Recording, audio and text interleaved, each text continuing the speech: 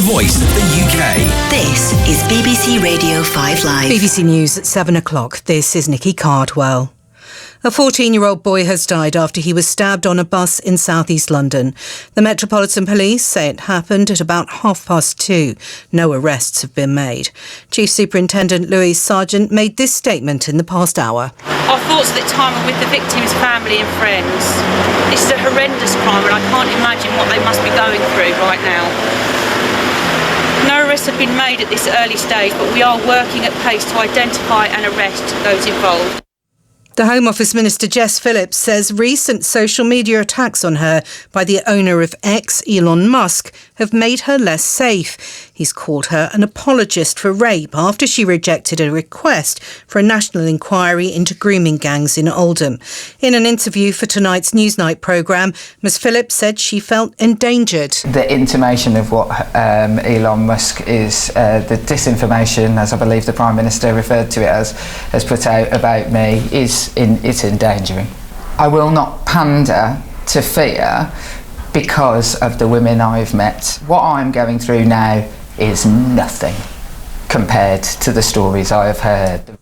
The technology giant Meta, which owns Facebook and Instagram, is to stop using independent fact-checkers in the United States and will instead rely on users to post comments on contentious posts. Its founder, Mark Zuckerberg, said the aim was to get back to the company's roots of free expression. Theo Bertram is a former executive at TikTok. He thinks it shows a change of direction in the US. For most of the last 20 years, we've seen the big tech platforms moving in one direction, which was ever more towards safer platforms, removing more content. And that's what they've fought to show politicians and governments that they could do. And now we're seeing a change in that direction. In that balance between safety on the one hand and freedom of speech on the other, freedom of speech is now winning.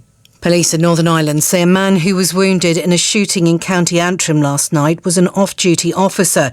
He's recovering in hospital. The attack is not believed to be terrorism related.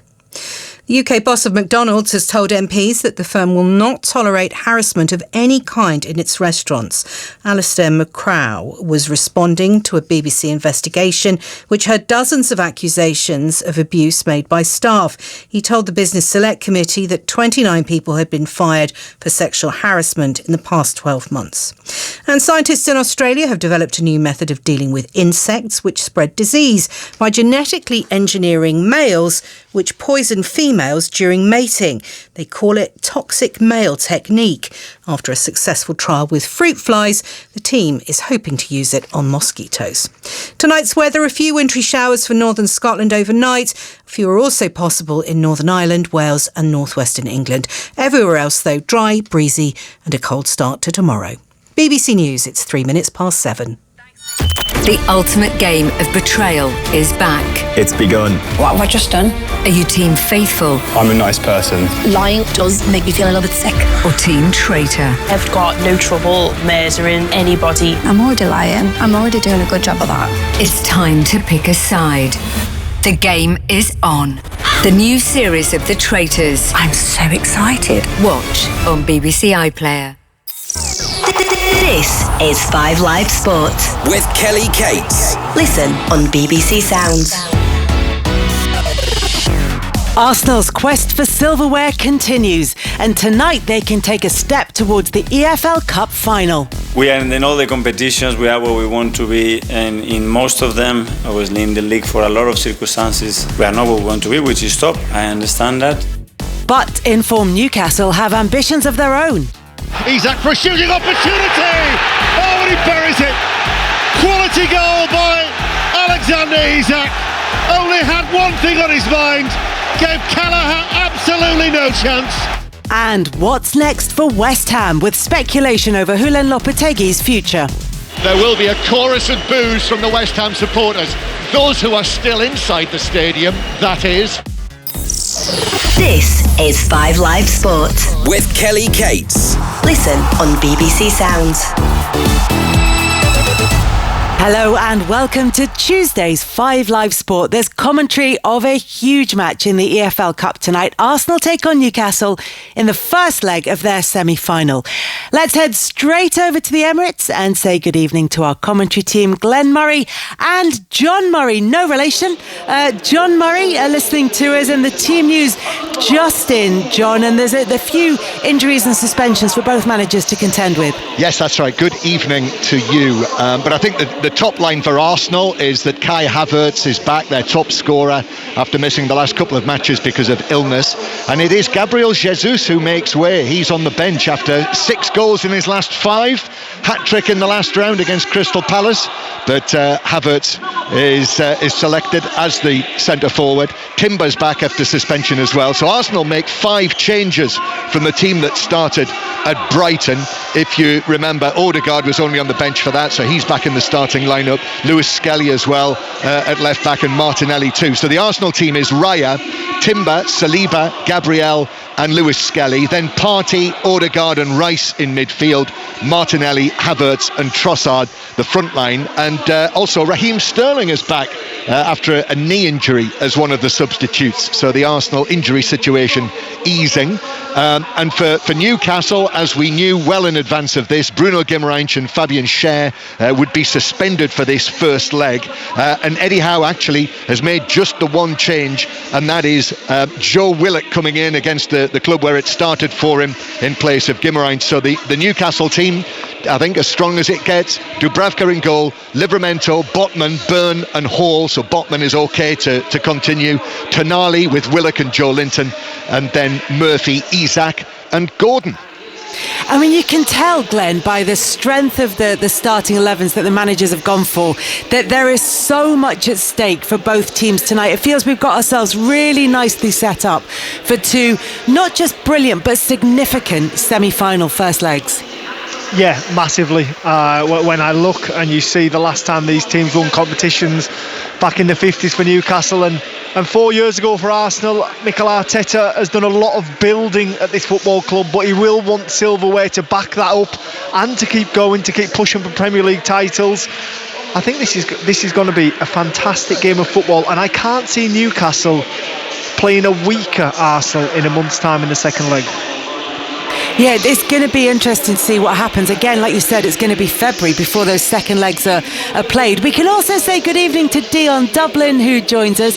Dion, we're talking there with Glenn about the importance of silverware with both sides. If there is one thing missing from the improvement and the building that Mikel Arteta has done, it is a trophy for Newcastle. And I mean, unless we account the Intertoto Cup, which we can do if you want to. Newcastle won that in 2006, but then we go right back to the FA Cup in 1955. So we know that, you know, the narrative is a long-standing one about Newcastle being desperate for silverware. There's an opportunity for all 4 teams in this competition. Yeah, I think it's pretty level peggings when it gets to this stage as well. And no, you can't count out the Intertoto. I won that with Villa back in 2002 or something like that. You might go with that one. So let's not discount a trophy, by the way. But yeah, I think at this stage, I think Glenn hit the nail on the head. I just believe that all 4 of these sides genuinely think this is ours, and all 4 sides could quite easily have 2 amazing performances and just get over the line. But tonight's game is going to be a brilliant game, and there will be goals. No doubt there will be goals.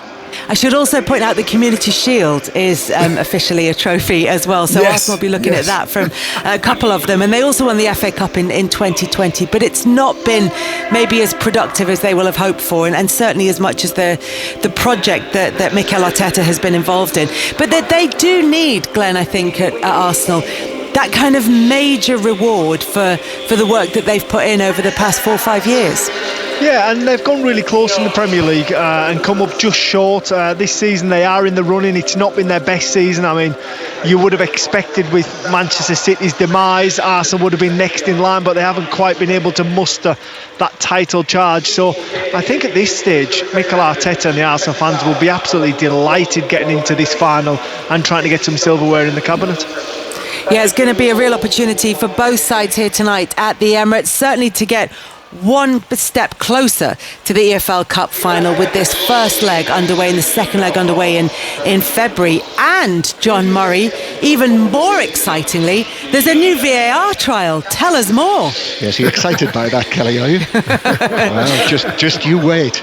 So what's going to happen tonight is it is the, in inverted commas, historic first use in English football of in-stadium VAR announcements. So what will happen is that the referee here tonight, John Brooks, should the case arise, after he visits the screen on the pitch side, or when there has been the conclusion of a factual matter, and that would be offside judgment or accidental handball by the goal scorer. They're a couple of the examples that you could have.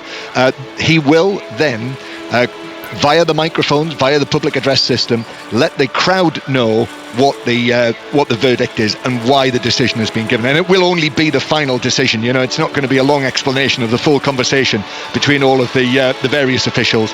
My expectation is that it will be quite brief. We have seen it before. We've had an opportunity to see it, if you remember, back at the Women's World Cup in 2023, and also it will be in place for all 4 of these semi-final matches. So even if we don't see it tonight, I would imagine we will see it at some point during the course of the 4 matches. Yeah, it's not going to be groundbreaking, is it? It's going to be a verbalisation by the on-field referee of what fans can normally see if they've got big screens around the ground. But there will be, and they often hear it over the PA system as well. But it will be the referee's voice, and what PGMOL would say is this is a step towards more transparency. Yeah, more, letting the paying spectators within the stadiums know what's going on, which is important. And we've had a glimpse of this, haven't we, with the social media posts. And my expectation is that what we will hear from the referee will be very like what the phraseology is in those social media posts. Dion, it's get like the NFL. Yes, we'll be wearing helmets next. Helmets with little microphones on so we can hear the players as well. Yeah. You probably, when you ever played against Glenn, you'd need a helmet, let me tell you. the way he throws his elbows about. I learned from the best, Dion. I learned from the best. Listen, having worked with both of you, obviously not played against both of you, but I would imagine neither of you needed a microphone either. You could probably make yourselves quite well heard on the pitch without that. But look, it's a change, and it is a move towards greater transparency, but greater transparency, and hopefully the referees will be a bit more eloquent as we go across the rest of the evening as they announce their decisions. But look, it's been a pretty testing season so far with Mikel Arteta.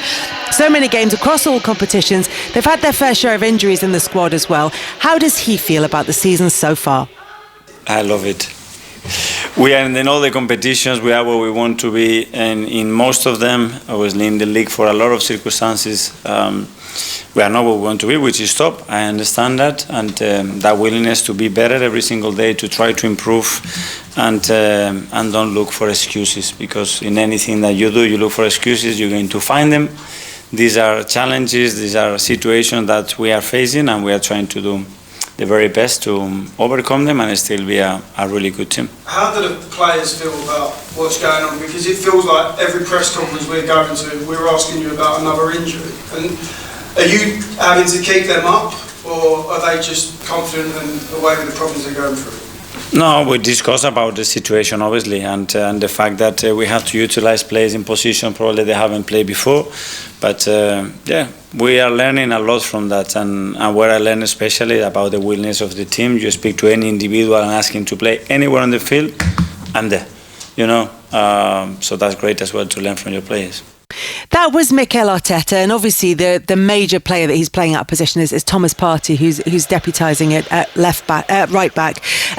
John, in terms of the injury crisis that Arsenal have had, there have been a number of players out at different points of the season. How bad is it at the moment? Well, as I say, I think it's easing slightly because Raheem Sterling, which is a little bit of a surprise, he's been out for the last 5 matches with a knee problem. He is back in the picture tonight, but obviously not a regular starter since he arrived here on loan from Chelsea. Ben White has missed a chunk of the season We know that Ethan Nwaneri is now going to be out for a few weeks with a muscle injury, but he's only really just come into the team. Of course, Bukayo Saka is the big miss. Tomiyasu as well as the fullback who's missed most of this season. But I think to miss someone as influential, a real true frontliner, a contender, let's be honest about it, for the player of the season, Bukayo Saka. And, he's had a hamstring operation, so you are talking a lengthy spell for him to be out. But, I was at Anfield on Sunday. We're talking about the injuries that those sides have. And while Liverpool are in a position where currently I think Joe Gomez is actually the only player who's currently on the Liverpool injured list, wherever we go at the moment, teams have got long lists of players who are unavailable.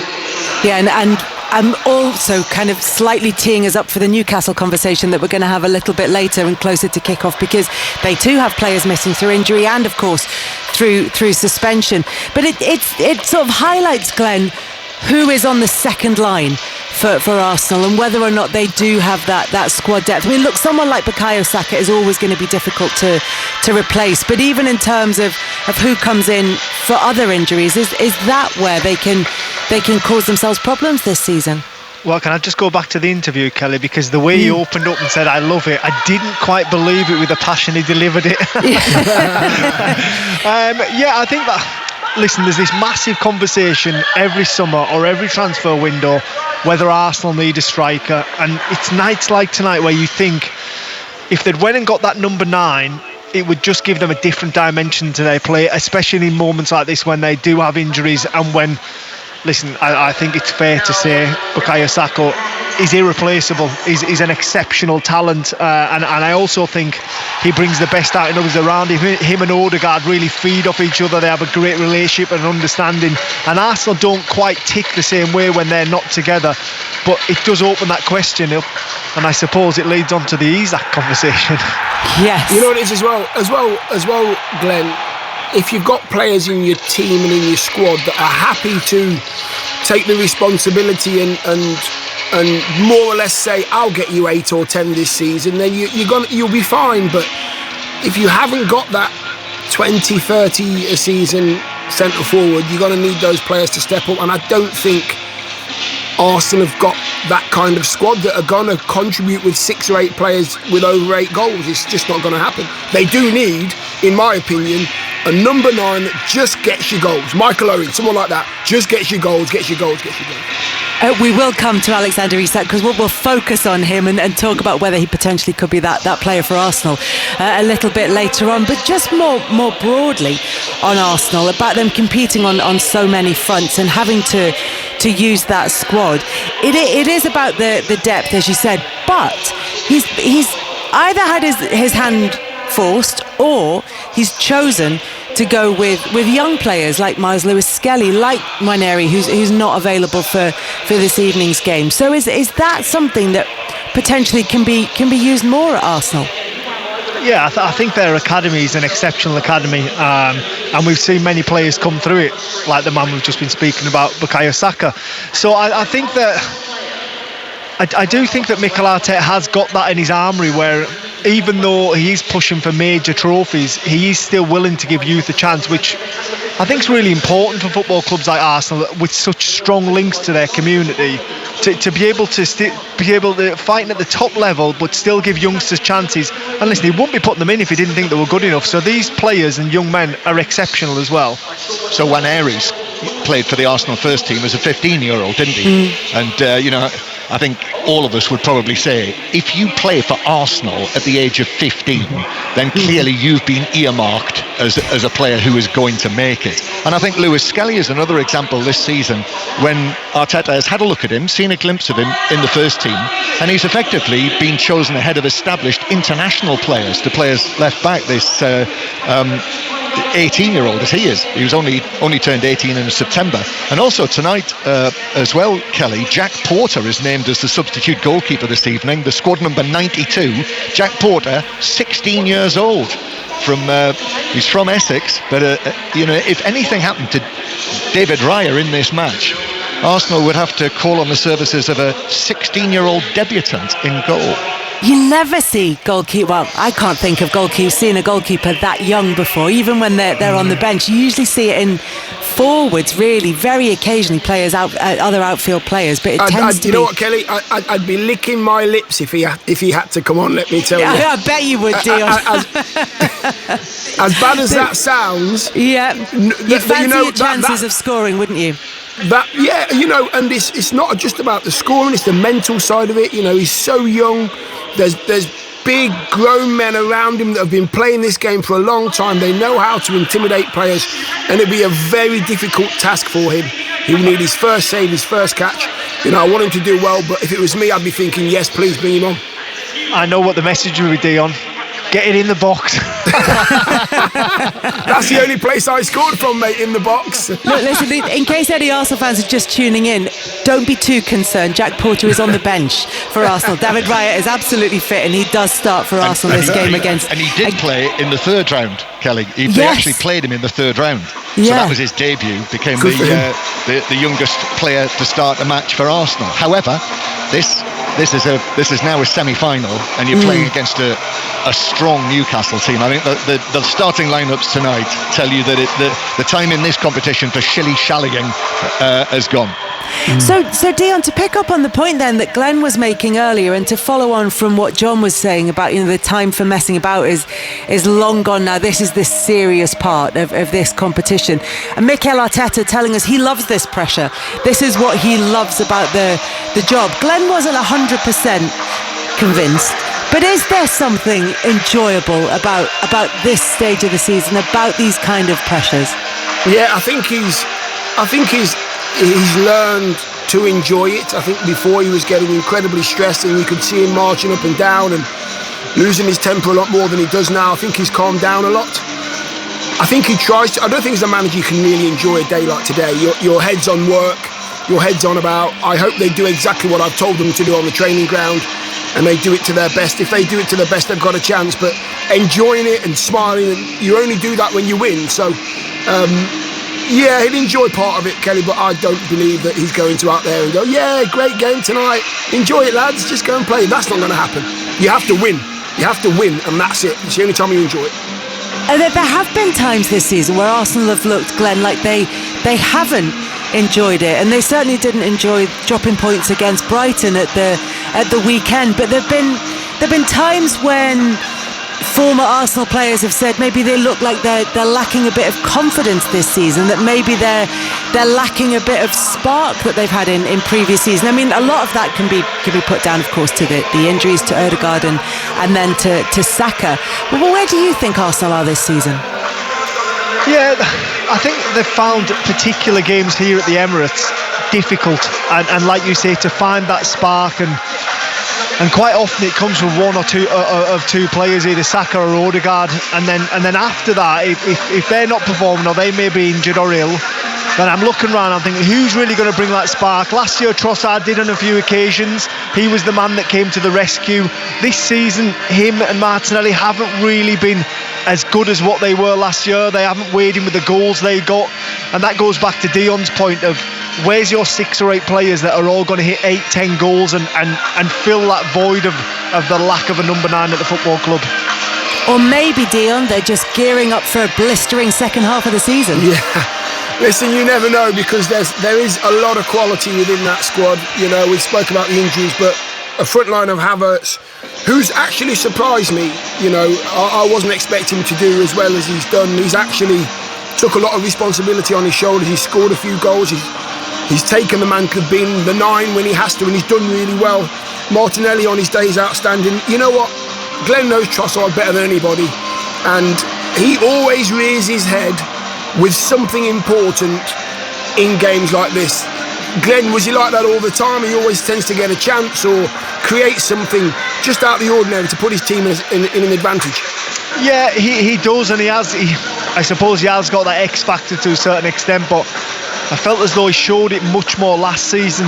On this season, he's been more of a starter, and it seems like, especially in this group of Arsenal players, that he's maybe better as an impact, which come off the bench. I'm sure he'll be absolutely delighted that I'm saying that.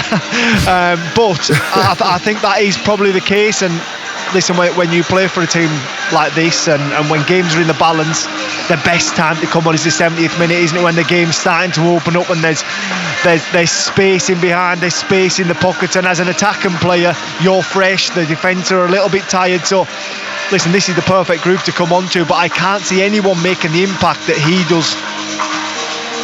Well, Dion, what do you think? You can understand the frustration from Trossard's point of view that he would be seen as an impact sub rather than a first choice starter. Do you think, though, he has more effect on the game if he comes on? Yeah, maybe. Sometimes what happens to a substitute like Trossard that does come on, the team that he's playing against don't like that he's coming on. So they may have to change the way that they defend, and that may take their A game away from them because they're thinking about Trossard so much. He can start, he can affect a game, but again, I think Glenn's probably spot on. Trossard won't only be on the bench, but when he comes on, it's an absolute nuisance. Leandro Trossard starts for Arsenal this evening in their game against Newcastle United, the EFL Cup semi-final first leg, live to you from the Emirates. It's an 8 o'clock kickoff and we'll be there with our commentary team. We'll have lots more in the build-up to that, but it's been a busy day elsewhere. And in cricket, there have been calls for the England's men's team to boycott next month's Champions Trophy match with Afghanistan in Lahore, with pressure increasing on the ECB to do just that. So some politicians want England to refuse to play the match and take a stand on the lack of women's rights in Afghanistan after many female players had to leave the country for their own safety since the Taliban's return to power. Well, joining us now with more on this developing story, BBC's sports news correspondent Katie Gornall. Katie, just give us some of the background on this situation. Sure, Kelly. Well, look, it's been nearly 4 years now since the Taliban seized back power in Afghanistan. And in that time, we've seen women's rights in the country almost completely obliterated. Women are now not even allowed to look out of a window, let alone participate in female sport. That, in effect, has been banned. But prior to the Taliban's return, there had been hope for women's cricket in the country. In 2020, 25 female players were given central contracts by the Afghan Cricket Board with the aim then of developing a competitive women's team. They were recognised by the ICC. But sadly, the Taliban returned before they could play a competitive match, and the majority had to flee for their lives and are now exiled in Australia, unable to represent their country, while Afghanistan's men's team is allowed to play on the international stage. And you could say that men's team is going from strength to strength. They're led by the former England batter Jonathan Trott. They've played England men 3 times in one-day internationals and T20 internationals. Those are all ICC events, and they even beat England, if you remember, in the group stage of the last 50-over World Cup, and now they're scheduled, as you say, to play England again next month in the Champions Trophy in Lahore. So this all started with a letter to the ECB from an MP, and it was signed by 200 politicians. So there's been a call for the England men's cricket team to boycott this fixture. What's happened since then? Well, in response to that letter, Kelly, the ECB released a statement from their chief executive, Richard Gould. Now, he laid out the ECB's stance, saying that England would continue its policy of not playing bilateral matches against Afghanistan. That's country-to-country matches that are organised between the two bodies. But he rejected calls for a boycott of the game and games against Afghanistan in an ICC tournament. He said that a coordinated ICC-led approach would be significantly more impactful than a boycott.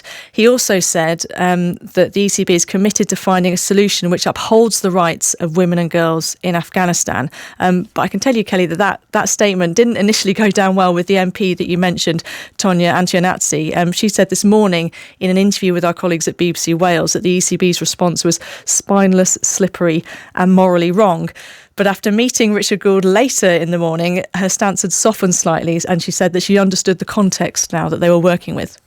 Let's hear from her now then. This is Tonya Antoniazzi.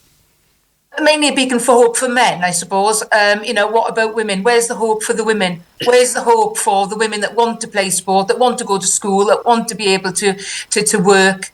Where is the hope for them? And this is a bigger issue around sex apartheid, which, I feel very strongly about. I do hope that they can see their way to making strides and speaking out. Because This letter, as Richard Gould said, this letter has given the ECB and the players a platform now on which to speak and be positive. I'm expecting to hear that, especially in the next 6 weeks, especially in the run-up to this Champions Trophy, and particularly in the run-up to World Cup and the Olympics, which cricket will be played at. Katie, there is another aspect to this, which is that International Cricket Council regulations state that full membership is conditional upon having women's cricket teams and pathway structures in place.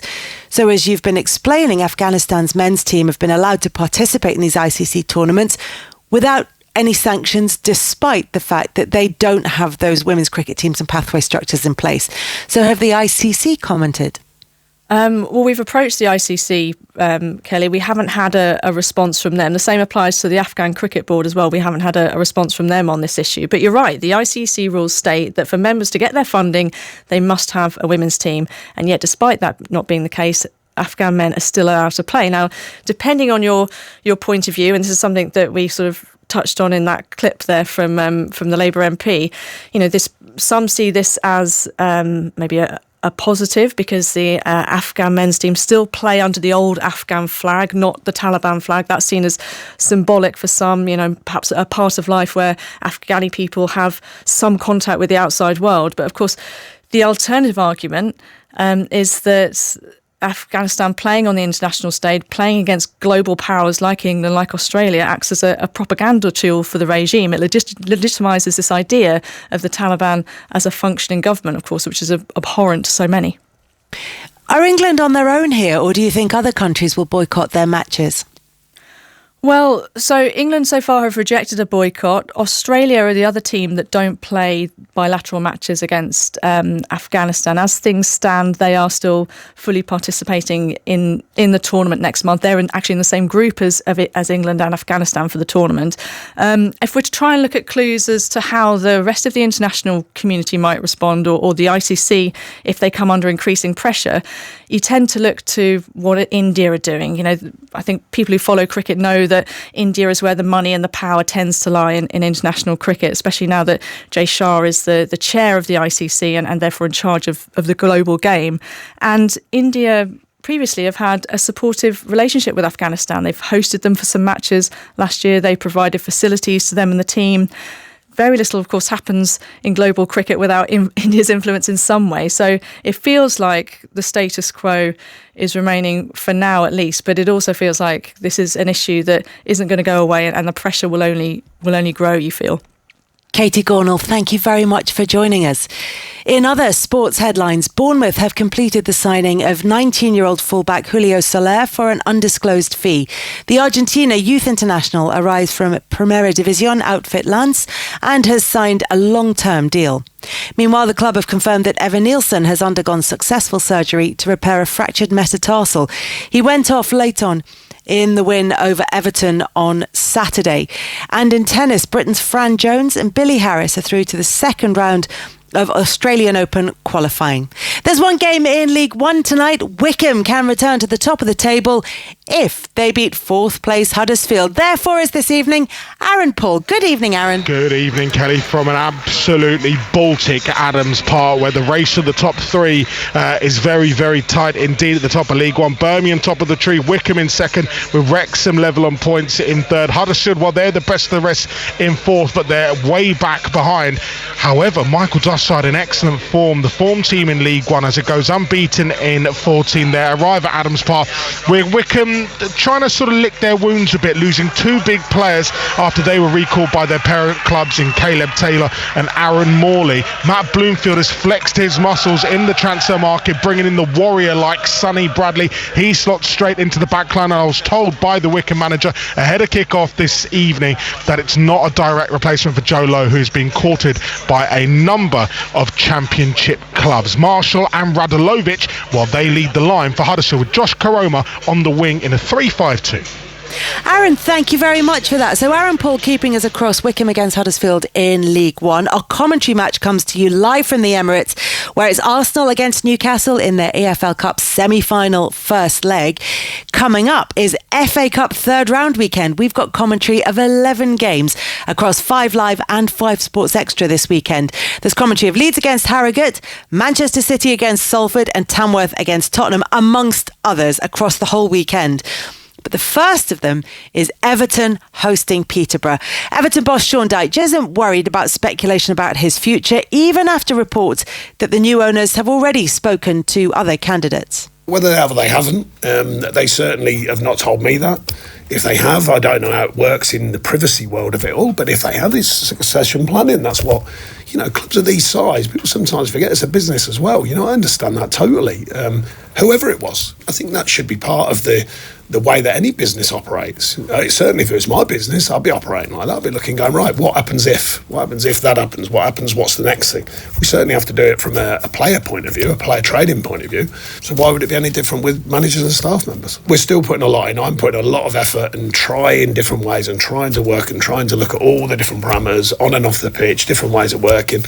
That's part of being a manager, so I'm well versed in it and it's very difficult. And here has been extremely difficult. I spoke openly about that. There's a huge demand on me, there's a huge demand on the situation, and it's a constant. And that is part of Everton life, and I've adapted to it, I've taken it on, I've had my knocks and I'm getting them again now, and I've been through them before, that, and it's how you handle it and trying to always support the club. The club is always bigger than me. I've said that as soon as I got here. I see it as just I'm a custodian. So far, I've handled it pretty bloody well, I think. So now, can I go and win some games? Can we take it on another level? Can I change the narrative? Can I reinvent what we're trying to do to take it on another level? That's the biggest challenge at the moment. That was Sean Dyche talking ahead of Everton's FA Cup tie against League One Peterborough, whose Director of Football, Barry Fry, joins us now. Evening, Barry. Evening, Kelly. How the hell are you? Oh, very well, Barry. I get the impression that this is the kind of game, the kind of fixture that you love. Are you excited? I'm very excited. I've been in the game for 65 years this year, and the romance of the FA Cup and the experience I've had in it is fantastic. I think the FA have spoilt it by not having replays for the smaller clubs, but opportunity knocks for young players in the FA Cup, and it helps a lot of clubs underneath the top to survive and prosper, which we done 42 years ago when I was at Barnet. We played Brighton, who was in the top league at the time. We was live on Match of the Day, John Motson. We drew with them 0-0 with a full house. We went to the Goldstone Ground and lost 3-1. 18,500 with gate receipts and selling the perimeter boards at Underhill. We got out of trouble. And then we was part-time training Tuesday and Thursday, and Mike Bailey come in for our left back, Graham Pearce, who was worked full-time as a printer. We sold him for 35,000. 1 year later, I'm at Wembley for the cup final, Man United and Brighton. And who run out with Brighton? Graham Pearce. 1 year later. And they drew with United 2-2, and I was at the replay midweek. That's the romance of the FA Cup. As a player, you get noticed and signed. When I was at Birmingham, I had a lovely game against your Liverpool. Full house at St Andrews, 0-0. We went up to Anfield, 1-1 after extra time. We got a standing ovation, rightly so, because we was brilliant that night. We lost on penalties. We never scored one of the penalties. And the press afterwards says, magnificent achievement to draw with Liverpool at St Andrews and here at Anfield. What happened with the penalties? So I said, we've got such a great team spirit at Birmingham City. That year we'd won the double. And if one of the players missed, they didn't want the others to feel bad, so we all missed. But Barry, do you know what? I love the FA Cup, Kelly. I love it. And do you know what? And as you say, it's a competition with so much fantastic history, and you yourself have so much history in the competition. but across the whole of the FA Cup, in fact, across the whole of competitive football in this country, Peterborough have never played a competitive game at Goodison Park. And now in the final season that Everton are going to be playing there, there's that opportunity in front of you. It's going to be really special. Oh, very, very special, because Evertonians are brilliant. They've been through turmoil lately, but they turn up week in, week out, full house and everything. Don't know what's happening with the club. They do now. It's got financial stability. They can look forward to a new ground next season, but they've got to survive and stay in the Premier League, in my opinion. And there's no better bloke to do it than Sean Dyche. I've sent him an email 10 years when he was at Burnley. Every year I called him Miracle Man, because with the smallest budget in the Premier League, he kept him alive. I sent him an email last year as well, because he'd done the same with Everton. And if they give him the time, he'll definitely keep them up this year as well. He's done fantastically well, as you say, by keeping them up, and he'll be hoping, despite the fact he's having to give these interviews and talk about his future, he'll be hoping that he gets a chance to carry on doing that. Do you think, talking of miracles, that Peterborough can start the FA Cup weekend with a bit of magic? Yes, of course we can. What else were you going to say, Barry? What else am I going to say? Up the push.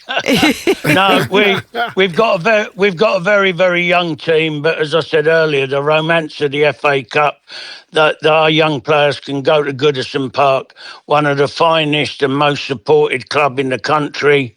It's got unbelievable history, and prove to everybody that watches the game that they're good enough to play at a higher level. We've got a history of selling players higher level and making them millionaires. Let's hope somebody stars and gets the winner, and we sell him for a lot of money and he becomes another millionaire. Barry, Ricky how J. are Jones. Barry, how are you? It's Dion Dublin. Dion, how are you, my man? You played one game for me. You played one game for me when I was at Barnet on loan from Cambridge. Yes. I made that move to Manchester United for you, my son. Who loves you, baby? In the post. Checks in the post, mate. No, Barry, Barry, I've got to say that. I just want to say this. You've been doing what you do for a very long time, and what I mean by that is giving players a chance. You always seem to give players a chance. I mean, I remember being at Cambridge a long time ago, and you took players like myself and Chrissy Ledbetter, Liam Daesh, and a few other players, Gary Clayton, a few other lads to Barnet, because we weren't playing, and you wanted to give us games and give us a chance to be seen. So you're doing it now, but you've been doing it for, how long is it, Barry, you've been doing it for? 65 years, and this is my 30th year at Peterborough. Hey, I've never worked a day in my life. How lucky am I? Long may it continue. Absolutely, mate. Absolutely. I mean, we just listen with clubs the size of Peterborough and Cambridge, same kind of size football clubs that just need that little bit of cash injection with games like this. And you know what, Barry? You're absolutely spot on. It can actually change a football club of Peterborough's size. You can change their life, can change their next 4 or 5 years, the financial gain that they get from the FA Cup. I'm with you. I love the FA Cup, Barry. Yeah, so do I, Dion. And they've spoilt it a bit, in my opinion, but there you go. I'm in enough trouble with the FA, so I won't bother saying anything. Say nothing else, Barry. Say nothing else. Listen, Barry, just before you go, like you said, you were sending those letters to Sean Dyche, and you've always been somebody who's been very supportive and using your experience to try and back managers at the, who are active at the moment. But you've also obviously had a hand in appointing, sacking managers. I wanted to ask you about the situation at West Ham, with those reports coming out that the club have spoken about. They've spoken to Graham Potter. They're suggesting that Lopetegui has already been sacked, that he's in there taking training. How difficult a situation do you think that has been created there? Well, it's untenable, isn't it, really? But That's what happens in football. When you come into football as a manager, you know one thing's for certain, you're going to get the sack. And nobody got the sack more times than me. Stan Flashman sacked me 37 times. And I turned up the next day and I got on with it. Believe it, but I'll tell you another thing about the Everton game.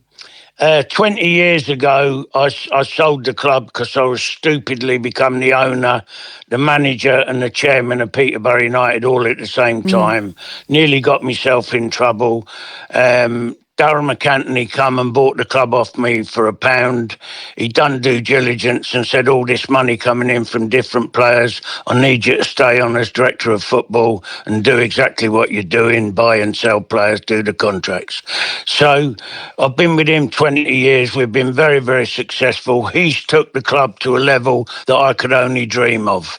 We've had 4 promotions, thankfully, to Darren Ferguson. We've had 2 winning trips to Wembley, thanks to Darren Ferguson. He developed loads and loads of players, and we've sold, 75 million, I think we've sold over a period of time since I've been there, which is a miracle for a little club like Peterborough United. So we're struggling like hell this year, and we just need a good cup run, possibly to get to the semi-final. And I woke up, I was dreaming. Oh, Barry, I tell you what, we wish you all the best. Thank you so much. It's been an absolute pleasure as always. Thank you very much. Good luck. God bless. Carry on the good work. Thank you very much to Barry Fry. Lovely to talk to him. And remember, that game, as he said, Peterborough could do with a really good cup run, but they need a good performance at Goodison Park. Their first ever competitive match at Goodison Park in Everton's final season there. Commentary of Everton against Peterborough is on Thursday on 5 Live Sport from 7:45. Now, look, as we were talking there, Dion, to Barry about Julian Lopetegui's future at West Ham.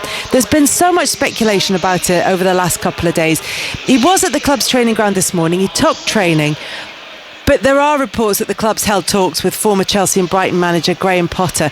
It does feel messy, Dion, and we don't know where these reports are coming from or who they're coming from. It just, messy is the word. Yeah, it is, and it's a little bit disrespectful as well, to be honest with you, to Lopetegui as well, in order to have, well, we don't know if it's true or not, but have they had chats with Graham Potter? If they had, that's a little bit rude. You know, if you don't want the man, then get rid of the man. Don't just keep him there until you're ready to get rid of him, and because you've got somebody else in. So I understand that they want to get rid of the manager because the results haven't good, performances have been poor as well. My brother's a West Ham fan. He goes a lot to watch him. He said, Dion, we just don't play good football. It's not very good to watch. People are spending big money, £100, £200, £300 to go and watch a game, and we're losing and we're not playing good stuff at all. So new manager might change things. I've heard that one before from the West Ham fans, Dion. Yeah, exactly. Probably from my brother. He says it every season. Glenn, is your point there that they maybe should be careful what they wish for in this instance? Probably not in this instance. I think in David Moyes, getting rid of David Moyes, I felt as though, listen, sometimes the football was pragmatic and I appreciate it wasn't always entertaining, but it was really effective. Is that under David Moyes? Yeah, under David Moyes. Obviously finished in the top 7-8 most years, brought a European Cup competition to the football club, and then you want better football, and sometimes you've got to be careful what you wish for. I can understand where the club are now with Lopetegui. It's not quite worked out. They've had a lot of investment in the summer, and I don't think that progression of better football is there for all to see, and it's kind of when do you make that change. But listen, I think in football it's difficult, because if West Ham were to get rid of Lopetegui and they didn't have a manager for 6 weeks, we'll be like, well, why weren't they more organised as a football club? But yet, when reports come out that they're having conversations with other managers, we criticise them that way as well. So they can't really win either way. I mean, I was there a couple of weeks ago for the Liverpool match when, admittedly, that day Liverpool were very, very good. and they also lost to Arsenal heavily at home when Arsenal were very, very good. But what I would say, Kelly, is that having been there, it really strikes you how disaffected some of the supporters are with what's been happening. And yes, he's only had half a season, and yes, they spent £130 million, I think it was, on new players last summer. But, watching that team, I felt, we said it that day, he's got some of the most exciting players in the Premier League, Bowen and Kudus and Paquetá, and yet match after match you look around the stadium when you're sitting in there, and by the time you get to 3/4 of the way through the match, it's half empty. In fact, people were leaving before half time at the Liverpool match, and unfortunately for Lopetegui, that is just not sustainable. Yeah, never really seems to have found that right balance. Like John says, he's got a lot of good players from front to back, but just getting that sort of understanding between the group and that fluidness in their play, never quite struck that right chord or that right connection, really, has he? Yeah, and I remember sitting there that day thinking, if he wins them over now, he has done incredibly well, because it seems that so many of them had completely given up on him. They've never seemed to be together, John. They never seemed to be really cohesive, and we're playing for the manager. We like the manager. I've never seen the body language positive between manager and players and fans as well. It just seems to never been there. Have either of you been in that situation where there's so much speculation around a manager's future that actually you go into training one morning and the fact that he turns up is something of a surprise? Is it awkward? Over to you, Glenn. Well done, Dion. I just sat off that one a little bit. I've been in that situation, and as a player, well, sometimes the group of, I'm not saying this about the West Ham group, but sometimes the group have given up on a manager before he's even been sacked, and that effectively is why the manager does depart the job. It can be awkward, it can be surprising, but all of a sudden, sometimes when possibly it's been wanted, and when that moment happens, there's a real air of uncertainty around the football club. Excitement, but also uncertainty for the players. Yeah, Glenn, as well, it's normally something, isn't it, that the manager's either done or said, or an action towards another player that the players in general as a collective haven't really taken on board. He's done something that they don't like, disrespectful, and that's how you lose the players. If Lopetegui, for instance, we're talking about managers, if he's got all the players on the side and he's trying to do the right thing, they'd want to play for him. But when managers have said or done something wrong, players don't forgive and players don't forget, and they'll make it hard for the manager. Well, we're keeping an eye on that story at West Ham and the future of Julen Lopetegui, but our focus this evening is at the Emirates, where it's Arsenal against Newcastle in the EFL Cup semi-final first leg. There is going to be a lot of attention on Alexander Isak. There already is, of course, after some brilliant performances, and he's matched Alan Shearer's Newcastle record of scoring in 7 consecutive games. Shearer spoke about the striker on Match of the Day 2 on Sunday. Well, him and Salah, isn't it? I think, without a doubt. Haaland's been through a tough time, but he's still always going to score goals. But Isak is a fantastic centre forward. He offers you something different. He doesn't mind going out wide. He doesn't mind playing the central role. And he's a very, very good goal scorer. So he's having a great time at the minute. What's the bigger challenge for them? Keeping him fit or keeping hold of him? I'm not sure that anyone in this country will be able to afford him. Yeah. I mean, I don't know, they paid about, 63 million for him, something like that. And with the form he's been in and is in, and the goals he can score and what he brings, the amount of money that someone would have to pay Newcastle would just be off the charts. A couple of years ago, when they were at their best and we're all enjoying them playing, they were horrible to play against. They were aggressive.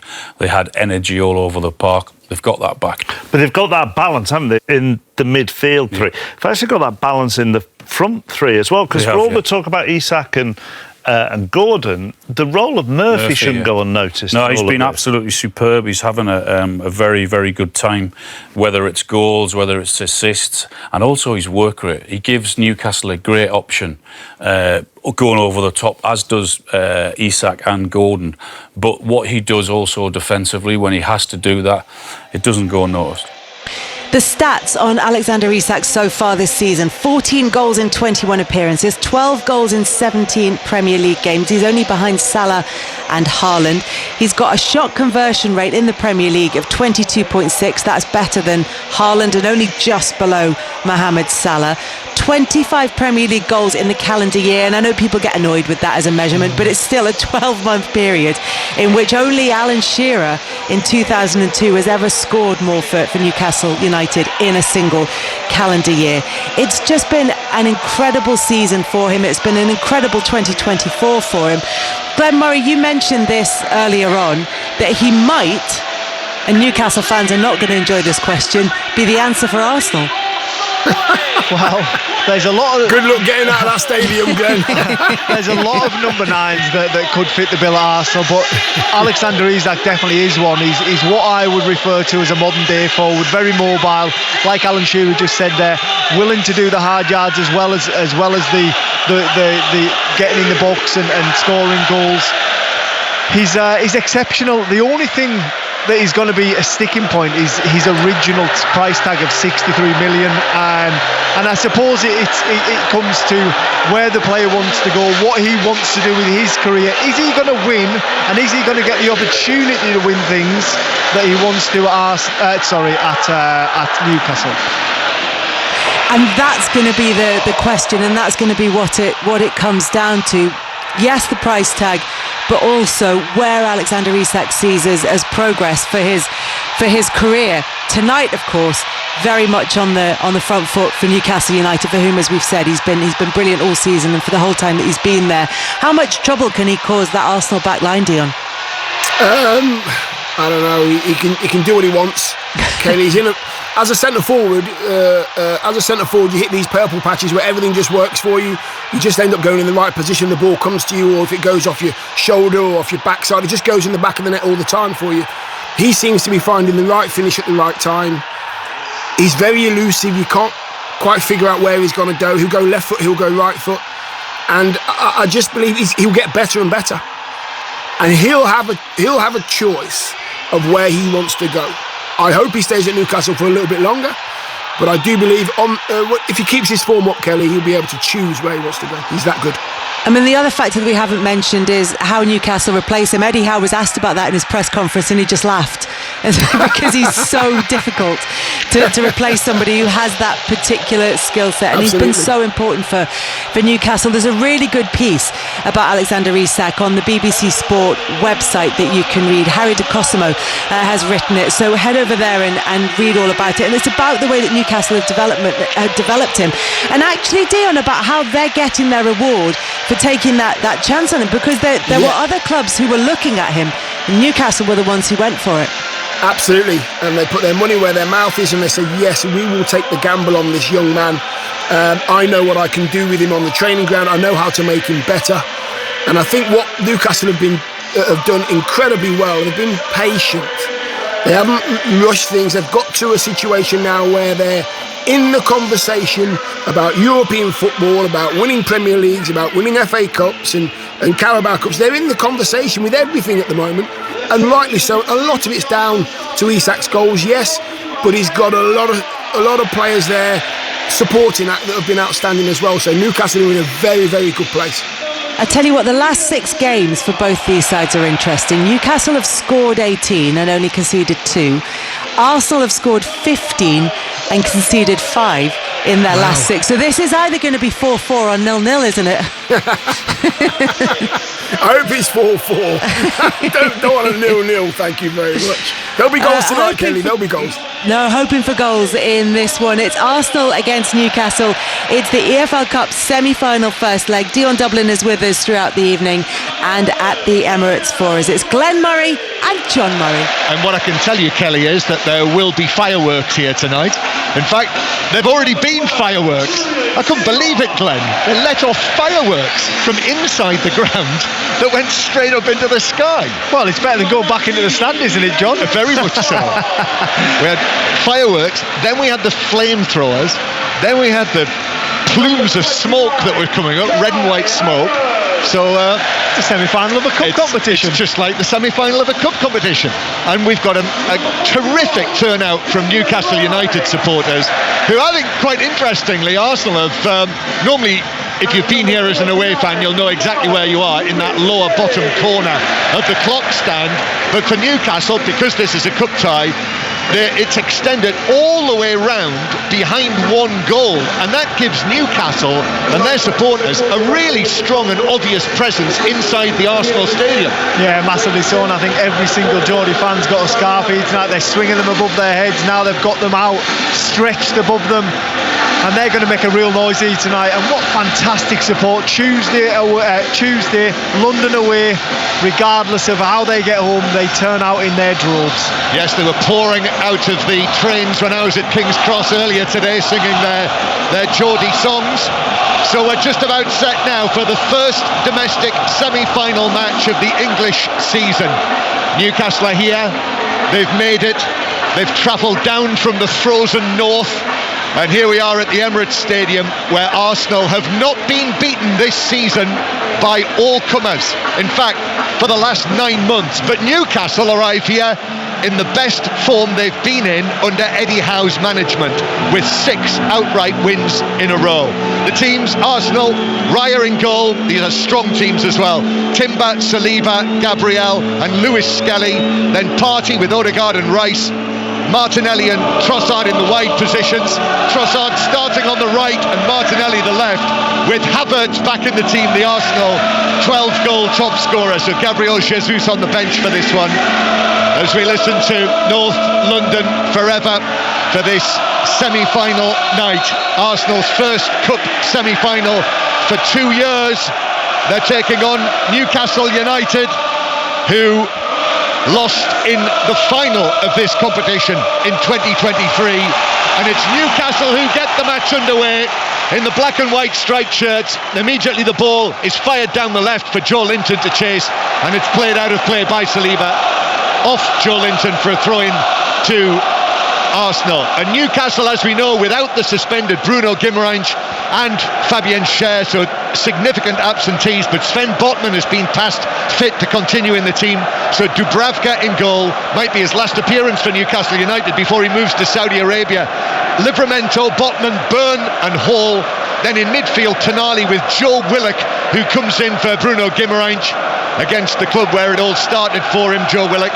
And then Joe Linton with Jacob Murphy, Anthony Gordon and Alexander Isak, who we've been talking about in the build-up to the match. They're 14-goal top scorer. So Arsenal against Newcastle United, the first leg of this Carabao Cup semi-final. Newcastle with Livramento playing it back into the 6-yard box, and Dubravka's able to clear it, rather slices it out towards the far side. Arsenal come again, but Newcastle have got the ball at the back. Tonali, sharp pass from him, then Livramento is fouled, and referee John Brooks gives the free kick. So it's not the busiest of nights tonight, but there's a big game at the top of League One that you're watching, Aaron Paul. And it's advantage to the visitors. Wickham 0, Huddersfield 1. What a goal this is from Herbie Kane. Corner from the left, found itself floating on the right hand side of the box. Kane swung a boot at it and it flew past the goalkeeper into the back of the net. Wickham 0, Huddersfield 1. Yes, a setback for Wickham. Arsenal 0, Newcastle 0, and this as well is the first of 5 consecutive days when we will bring you cup commentaries on 5 Live, either from this competition or from the FA Cup, the third round starting on Thursday night, as Newcastle win the ball back. Here is Willock, Isak just outside the penalty area, gives it to the right hand side, but the cross is blocked, and then in slides Botman. Arsenal fans wanting a free kick for that, but Arsenal have kept possession, and so Declan Rice bringing it forward and playing it square here to Jurrien Timber, who was suspended for the match at Brighton on Saturday night, that controversial match with Arsenal conceding the penalty conceded by Saliba just on the ball now as Partey comes back in and knocks it back to the goalkeeper. So Glenn Murray, lively start. Very lively start. Both teams very much attacking, wanting on the ball, a really fast, energetic pace to the game already, which I think has been set by the fans early on. The Arsenal fans in full voice at their anthem, and the Newcastle fans have travelled down in their droves. I think we're coming on for a cracker tonight, John. Yeah, here's Isak running onto a ball towards the edge of the area. Saliba's going to cross with him. Isak's able to turn. Joelinton with a chance near the edge of the box, about 2 steps inside the area, but he got right underneath it and absolutely skied it over the crossbar. But already there from Isak, who set up that chance.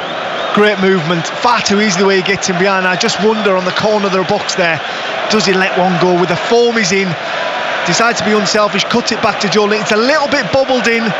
Brazilian puts it high over the top of the goal. But there's the first opening, really, for either side in this semi-final. And we'll have to wait for the second legs. If you haven't clocked that for yourself, it's not until 4 weeks tomorrow that they'll meet at St James's Park. But Arsenal, yeah, I'm saying the fact that they've both named strong teams, I think they have to, particularly when you get to this stage of the competition. But even though Arsenal are chasing success on all fronts, they cannot afford to take their eye off the ball in any of the competitions, because trophies are what you're measured by, and Mikel Arteta really, in terms of front line top level trophies, has just that FA Cup from 2020. Well, yeah, they're fighting on all fronts, but this is the competition they're the furthest in at this point of the season. Why not have a real go at it? I think it would be unacceptable to name a weaker team than what Mikel Arteta has done here. Martinelli now crossing into the Newcastle box. Burn got up to head it away. Joelinton leaning on Havertz on the edge of the box, but was able to head it away. Comes back to Odegaard, now fully fit again after not being well, really. Timber chips it to the back post, but Livramento is up there unchallenged, but Arsenal players in the vicinity, so he's headed it behind for a corner. And that is where they lack a number 9, because that's a lovely stood-up ball by Timber to the back post. It just needs someone who reads that, who's going to crash that back post. Unfortunately for Arsenal, no one does, and Livramento puts it out for a corner. And most unusually, Glenn, in the build-up to an Arsenal match lately, we've not mentioned the fact that they are so strong on set pieces. So the latest figure since the start of last season, they have scored 33 goals from set pieces, 25 of them from corners. So the Corner Kings with their first corner of this semi-final. It's in front of all of those Newcastle fans. Well, I like the way they line up. They all line up the opposite side of the goal, so it's almost impossible for the defenders to see both the ball and the man there coming on your blind side. Such a clever set-up routine. Yeah, but Gabriel is on his own. He's the big danger man near the penalty spot, and they've put Dan Burn on him, so he's standing about 2 yards off it, doesn't it? Just the 6'7" Dan Burn. So here's the delivery from Rice to the near post, which is flicked on and wide of the near post and behind for a goal kick. The final touch, I think it was Timber. I think regardless of height for Dan Burn, I think it's Gabriel's desire to get on the end of things. He's got that tenacious.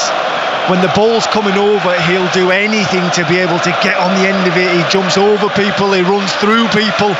Dan Burn has got a big job on his hands from set pieces this evening. So there we are, one corner survived by Newcastle, and it was Timber who, I don't know whether he was trying to head it goalwards or to flick it on, but in any case, he headed it wide to the near post as it came in. Here, Newcastle come.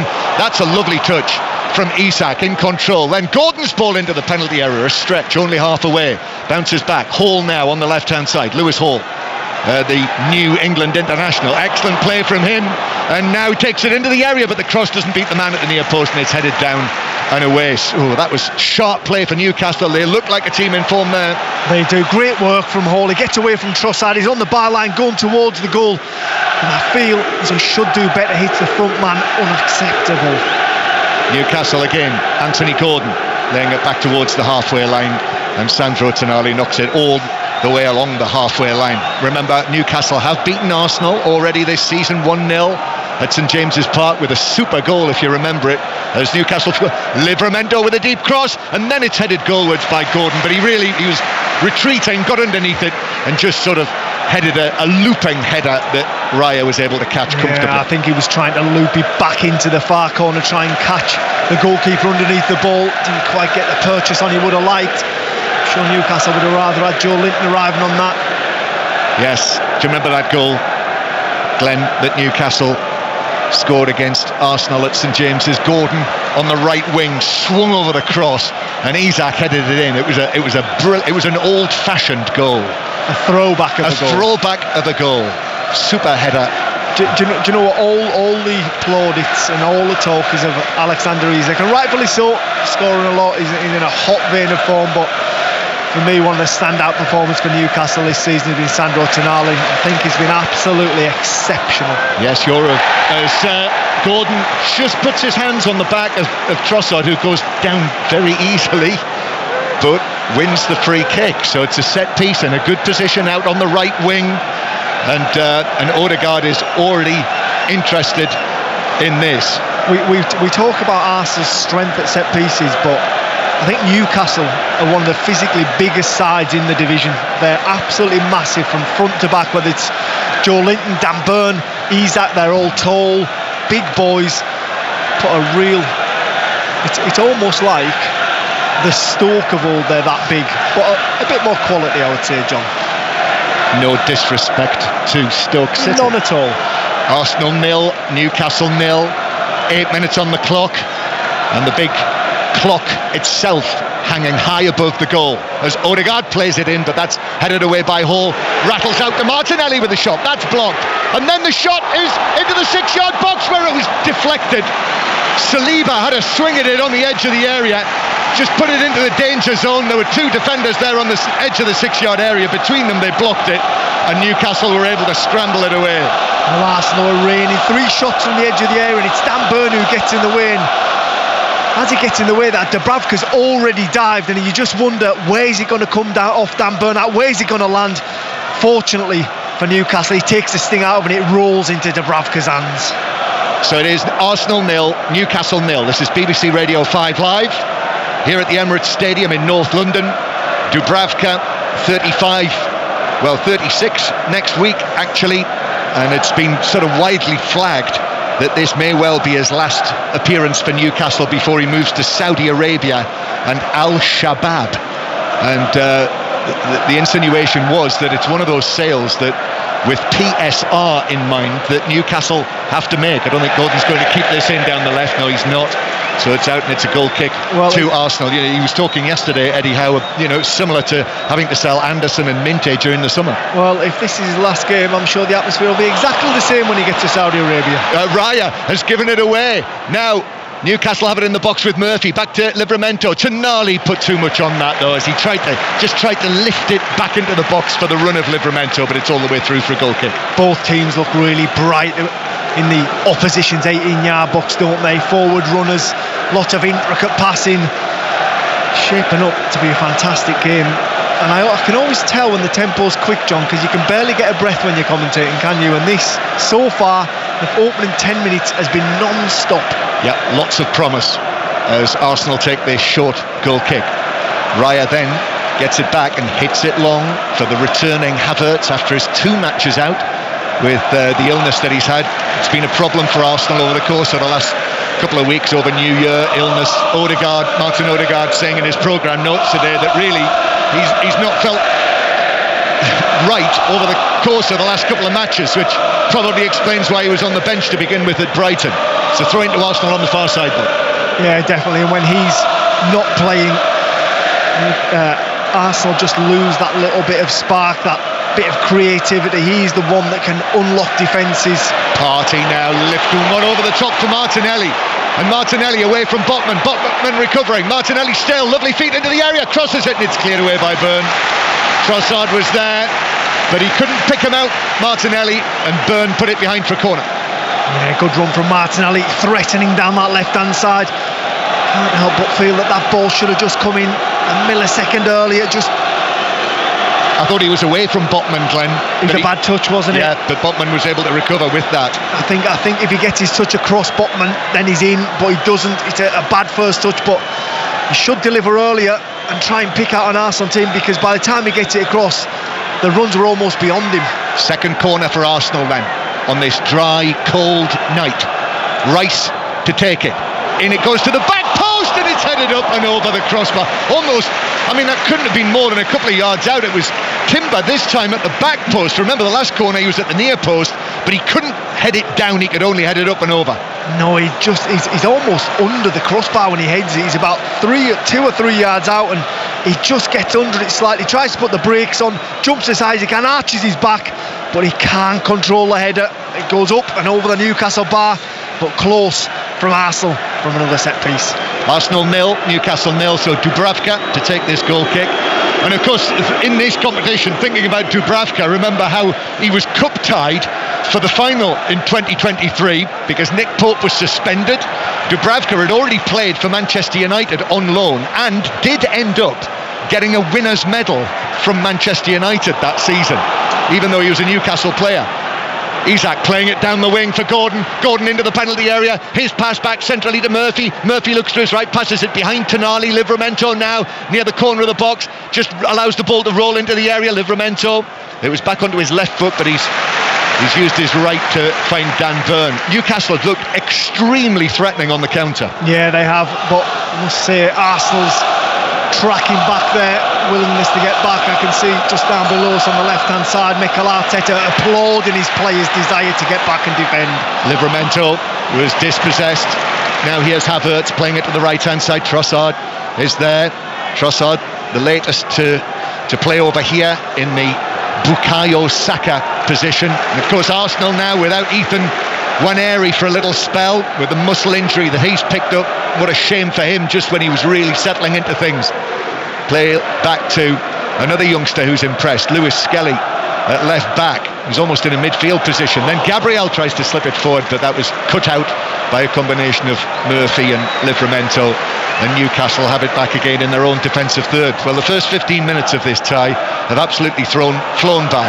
And now here's a pass for Isak to chase out towards the right-hand side. Saliba's gone with him. There's only Isak there. He's waiting for support to come, which does eventually. But Isak takes it round the outside, pulls it back. It's run all the way to Lewis Hall. He shoots into the 6-yard box. Cleared up in the air by Gabriel. Oh, only a half-scuffed clearance. And then Tonali couldn't take advantage as he arrived on it in the D. In-step shot, but over the bar by 4 or 5 yards. Well, Isak on that right-hand side drifts past Saliba like he's not there. A little jink, he goes down the right-hand side.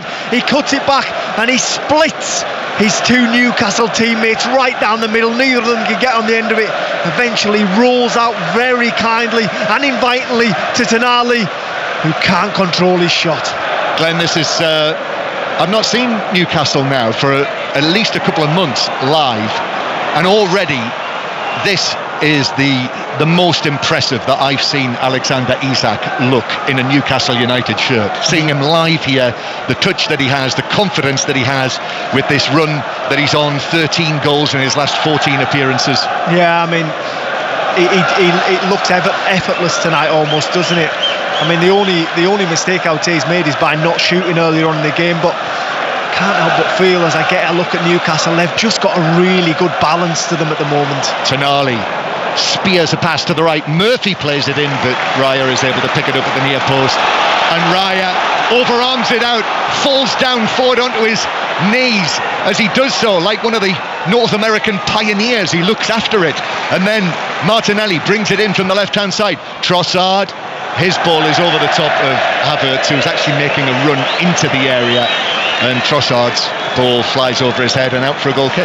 Yeah, Trossard just tries a kind of drill diagonal into Havertz's path, beats his front man and just drifts out towards those Newcastle fans who welcome.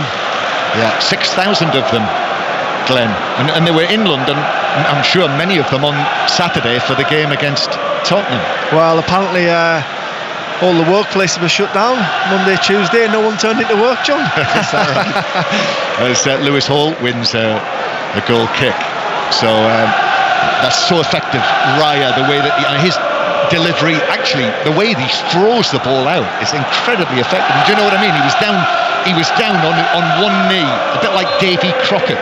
He just needed that sort of furry hat with a long tail on it. You've lost me, John. Davy Crockett. Yeah. I've heard the name, but I think it's a different generation, unfortunately, John. David Crockett, king of the wild frontier.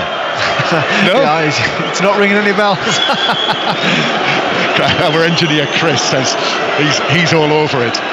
I'm not even going to look at George, our producer to my left, because I know he'll have no idea. He's got a vacant look on his face as usual. Well, I once mentioned J.R. Ewing to George, and he had no idea who I was talking about. Arsenal 0, Newcastle 0. We're still in the first 20 minutes here. I'm still recovering from George spilling his coffee all over my notes earlier. He's in the bad boots. Throw into Arsenal. 15 yards inside their own half. Mikel Arteta down there on the side of the pitch, just a couple of yards away from where the throw-in's going to be taken eventually by Timber. Arsenal 13 matches unbeaten in all competitions, home and away, since the defeat in Milan against Inter. Raya taking a risk there as Newcastle's press is on, but picked out Rice, who found the space, and Rice now turns. Rice with his slightly longer hair now, which flows as he runs with the ball, which he's doing now. Gives it back to Partey in the centre circle. Partey thought about the long pass, but Odegaard was making the run there, but he decided not, and Arsenal's just crossed the halfway line. Timber, who's been very good, I must say, when I've seen Arsenal this season. After all of his injury difficulties last season, he's a real fixture now in whatever position that he plays, currently right back. Yeah, Newcastle just fallen back into what is effectively a 4-5-1, just inviting the Arsenal ball into them, try and get between our lines. As soon as it goes in there, then they'll press from that position. First little bit of control Arsenal have had in the game.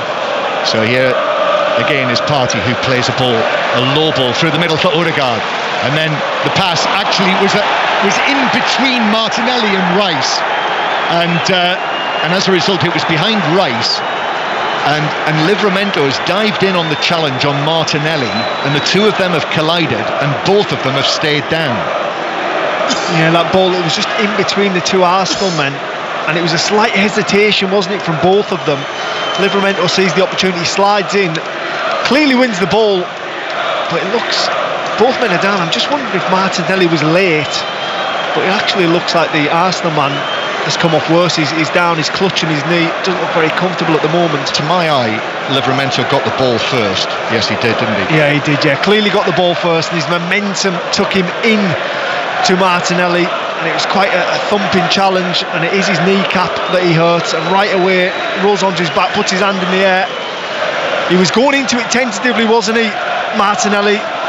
Livramento was full-blooded, and as they say, when you don't commit, you often come off worst. Yeah, I think he's all right, but we'll need to keep an eye on him. With Saka and Nwaneri out, Arsenal don't need another injury, and certainly, well, they don't need it. They don't need another injury, but they certainly don't need another injury in that area. Here's Timber carrying it forward. He's had the two big chances really for Arsenal so far. Ball in from Trossard, a flick from Odegaard, but Willock was there to cut it out. Now Trossard is able to take it on again, and the two Newcastle men are there, and between them, Willock and Hall. They block it behind for another Arsenal corner, though it just bounced the goal side of the corner flag, so it's a third corner for Arsenal. This the first one they've had from the right. You can see down there the Arsenal set-piece coach right out on the edge of the technical area. Little pat on the back from Mikel Arteta. He knows how important he is to everything Arsenal do. Yeah. I'm not sure what exactly the effect is of him coming to the corner of the. It's an aura. It's an aura, John. Is it? The boys can you feel it? The boys can feel him looking at them. I can feel it, even from up here. Odegaard then with the Arsenal corner, but that's, by their standards, that's a poor one. Dubravka was able to come forward and punch it away quite easily on the edge of the 6-yard box, but now Lewis Skelly does well, and then couldn't find the pass to Timber, or at least Timber, with a stretch, couldn't get a touch on it. Probably was the right pass actually, but Timber wasn't able to take it, and it's through for a goal kick. It without doubt was the right pass, just didn't quite get it right, put a little bit too much on it. There was a gap there, there was a little gap for Timber to be able to get into, and the young man Lewis Skelly just gets a little bit much on it. Goal kick, Livramento, his clearance is charged down in the right back area. He's having to bring a ball back into the penalty area, then he passes it to Joe Linton. It's been won back by Odegaard, but Joe Linton is able to recover and stand in front of Odegaard when he took the shot, so therefore blocked it away. That was risky by Newcastle. Livramento's pass very nearly caused them serious difficulties. Yeah, it was one of those passes as Joe Linton was closing Trossard down. It's one of those, is he going to dangle a leg? He refrains from it, manages to stand up and block the shot. If you just switched on to us on 5 Live, Arsenal 0, Newcastle 0. It was an 8 o'clock kick-off. Tomorrow night, if you switch on at this time, you'll hear the first leg of Tottenham against Liverpool, which is another interesting one. Team selection will be big tomorrow night as well. I think you would presume that they'll also play strong teams, but Arsenal and Liverpool, with all of the commitments that they have. Gordon playing it to Isak in space. Isak, lovely pass in between Lewis Skelly and Gabriel to the right hand side to Murphy. Murphy into the area. Isak's fallen over in the middle. Still Murphy is able to win a corner off the shins of Lewis Skelly. Corner for Newcastle, there first. Well, Isak's going mad at the referee because he feels he was dragged down as he entered the area, but that touch and turn on the halfway line by Alexander Isak was wonderful. Touched it with his back foot, turns in one swift movement and zings it out to his winger. Wonderful, wonderful centre forward play. I think there was a tug on Isak, Glenn, when we're just seeing the pictures back here, but it was outside the penalty area. And how much contact there was, but Isak was at full tilt. Yeah, it was a significant pullback on him, wasn't it? There was. I think it was Leandro Trossard, wasn't it? Just aware of the danger, tugs his arm. Referee John Brooks, it's nothing to do with it. Yeah, but it wasn't in the area, so therefore VAR won't get involved and we won't get the public announcement. Here's the corner for Newcastle, but it's easily headed away, hence the Arsenal cheers at the near post, out for a throw-in on the far side. However, that should be a yellow card. If the referee had seen that, it would have been a free kick and a yellow card. Well, it was in a really good position to see it, in all honesty. I think it's so difficult for the referees when it happens so quickly. Obviously, it's only in his peripheral vision because he's got his eye on the ball, trying to keep an eye on all the players that are heading towards the box. But almost the impossible job. But that is one where VAR cannot get involved. Yes, because they're the rules. Arsenal 0, Newcastle 0. Ball back with Dubravka in sky blue. Right-footed ball downfield from him, but that's an easy take for Lewis Skelly. However, he does it with great quality. I don't know how much you've seen of him live, Glenn, but he's really impressed me so far, this young left-back, as he's playing. He is actually a midfielder, isn't he? Well, yeah, he's slipping into that inverted full-back role, isn't he, that has become so popular on the Premier League at the moment. He looks super comfortable out there. In fact, shock of shocks in this match, we've got two very good young English left backs, and here he is, Lewis Skelly, in a difficult position on the edge of his old box. That is confident play, taking it away from Tonali and Murphy, who sandwiched him, brought him down, and he won a free kick. Well, he began in his own box, and sometimes you just wonder, with a bit more experience, would he have taken that risk, because he only just got away with it, but scampers away, takes a free kick, and I bet he's just breathing a little sigh of relief under his breath there. Yeah, although probably, if you know teenagers like I do, Lewis Skelly is probably saying to his teammates, no problem. Don't know what you were worried about. Here's Rice receiving it from the free kick, but his pass forward is onto the chest of Lewis Hall. Now here's Joe Linton, strong Joe Linton, taking it on against Odegaard, who gets a touch on it onto Joe Linton and out of play for a throw into Arsenal. I'm pleased to say as well, for this commentary, we are in the upstairs position on the gantry, so we've got a brilliant position. So we must thank Arsenal for putting us up here tonight, because I know that you and I disagree on this, but I think you get a brilliant perspective from up here. You quite like it downstairs, don't you? Odegaard wins a free kick, he's bundled over by Joe Linton. Oh, I agree the view's better up here, but I feel as though you can just sense the crowd a little bit better downstairs. Yeah, which is not wrong. Sometimes you can sense them a little bit too much downstairs. It's nice and tight down there, John. Free kick. Producer George has also just pointed out that you're closer to the food downstairs. Here's Partey playing it out to Lewis Skelly. Now back to Partey. He just turns away from Isak through the middle stretch from Trossard, Odegaard. This is at close quarters. The black and white stripes drop back behind the ball, and then Odegaard through a tight space. Trossard now takes it up. Excellent play between the two of them. Great control, and Gabriel's going to try a shot from 25 yards plus, but pulled it well wide with his left foot across the goal and behind. Yeah, it was a wonderful moment there in the Arsenal midfield. Partey plays kind of a no-look pass into Trossard, who plays it one touch into Odegaard. When they just get that fluidness, they look so good, this Arsenal team. So it is still Arsenal 0, Newcastle 0. Arsenal, who've not won a major trophy since the early months, really, of Mikel Arteta, that FA Cup in 2020. And have only won this competition twice in all of its years. So Arsenal have won this competition as many times as Norwich City, Birmingham City and Wolves. Here's Trossard, 10 yards inside his own half, turns and plays it all the way back to Raya. Raya gets it onto his left foot and clears it long towards the halfway line. Martinelli jumping, but that's won convincingly for Newcastle. The ball rattles around. Rice, though, is able to take it, give it to Partey. First time pass. Great ball from Trossard. Trossard releases Martinelli to the edge of the area. Shoots and hits the post. I thought that was bound for the top corner, but it rattled the right upright so firmly that it ricocheted back in our direction and out for a throw. Well, it was a brilliant ball inside from Trossard, and Martinelli was on his way already. Botman could not keep up with him. He was just screaming away from the Newcastle centre-back. I can't help but think he took it really early. Dubravka held his position, didn't really give him that far corner. He tried to put in this near post, and you're right, John, it thumped the upright, which shook for a couple of seconds afterwards, didn't it? Arsenal, that's the closest they've come so far this evening. Seemed to come back off the post with as much velocity as it hit the post. 0-0, but that would have been an absolute snorter if he'd scored that. Arsenal coming forward again, buoyed by that. Here he is, Martinelli into the action again against Botman, coming in from the left this time. And then back to Lewis Skelly. His cross has gone a long way. Shot from Trossard blocked. Back to Trossard, tees up Odegaard.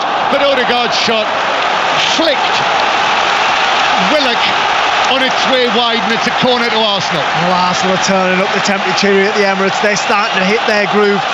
Trossard luckily hits a shot, falls again at his feet, and this time he doesn't go for a second shot. He rolls into Odegaard's path, and I can just see Odegaard's reaction. He's frustrated that he didn't catch that better. He slices it kind of into Willock and out for another Arsenal corner.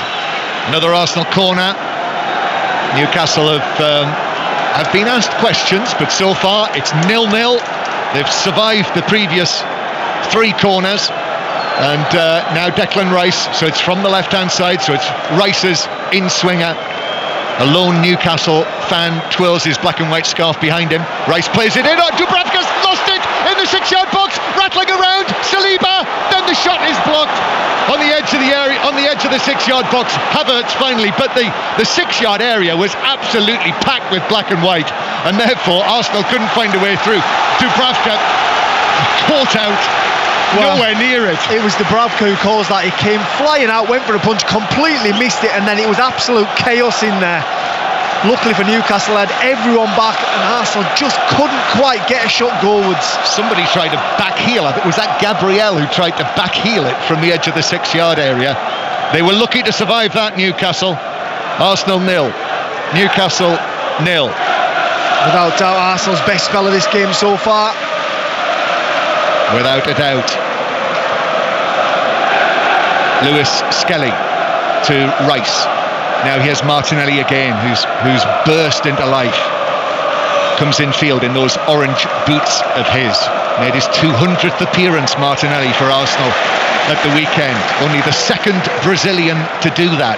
Martinelli now a long pass into the area, but it's caught by Dubravka quite comfortably this time. That will make him feel a little bit better after completely missing the previous corner. Yeah, he come flying out, didn't he? Try to punch it and completely missed it. I think it was just eyes in towards the referee that he got pulled, but I'm not so sure, are you? Well, goalkeepers are overprotected as far as I'm concerned. I don't think there was anything wrong with it. I think he was trying to claim something that didn't happen, but really put his team on the back foot there for a minute or so.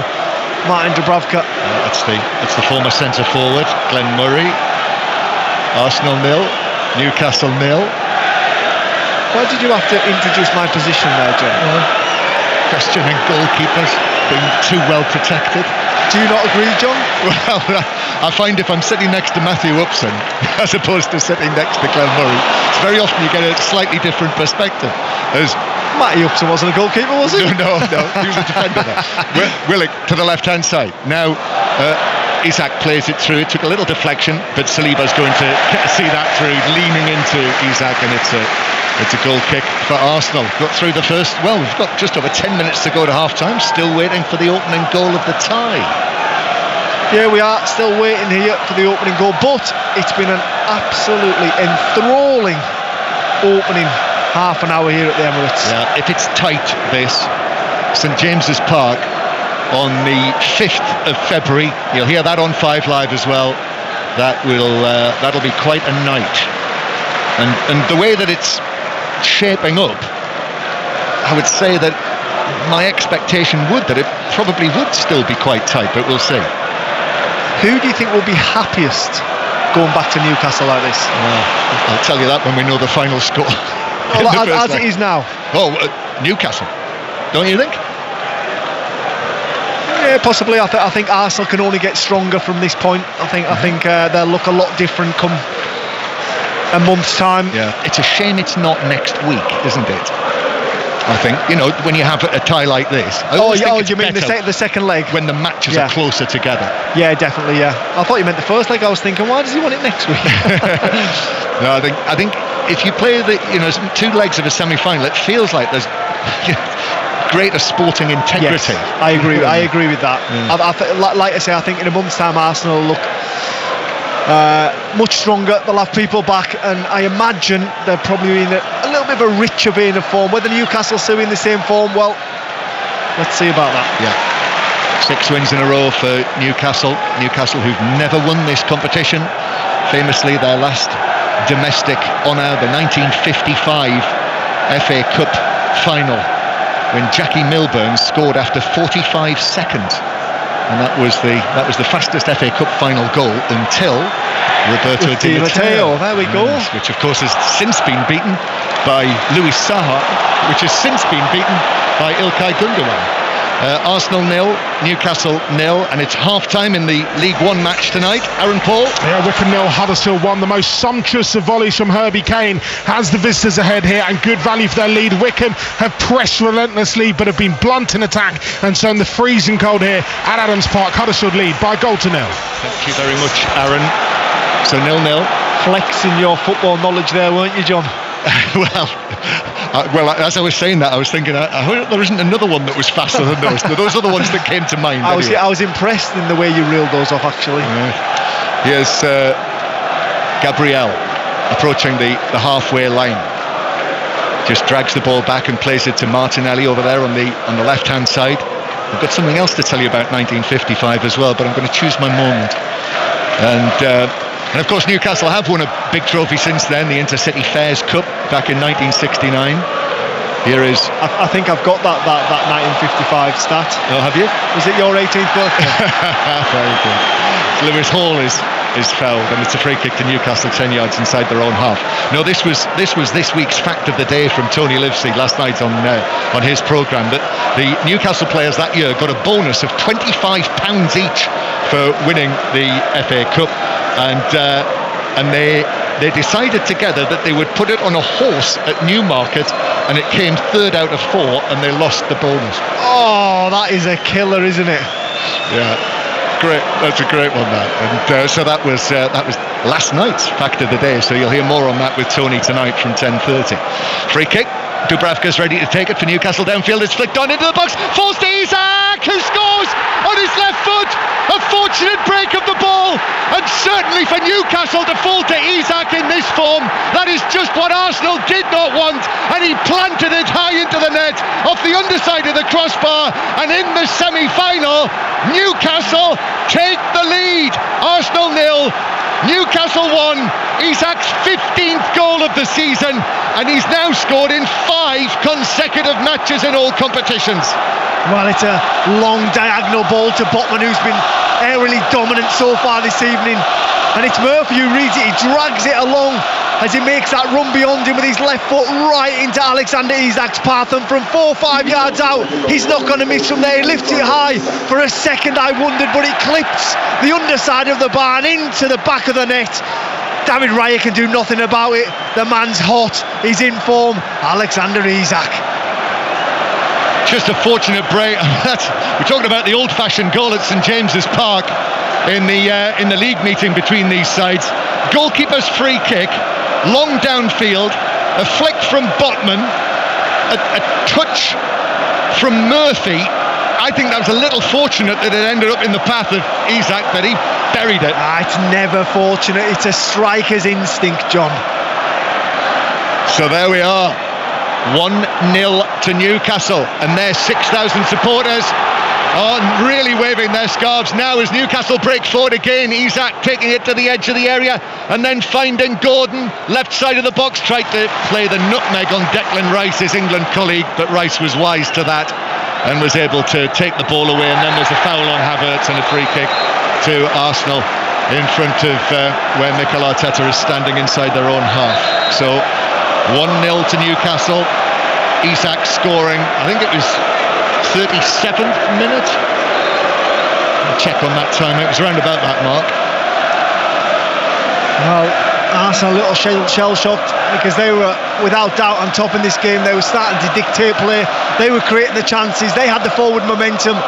But Newcastle, as they often do, they found a way and got it to their danger man, Alexander Isak. You call it luck, John. I call it instinct, and he made no mistake. Yeah, Murphy was sort of tangling with, I'm not sure which defender it was, and got a touch on it. And Isak was free, arriving on it in the box. As you say, Glenn, that's the sort of instinct. That's the instinct of a goal scorer in form, who I should point out has now got 14 in his last 15 appearances. He was just in exactly the right spot. As Arsenal now play one over the top, Rice twisting against Botman. The deflection took it away, and Dubravka was able to come out and claim it. Yeah, Botman just got enough on that. Thought he got lost under it a little bit. Heads it back into his own box, but Dubravka's really bright, comes out and cleans up. So 1-0 to Newcastle, and now the onus is on Arsenal here. Newcastle, who since that European trophy victory in 1969 have been in 5 major cup finals and fallen short. 3 FA Cup finals, 2 League Cup finals, most recently in 2023 to Eric Ten Hag's Manchester United. But now it's the Newcastle fans that you can hear all around the lower tier of the clock end of the Emirates Stadium. Scarves, black and white scarves, horizontal above their heads, giving their team mass backing. And Arsenal have got questions to answer now. Raya up to the halfway line. Hall heads it back. Joe Linton dives in. Trossard still deep inside his own territory. And Odegaard, tight area as well. Great touch from him. Havertz finds the pass to Martinelli on the left-hand side. Martinelli, whose shot smashed against the crossbar when the score was 0-0. Newcastle have survived a couple of scrambles as well. But it is Arsenal with the ball at the feet of Lewis Skelly. Now back to Partey. Gabriel. Arsenal penning Newcastle back into their defensive third just at the moment. Martinelli looks for the run of Odegaard down into the right back position, but that is won back and cleared by Livramento, but only back to the red and white shirts of Arsenal. Forward again. Odegaard still over there on the left-hand side. Great control in a tight area from Odegaard there. He was able to put his foot on it, drag it back, turn, pass it back behind him to Declan Rice, and now here is Rice trying to find some space against Tonali. Square from him, it's on to Partey in the D. Oh, goes down rather late, but I think there was an initial tackle by Joe Linton that was a foul. He did, though, Partey go down very late, and it's a yellow card to Joe Linton for the initial tackle when Partey could have gone down, but he's got the free kick. Well, I actually think it's an accumulation. He just made a foul down here on the left-hand side, and John Brooks, I seen him have a little word with Joe Linton at the time, and just as he's brandished that yellow card, he also pointed to that area of the pitch. So I think it's a totting up process for Joe Linton on the edge of the area there. But you're right, John. Partey kind of got away from him, the initial contact, and then decided to go down like he'd been shot. I think if the referee doesn't give the first one, I don't think he should give the second one, because the Arsenal player clearly buys that on the edge of the area. Well, he was obviously going to wait to see how it developed. You're either fouled, but you're either fouled or you're not, as far as Partey's concerned. He's took a touch away, and I think he thought he was going to get a shot off, and that space just closed up a little bit, and decides to throw himself on the turf. John Brooks duly blows the whistle and gives Arsenal a free kick in a very dangerous position, about 7 yards outside the 18-yard box, and it's Odegaard who's just placing that ball, and the Arsenal number 8 will fancy this from this distance with that wand of a left foot. Arsenal 0, Newcastle 1. Alexander Isak scoring the opening goal of this two-legged semi-final, but Glenn Murray's absolutely right. Martin Odegaard very much likes the look of this. Newcastle have put up a big wall. They've also got the man lying down behind it that we've been discussing on the Commentators View podcast should probably be called the skirting board as opposed to the draft excluder. But anyway, that whoever it is lying down behind the wall. So this a big moment as half-time approaches. Odegaard, or is it Trossard? Trossard stops. Odegaard does strike it, and it hits the left side of that wall, which was headed down and away, and 6,000 Geordies cheer in delight. Yeah, tries to lift it up over that wall. It's a huge wall, big physical, strong presence of a wall, and doesn't even get anywhere near getting it over. Gordon clears the ball away. Arsenal pressing again. We're in the 45th minute now. Odegaard left-footed ball into the back post. Rice heads it down. Chances saved by Dubravka. It was driven goalwards by Gabriel, who was there in the 6-yard box. Just went to blast it, and blasted it straight at the oncoming Dubravka. Yeah, there wasn't. Alexander Isak just had an opportunity to put Joe Willock through. He only had to beat one man. He couldn't get it over the Arsenal man. End-to-end stuff here at the Emirates, but it's a wonderful save by Dubravka that looks like it'll just keep the advantage in Newcastle's half as we tick towards half-time. It was Declan Rice who heads the ball down, challenges the ball. It just falls really nicely for Saliba, who drives a half volley, left-footed half volley. Dubravka, big, strong, beats it away from the goal. Tony Harrington, the fourth official, comes forward with the board with the green livery of the sponsors. Carabao Cup written across the top of it. 2 minutes of added time. We've still not had the historic first use of an in-stadium VAR announcement. You're excited about that, aren't you, John? I'd be more excited. Here's Timber. Now here's Trossard on the right-hand side. Trossard to Odegaard. Then Trossard has to turn. He's being chased by Anthony Gordon with that lengthening blonde hair of his. Gordon plays it infield, and then Tonali and Joe Linton, Lewis Hall with a challenge, and Isak plays it out off the shins of Saliba for a throw-in for Newcastle. And Isak's just having a word with Gordon because he'd made a forward run there and he was in acres of space. If Gordon had got his head up and just played it beyond the halfway line, Isak would have been in, no problem at all, but it's just a stoppage in play here. Is that Trossard who's down? Trossard's down from an initial challenge, went down. The referee was having absolutely none of it as Dan Burn, his former teammate, drags him up. A little large combo down there. Yes, that's right. Former teammates together, just like yourself. Once upon a time, John, a long, long time ago. Yeah. You're still very much in touch with Dan Burn, aren't you? I am, yeah.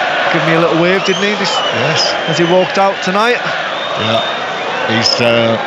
He's got a reputation as a real gentle giant, doesn't he nearly high-fived me that tall and winning the gantry. But great. And you know now, Dan Burn,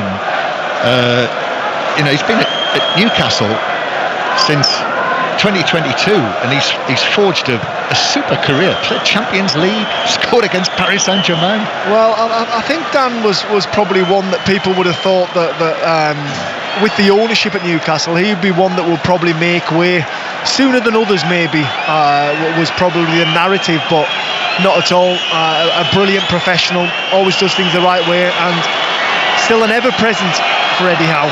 Yeah. Arsenal 0, Newcastle 1.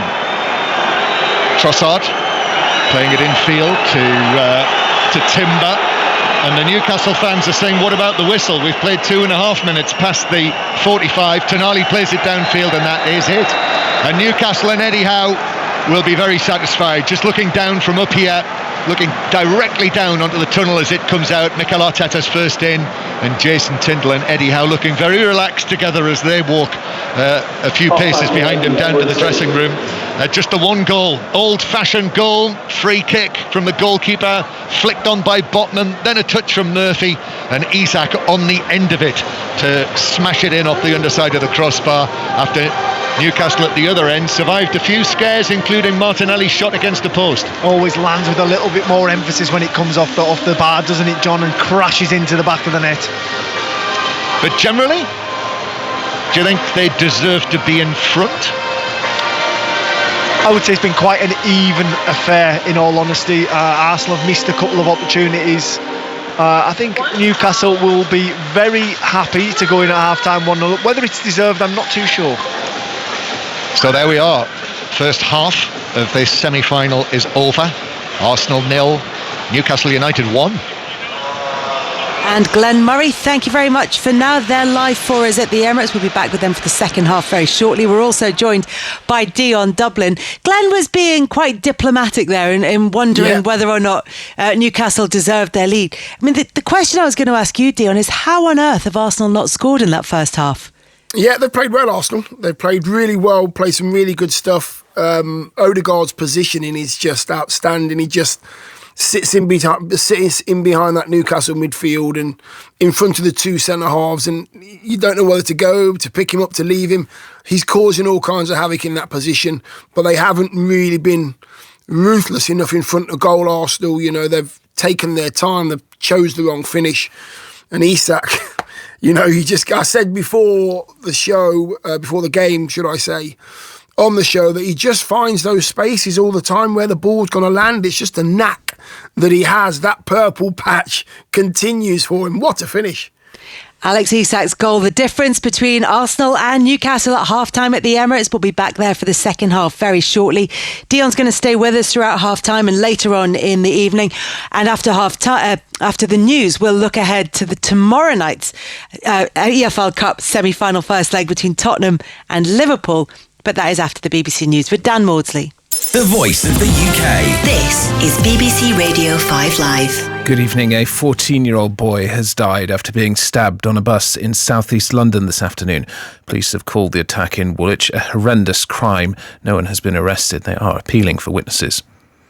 The Safeguarding Minister, Jess Phillips, has told the BBC that social media messages put out by the tech billionaire Elon Musk are endangering her. He's accused her of being a rape genocide apologist for refusing a government-led inquiry into child sexual exploitation in Oldham. Police say a man shot in County Antrim last night was an off-duty officer. The Police Service of Northern Ireland says it doesn't believe the attack in Newton Abbey was terror-related. The officer is recovering in hospital. A 29-year-old man has been arrested. And Donald Trump has declined to rule out military or economic action in his quest for Washington to take back control of the Panama Canal and acquire Greenland. Mr. Trump did, though, rule out using troops against Canada. Hello, it's Tony Livesey. I am back all night. Steve, I know you've got a date with the TV, so I'll let you go. Thank you very much. What are you on, just out of interest? On BBC. Oh, blimey. Yeah, there you go. Okay, I won't advise my listeners to go and watch it, but there you go. Like many people who are interested in space and astronomy, I am one of nature's nocturnal creatures. We can only see to the edge of the observable universe. There might be more universe beyond that, but we have no way of seeing it. Tony Livesey. Tonight from 10:30. Listen on your smart speaker. Just say... Play BBC Radio 5 Live. This is 5 Live Sports. With Kelly Cates. Listen on BBC Sounds. Back at the Emirates for second half commentary of Arsenal against Newcastle next. Newcastle leading by a 0-0 in their EFL Cup semi-final first leg. Tomorrow on 5 Live, it's the other EFL Cup semi-final first leg between Tottenham and Liverpool. Kick-off in that one is also at 8 o'clock. Tottenham have triggered a 1-year extension to Son Heung-min's contract. It keeps the captain at the club till summer 2026. Their manager, Ange Postecoglou, said the main ambition is to make sure he finishes his career here with some silverware. The club are in the midst of an injury crisis. They're currently 12th in the Premier League table. They've got just one win in the last 6 league matches, but they are still in their cup competitions. Our league results have been poor, so there's no hiding from that. Like I said, this is a separate competition tomorrow night. We've done well to get to the semi-final stage. We've beaten some pretty, both Manchester clubs to do that. Hasn't been an easy road to get to the semi-finals. We've got obviously, an opponent who's, been the standout team so far this year in all competitions. So a great test for us, but it's a semi-final, first leg of a semi-final of a cup, and should be exciting. Looking forward to it. I kind of knew it would be a tough couple of months for us, but part of you is always optimistic that we won't have to sort of deal with what we had to deal with for as long as we've had to deal with it. So again, optimistically, I think we'll get through this, and I think we'll get through it hopefully pretty quickly. We're getting to the tail end, which just gives you a chance to say, okay, what's the second half of the season going to look like for us? But at the same time, I can't lose sight of the fact that what's important for us right now is that we deal with what's in front of us. We've got a big game tomorrow night, obviously FA Cup. Our league form's nowhere near good enough. We've got to address that. So we can't just wait for it to all happen. So the planning is going on in the background for sure, but my immediate task is to make sure we kind of make an impact in what we can right now. Dion Dublin is still with us. Dion, Ange Postecoglou making the point there that Tottenham have had injuries. They're hanging on in the league. They're still in the cup competitions.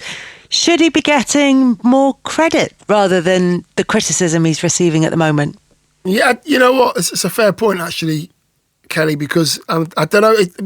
He made people it. Just don't like. Yeah, it is. Yeah, it's do people not like him because he's so straight and so blunt, and he doesn't really, he doesn't fluff anything with his words. He just tells you exactly how it is. Maybe he should get a bit more credit. I just think the frustration with the Spurs fans is they don't change a thing, and they do exactly what he says to the letter with the playing out from the back with the high line. They'll just do it to the letter, and there won't be any in-game management from senior pros. I think they'd like to see a little bit more of that. I think Spurs fans knowing when to and when not to, but the manager's backing his players. What can you do? And also the performances have been off, even amongst players who've been stellar for Spurs over previous seasons, including Son, who's got an extension to his contract now. And Postecoglou says he wants to make sure that his time is marked by silverware. So that's an indication of what they're going for this season. But it's also encouraging that they that Son is going to be sticking around. He is one of the you might be having a dip in form right at this very minute, but he is one of the players who's been consistently fantastic for Spurs. Absolutely, and a player that you just cannot let go. His form's been not what you would expect it of him because he's been so consistent for so many years at Spurs. How many years he's been there now? 9 years, is it? 8 or 9 years he's been there, something like that. He's been their player that they look to all the time when Harry Kane was there, and Harry Kane's not there. It's all about Sonny. It's all about the goals and the assists. I think they've done well to keep hold of him, because I do believe there'd have been a queue at the door for Son's autograph if he hadn't have tied himself up at Spurs, and I'm glad that the manager's done that, because he's the kind of player they need to keep for as long as possible. He was very stressed in his interview after the game at the weekend. What were your thoughts about the way that he went about it? Not necessarily the content of it, but the tone of it. Yeah, I'm not surprised at all at his tone, because he doesn't want to answer a question how you want him to answer it. He'll answer it how he sees fit, whether it's an up answer or a down answer or an angry answer. He doesn't care. He'll just tell you how he sees fit. I like him. I've got a lot of time for him. I like the way that I'm not a Spurs fan, so I like the way that he's trying to play football. I like the bravery with his beliefs, and I like the way that he interviews as well. For the media in the interview room with him, it's going to be very uncomfortable, very much like Sir Alex was on the odd occasion. There'll be a lot of fear as well, thinking, "Oh, you ask the first question. I'm not asking it. You ask it." So yeah, I think there's a lot of fear towards him, but I like him and I like what he's trying to do at Spurs. He's also confirmed that their new goalkeeper, Antonin Kinski, is eligible to play in the game against Liverpool tomorrow. And today, the Liverpool boss, Arne Slot, didn't give any more updates on the contract situations of Mohamed Salah, Trent Alexander-Arnold or Virgil van Dijk. All three, as we know, are into the final 6 months of their contracts. They are now free to sign pre-contract agreements with non-English clubs. Liverpool come into this match after drawing against Manchester United on Sunday. Here's Slot. It's very difficult for me to compare last season with this season. The only thing I do know is that what gives me the most confidence to look forward to the upcoming weeks and months is that till now we haven't stolen 1 point.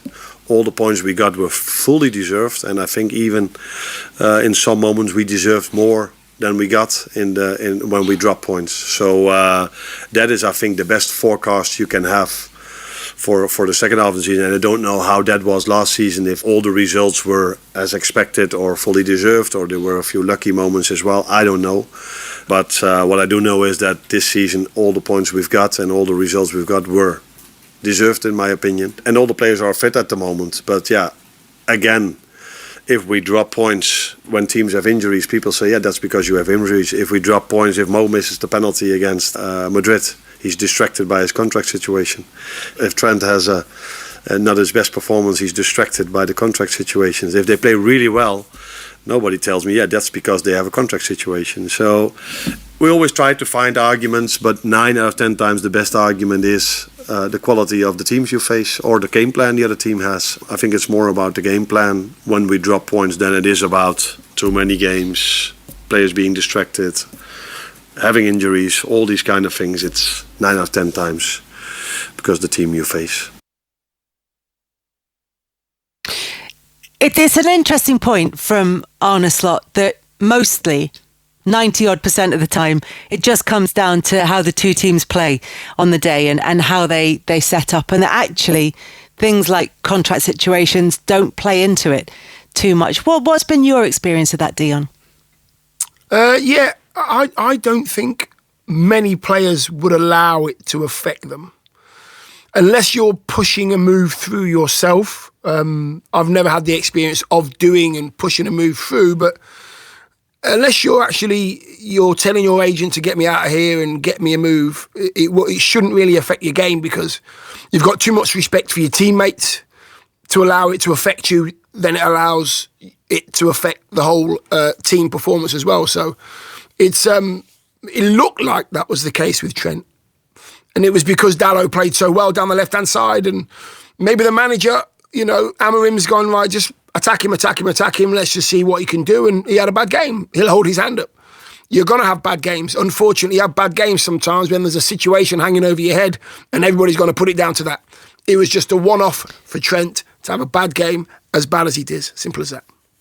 Conor Bradley came on for him towards the end of the game, and it's going to be interesting. That's one of the areas in which the team used for Liverpool in particular is going to be very interesting because Liverpool have been in this situation before. So they're top of the Premier League, they're top of the Champions League, they are in the EFL Cup, they are in the FA Cup, obviously, because we're heading into the third round of that. And they've been in a potential quadruple winning situation before and come away with only the Carabao Cup. Yeah. So the suggestion has been that Liverpool should prioritise the Premier League and the Champions League and be less concerned about the domestic trophies. So what do you do if you're Arne Slot? You can't do that, though. You can't physically... Well, you can do it, but you have no right to disregard one because you think you've got a better chance of winning another. Obviously, depending on the amount of games that you have. Can you deprioritise one in order to give you a better chance? Not because you think it'll guarantee you a chance, but to give you to improve your chance of winning another one. But don't you? I'm not a massive fan of that at all. at all. I want the manager to play his best. Like tonight, both sides. We're watching a game tonight with both sides going for it. It's the Carabao Cup. Some people say, just prioritise Champions League and the FA Cup. They both want to win it. I think that's the way you go about cup football. You go out there and you put out your best side as a manager. How can I get as far as possible in this competition in order to win it, in order to get to the final? Maybe we won't do this one. Let's prioritise the FA Cup. Let's put the kids in for the Carabao Cup. Doesn't work. It's embarrassing. So play your best team at every opportunity and try and win as much as you possibly can. And when those two sides did that just a couple of weeks ago, this fixture finished 6-3. So plenty to look forward to tomorrow night in the EFL Cup between Tottenham and Liverpool. Let's check in at what's happening between Wycombe and Huddersfield. Aaron Paul is there. Approaching the hour mark here, Kelly. Wycombe 0, Huddersfield 1. The Vista still leading through that gorgeous Herbie Kane volley from the first half. It really was a sumptuous strike. The home side, though, Wycombe, they've had the best opportunity at the start of this second half. Cameron Humphreys swirling a ball into the middle of the box. Jacob Chapman, the Aussie, in the Huddersfield goal, failing to deal with it properly. It fell to Richard Kone, and with his scoring record, you would have expected him to bury it, but 3 opportunities he could not quite convert. 58 minutes played here. Wycombe 0, Huddersfield 1. And the second half is underway at the Emirates. It's Arsenal 0, Newcastle 1. There for you, Glenn Murray and John Murray. Thank you, Kelly. Yes, Arsenal kicking off the second half. Newcastle leading by 1-0 in the first leg of this Carabao Cup semi-final, with the second leg to come at St James's Park 4 weeks tomorrow, so on Wednesday the 5th of February. And right now Newcastle are in a situation where they are sitting pretty.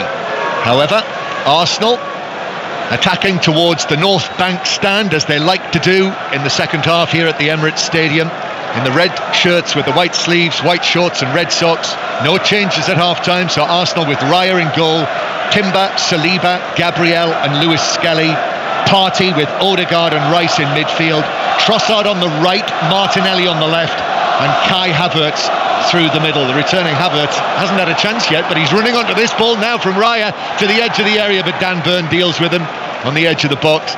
He was twisting and turning there, Havertz, but Burn was able to step in and play the ball back to goalkeeper Dubravka. Glenn Murray sitting alongside me, Premier League goal scorer, as Arsenal start again in the centre circle. Saliba just getting it to Timber to the right hand side. Timber, who had at least a couple of chances in the first half for Arsenal, but Arsenal going back into their own half, Glenn. Yeah, well, I've just been looking at the stats at half time. Arsenal actually had 14 shots in that first half, and really, I know Mikel Arteta will be disappointed by the scoreline, but I think he'll be quite happy with the performance this evening. They've been quite good, Arsenal. Newcastle, obviously, when you're in that rich vein of form, sometimes Newcastle play well, don't get me wrong, but sometimes it just happens in front of goal, doesn't it, when you're in that moment. Saliba had to step in there. Lewis Skelly almost got himself into difficulty halfway inside his own half.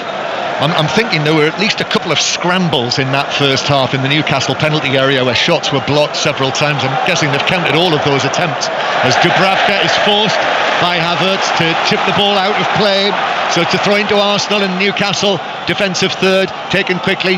Odegaard is onto the ball. Odegaard, Burns gone out there with him. Arsenal still in possession as it's played back and given away. Isak, the goal scorer, is onto this, but Saliba's able to win it back for Arsenal. Now Trossard on the right hand side, he wins a throw in. No, it actually doesn't bounce out of play. It bounced and bounced, then it did bounce out of play, so it's a throw into Arsenal. Newcastle team, by the way, Dubravka in goal, Livramento, Botman, Burn and Hall, the back four. Fabian Schär is suspended, as is Bruno Guimaraes, so Tonali, Willock and Joe Linton, Murphy, Isak and Gordon, the Newcastle side. Arsenal with Gabriel Jesus on the bench for this one, scored a hat-trick in the previous round against Crystal Palace, but Havertz coming back in has taken his position, and Raheem Sterling also returning as one of the Arsenal substitutes tonight. But Arsenal now halfway inside the Newcastle half. Gabriel playing it infield towards Partey, and then Saliba. But Newcastle well drilled here in this very good vein of form. The only time under the management of Eddie Howe that Newcastle have won 6 matches in a row outright. Timber is being pressed by Joe Linton back to the halfway line, so It goes all the way back to Lewis Skelly, actually, who will have to just turn, come back into his own half, and then approach the halfway line where he uses Saliba to his right. Saliba, then to Timber. Partey comes short and makes himself available. The Newcastle supporters to our right making a great noise in their section, groans because Odegaard wasn't able to take it on. Then Joe Linton plays it forward, and Willock, his pass was just behind Isak, and that meant Arsenal were able to nip in, win it back, and now they will come forward with one or two Newcastle players committed downfield. Havertz receives it on the right wing. Lewis Hall goes with it. There's support behind him from Trossard. Odegaard on the edge of the box, in though the pass goes to Martinelli in the penalty area, comes to the near post, turns, he's up against Botman, cross into the area, Tonali clears it across his own box, and then Hall is able to play it away, but Newcastle through Willock just give possession back to Arsenal, Glenn. Yeah, they do, and again, like the first half, Arsenal starting to build up a head of steam. Newcastle are inviting them on, though, sitting in a low block. They are, as the cross comes over from Timber, but that's deflected for Newcastle, and Willock, who has an Arsenal FA Cup winners medal from 2020, was an unused substitute for Mikel Arteta's side, as it was in those early days. It was big for him to win the FA Cup in that first not complete season as the Arsenal manager, but since then, even though they've had the two Premier League runners-up positions in the last couple of seasons, making waves in the Champions League as they are again this season, and as he will point out himself, a couple of Community Shields. Here's Isak inside the area, shoots across goal. Gordon at the back post. He's able to bundle it in, even though Timber was there. Gordon got the decisive touch, and Newcastle now have a 2-goal lead here at the Emirates in the first leg of the semi-final. They are in charge. Arsenal 0, Newcastle 2. Well, it's a brilliant ball by Josh Murphy on this right-hand side. He plays it straight across the 18-yard box to Isak, that man. He digs it out, a shot with his right foot across David Raya. I actually think it's going wide. David Raya feels as though he needs to make a save, and he parries it to his right-hand side. Who's the most alive? It's a Newcastle player. It's Anthony Gordon arriving at the back post. He tapped it in from close vicinity and wheels away to the left-hand side. Stands by the corner flag, just looking at the bedlam ensue in front of him of the Newcastle faithful. Anthony Gordon, 2-0 to Newcastle, and now Arsenal have real ground to make up in this semi-final. Shot from a tight angle. It was one of those shot-come crosses, wasn't it, from Isak? And Raya, leaping to his right, got a hand to it, but it fell almost perfectly. And as I say, Timber was there with Gordon. The man coming in Gordon had the advantage, and he was able to force it in.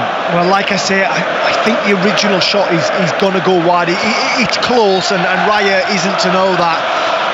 And as he dives to his right-hand side, he kind of just parries the ball across, and like I say, it's Gordon who's first to react, and he just bundles it home with his left foot, as all good wingers do, crashing in that back stick, and he gets his just rewards.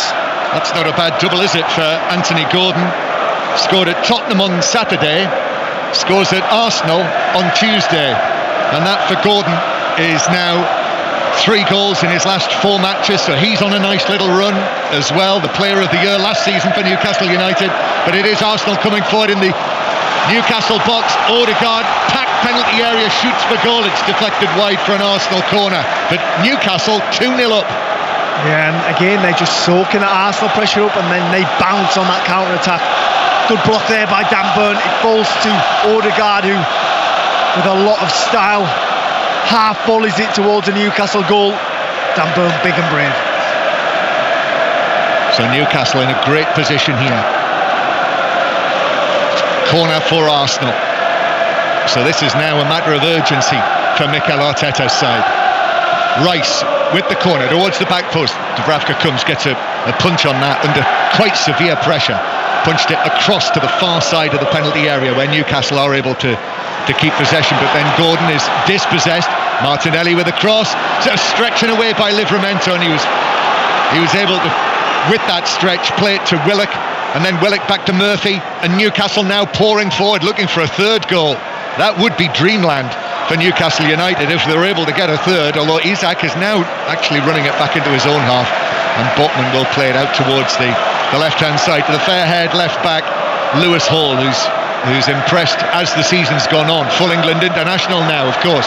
Hall, then to Isak inside the penalty area. Touch just let him down there on the edge of the box. Arsenal were able to win it back and then play it forward. Odegaard over there to the right-hand side. Havertz, lovely swivel of the hips from Havertz, and then Gordon tackling back. He tackled Havertz, but he fouled him as well. Got a fair portion of the man, and it's a yellow card actually for Gordon for that challenge. Yeah, Havertz just getting away from Dan Burn. I think the big Newcastle 33 slips. Havertz realises, just streaks away down that right-hand side, and Gordon, always willing to do his work the other way, it comes back, crashes into Havertz and picks up a yellow card for his troubles. So a free kick to Arsenal on the right. The Newcastle supporters here, they are buoyant.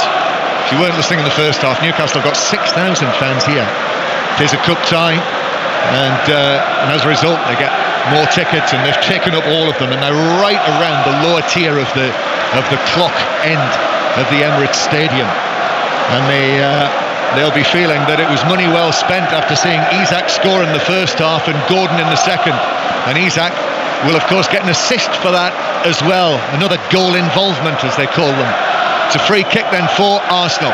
Rice to take it, a high deep one. Dubravka comes, gets a hand on it, flags up on the far side, play is not stopped yet, and then eventually referee Brooks does see it and stops play. Newcastle scrambling it away, but a free kick for Newcastle in their own box, Glenn. Well, it's that routine of the Arsenal players all stepping over in a line, then back into the Newcastle defenders and just trying to get that advantage. Dubravka comes flying out. Not much control from the Newcastle goalkeeper. He does get something on the ball, and I think he's been given an offside. Yeah, a couple of occasions Dubravka has not covered himself in glory.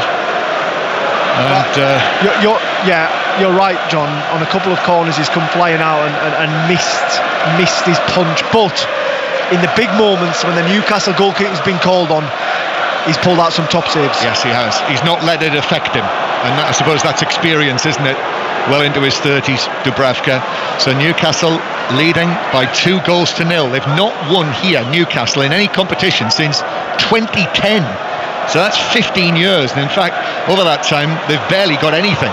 Tonali playing it across. Raya dives down, and he didn't get a clean touch on that, and it bobbled away, and Gordon, actually anticipating him not getting a touch, had overrun it, and therefore fell to Arsenal, who were able to clear. Well, it's a wonderful little triangle of play between players here. Eventually comes to Tonali, he whips it across, and if it isn't for David Raya just diving out right in front of himself low to get a touch on it, Anthony Gordon gets a tap in. That could easily, with another break of the ball, have been 3-0. Martinelli on the left-hand side. Jorginho's going to come on. Mikel Arteta's getting Jorginho and Gabriel Jesus ready. I can see now as a peer over the front of the top tier of the stand, so it's going to be a double change at least. Gabriel Jesus is pulling off his tracksuit bottoms. It is a cold night. You can see the player's breath on the air. And Arsenal 2-0 down in the semi-final. They've got to try and get a foothold, and they won't get it like that with Partey giving it away, but then Joe Linton, fortunately for Arsenal, Joe Linton gives it straight back to the home side. Arsenal unbeaten here this season in any competition. Timber near the right corner of the box. Havertz, change of feet from him, gives it back to Trossard on the right hand side. Trossard takes it on with a cross, took a deflection. Havertz in the middle, heads it wide. Goodness, 3 yards out. He was trying to adjust, but even so, that should have been in the net. Well, it's a wicked ball. It's deflected, it loops right into the middle of the penalty area. He's around about 6 yards out, no one attacking him, no one near him. All he's got to do is get his header on target, and I actually think it comes off his shoulder, and that right there, John, is the difference between the two teams this evening. And actually, if we zero it in a little more, the difference with Isak at one end and no cutting edge at the other. Yeah, he doesn't actually head the ball. Trossard puts a ball in, it skips up off Lewis Hall as he crosses it, and it loops right into the centre of the area, 5 yards out. All Havertz has got to do is head the ball on target, almost going to be a certain goal. Misses the ball completely with his head. He's got plenty of time to read it, got plenty of time to react to it, and it comes off his shoulder and falls agonisingly wide for Arsenal. So, Glenn, Mikel Arteta was interested to see who he was going to take off there. The answer is Thomas Partey and Leandro Trossard. So Jorginho with his trophy-winning experience, the Italian international, is on, and Gabriel Jesus as well. But here's Willock strong into the Arsenal penalty area for Newcastle. But in the end, it was Gabriel who was able to smuggle the ball away, and he's shoved over by Willock, so it's a free kick to Arsenal. Is he shoved over, John? Well, it's a good question. He certainly made it look like he was, and John Brooks gave him the free kick. Or did Gabriel just put the brakes on, he ran into the back of him? Yeah. So Arsenal moving it forward. So Jorginho's on into the midfield, and Gabriel Jesus currently playing through the middle. So Havertz with the ball on the right-hand side right now, and he's running at Lewis Hall. And Havertz then plays it to Jorginho. That's a lovely ball to Timber. The cross bounces down. Rice couldn't get a touch. Bounces back onto Rice. And then the offside flag is up in the middle in any case. Newcastle, again, were able to scramble it away from the 6-yard area. And it's a free kick to Newcastle. Yeah, I thought that original ball was going to be offside, but the linesman let play on. Rice has a dig. He falls into another ball. It's going trickling towards the Newcastle goal line, but just desire from the Newcastle players to get rid of it, to put their bodies on the line. They know this, if they can keep this margin, this could be a huge victory and a massive advantage to take back to St James's Park in a month's time. Arsenal, who've not won here, who've not lost here for 9 months. Remember the Villa game in April at the end of last season, which really, you could argue was the result that really cost them in that run into the end of the season. They've not lost here in any competition since then. And I'm just looking, Gabriel Jesus has now gone out towards the right-hand side with Havertz through the middle. You would have thought that was the more likely way of playing it, although Jesus has been playing as the centre-forward recently. Well, Jesus is a centre-forward, and he's stuck out on the right wing. Arsenal 0, Newcastle 2. Tomorrow night, if you switch yourself onto 5 Live, you'll hear the first leg of Tottenham against Liverpool, live from the old White Hart Lane, or the new White Hart Lane, or to be precise. Not the old White Hart Lane, that would be an achievement. As Jorginho plays it to Gabriel. Now to Martinelli on the left-hand side, runs his right foot over the ball, then back towards Gabriel again. Left-footed ball into the area, little flick from Rice, then bounces off Byrne, but to safety. Bounces back to the Newcastle goalkeeper, Dubravka. Yes, Ian Dennison, Michael Brown will be in position for that. Good combo, that, John. It's always a good combination with Ian. Very diplomatic. Well, it is. As Timber has the ball at the back. Then Thursday night, the FA Cup starts. The third round of the FA Cup on a Thursday night, which I think is a conversation piece in itself, but there we are. But it's a good game. Everton against Peterborough. You heard Barry Fry on 5 Live Sport a little earlier, so 7:45 to kick off time on Thursday. Friday night, Aston Villa against West Ham, and then more commentaries. Every time there's FA Cup football this coming weekend and into Saturday and Sunday, you'll hear it on 5 Live. Arsenal though, with work to do. Rice into the box on the left-hand side, but he's closed down by Willock. But the ball ricochets off the Newcastle man, and it's another corner to Arsenal from the left. Declan Rice gets set away by Havertz, crashing down this left-hand side, gets into the area. He's only got one thought in his mind. Can he try and get it back across? A shot on target. Willock matches that forward run, gives a corner away. Can Arsenal make this set-piece advantage count? Yeah, so much joy from set pieces. My eye is just caught by David Raya, who's actually probably 60 yards out of his goal, coming and getting a message from Mikel Arteta as Rice takes the corner to the back post, and it's headed back across and over the top. Gabriel got his head to it. He leapt so high there at the back post, but in the end the angle was too tight for him, and he just headed it over the angle of post and bar and behind. And was it? I actually thought it was Saliba. Oh, Saliba, was it? Yes, it was. At the back post, he gets height. A really good ball by Declan Rice. They've worked on this one. And when he gets there, it's a relatively easy header back. He just doesn't quite get above the ball. Wrong direction, and that's the second occasion that's happened for Arsenal. During Timber in the first half, let Newcastle off the hook. Saliba letting them off the hook in the second half. So Eddie Howe now, intriguingly, is making a triple substitution, which includes Isak. So Alexander Isak being substituted with still 25 minutes to play. So he's off. Jacob Murphy is off, and Joe Willock. Well, that's an interesting one. That's called protecting the asset, John.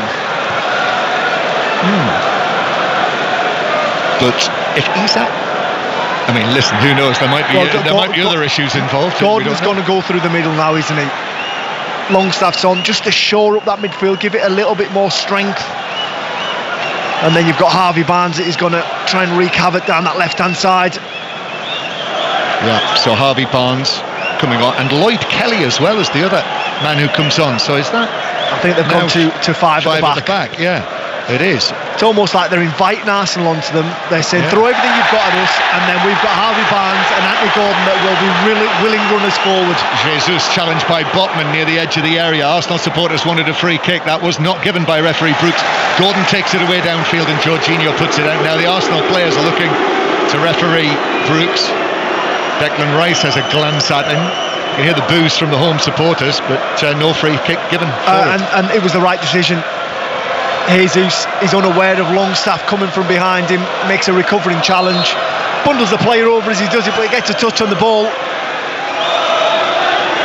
That's a very interesting set of changes from Eddie Howe there, in a position where you're 2-0 up in the first leg of a cup semi-final. And to make the changes that he has, that's definitely worth a question post-match when the interviews are taking place. Well, I mean, obviously it remains to be seen with 25 minutes left, but I think he's trying to protect this 2-0 lead and try and take this advantage back to St James's Park. If he does that, it'll be good management. If he doesn't, it'll be questioned. Yes, there will. 2-0 to Newcastle. Martinelli down the left-hand side, swings the ball into the back post, and it's turned away by Lewis Hall. Caught it on the half volley and put it out for a throw down the right-hand side. For a moment there, Dubravka was caught under it. He didn't know where he was, did he? He was scrambling across his goal line. Luckily for him, no Arsenal player arriving. So those changes as Arsenal take the throw-in on the far side, bounces down, should get it away. Joe Linton's there, even though he was on the ground, was able to find the pass over towards the far side, but Arsenal battling for it, win the ball back against Harvey Barnes, who's just come onto the field now. Here's Declan Rice. We've got just quarter of this first leg to play, and Arsenal need a goal. Martinelli playing it through for Lewis Skelly, ball across, took a deflection, and it falls to Jorginho, whose shot is blocked by Joe Linton. Now Martinelli back to Jorginho. Martinelli with a shot that I think might even have flicked the top of the bar on the way over. He sort of flicked it up and shot over the top of the crossbar, and it's a goal kick. Yeah, made it really difficult for himself there, Martinelli. It's laid into his path and kind of scoops it up and tries to volley it above his hip height, when he can just take it first time or even have a touch and just try and find that far corner. But Arsenal pushing Newcastle equal to absolutely everything they throw at them. Shots from the edge of the box, there's always a black and white body in the way. And for all Arsenal's pressure, Newcastle seemed relatively comfortable. Yeah. Take that back, it didn't flick the top of the bar, did it? It was comfortably over the top. But Joe Linton, crucial block in there from the initial shot from Jorginho. And Newcastle on this run that they've been on, which could become 7 consecutive wins with this scoreline. You know, defensively they've been very sound as well. They've conceded just 2 goals over the course of these 6 consecutive wins. Well, I think the changes made by Eddie Howe are defensive-minded. However, here's Rice into the penalty area on the left-hand side, works it across, but this time it's slid behind by Tonali, who arrives back in there. And even then, even though Rice suddenly had space on the left-hand side, suddenly the Newcastle 6-yard box was full of black and white. Yeah, Dan Burn got across. didn't he? Just eased him out. So it's a corner. Arsenal. Seeing the home supporters in front of the North Bank stand. Arsenal packing the far side of the penalty area as they do. Havertz around Dubravka. It's been shielded from the goalkeeper by Botman. Here's the delivery from Rice, but it's straight into the near outside netting of the goal. And Livramento left it as he knew it was going wide. And that was one you certainly do not often see from Declan Rice. No, definitely not, and it'll be disappointing for Mikel Arteta that he hasn't put the ball on the spot like he normally does for one of those Arsenal centre-backs to go and attack it. Going back to Eddie Howe's changes, I'm not actually surprised. He's trying to protect what he's got, but he's still got Harvey Barnes and Anthony Gordon that are going to try and get in behind this Arsenal defence, and it's an Arsenal defence that are going to try and overcommit to try and get back into this cup tie. Yeah, it's. I think the change is certainly a response to the scoreline, but also perhaps to Jorginho coming on into the midfield for Arsenal, who has put in some strong performances against Eddie Howe's teams in the past. But the changes have been made, and if Newcastle can come out of this with a 2-goal lead to take the St James's Park for the second leg in 4 weeks' time, then Newcastle, you have to say it, they'd be strong favourites. Yeah, very strong favourites. At home, semi-final of the cup competition with a 2-0 lead, without doubt, very strong favourites. Yes, you and I were there for their previous semi-final, weren't we, in 2023, as Arsenal, with Lewis Skelly to Rice, then square again to Timber, now to the right-hand side, the ball across, deflected into the path of Odegaard, who couldn't get the shot in, and it deflected away to Harvey Barnes, who's able to pass it forward to Gordon, but Arsenal win it back again, and now the home supporters urge their team on. Rice to Martinelli. Again, Newcastle drop everyone back into their own penalty area. Martinelli against Livramento, who goes to ground and blocks the attempted cross behind for another Arsenal corner. Now, after Rice took the last one, yeah, we are going to see Declan Rice. I thought there for a moment there'd be a change of plan, but no. And it is Declan Rice who's coming across. Martinelli, they just exchange words between them. So fickle, John. One bad corner and you take him off him. I think it's a fascinating period of this match now, as Arsenal are pulling out all the stops to try and get a goal to force their way back into it. Rice, he has the latest corner, but Dubravka in the 6-yard box swings a high arm at that to punch it away to good effect. And Arsenal played all the way back to David Raya, as he likes to be called. Raya, long and right-footed now to the far side, where it's headed back into the box. Byrne turns and volleys it away. Gordon, then back to Longstaff, but Longstaff was caught on the ball. However, the touch from the Arsenal man carried it forward to Tonali, and now Harvey Barnes takes it on, but Arsenal have got men coming back. It's Barnes against Saliba, and Barnes falls over on the edge of the box and then handballs it in the area, so didn't cover himself in glory there. Free kick to Arsenal. Just lost his footing, didn't he, the Newcastle man, as he tries to go past the Arsenal defender and actually falls on top of the ball. Gives a free kick. If this was a Premier League match, that was an absolute surefire cert for too good, too bad, wasn't it? Without doubt. Yes. Miguel Almiron is going to come on next for Newcastle.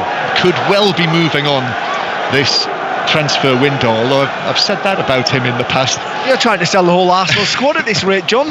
Well, sorry, the Newcastle squad.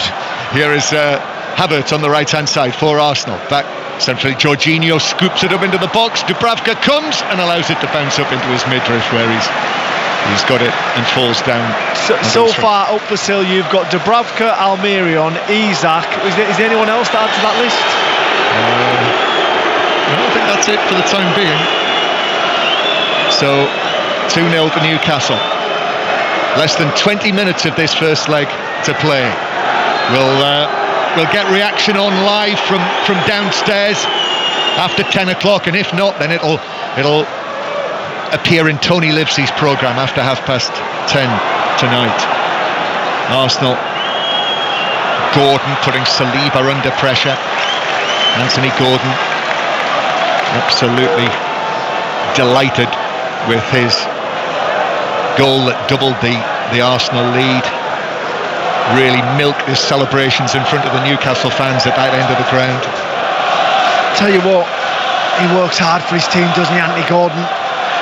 He's relentless in his pressing when he goes into that number 9 role. He's just actually bent over near the halfway line, on his haunches, hands on his knees, because he's exhausted himself. Tonali, good play from him. Tonali coming out with the ball, but then Joe Linton is shrugged off it by Gabriel, but Lewis Hall's able to come forward and intercept the pass that was aimed at Havertz, and that's excellent play from Lewis Hall there. He's a real bundle of energy, isn't he, Lewis Hall, as the left back up and down that side of the field, and that was really impressive defending. I'm sure that Thomas Tuchel, I don't think he's here tonight, the New England coach, but clearly already part of the senior setup. Joe Linton dispossessed again, but illegally by Jorginho, says referee Brooks.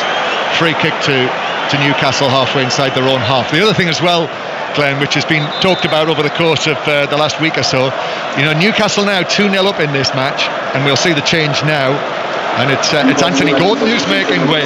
Now that's a bigger surprise to me. Also, so Almiron coming on for Gordon. I mean, this is bold by Eddie Howe. 2-0 up away from home against Arsenal, first leg of the semi-final. He's taken off Murphy, Isak and Gordon. Gordon being cheered off now by the Newcastle fans, singing his name, walking towards us, not hurrying.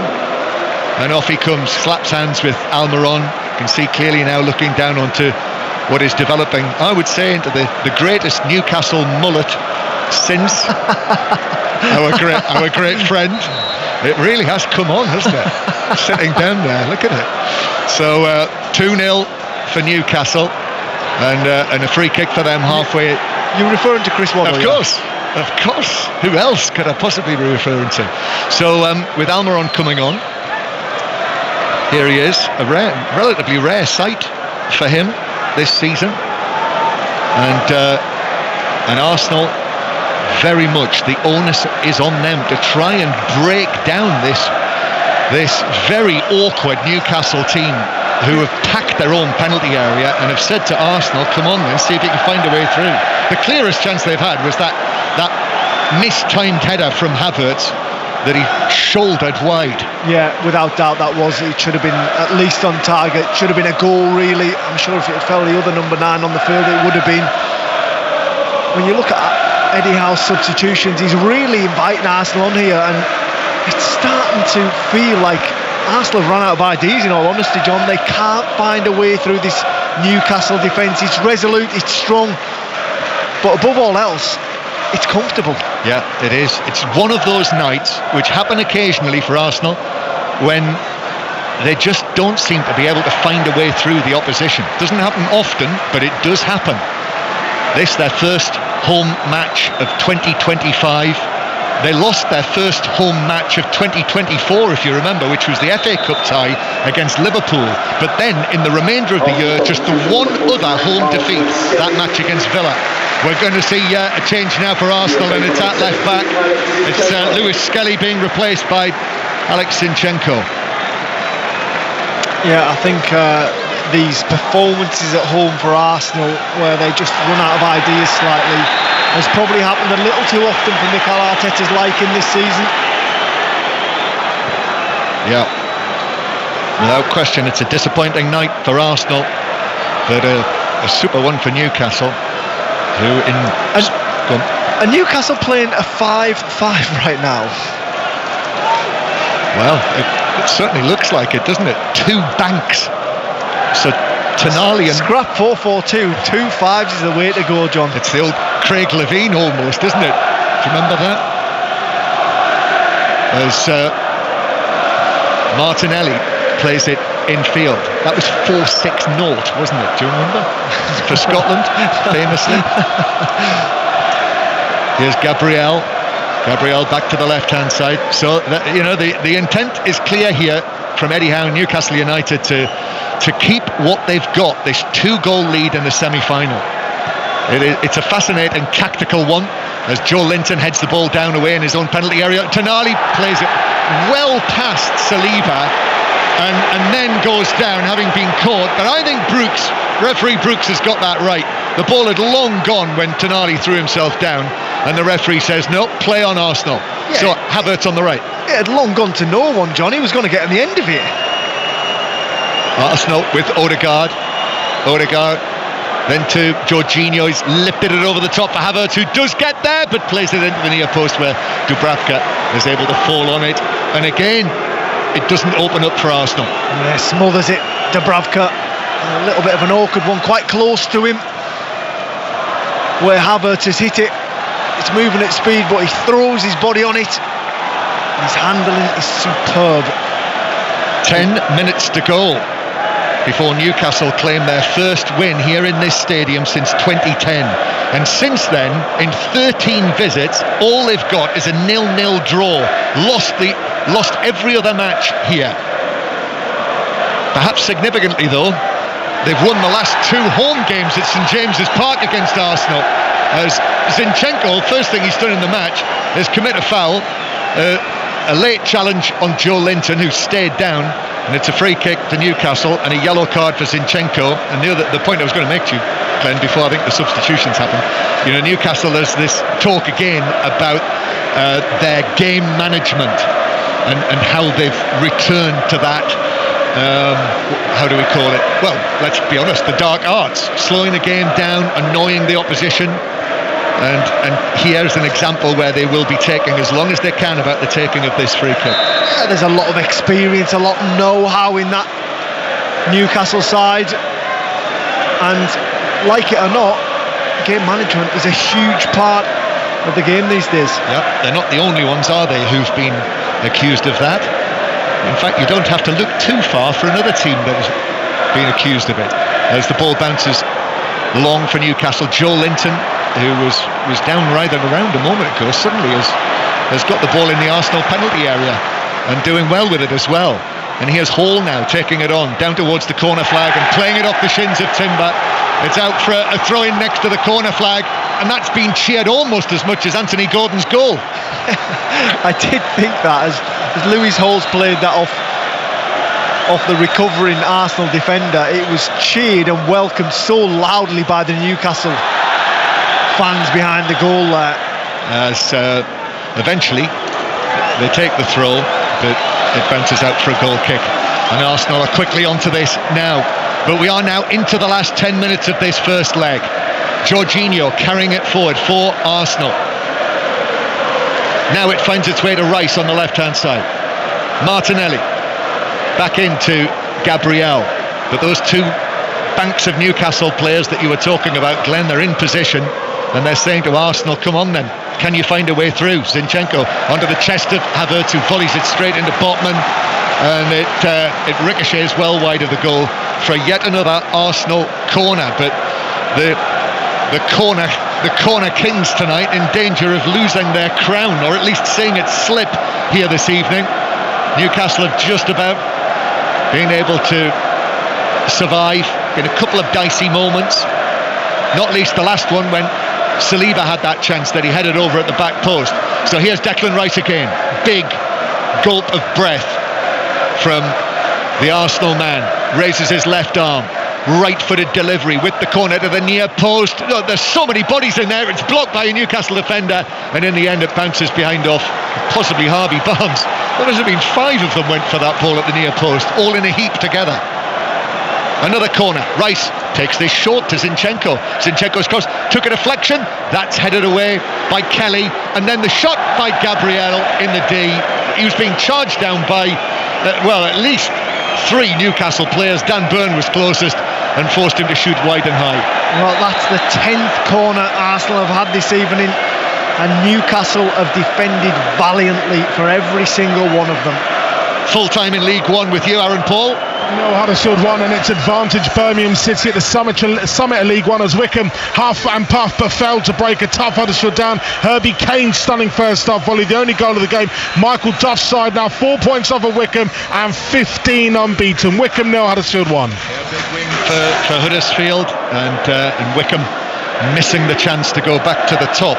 Also, it's finished Eastleigh 2, Oldham 2 in the match in the National League tonight. Well, you know you're creeping towards a big victory when you can see the home support starting creeping out. The Emirates is starting to empty as we tick into the last 7 minutes of this game, and the Newcastle fans, well, they just get louder. No one's leaving that end. They are not. Yes, lots of those rather faded red seats of the Emirates Stadium are now beginning to appear around the three tiers of this stadium. Martinelli playing this in, comes off the head of Botman. Joe Linton heads it away on the edge of the area. There's a shove there. In fact, Gabriel Jesus has conceded a foul. That was naive from Gabriel Jesus. Frustration, I think. Arsenal have resorted to swinging balls into the Newcastle box, where you've got Lloyd Kelly, Dan Burn and Sven Botman sat in there looking out, just eating everything up aerially, playing to Newcastle's strengths at the moment. Gabriel Jesus shoved Tonali in the back, and Tonali was not going to need a second invitation to hit the ground. Well, that's that game management you talked about there, John, isn't it? Well, he actually really shoved him, didn't he? Yeah, he did. It was a free kick. It was a poor challenge by Jesus.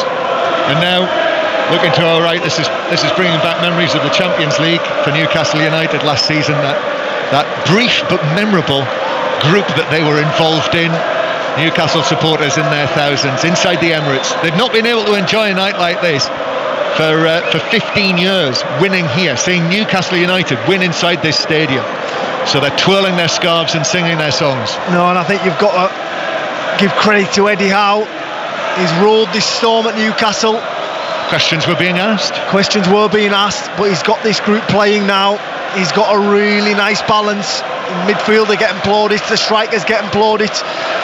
He's getting numbers out of the likes of Josh Murphy that he'd never probably produced in his career. Rice takes the ball on, goes down under the challenge. Referee Brooks took his time before he gave that free kick. Declan Rice was pleading for it, and eventually he did give him it. So it's over on the left-hand side, this. 2-0 to Newcastle. Isak and Gordon, the goal scorers. Two of their most important players. Let's not beat about the bush. Took their chance as well. Free kick for Arsenal. They need a goal at least to take the Tyneside.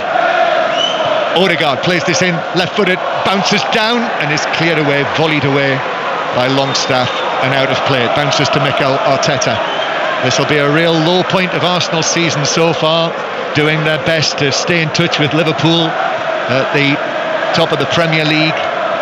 But Arsenal playing it to Martinelli. Jesus inside the box. Jesus with a cross. Double deflection. Jorginho with a shot, but it flies over by a foot. He caught it well. Dubravka leapt high, but it headed just over. Yeah, there was a wave from Dubravka as he leaves the field there and dives. Half volley from the edge of the area from Jorginho. Really well struck. Can't quite keep it on target. And I think the Newcastle goalkeeper's wave made it look better than it actually was. 3 minutes to play of the 90. Arsenal 0, Newcastle 2. So we'll bring you the live interviews if we can. If you miss them, they'll be on the Football Daily, the 5 Live Football Daily podcast in the morning. So that is on BBC Sounds, where of course you can listen to all of live BBC radio. As Arsenal played out from the back, Zinchenko back to Raya. John, 22 shots Arsenal have had this evening, only 3 on target.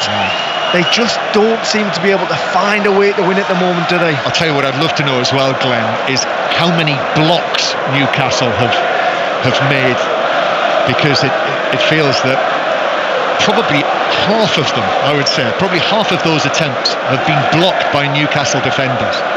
As an estimate, a rough estimate.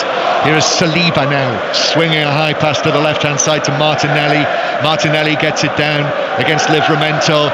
Then the left-footed cross from Martinelli. That's well headed away by Dan Burn, who leapt high, unchallenged, to head it down and clear of the penalty area. Excellent defending.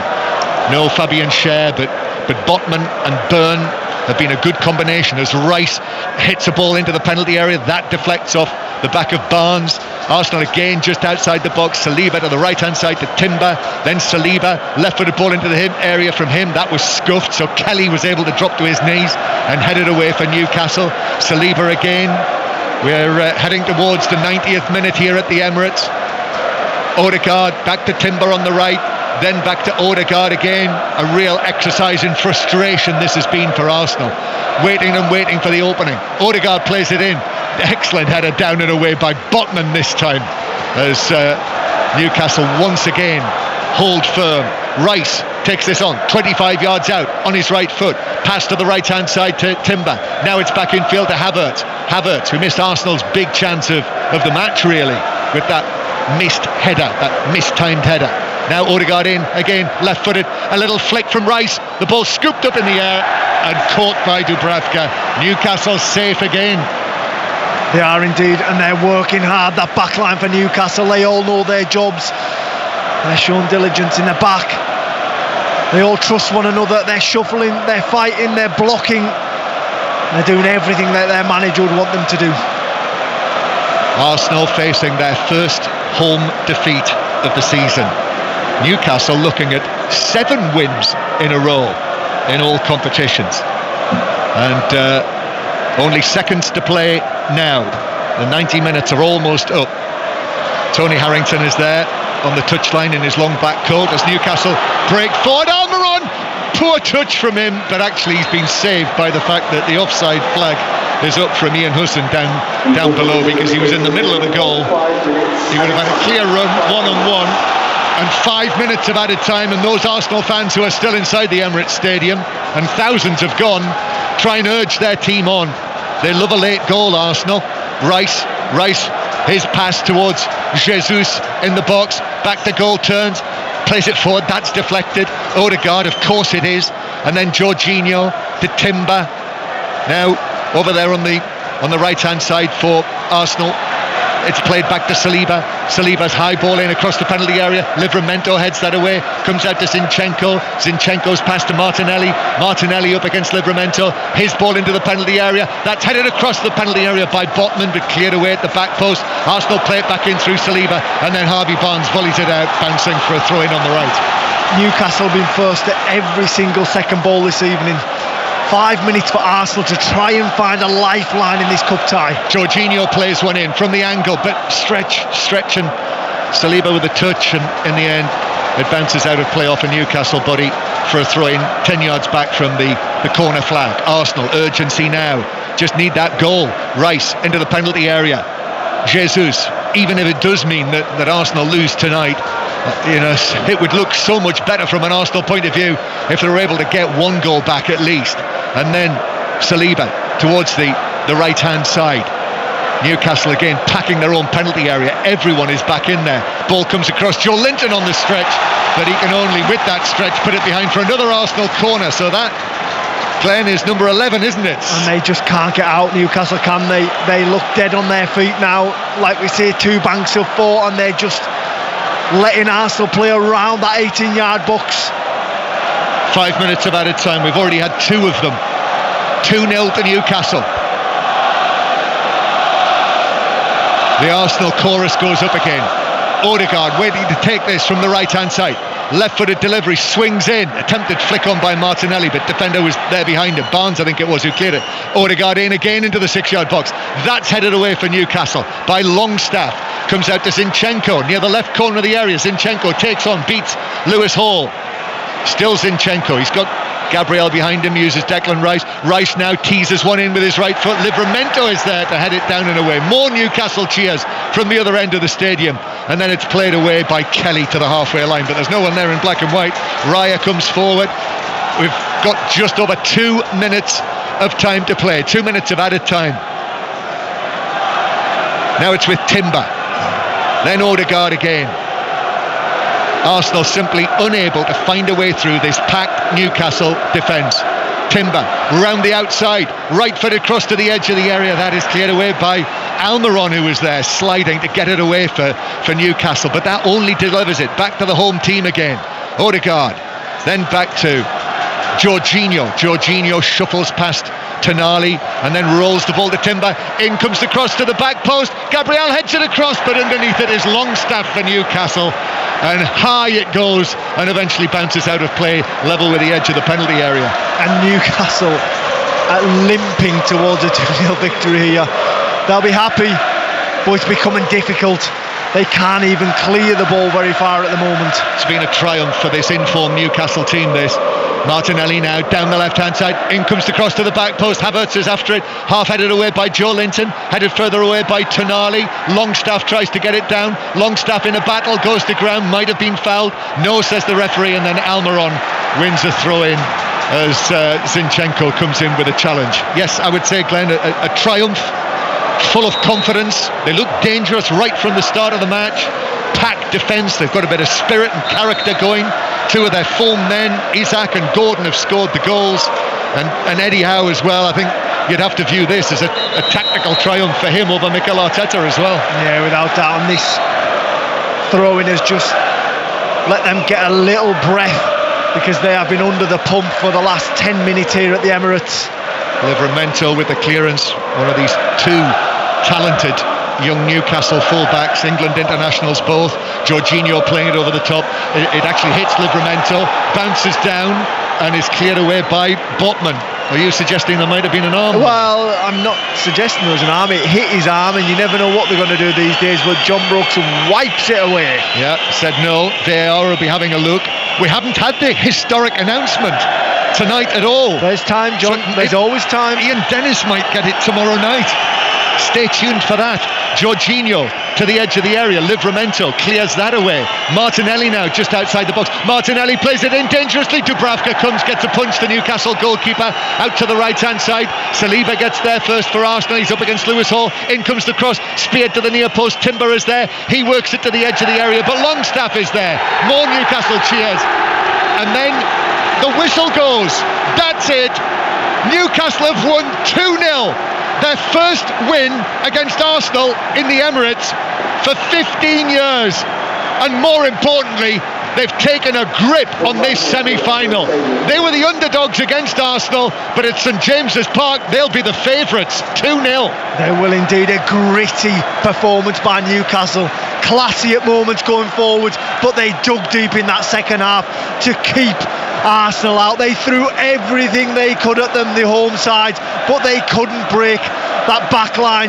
Dan Burn, Sven Botman, Lloyd Kelly headed everything away. Dubravka there when he needed to be. A top performance by Newcastle United here at the Emirates. One of those days, Glenn, I would say, when everything that could go right for Newcastle went right. You know, that is the beauty, isn't it, of when you're a team with confidence and you've got the flow. You know, things like this happen. And for Arsenal, one of those nights where it didn't happen. Well, let's be honest, John, they had their chances. They had three headers that two should have definitely resulted in goals. They just got those moments wrong, and Martinelli hitting the post at 0-0. He scores there, it changes the game. Isak makes no mistake when he gets his opportunity. And you raised your eyebrows at Eddie Howe's decision to make substitutions and effectively go into two banks of five. Top management from my point of view, John. As you assess it, 2-0 going into the second leg of a semi-final. Wonderful performance. Well, the Arsenal players look crestfallen as they leave the pitch. That's the end of their recent unbeaten run. 13 matches unbeaten. Their first defeat since Milan in the Champions League in early November, and their first defeat here at the Emirates this season. Their first defeat here for 9 months. This will hurt, and now they've got to turn it around. 4 weeks tomorrow at St James's Park. Newcastle going from strength to strength, 7 wins in a row in all competitions. Yeah, when you look at Newcastle's fixture list, Bromley, Wolves, Bournemouth, Southampton, Fulham, it's pretty favoursome. And when you look at Arsenal's, it only gets tougher. Manchester United, Spurs, Villa, tough at the top.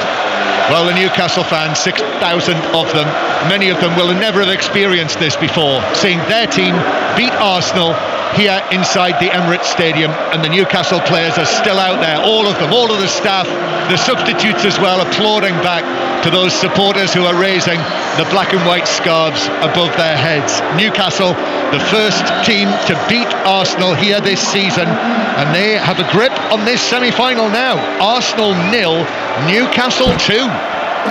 John Murray and Glenn Murray at the Emirates for us, and as they say, it's not just about the significance of this result, it's about what it means going into the second leg in a month's time at St James's Park. Dion Dublin is here with us as well. Dion, I'd imagine that you and Glenn would be of a similar mind here that says this is the difference between having a fit and firing striker in both sides.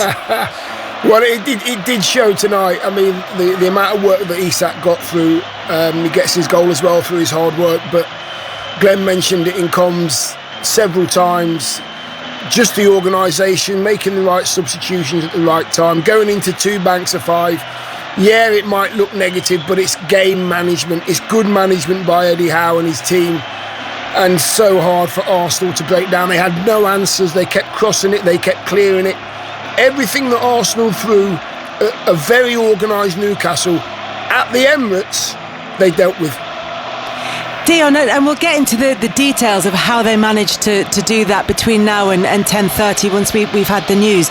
But just in a kind of big picture, it felt as though Newcastle have maybe fallen away for a little while this season, but they are back and they are absolutely firing on all cylinders. And they've done it, maybe you could question the level of opposition over the previous 6 games or so, but tonight they've done it against Arsenal. Yeah, in Arsenal's back garden as well, which is really, really difficult for them to take. Yeah, it's just, I'm looking at Newcastle now, seem to have their mojo back, and they seem to just have each other's back as well as players. Lots of togetherness there when they celebrate a good tackle or a block from one of their centre halves, and they're high-fiving each other. That means a lot. They know that they've got each other's back as well, and Dubravka played a good part as well, punching, clearing stuff. Yeah, they did have a bit of a dip, Kelly, but they are definitely back. They definitely know that they're in for something this year. They've just got a taste of something this year, and Newcastle juggernaut it's moving on. And all those fans that travelled all the way down to the Emirates as well, the little kids, probably got day off school tomorrow because they've travelled so far, they're going home with a smile on their face. Yeah, their teachers who are watching the coverage might be having a word with them. But yes, they might have a day off as well, actually. They might be having a day off for teachers. But Newcastle United may just feel, as Dion was saying, as though something is brewing for them this season. They are 2-0 up against Arsenal with the second leg of that semi-final to come in a month's time. We'll reflect on everything that's happened this evening with Dion, with Glenn Murray and with John Murray after the BBC News with Dan Maudsley. The voice of the UK. This is BBC Radio 5 Live. Good evening. The Safeguarding Minister Jess Phillips says social media messages put out by the tech billionaire Elon Musk have put her in danger. He's accused her of being a rape genocide apologist for refusing a government-led inquiry into child sexual exploitation in Oldham. Ms Phillips, who's a long-time campaigner against abuse, has been speaking to Newsnight. Being in the spotlight like this, and the intimation of what Elon Musk is, the disinformation, as I believe the Prime Minister referred to it as, has put out about me, it's endangering. A 14-year-old boy has died after being stabbed on a double-decker bus in southeast London. The Metropolitan Police say they're working to identify and arrest those responsible. Police in Northern Ireland say a man who was wounded in a shooting in County Antrim last night was an off-duty officer. The attack is not believed to be terrorism-related. A man's been arrested. Canada's outgoing Prime Minister Justin Trudeau has responded to comments from Donald Trump by saying there isn't a snowball's chance in hell that Canada will merge with the United States. Earlier, President-elect Trump told a news conference that he would use economic force in pursuit of his unlikely plan for Canada to become America's 51st state. Well, at the same news conference, Mr. Trump declined to rule out military or economic action in his quest for the United States to take back control of the Panama Canal and acquire the autonomous Danish territory of Greenland. You're talking about Panama and Greenland. No, I can't assure you on either of those two. But I can say this. We need them for economic security. The Panama Canal was built for our military. I'm not going to commit to that now. It might be that you'll have to do something. Well, they also threatened high tariffs on Denmark if it refused to negotiate. The Danish Prime Minister has insisted that Greenland belongs to the Greenlanders. It's the show that's got Westminster talking. Keir Starmer talking about his pet project. The only door is bomb-proof. Getting a cat flapping it is a little bit difficult. Boris Johnson talking about lying. Being pants-on-fire liars. Bridget Phillipson on the glamour of being Education Secretary. There was also an Oscar on the desk and a BAFTA. There was Ed Davey talking on a roller coaster. Everybody talks to me on my show. Well, apart from one. Kemi Badenoch's walking across. Kemi, do you want to come on 5 Live? No! Matt Shorley. Monday to Friday from 2 on BBC Radio 5 Live. This is 5 Live Sport with Kelly Cates. Listen on BBC Sounds. Newcastle have beaten Arsenal 2-0 in the first leg of their Carabao Cup semi-final. The Magpies take that advantage into the second leg, which is at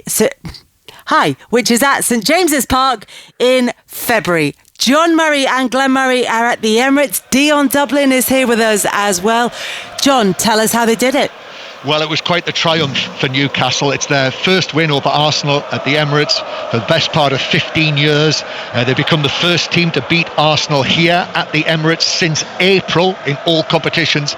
And it was a night when everything Eddie Howe's team did worked a treat. 2 of their form players scored the goals.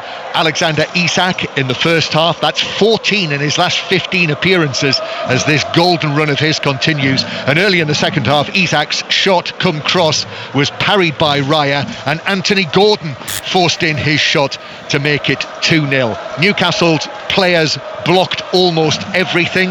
When they didn't, Martin Dubravka was there to make saves, and also Arsenal, big chance in the second half when Kai Havertz mistimed a header and shouldered it wide.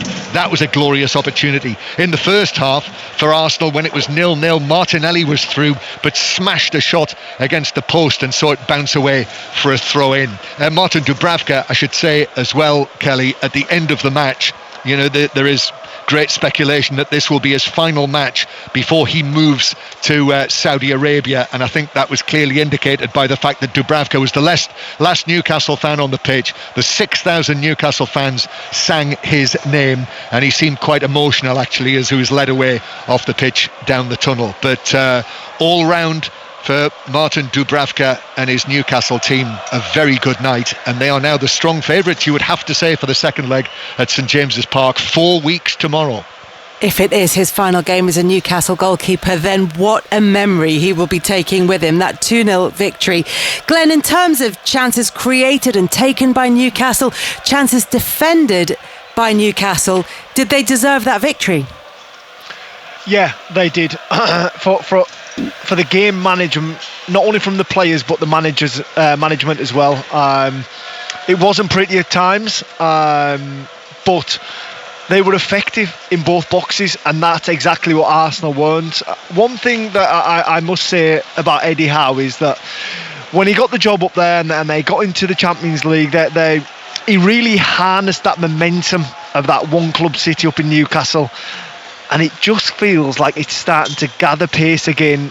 5th in the Premier League, a really firm grip and control on this semi-final of the League Cup. Things are looking good at Newcastle. Things are looking very good for Newcastle, particularly when they look at the return leg and find that Arsenal, in their last 4 visits, have had 3 defeats and just 1 win. So their record is very good against Arsenal at St James's Park. And if they play like that, Dion, they won't even need to be too concerned about it, because that was an all-round performance from Newcastle. Yeah, it was. I mean, they seem to get it all right tonight. Offensively, they're so aggressive with the press, so aggressive when they get the ball into good areas to put it into Isak's feet or to Gordon's feet or to Murphy, get it into those players that can make a difference. And then in behind that, when they're going forward, I'm looking at the back 4, I'm seeing how they're organising while they're in possession. just in case they lose possession themselves. And everything was absolutely spot on. Lots of captains in black and white shirts tonight taking responsibility. Joe Linton was brilliant again, getting fouls, holding people off, putting people in. Yeah, really good. It was a man's performance tonight. Every man stood up and did their job tonight at a very difficult place to go and get points or get through to the next round, which I think they've done already. Glenn, sometimes the stats from a game can be, if not misleading, then certainly not the whole story, because Arsenal, in terms of their attacking stats, had by far the better of the game. They had more shots, they had more attempts, they had more possession or more touches in the Newcastle box. They were much more on the front foot. But what that doesn't tell us is about Newcastle's defensive performance, because while Arsenal's XG was over 3, Newcastle's only just over 1. But it was about, as you said, taking the chances at one end and making sure that they managed to stop Newcastle at the other. Yeah, you've got to be careful with stats, because they can give you a glimpse of a picture rather than a full one. Yeah, they can feed a false narrative, can't they? They can be manipulated. There's only one stat that matters effectively at the end of the day, and that's the scoreline. And it was 2-0 to Newcastle. No matter how they did it, I think they did it really well. I think it was a professional performance. I think it was an organised performance, and it was a clinical performance. It was the perfect away performance in a semi-final tie away from home. You know what, Glenn, as well? You could see, Glenn, couldn't you? You could see, you and I both mentioned that they went into 2 banks of 5, Newcastle, but you could see exactly, couldn't you, Glenn, the way that Eddie would have, told them where to go, how to do it, all the movements. We've done it before, Glenn, haven't we, on the training ground, where it doesn't matter how many players you put attacking against a very organised, back 5 or back 10, whatever it was. And you could see that the way they were moving, they'd trained on that, haven't they? Yeah, the Thursday shuffle, Dion. Yeah. but do you know what you mentioned earlier, Dion, about like the defensive high fives? And listen, when you score a goal, like everyone's like, they jump on you, and it's a jubilant moment.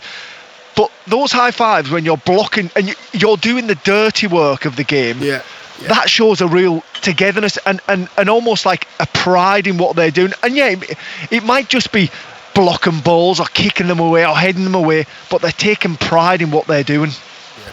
Here's another stat for you: 11 corners and no Arsenal goal. That takes some doing. Well, that's down to research. That's down to respecting Arsenal and how good they are at set pieces, and making sure that the position you are in as a defender, you have your own area to go and attack the ball, and those Newcastle players took that to the letter. Anything in my area, I'm going to head it. There was players there put in position in black and white shirts to stop the runs of the Arsenal players, but the ones that were there setting the zone were happy to go and head the ball in their area. Made it look simple, but it's not. I thought they rode their luck a little bit in certain situations, but I suppose you make your own luck, don't you? And, it was a clear tactic, wasn't it, to absolutely pack the 6-yard box, and they got the breaks. Yeah, they did. For me, when you look at Newcastle, like, Lloyd Kelly came on the pitch, didn't he? Dan Burn was on there, Sven Botman, Isak, Joe Linton, all like 6'4" lads. All they needed to do, obviously you can be as clever as you want with the corner, and sometimes it'll come off, but for me what is unmatched with Arsenal, and has been unmatched especially from Gabriel, is desire to get on the end of that ball, and for me tonight, every single one of Newcastle's players matched and surpassed Arsenal's desire to get on the end of crosses. I was trying to think as we were talking about it, and we were saying it was one of those nights that Arsenal have occasionally. Just had a look back. Do you remember that it was the West Ham game last season, which was in the December of last season, the end of 2023, when they lost 2-0 to West Ham here, and they had so many chances, and it was quite like tonight that you thought, I'm not sure they're ever going to break through, and they didn't. Those, John. That the chances that you're talking about. Tonight especially, there weren't really many, apart from the header. they didn't really have time to pick a spot for those chances or curl it in the top corner. They were all rushed. Newcastle rushed Arsenal, all through the energy, all through forcing them to take shots as fast as they possibly could, so there was no control at all. That's just good body language by the players. It's good work rate by the players, because if you do give Arsenal players time, they'll pick a corner. They didn't have time tonight, apart from the header, which he should have scored. John, a lot's been made about Arsenal's injury situation. It's worth pointing out the players that weren't available for Newcastle through injury, and it was a couple self-inflicted through suspension as well. Yeah, obviously Cher and Bruno Guimaraes weren't able to play a part in this. They'll be available, all being well, for the home leg as well. Anthony Gordon, he was a bit of a doubt after he got that bash in the face at the weekend, but he's now scored at Tottenham and scored here at Arsenal in the space of a few days. Obviously Nick Pope, so with Dubravka, and I believe Nick Pope is not far away from recovering, and remember how he was suspended for the final in this competition in 2023, so there will certainly be a determination from his point of view, but yeah, he's out. Jamal Lascelles is out. Emil Kraft, Callum Wilson, there's another one who's out, so Newcastle have got their absentees as well as Arsenal. They've got their absentees, but in terms of the players who were present, none were perhaps present in the same way as Alexander Isak, with his 14th goal in his last 15 games. He came off, Glenn, and you said in comms, that's what's called protecting the asset. What an asset he is. Oh, he is indeed. They're counting the money already, aren't they? Whenever they want, they Glenn. can just. Well, they can though. They've got an asset that they can sell for whenever they want to, if they want to. I mean, I think it boils down to. Hold on, Glenn. We'll find out what you think it boils down to after we've heard from Anthony Gordon, who's waiting in the tunnel with George. Anthony, thanks for joining us. Alan Shearer's called that performance from you outstanding from every player. What did you make of it? Yeah, I'll probably agree with him. Everyone to a man was really top level today. Everyone needed to perform like that. I think coming to this place, it's so hard, so difficult. They're so good with the ball. They defend really well. It was always going to be sort of a smash and grab type of game for us, but we executed it perfectly. Do you sense when watching you look like a real team? You're on a great run, but there's a bit of ruthlessness about you at the moment. Is that right? Yeah, we're a team, and I think that's when we're best, when we play as a team, when everyone's on the same page. We're not playing as individuals. That's the recipe for how we do well. But we have to have that ruthlessness with and without the ball. Arsenal do it. All the top teams do it. And like I said, when we are like that, in and out of possession, we're sort of competing together, winning tackles. And then when we get around the final third, punishing teams, that's when we're at our best. How good is Alexander Isak? Very good. He's the best in Europe now, probably. With the form he's in, he's an absolute fire. Every chance he gets, you just think he's going to score. But like I said out there, then he's the best quality he's got. He's so humble. So he'll just keep going. What makes him so good? Why is he so good to play with someone like you? I'd say his humility, honestly. Off the pitch and on the pitch, he's not scared to pass the ball. He's not a striker who's like super greedy and always shooting from crazy angles. He's very unselfish, does a lot of work for the team. And I mean, his best qualities is just raw ability on the ball, but I'm going to say his unselfishness. We can't forget your goal as well, but just what would it mean for you to win this cup as a Newcastle player? Newcastle haven't won a trophy for a long time. They lost the finals against Manchester United. What would it mean, and how much is it in the players' minds to come and do it this year? It'd mean the absolute world, but we can't think about that yet. It's so far away. We've got 5 games between now and the next cup tie, and we're facing one of the best teams in Europe. They can easily flip this fixture on its head if we're not at our best levels. So we just need to forget this fixture now. It was a good result and the fans can enjoy it on the way home, but we've got to go again. Fans were enjoying. Thanks for joining us on Five Live. Thank you. Thank you very much to George Cummins and to Anthony Gordon, scorer of Newcastle's second goal in their 2-0 win against Arsenal this evening. He said there, Anthony Gordon, that it had to be a bit of a smash and grab, which makes it sound as though they were under the cosh all night and then managed to just snatch one at the end. It wasn't quite how the game was, but you can understand, Glenn, what he means, because Newcastle had to be at their best, as you say, in both boxes and kind of resist that onslaught from Arsenal. And while he says it was all about a team performance, and of course that's at the heart of everything that Newcastle do, there was another outstanding performance from Alexander Isak, which is what we were talking about before we heard from Anthony Gordon. Yeah, I think as far as his comment on smash and grab, I think they were the tactics effectively, especially when you go up. You can then dictate the play. You can sit in and you can invite Arsenal on, and then you're playing to your strengths with the likes of Gordon and Isak running beyond.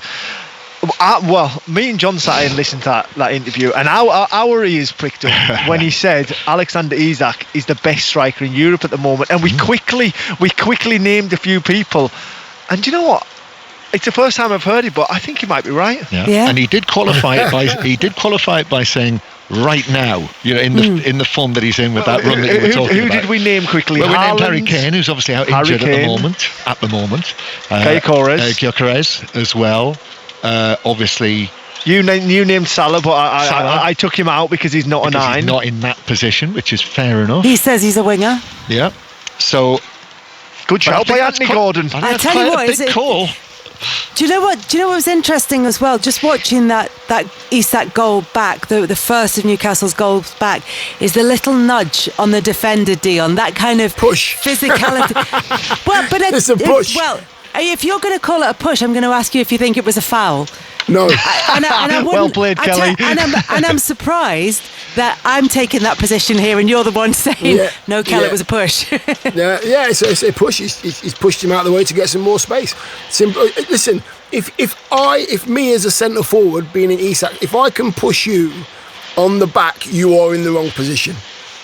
Nobody knew where he was. He's pushed Odegaard in the back. He's got himself a bit more space. Odegaard's. He's not set, he doesn't know where he is, it's terrible defending, but Isak again, as myself and Glenn have said all night, he seems to just be in the right place at the right time naturally at the moment, just gambling where he thinks the ball's gonna go. Yeah, and I'm with Anthony Gordon as well, by the way. Who are you gonna pick right now? If you've got a number 9 shirt, who are you gonna give it to right at this second? You're gonna give it to him. I would say, I saw a lot of Newcastle last season. I've not seen as much of them this season, and seeing him here tonight, I would say, with my eye as an observer, I would say he's a significantly better player now. I think he's got more about him. He's playing with the confidence. I think he's so mobile. 25 goals last season, which was the most he scored for any of his teams in a season. That was in all competitions. And this season now, that's 15. And I wondered last season, is he a player that's capable of scoring 30 plus goals in a season? Well, looking at him tonight, he does look a player who's capable of doing that. And I think also you have to throw a bit of credit Eddie Howe's way. We talk about managers, good managers being people who are able to improve players and make them better. And to my eye, he is getting better under Eddie Howe. Yeah, without doubt. I've played under Eddie Howe, and he's definitely a coach as well as a manager. He does make people better under him, and that shows, and that was born from that journey he had with Bournemouth, and being able to take what was the nucleus of a League One squad to the Premier League. You need to improve players, and he can do that. Whereas a lot of football clubs I've been in, I think when you sign players in the Premier League, you expect to sign the finished product, whereas he's got a very different outlook. Yeah. And let's not forget, they spent £63 million on him. So, club record fee for Newcastle United. But he's worth significantly more than that now, Dion, isn't he?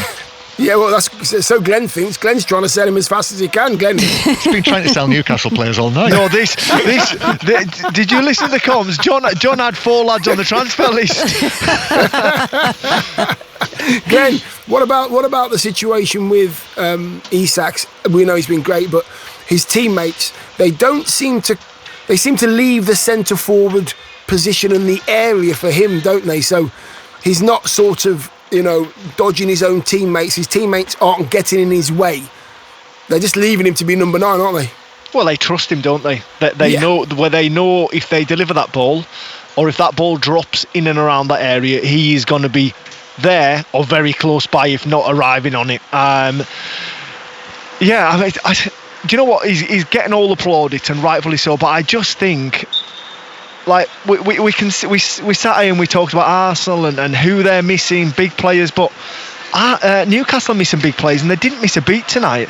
I just think everything at the football club at the minute, I think it's gathering momentum, and I also think, like, we talk about Newcastle's three in midfield in Tonali, Bruno and Joe Linton, and how they're possibly the best three in the Premier League. Well, they were missing one of them tonight, and they looked just as good. Then you look at the back four, it's organised, it's resolute, it's strong. They've signed a couple of young fullbacks that are just developing and getting better game by game. I think Eddie Howe has done an absolutely wonderful job without spending an awful lot of money. I agree. What about Arsenal? 23 shots, 3 of them on target, 10 blocked shots, which I know you were asking about during commentary, John, is how many of those Arsenal shots ended up with a Newcastle player in front of them. 10 out of 10. It just says 24. 10. Well, there were 23 shots. 10 of them were blocked. 10 of them were off target, and 3 of them were on target. So 10 out of 23. Yeah, so nearly half of them. Yeah, it did or feel 10 like out that. of the 13 on target. Yeah, it did feel like that. But that's symptomatic of the sort of spirit that I'm talking about. That whoever it happened to be, they've just got something going at the moment. That's what they've got. Yeah, and you can't actually just do one side of a game in order to be successful. You can't just play the good football. You can't just score the good goals. You've got to do the blocking. You've got to do the running. You've got to do all the dirty stuff as well in order to be successful. And they did it tonight in this first round. They did, but if you're Arsenal, how frustrating is that going to be when they come to analyse that game and they look at the chances that they've managed to create and the opportunities that they didn't take? The fact that they did, I think I said earlier, their XG was just over 3, Newcastle's just over 1. Yeah. And look, as we touched on when we mentioned it at first, it's not necessarily the whole picture, but it is frustrating from Arsenal, and it does suggest that they are missing a clean finisher in the side. It does suggest that they are missing, for example, an Alex Isak. Kelly's getting involved now. If everybody else is joining in. I'm not trying to, like I could, but I'm not trying to move Alexander Isak to Arsenal. What I'm saying is, could Arsenal do with someone? I know this has been a long going conversation, but the longer it goes on, and the more games that are like that, when Arsenal aren't able to score from set pieces, or when they don't have their midfielders chipping in with goals, do they need an Isak style player? But on the other side of that, I saw them win 5-1 at Crystal Palace. I saw them win they scored 3 goals and won 3-1 at Brentford. Just a few days ago. One of the most difficult places to go in the Premier League. Scored 5 at West Ham. In the way that they did. Scored 5 against Sporting in the Champions League. But if you're gonna fight at the top of the Premier League and fight for silverware in various competitions, you can't have 2 afternoons or an evening like this evening and an afternoon like Saturday afternoon. Yeah, so it's when it comes to matches like this where you just got to find a way. You're looking for someone to have that extra quality, that extra spark, whatever it is, to be the match winner. John, I'll be honest, I'm playing to the crowd a little bit here with Dion and Glenn, asking them about the importance of having a proper number 9 or a number 17, whichever number the shirt was. That is the position. I just wondered, and you mentioned it there, Glenn, the fact that it was the 1-1 draw against Brighton in a maybe not quite on this level, but a similarly frustrating performance. And again, this performance against Newcastle, where they come out on the wrong end of that 2-0 scoreline. I just wonder what the next step is for them, because they've got to come back. They've got to find a way to solve this.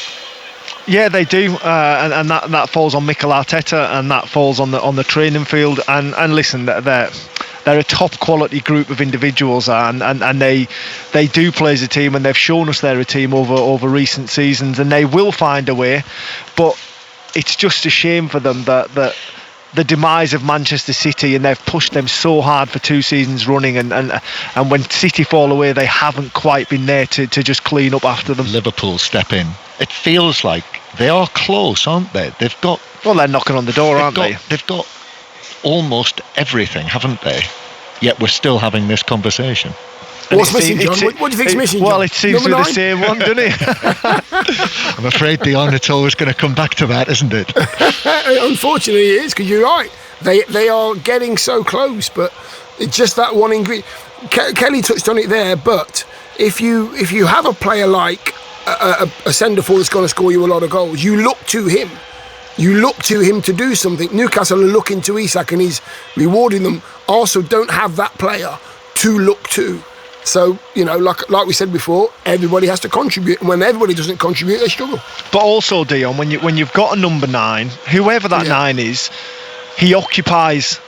And when he occupies a couple of centre-backs, then that just gives Saka a bit more room, or Odegaard a bit more room, or Martinelli. Yeah. So it solves a problem for you as well in creating space for players around you. Absolutely. Most important position on the pitch. Without any doubt in my mind. Well said, Glenn, well said.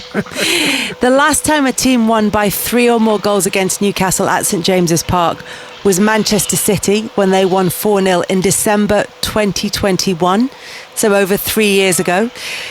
Arsenal, as I said earlier, 3 losses and 1 win in their last 4 visits to St James's Park. How do they do it? How do Arsenal give themselves a chance of getting to the Carabao Cup final? Well, of course, 2-0 could be enough, couldn't it? And if they get to penalties. And take your chances on a penalty but the shootout. The stats on that aren't as shocking. So you're so sensational, Kelly. Isak's going to Arsenal. They need to win by 3 clear goals, or it's all over. No, but it is. It's like, what do Arsenal need to okay, if they're going to get a 2-0 win and then go to penalties, or win by 2 goals and go to penalties, or win by more goals, what do they need to do? What hope can we give to Arsenal fans? An early goal would help. Mm-hmm. And I think the difficulty you've got is we saw Newcastle this evening. They sat back and they soaked up that pressure. They could probably do that for 90 minutes, in all honesty, up at St James's Park, with the organisation they've got and the belief they've got. They won't, no question. Will they? Sorry, no, they definitely won't. They'll harness that crowd up there and that momentum up there without any doubt. They'll want to put the tie to bed as soon as possible, but I'm just thinking from an Arsenal point of view, how do you break down this Newcastle side? But listen, a month's a long time in football. Well, exactly. And who knows how they're going to be looking in that month's time. At the moment, this is their time. That's exactly the point, I think. If they were playing it next week, and Newcastle have got to play Bromley at the weekend in the FA Cup, if it was next week, it might well be that Newcastle would have 8 wins in a row going into that. But I would point out, Newcastle have lost at home this season to West Ham. They lost 2-0 at home to West Ham. They lost at home to Brighton. And Arsenal, this squad of players that we're talking about in the way that we are, this is still a squad of players at Arsenal that are very, very capable of, whatever they face at Newcastle United, of going there and winning by a two-goal scoreline. Joe, I just want to run you through Arsenal's fixtures between now and the second leg. Arsenal at home to Manchester United in the FA Cup on Sunday. Then on Wednesday, they've got the North London derby. The following weekend, they're taking on Aston Villa. Then they've got a Champions League game against Dinamo Zagreb, at Wolves in the Premier League, and at Girona in the Champions League the following midweek. Then the Sunday before the semi-final, it's Arsenal at home to Manchester City. It's not the nicest run of games in the build-up to the second leg for them, is it? It's not. I'll look at Newcastle's in a minute as well. But most of them are, they've got a lot of home matches. Yeah, so, by the time we get, if they set out on another run with the home advantage, then, as Glenn says, by the time you get a month away, the picture could look very different. Newcastle got 3 home games in a row.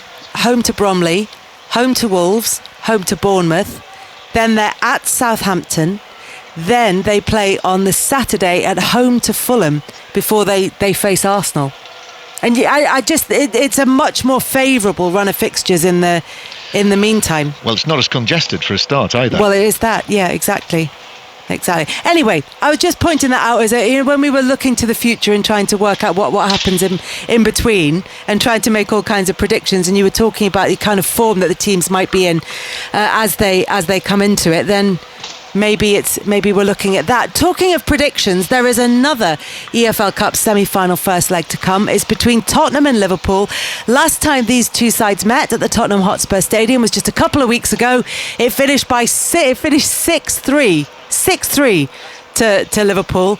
It wasn't exactly a cautious game. What do we expect from this one on Wednesday night? Dion, you look like you're getting some information ahead of Tottenham against Liverpool. No, I'm remembering the game. It was ridiculous. It wasn't even like a football match. It was just, you have it, we'll have it, you have it, we'll have it. You know, it was, and I can't see it being any different. I really can't. Those two teams don't know how to play cautious, let's sit in football, because both their back fours are basically on the halfway line anyway, so there's not a lot of areas to play in, and a lot of it's going to be one-on-ones with the keeper and a game of wills. So yeah, I think there'll be another 5 or 6 goals scored in this game. I believe there won't be a 3-goal difference this time. I would say, Kelly, having been there, Liverpool were significantly better, and also, I'll be interested to know what sort of team Liverpool pick tomorrow night with all of the various commitments that they've got. But as we've discussed this evening, it is a semi-final, and Tottenham are struggling in terms of who they'll play in central defence. Lots more build-up in the live coverage on 5 Live Sport tomorrow night. John Murray and Glenn Murray at the Emirates. Thank you very much. Thank you very much to Dion Dublin as well. Up next on 5 Live Sport, it's Tony Livesey after the BBC News with Dan Maudsley.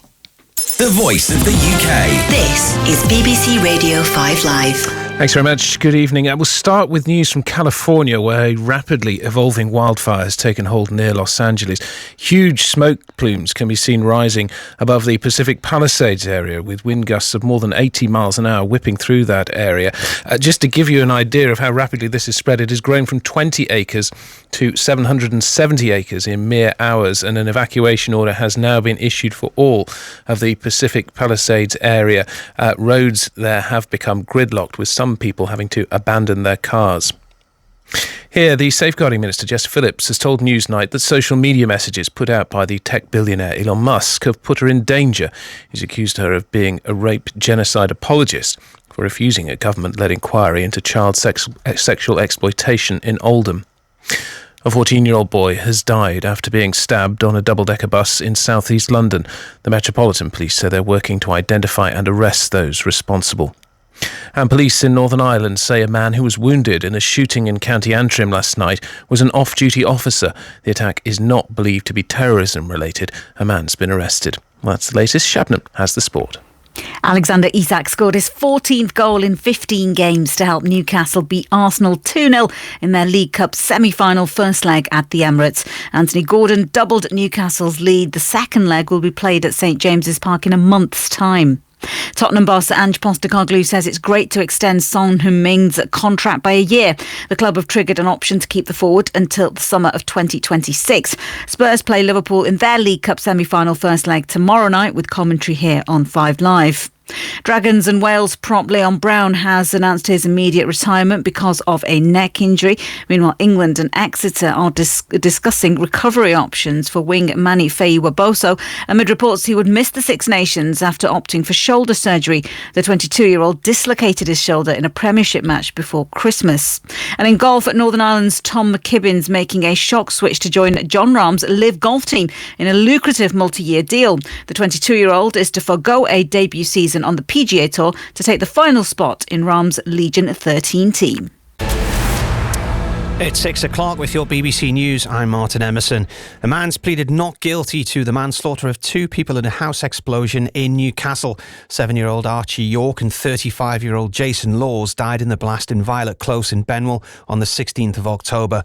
Mark Denton reports. In a 20-minute hearing at Newcastle Crown Court, Rhys Galbraith appeared by video link and pleaded not guilty to all 4 charges he faces: the manslaughter of Archie York and Jason Laws, who died in the explosion, production of cannabis, and being concerned in the supply of cannabis. Mr. Galbraith will face a trial starting on May the 12th, which is expected to last up to 7 days. The Met Office says temperatures could plunge to as low as -20 tomorrow night, making it one of the coldest nights in the last 15 years in the UK. The Pennines and the Highlands are the key areas to be affected, particularly where there's already snow on the ground. But here in the northeast, heavy frosts mean we could see the temperature drop dramatically in places like Consett and Barnard Castle. Here's our weather presenter, Paul Mooney. It's set to stay mostly dry but bitterly cold over the next few days. Daytime temperatures only making 2 or 3 degrees at best. Night times will see widespread frost. Where there's still snow on the ground, somewhere like Barnard Castle, say, could see the numbers as low as -10 or -11 Wednesday night into Thursday. The current cold snap has triggered a second round of cold weather payments in parts of the region. The same postcodes which benefited in November will do so again. The payouts are given after a period of 7 days of 0 temperatures or below. The £25 will automatically arrive in the bank accounts of those on certain benefits, including pension credit and universal credit. Northumberland is included in the list. A cocaine dealer has been jailed after he was discovered hiding drugs and thousands of pounds in cash in a hotel ceiling. Newcastle Crown Court was told Muhan Mir stayed at the Grand Hotel in Sunderland for around 17 months. Police arrested him in April last year and found the drugs and £31,000 in money in the ceiling of his room. A further search of the 25-year-old's home in South Shields unveiled another £168,000 hidden in suitcases in his loft. He was jailed for 8 years and 7 months. The first electric buses on Wearside have entered service.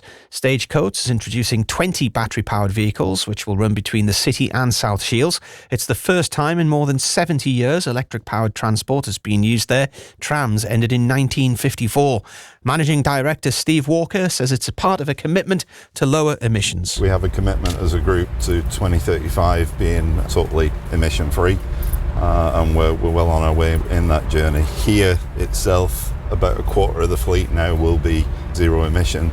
We also have 30 gas buses as well, which are lower on emissions in this depot, so we're moving in the general direction.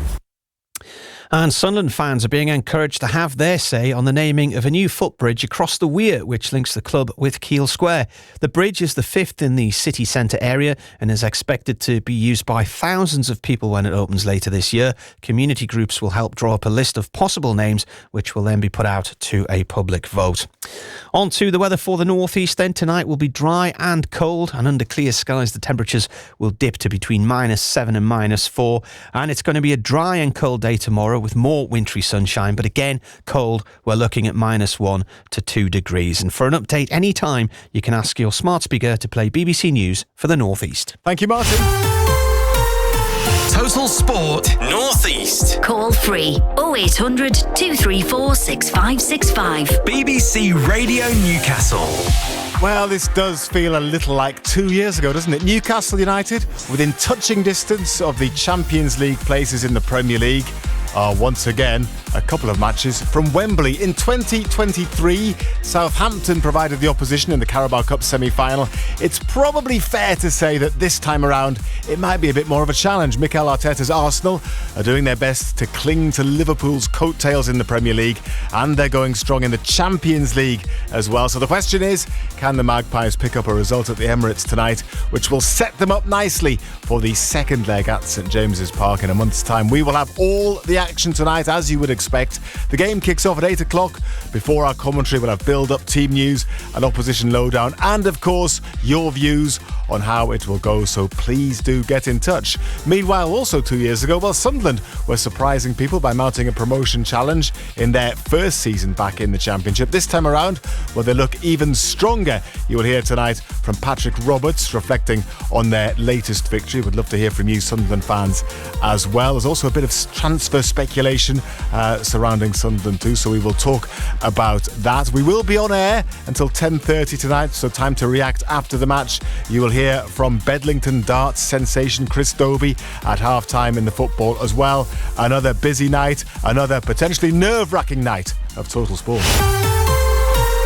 Total Sport North East. BBC Radio Newcastle. Here's is the number to call if you'd like to get in touch. 0800 234 6565. And if you want to send us a WhatsApp message, 08000 321 333. Start your message BBC. And if you want to send us a text, 81333 again, please start your message BBC. And we'll be very pleased to read out all those messages. But even better if you give us a call. 0800 234 6565 is the number. Ando is at the Emirates, where I understand, Ando, it's a little bit chilly. It is a little bit fresh, yeah. And I don't think it's going to get much warmer, to be quite honest. No, it'll only get fresher. Yeah, I think so, yeah. Yes. Yeah. Not bad, though. Not bad. But nice and dry. A very exciting game of football in prospects to warm the cockles of your heart, Ando. You would think so, yeah. Interesting one. Just talking to people downstairs saying that Arsenal are struggling to create stuff. They've lost a little bit of confidence. Well, that's what you want to hear, isn't it? Yeah. Music to your ears, that. And we've gone the other way. You know, all of a sudden we're flying, creating bags of chance of scoring plenty of goals. So yeah, it could be an interesting one tonight. Lots to talk about ahead of the game. Come on to that in a moment. Marco Gabbiadini, former Sunderland striker, is somewhere warmer. Good evening, Marco.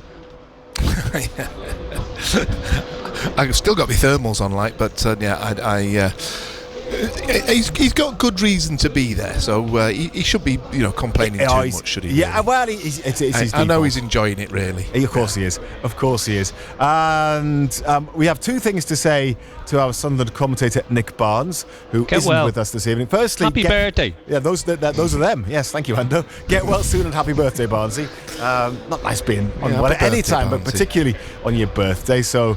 Yes, all the best, Barnesy. Well, I don't know. If you phone in ill on your birthday, does that mean you're out enjoying yourself somewhere? I don't know. I was a bit dubious what a thing to say. Or is it because you were thinking it? Everyone else is thinking it. Or is it because he's got to a certain age and it's made him feel poorly? Maybe that's it, yes. Maybe he wanted everyone to ignore his birthday, so he thought he'd stay away. But that hasn't helped either. Is it a big one? I've not Googled him. Have you Googled him? It's not got a zero at the end, so it's okay. That's all right. It's past that. Yeah, he's. I tell you what, we'll be able to judge how ill he is, because usually he texts in within moments of comments like these. But so if he's ill, yes, I shall monitor media for social media for a response from Barnesy. Meanwhile, Razor is of course alongside Ando at the Emirates. Good evening, Razor. Good evening to you. Hello. Let's have a look ahead to tonight's game then. Back in a Carabao Cup semi-final. Again, the away leg first, like it was 2 years ago, so that's got to be good. A similar result would do nicely because, of course, they won 1-0 at Southampton. But tonight's opponents are a little bit tougher, aren't they, Razor? Yes, but whoever they were paired with in the draw for the semi-finals would have represented a tougher tie than Southampton 2 seasons ago. But you asked the question at the beginning of the show, Pridey, about getting a result that keeps them in it, or that would be considered a good result with the second leg at St James's Park in a month's time. I think anything's possible tonight, and a good result could be that it's all square, or even if they lose, to be within a goal, maybe two at worst of Arsenal. But I also think they could win here tonight. Yeah. And it's not often that we come to the Emirates Stadium and feel that way. Newcastle have an atrocious record here. It's not good, is it? I was looking at it today. Yeah, well, last season they lost 4-1. They scored, and that ended a run of 8 visits here without scoring. So that just tells the story. Never mind picking up points or results. Scoring goals is a problem. But they did draw here 2 seasons ago, and that was quite an angry game, but it was a really good result for Newcastle on their way to finishing 4th. So Ando's made reference to some of the issues Arsenal have. Newcastle are in great form. I think what is exciting about tonight is that perhaps more so than at other times, you just don't know what you're going to get. But I think what will make a difference to Newcastle will be the backing that they have. We are sitting to the right of the halfway line, almost in line with the penalty box, and quite close to us to the right hand side is a huge away section. The entire lower tier behind the goal and around each corner, 6,000 Geordies will be there cheering on their team tonight, so they'll have great support here at Arsenal. They have, as you say, had problems scoring goals in that stadium where you are this evening in the past. There was, of course, an occasion, Ando, when they scored 3, but unfortunately, you know what happened at the other end. Do you remember that? You'll remember that one. when Newcastle scored 3? How many did Arsenal get? Yeah. He's still counting them. A bucket load, yeah. It was 7, yeah. I think it was 3-3, was it, at one point? But they ran. Oh, they ran away with it. Yeah, they did. Yeah. Yes. They got 2 or 3 late on as well, didn't they? Well, I've got a few people on social media who are saying what they think would be a good result tonight, because I suggested a 1-goal defeat or anything better would be good tonight. Jack says 0-0 or a score draw, anything a draw, but we'll send it to a one-off game at St James's. He'd be happy with that. Just don't lose, says Ryan. That's the wise aim. And Toon of Arabia says, I'm going for a 2-0 win. Reasoning, I don't think anyone can live with Newcastle in current form, and Newcastle have got more world-class players than Arsenal. So there's a bit of confidence there, isn't there? More world-class players. That's what Toon of Arabia on X says. Interesting. Well, Arsenal have got a few out. Friday, Bukayo Saka's got an injury, and it's not one that he's going to be back from anytime soon. The talented teenager Ethan Nwaneri, who scored for them at the weekend, he's injured. They've been without Raheem Sterling, Ben White, Takehiro Tomiyasu. The last 2 are defenders. Kai Havertz was ill at the weekend. Also, the captain Martin Odegaard was fit enough only to come on, or well enough only to come on and appear as a substitute at Brighton a couple of days ago. So they've had a few issues, a few injuries as well. Newcastle have got players missing too, including Bruno and Fabian Schär. So neither side will be at full strength tonight, but Arsenal probably without a few more of their big players or regular starters. Well, Eddie Howe, let's hear from him now, is without 2 big players as well because of suspension. Fabian Schär, who was banned for the match against Spurs, can't play tonight either, of course. And captain Bruno Guimaraes, he's also unavailable after he picked up his 2nd League Cup booking this season in that quarter-final victory over Brentford. Trying to find someone to play like Bruno, that's not easy. But no 2 players are alike, and you have to look at the player that you bring in and try and get him to play to the best of his ability, suiting his style, really. So no, I've got no doubt that it would be a slight change for us to be without Bruno. Only he can do what he does. But that doesn't mean it can't be effective for the team, whatever change we make. So we'll have to try and look at that and find the right balance to the team again, because the balance, I think, has been so good in the last few games. That's why we've executed what we have. So getting the balance of the team again with a new player coming in, or potential new players coming in, is something we'll have to look at closely. So, Ando, who will replace Bruno, and how big a miss will the Brazilian be? Yeah, he's been playing well in there. That midfield 3 have been excellent in recent games. I agree with what Eddie Howe has said. It's about getting the balance right. You know, who he brings in, don't know. I mean, would he bring Longstaff in? Would it be away from home? Joe Willock against his former club, or even young Miley. You know, young Miley's back. I don't think he play Miley. I think it's between Longstaff and Willock.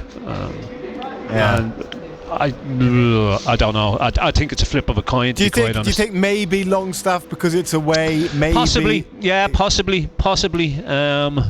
But the one thing I would say, Simon, is that this is a side that don't know how to sit back and look to try and see games out. They know one way to play. That's to get into the face of the opposition, press them high up the pitch. They're not going to sit back and allow Arsenal to come at them, that's for sure. So for me it's a flip of a coin between Longstaff and Willock. Well, Razor, what would your instinct be? I'm not sure because Longstaff, with what Eddie Howe will describe as game intelligence, tactical knowledge, and all of the kind of the heavy lifting that he does in midfield, is often preferred in away matches. But Joe Willock's athleticism and positivity in a match that I think Newcastle will approach in a positive way, because Eddie Howe, speaking at his press conference yesterday, also said that there's 2 matches, 2 legs to this semi-final, but Newcastle are better when they just play what's in front of them rather than thinking longer term. And if they go here trying to win and be in a strong position for the second leg, someone like Joe Willock, with what he will offer them going forwards, and when you have Joelinton, doing everything he does on and off the ball, and Sandro Tonali in great form, that could be the right blend for this game. So I think, look, there are advantages to playing both players, but it's obviously, as the manager's just said, that we were just listening to, a huge blow to be without Bruno. And we know, Pridey, that the record without Bruno, it doesn't make good reading. He's only missed 7 matches since joining Newcastle almost 3 years ago, and they haven't won any of those 7 games. And you've talked a bit about Arsenal and players that they have missing. I mean, they've got lots on their plate as well, going well in the Champions League. So with the squad that they do have available, the player pool that Mikel Arteta does have available, do you think he will field his strongest side possible, Reza, or do you think he will also be considering upcoming games, both domestically and in Europe? Well, like Newcastle, Arsenal are yet to play in the FA Cup this season, so that is ahead for them. That's next. They've got Manchester United at home on Sunday, but they're in the Champions League, and they are second to Liverpool, second on goal difference after Nottingham Forest's win last night. 6 points behind. Liverpool have a game in hand. But in terms of priorities for Arsenal, they are, like Newcastle, 2 matches away from a Wembley final, but they are also well positioned in other competitions, and then there's the FA Cup to come. So it will be interesting to know how Arsenal view the League Cup. It's been a little while since they won something, and they would of course want to have success at Wembley this season, but I don't know whether other competitions might be more important to them. Not that they would of course say that, but you look at the fixture lists, the respective fixture lists. Newcastle not in Europe, but Arsenal, you have to play 2 Champions League matches before the second leg takes place in 4 weeks' time of this League Cup semi-final, and they've got Premier League games, and they've got an FA Cup tie. They also played later over Christmas. They played on the 27th and on the 1st on New Year's Day, so their schedule is packed, more so than Newcastle's. They've got a lot of games, and as we mentioned, a few players out injured, so it's probably a tougher period of the season for them to manage than maybe Newcastle's is and has been over the last couple of weeks and into the next month or so. We will bring you our customary opposition lowdown this evening from a reporter who knows Arsenal very well indeed. We'll do that actually after 7, so after we know the teams, so we'll find out what he has to say about the starting 11 being fielded by Arsenal this evening. Team news coming your way then straight after the news at 7 o'clock this evening. 8 o'clock kickoff tonight. Let's hear a bit more from Eddie Howe. Newcastle have been to Manchester United and to Tottenham and won. Now they are looking for another result against a big team away from home. 2 big highs in recent games, the Manchester United win and the Tottenham win. They're big results for us, but I've seen a really good reaction to those wins. Nothing too excitable from us, which is great. I think we need to become accustomed to playing in big games like this, so I've seen a really sort of level response emotionally, and it's just on now to the next one, which is of course the Arsenal game, and we look forward to it. Yeah, this is going to be the toughest of those 3, I guess, Ando. How will they approach it, bearing in mind that they have been pretty attack-minded recently? They've been banging in the goals, so you wonder whether they will have a real crack at them and fancy their chances of, if you want to go down one end, we fancy our chances of going up the other end and scoring there. So, I don't see us changing the way that we play at all. I don't think we've got the type of players who will just sit in and say, we're going to dog this out and see if we can get a 0-0.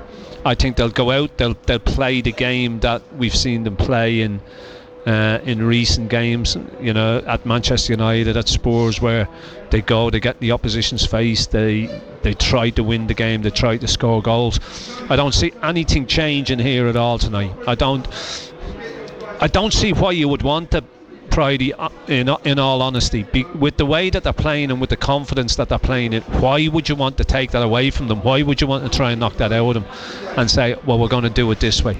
It's just a case for me of, look, go and do exactly what you've been doing. If you do exactly what you've been doing, you might give a goal away, but you're capable of scoring goals as well, the way that they've been playing in recent games. And I think the point, Pridey, about big results away from home against established top teams or top clubs. I know Tottenham and Manchester United are mid-table or bottom half, aren't they, in the Premier League, but they have been part of what people call a top 6 over the last decade or so, or whatever time period you want to apply to that. That's, I think, one of the next steps for Newcastle on their journey towards success, which is the end destination for them, to get results regularly in fixtures like this, whether it's in League or Cup. Now, the two matches, Tottenham and Manchester United, were very different. Both of those opponents had their own problems, respectively, going into the games. That's not Newcastle's concern. They went into both and put together performances that were good enough to win, and the result was ultimately all that mattered. But they come here tonight, and I agree with you, it's going to be much tougher.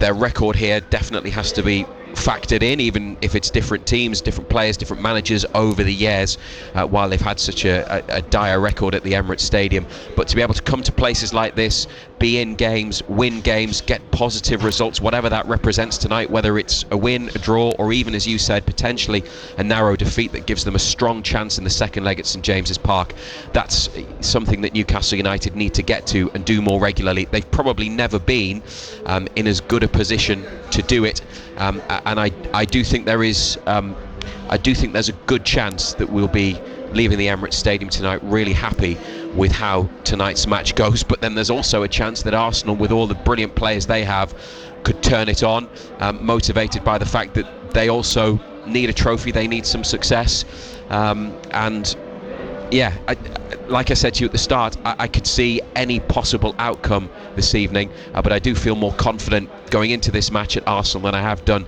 many, many times watching Newcastle here over the years. I'm going to read a message that we received at the end of the programme last night for two reasons. Partly, some people will have missed it because it was right at the end of the programme, and partly because I just enjoyed Ando's reaction to it, so I'm going to read it again. You might well remember the one I'm... Oh, yes, I do, yeah. David Tour, thank you for your message. It simply says, Newcastle have the best midfield in world football, or at least it's as good as Barcelona's midfield. Regards, David. I got the same response last night. There were a few seconds of silence. Then Marco chuckled. Well, Martin Odegaard, Declan Rice, and it's Mikel Merino, once of Newcastle, or Jorginho, who might play in there. Thomas Partey tends to be at right back now, with Ben White injured, but Arsenal would probably claim to have one of the best midfields in the Premier League. Would you swap though? I don't know if you'd swap. I mean, Ando, you've had time to think about it now. Have you thought of a better midfield that you'd rather have? In world football? Yes. I don't know a great deal about world football, to be quite honest with you. Yes, you do. You're a master of world football. Look, they're decent, there's no doubt about that. They're quality players, since he's changed it around and put Tonali in that central role, pushed Guimaraes further forward, and Joe Linton just does what Joe Linton does. The good thing is, John, they're good players. That balance is good, yeah. Individually, they're very, very good players. And as a unit at this moment in time, they're playing well, they're complementing each other. But I just think that's a real bold statement to say it's the best midfield in world football. Finally, Pridey, when we speak to our Arsenal expert just after 7, once we've had confirmation of the two teams, yes. Make sure you put to him the Alexander Isak situation. The claims that we get from some who listen to our show that Ando has been trying to move Isak on to Arsenal. You know who's been instigating that, Razor, don't you? Who? He's on the other end of the... Other end of the what? Microphone. Okay, yeah. You saying this is Pridey driven? Not me. Yeah. Not you, Marco. No, it's the other fella beside. I was going to say he's beside you, but he's not beside you either, is he? I'm usually the other end of a horrific glare from you, but I'm he's storing it up. But all you've said, I know, Ando, is that you think he'd be the sort of player that Arsenal would admire and try to get.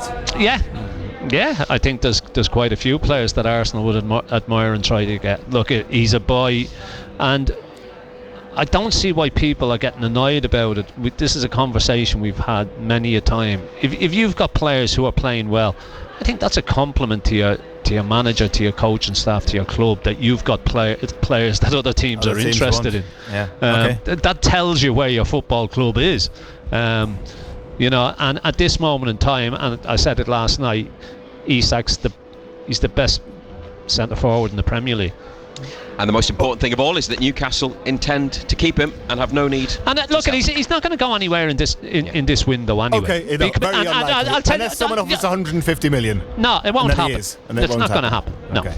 All right. 0800 234 6565. The Isak situation, a bit of a subplot, but it's all set up nicely, isn't it? Still over an hour and a half before kick-off, but almost feeling the atmosphere from the Emirates. Looking forward thoroughly to tonight's game. Commentary here on BBC Radio Newcastle with Razor and Ando, and plenty of build-up before that. We would love to hear from you. 0800 234 6565. And you can send us a message on WhatsApp 08000 321 333. Start your message BBC. You can do a voice note that way as well. Or you can send a text 81333. Again, please begin your message with the letters BBC. Otherwise, we don't receive it. And we're going to talk about Sunderland next. It's 6:25 now, and this is Total Sport. This is what you fell in love with. The magic of the FA Cup alive and well. This is original football. The drama. What a story. The FA Cup third round. Arsenal v Manchester United. Brilliant goal, cracking finish, Arsenal lead. Just sensational from Manchester United. Watch live Sunday on BBC iPlayer. So let's discuss Sunderland now. Marco Gabbiadini, former Sunderland striker, here to do just that. And tonight, Marco, we are going to hear a little bit from the Sunderland winger Patrick Roberts, and he spoke to Nick Barnes after Sunday's win over Portsmouth. Yeah, I think we always knew it was going to be, a difficult game. After the Sheffield United game, coming back here, they were going to make it difficult. But I think first half we did really well, and I think after the first goal, I thought we would, go on to score more. That weren't the case, but other times towards the end we've conceded a goal. So today we didn't. I think it was just one of them games. It was nice to just get through and get the win. Sometimes you maybe get a draw, you lose them games, and everyone looks back and goes, oh God, we should have taken something there. But then you come here and you get 3 points, and it's nice, and you go home and then can prepare. We've got a couple of weeks now to the next league game, so it's nice, and you've got the FA Cup. We'll see what we do then. So it'll be a nice week, and there's been a few illnesses as well, and it would just be nice to kind of week to week action after this period and go again. Yeah, the way he's talking there, Marco, feels like he feels they do need a bit of a break, and obviously the FA Cup coming up. Sounded tattered, didn't he? Well, yes, it sounded a bit littler, didn't he, from that last night, didn't it? But it's been a bit of a slog, winning against Portsmouth. That was all that mattered, really, I guess. Yeah, and look, the manager said 5 games in 15 days, travelling around the country. It's obviously the festive season involved in that, and although you're a professional sportsman, you've still got your family buzzing around and saying who's doing this and who's doing that, and we're meeting here and we're having this gathering, and it's not easy. There are certain players who I played with who just used to cut off from it permanently, and just ignore the fact that it was Christmas or whatever, which is very difficult, especially if you've got family and kids, etc. But so it is. I can remember going into hotels on Christmas Day evening, and it was dead. It was demoralising almost, because you're going in these places there's no restaurant open, you had to eat before you set off, all kinds of things you have to go through.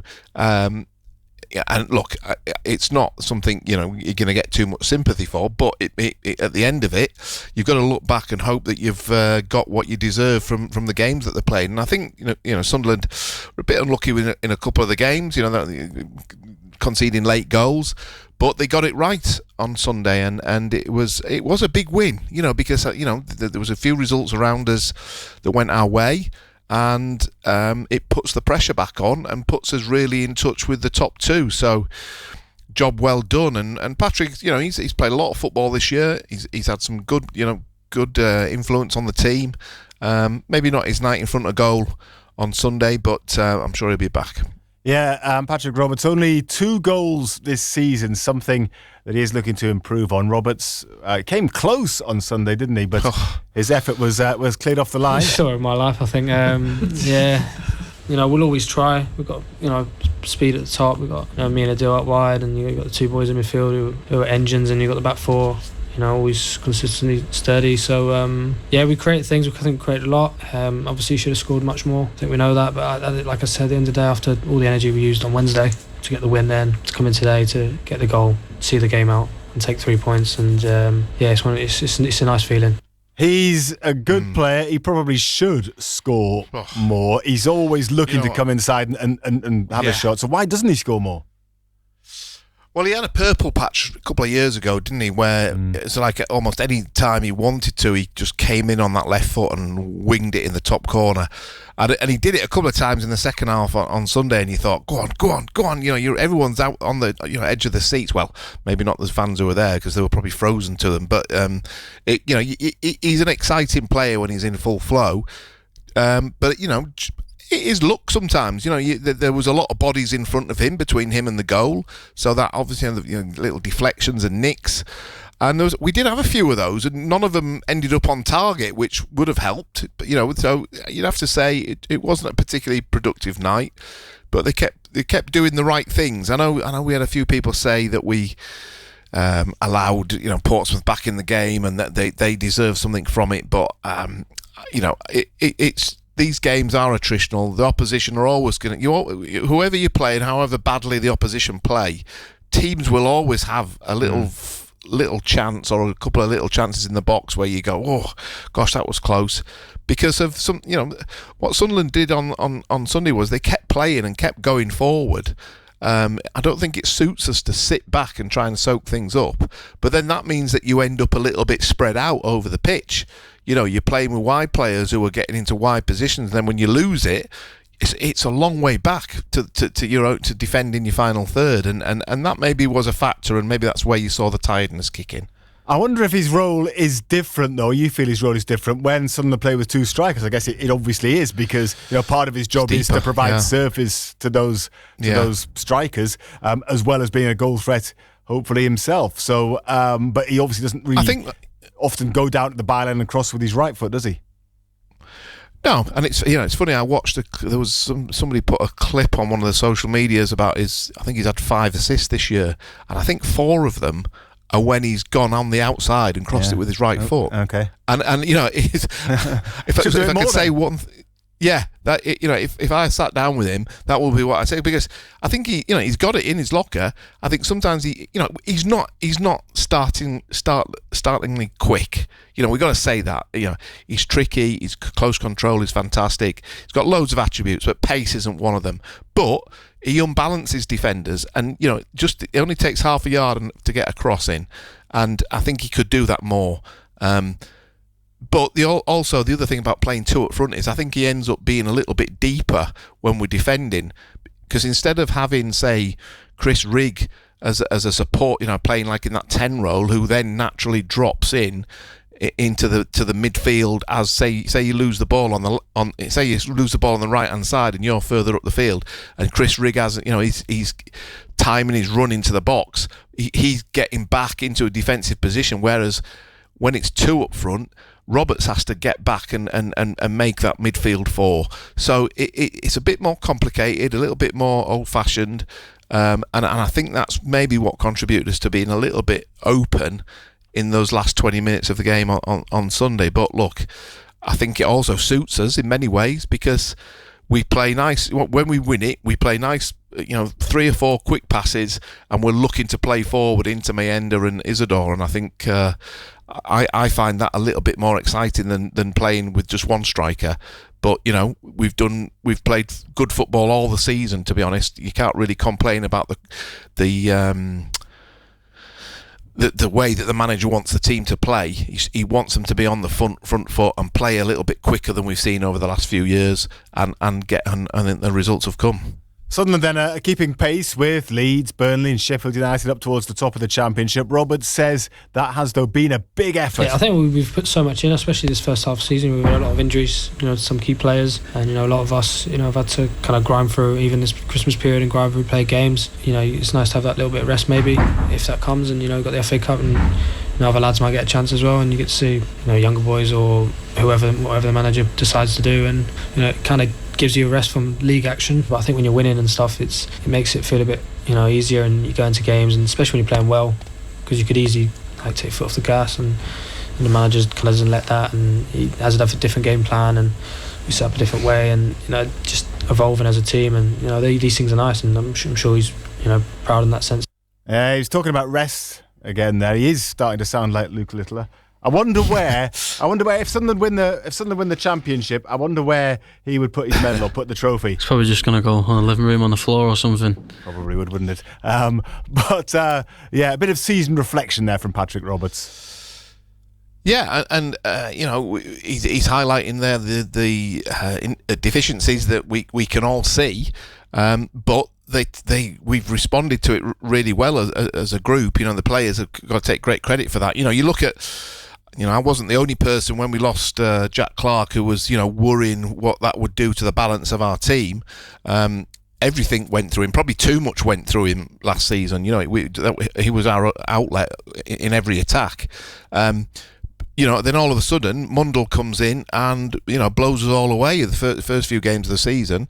Fantastic. And then on top of that, he gets injured. And then young Watson comes and everyone's excited about him. So, and then we've lost him. So, when those things happen, it's difficult because you want good players in every position. We've had an issue there, and now we're playing with Al-Shish, who was probably it's a bit harsh on him, but he's probably third or fourth in line for that position, but we're still winning games.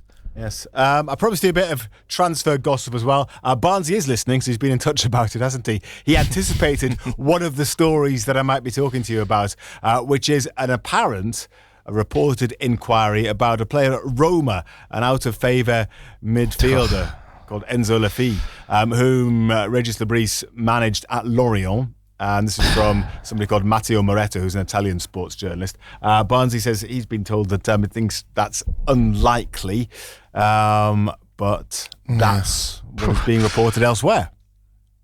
I mean, yeah. Look, these things, I don't. John and I often don't treat these things with too much gravitas, really, because I mean, the link is an easy link to make because he's worked with him before. But if one thing that the new regime, we've 3 or 4 years of it now. They're not just going to sign players that a manager wants because he's worked with them. Now, there have been one or two, but usually they don't go too well. And it's an old-fashioned thing that lots of managers, managers in our era, the 80s, 90s, noughties even, we're well known for taking 3 or 4 players who they've worked with before. Yeah. But I think that is not really. It's a bit of a thing of the past for the model that we've got. And yes, the question would be, what would be Le fee for Enzo if he was signed? I mean, where from coming from a club like that, I just wanted to use the pun. That's all. Yeah, you just wanted to use the pun. I know, but yeah, it would. The fee. Never heard of it until today. Never mind the fee. It's his wages that would be the issue. Indeed. We're just not going to pay what a top Italian. If he's playing for a top Italian Roma, club. so yeah.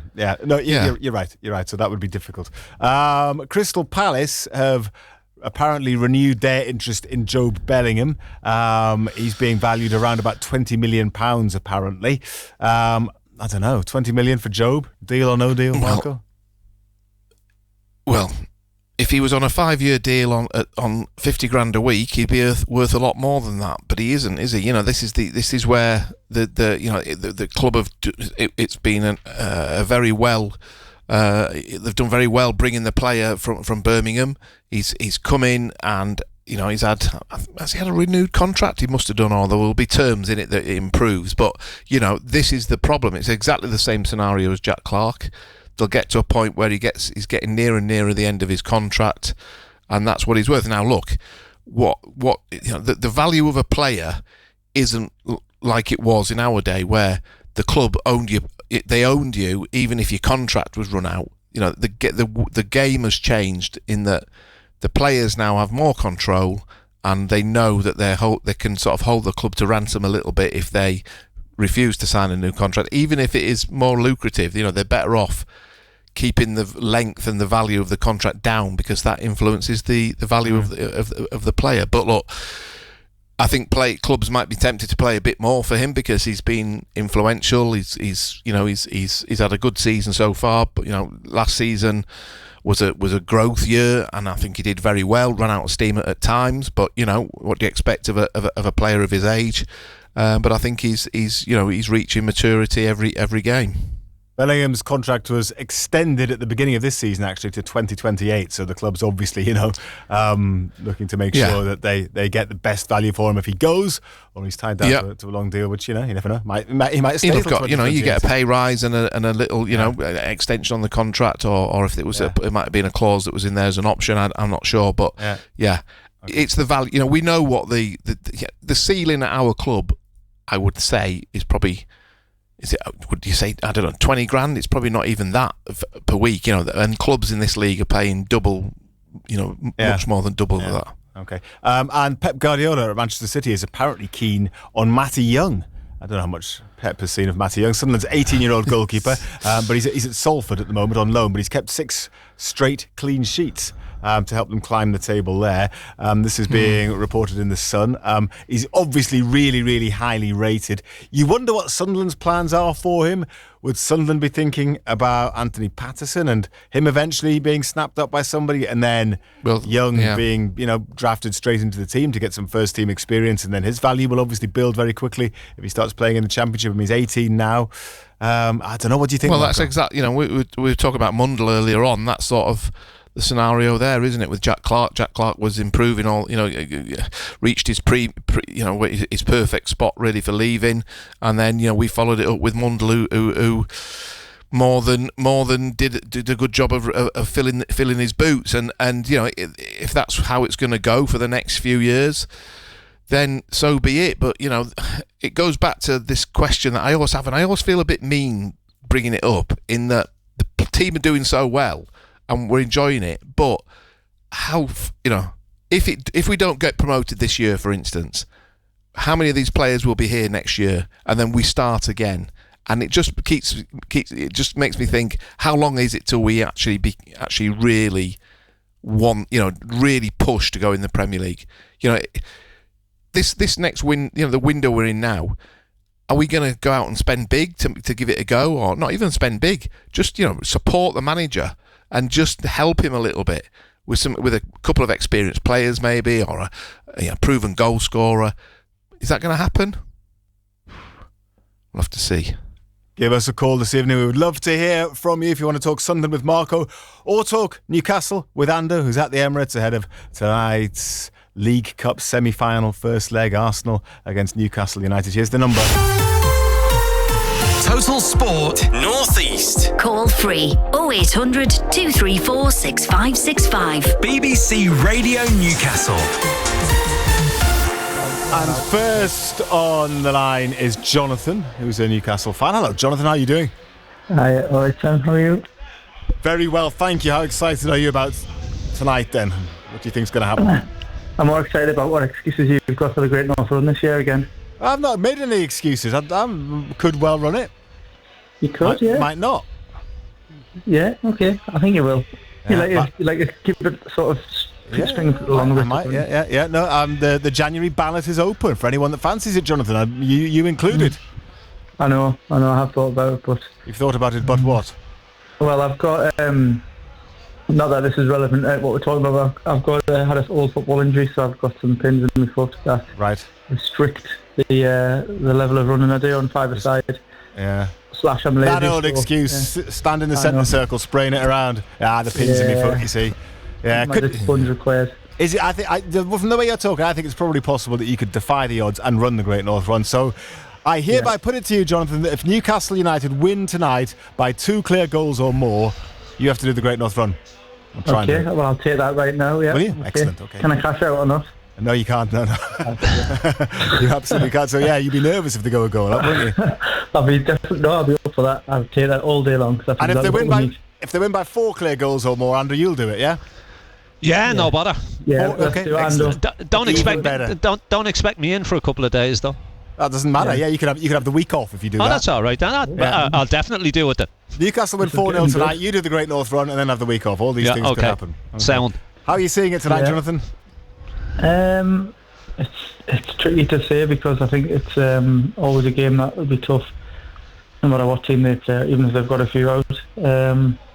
And I'm hoping it's not more than a 1-0 deficit. As negative as that sounds, I want to have something to play for in a month's time. And if we've got a good side. I think we've only got one key player missing really. I know Shaw's excellent, but Botman is definitely a good deputy for that position if he plays. And I think it's Bruno. Who plays instead of him, and controlling the games. The last few games we've never done that all season until we put Tonali where Bruno was and moved Bruno further forward. So controlling games away from home is what we've been good at the last few weeks. I think it's going to be a totally different game tonight, and it's probably going to be their strongest team, our strongest team, apart from Bruno and Shaw. So it's a game everything to play for, but it's not exciting for that way. I feel a bit nervous about the whole thing, but I don't want to be 2-3-0 and then really disappointed. I think we're going to be fighting, and one thing we've got to do is get in their faces, because Arteta doesn't love it, but he loves to wind them up just because I think his team respond to that in a negative way. When they see him getting wound up, they kind of they don't really perform. So if Jason Tindall can do a job on him on the touchline, and then Joe Linton does a job on the team, I think we'll get everybody rattled. That's what we need, I think. But what do you think, Ando? Get them rattled. I said that earlier on, didn't I? I don't think we can come here and sit back and say to Arsenal, you can have the ball, keep coming at us and see if you can break us down.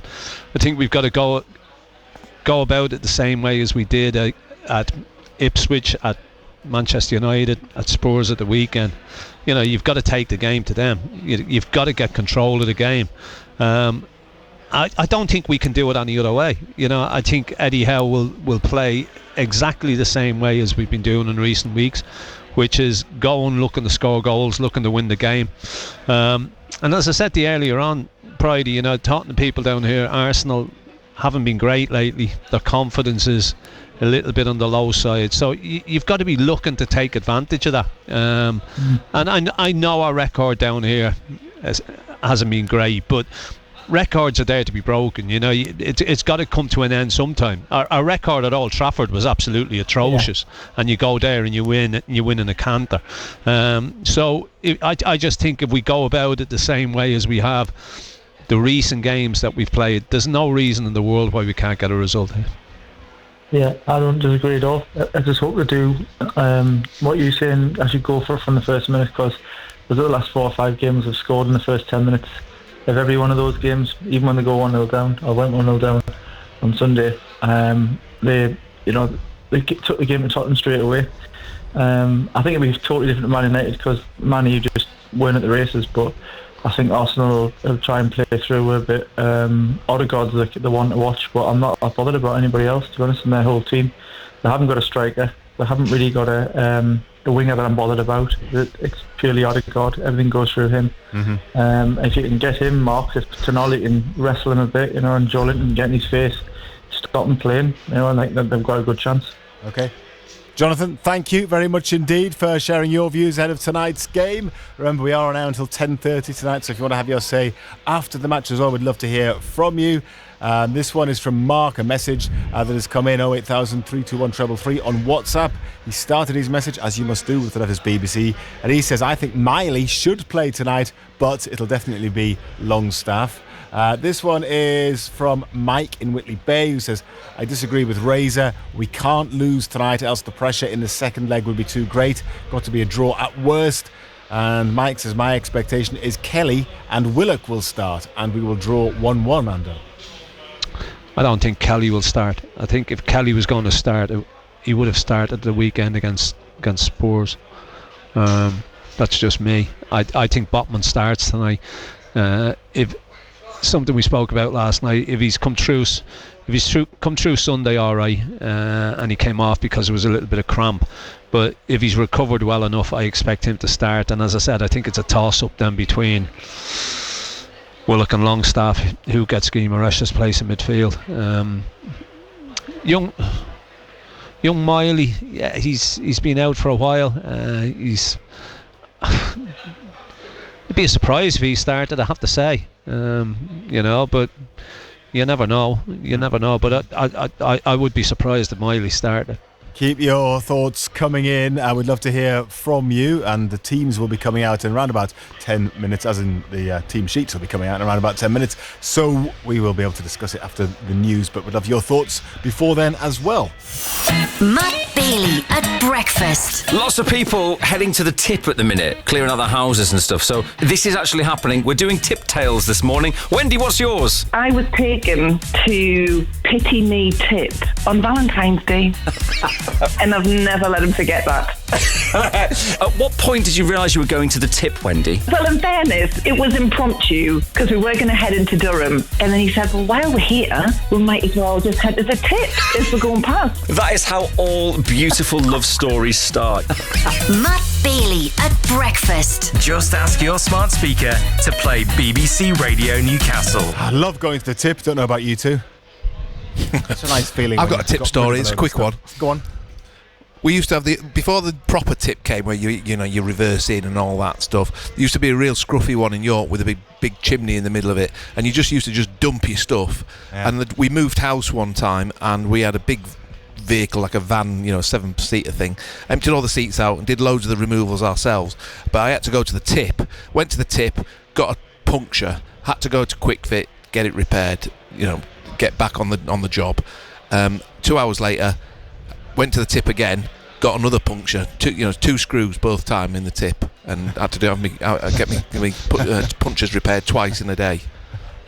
What a day I didn't that enjoy was. that trip. What a day in the life moving of, house in and the you life get of two punctures. Yes. Yeah. Okay.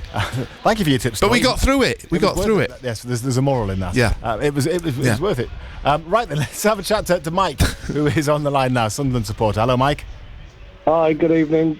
Hey, Mike. Hello, Mike. Have you got a story of when you've been to the tip, or would you prefer to talk football? Well, I'll talk football. I don't go to the tip that often. No, okay. There's a man who's got his life in order. Doesn't need to go to the tip. Or not, because, going to the tip does keep your life in order, right. I Maybe believe. you should go more often, Mike. I don't know. Yeah. Anyway, how are you feeling about Sunderland at the moment, Mike? Pretty good, actually. I think I'll be interested to hear from Marco about Saturday's game, because my view is I'm not bothered if we go out of the cup. I think we need to. The most important thing is the Burnley game, and he's got a chance on Saturday to play some of the fringe players. And my reasoning on that is, look what happened to Coventry last year. Had a really good cup run. We're up in the playoffs and everything else, and the cup run just derailed everything for them. And I'd rather concentrate on the league personally. Yeah, it's a difficult one, because there is a responsibility to the fans as well. That's one of the things, and I'm sure there will be lots of people who differ in opinion to you, Mike, and that's going to be taken into account. But look, my only point would be, who would he play off that bench? There's Yelder's played games. Rusin's played games, but they haven't played many between them, have they, for the club? What? I bet they've had I don't know, 20 starts between them without looking at the stats. And beyond that, who else is on the bench? There aren't really too many. Al-Sheesh, obviously, Alexic he's coming. I'd like to see coming back from given a chance, to be fair. Who?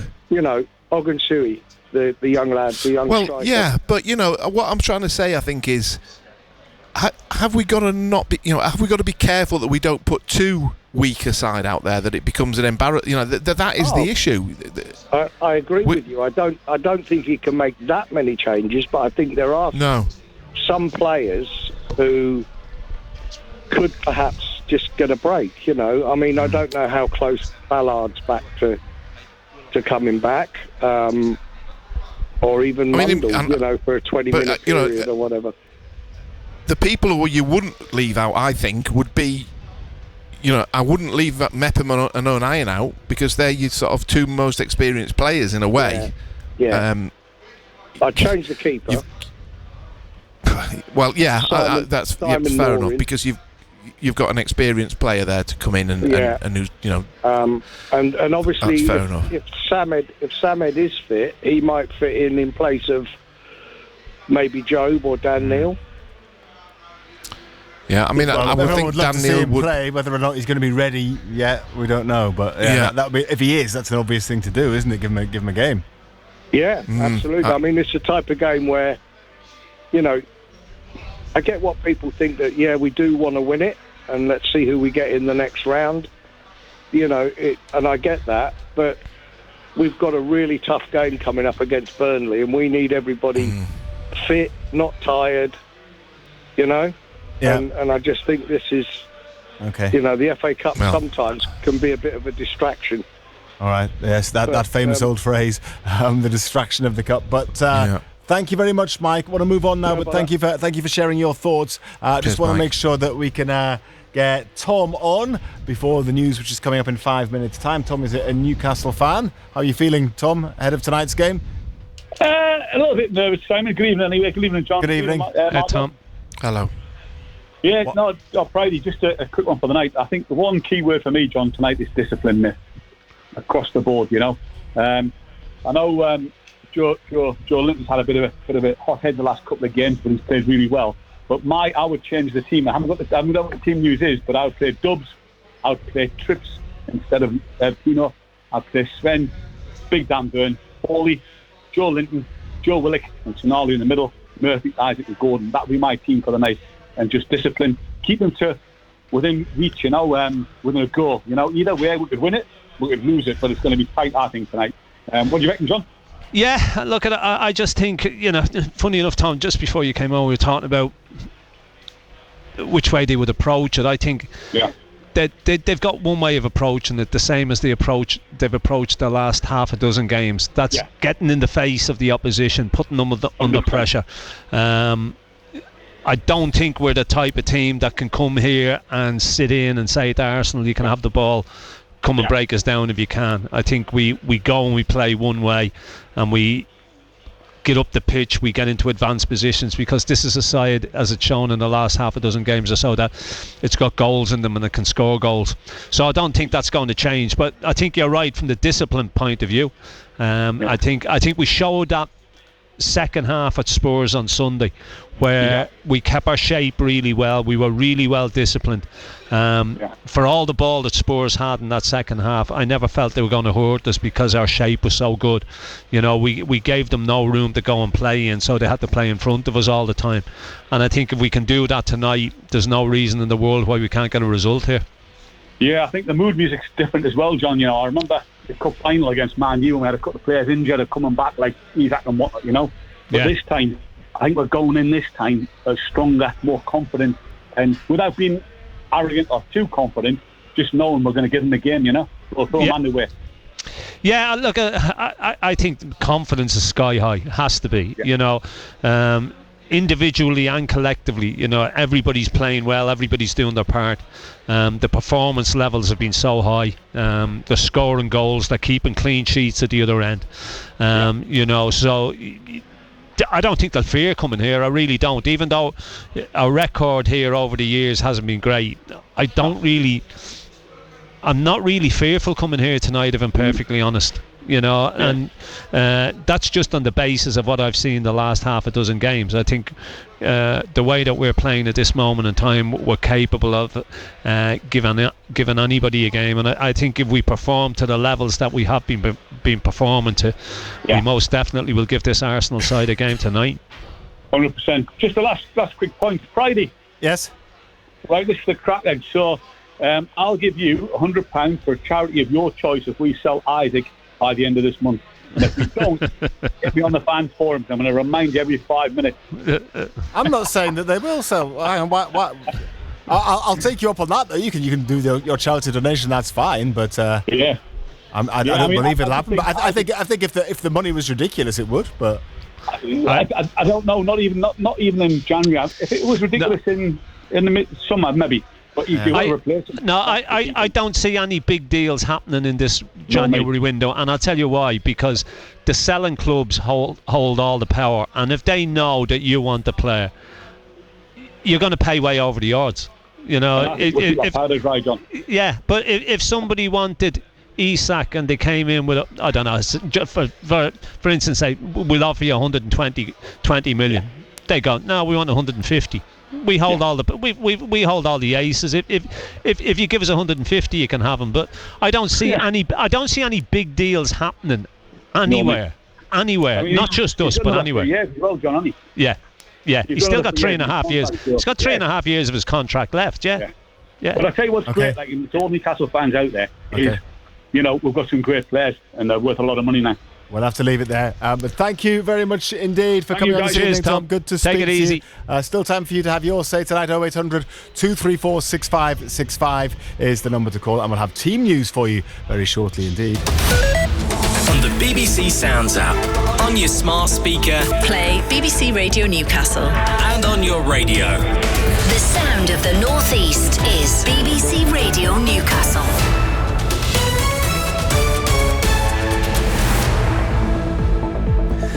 At 7 with the BBC News, I'm Carl Hartley. A 14-year-old boy has died after being stabbed on a double-decker bus in south-east London. Police and paramedics were called to the bus in Woolwich just before 2:30 this afternoon, but the boy died soon after they arrived. Our reporter Ross Ryan has the latest. The incident happened at 2:30 this afternoon on the 427 bus, which was on Woolwich Church Road at the time. The Met Police say the boy died at the scene shortly after paramedics from the London Ambulance Service and the air ambulance arrived. No arrests have been made, but a police cordon and road closures remain in place. More than 100 flood warnings remain in place across the country this evening. The Environment Agency has issued a severe flood warning near Barrow-upon-Soar in Leicestershire, meaning there is a danger to life. People are being evacuated from the area and more rain, snow and sleet is expected to fall. This comes as East Midlands Ambulance Service has declared its first ever critical incident due to much of the area being hit by flooding. It says a combination of significant patient demand, pressure within local hospitals and flooding across the region has led to the escalation. Ben Holdaway is Director of Operations for EMAS and says it's a huge step for them to do this. This is the first time in EMAS's history that we've declared a critical incident, and that came on the back of what we saw yesterday, which was rising demand through 999 calls, ambulances stuck at hospitals trying to offload their patients, which led to us around 6 o'clock yesterday evening having over 500 incidents waiting for an ambulance response. A 12-year-old boy has appeared in court in connection with the trouble in the Hare Hills area of Leeds during the summer. The boy pleaded guilty to a charge of violent disorder after 2 nights of disturbances in July when he was just 11. He's due to be sentenced at Leeds Youth Court next month. Newcastle boss Eddie Howe says his striker Alexander Isak feels he can score every game at the moment. They play Arsenal at the Emirates in tonight's League Cup semi-final first leg. Isak has 14 goals to his name this season, including 9 Premier League goals since the start of December. And a tawny owl has been rescued after being found trapped and covered in soot in a wood burner flue pipe near Weymouth. And the bird, named Sooty, had strayed down the chimney at a holiday home on Dorset's Jurassic Coast. Richard Gray is a log burner specialist who helped to rescue him. I managed to dislodge the claws because he wasn't very forthcoming, even though we were trying to help. Dropped him down, and there he was, sat in the log burner, very still, couldn't open his eyes. So we sat him on the rod, pulled him out of the log burner and took him outside to get a better look at him, really, covered in soot. There's more on those stories on the BBC News website. You're now up to date. It's coming up to 3 minutes past 7. Total Sport North East. Call free 0800 234 6565. BBC Radio Newcastle.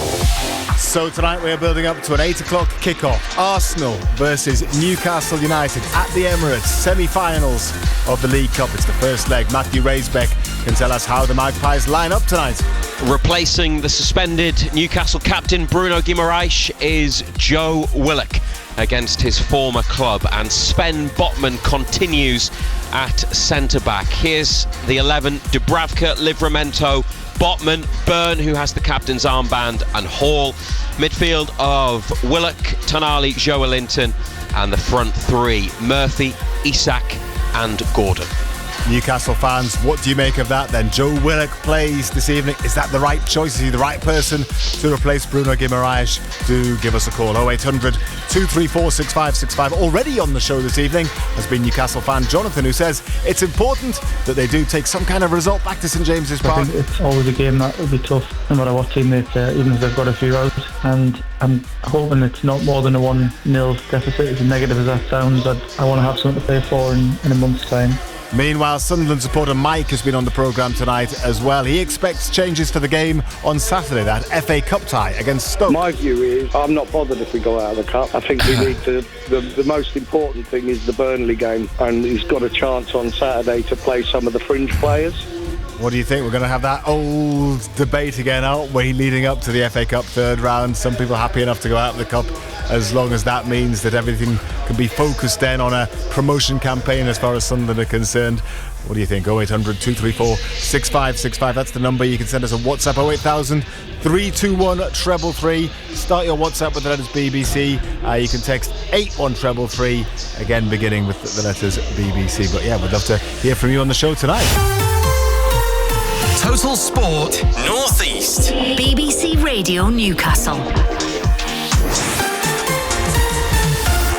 Going to bring you a lowdown on Arsenal very shortly indeed. Let me do a couple more of your messages first. Brian says, surprisingly, we are fourth favourites to win the League Cup. We're behind Spurs, Ando. Probably because Arsenal away is one of the hardest games in the league, and they will go full strength and without two big players. We do face a huge task.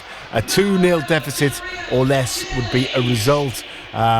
Be a real downer though if we're out of the tie after this first leg, says Brian, who's not as confident as some people have been.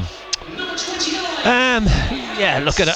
I think when you get to a cup semi-final, two-legged one as well, you know, it's all about staying in the tie. But as I said earlier on, I just think the way that we're playing at this moment in time, don't think we fear anybody, and if we go about it the right way, you can get a result. I think we'll score tonight. You know, I think scoring tonight's huge as well. You know, and I think it'll be a tight game. I really do. You know, I think Arsenal be as wary of us as we are of them. And I mean, Spurs, us being fourth favourites, Spurs have Liverpool home and away in the other semi-final.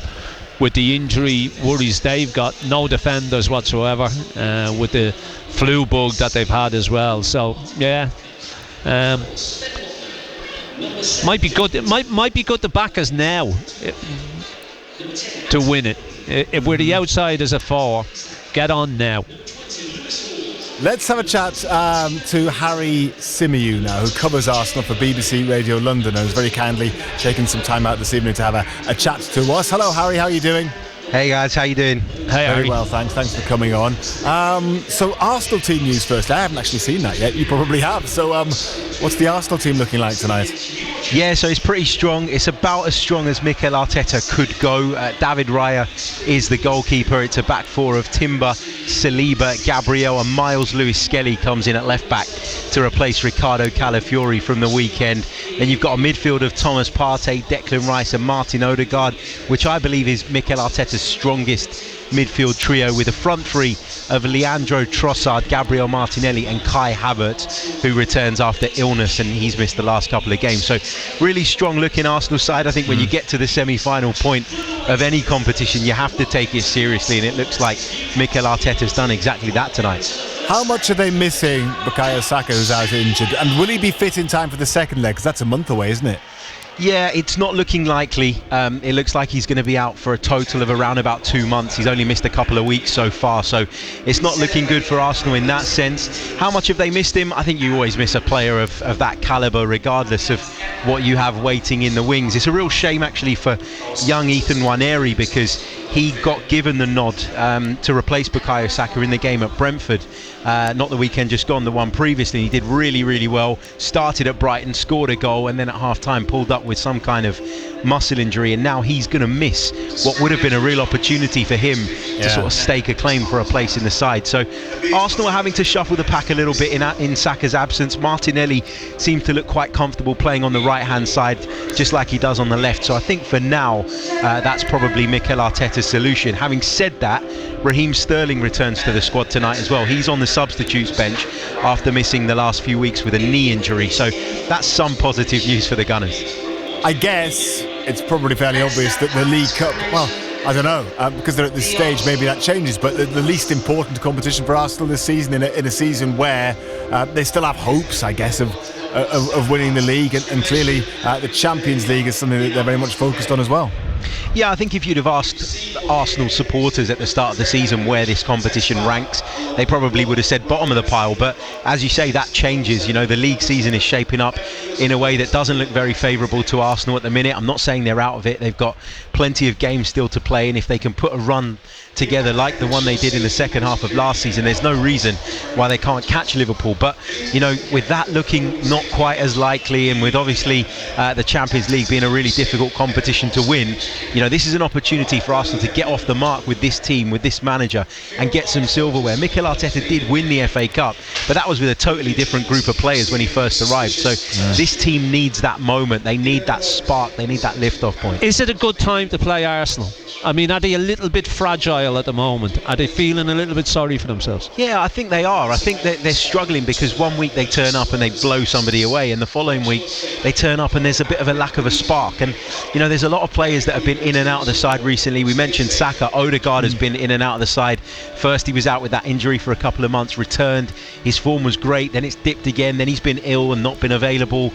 And so he's been a bit up and down. Kai Havertz the same, you know, a bit up and down this season. There's a few players in that Arsenal team that just aren't firing on all cylinders. So if I were a Newcastle United fan, I'd be looking at this as a real opportunity, particularly with the second leg at home, to come here, put in a good shift, get some sort of result, and take it back to St James's Park under the lights, and you never know what can happen. Yeah, it's fascinating, isn't it? I have to ask you about Alexander Isak as well, because Arsenal, well, it seems every day they are being linked. See, you've started again, Friday, haven't you? I know, well, only because Razor told us we had to ask this. All right. I mean, do you think, Harry, they want him, and could they afford him, given that Newcastle won a big fee for him, probably double what they paid for him? Well, I think they definitely like to have him. Mikel Arteta was very complimentary of him in his press conference yesterday, and you know, he is a player that was linked with Arsenal long before he joined Newcastle United as well, so there's a little bit of history there, and I think that's why that story keeps cropping up. In terms of what Newcastle would want for him, you guys would know better than me, but I'd imagine it'll probably be 120, 130 million plus at the absolute minimum, maybe. And we know that Newcastle nowadays are a very wealthy club. I know that PSR is a problem, and maybe that would push them into selling if a huge offer was to come in.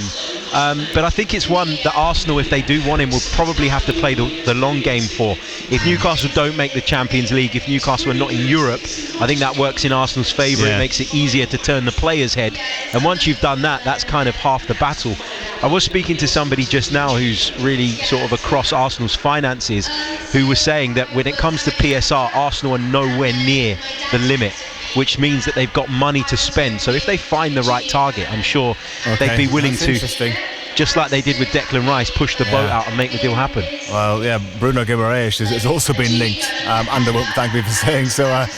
We'll see what happens then. Certainly, okay. Would you give us a prediction for tonight then, Harry? How do you see it going? I think it's going to be low scoring. I think that Newcastle will come here obviously hoping to take some sort of result back to St James's Park. And I think this Arsenal team under Mikel Arteta are not like teams of the past. They're not an Arsene Wenger Arsenal side that will throw necessarily the kitchen sink at you. I think they'll be wary of the fact it's a two-legged tie, and I think they'll want to make sure that they keep it nice and tight as well and push at the right times. I'm going to predict 0-0, maybe 1-1. I don't think there'll be many goals tonight. All right, interesting. Harry, thank you very much indeed. Cheers, Great Harry. to speak to you. Cheers, mate. That's Harry Symeou, covers Arsenal for BBC Radio London, knows them well. He reckons it might be quite cagey tonight. Might end up being low scoring. Newcastle haven't been involved in many low scoring games recently, have they? But what do you think? Now you know the teams as well. Now you know that Joe Willock is in for the suspended Bruno Guimaraes and that Sven Botman starts again. How do you think Newcastle will fare this evening? Going to be 6,000 Newcastle fans in the stadium tonight. Let's hear from some of them now. They've been talking outside the ground to the BBC's Nisha Joshi. Just try not lose the game by two or three goals. That's it. I really. think we'll be happy with the draw because with them coming up to us on that one turf, so fingers crossed. Yeah, confident, in good form, good win against Tottenham on the weekend. So pretty confident. Arsenal have had a pretty heavy schedule, so I think we can get the win. Yeah, as long as it's not more than a 1-0 defeat, we'll do it. We'll do it at home. Anxious but hopeful. I think if we can keep it tight and take it back to Newcastle with something to play for, with home advantage second leg, I think we'll do okay. But this will be a tough encounter here tonight. There it will. Good range of opinions there, good range of accents as well from the Newcastle fans outside the Emirates this evening. All set up very nicely then for tonight's 8 o'clock kick-off. This message, no name on it, number ending 189. Perfect team selection. Newcastle will score 5, it simply says. Yes. This one says Howe obviously doesn't trust Kelly again, so why is he here? Waste of a wage. Huge risk playing Botman 2 games in a row after 10 months out. Look, I don't think he would have played him and would have taken a chance on him unless he feels that he's 100% ready to play. I said after the Tottenham game they would assess him, see how he was. And I honestly think they felt that there was any doubt whatsoever. If he was feeling anyway lethargic, if he felt tightness in his legs or whatever, I don't think they would have taken a chance on him. But the boy obviously feels all right. They've done all the tests on him. He's come through all them. And he's ready to go. This one is from the Chesterfield Street Geordies. Is John expecting Arsenal players to go down easy, in inverted commas, after every Joelinton tackle? Yeah, probably. I would think, yeah. Look, players nowadays, before they're even touched, they're halfway down. You know, you watch players nowadays and they go past people, and some of them are already halfway down before the touch comes in. So, yeah, and we'll do it as well. Don't worry about that. You know, it's all part of the game. It's all part of the game now, whether people like it or not. That's your modern game. There's a lot of cheating goes on in it. There's an awful lot of cheating goes on in it. But yet again, that's your modern game for you. And O'Pridy, I think you'll find it's called the dark arts when. There was that game here those few years, wasn't it, where the dark arts 2 years ago. Yeah. It's also occasionally called something housing, isn't it? Yeah, depending on how you do it. There's plenty of that goes on as well. Yeah. Yes, indeed. What kit is Newcastle wearing tonight? They're wearing black and white, I believe, Pridey. The outfield players aren't out for their warm-up yet, but there is, for the second time, the back of the shirt has a message on it. It's dedicated to Sam Fender's new album and tour, so they're promoting that on their shirt tonight at the back of the what I believe are black and white jerseys. So yeah, black and white against red and white this evening. Okay, well, there'll be plenty of people watching, so that'll be good for Sam Fender, won't it? See what I did there? Yeah, nicely done. Yeah. Steve in South Shields, that's the reason I asked. He says, I imagine the 6,000 fans would love to see Newcastle in black and white tonight. This is a dumb question, but Ando and Marco, do the players prefer to play in home kits, and are they more motivated if they are wearing the home kit? Does it make any difference at all? Can it? No, I don't think so. Look at it. At one stage, you used to have to wear your home kit wherever possible.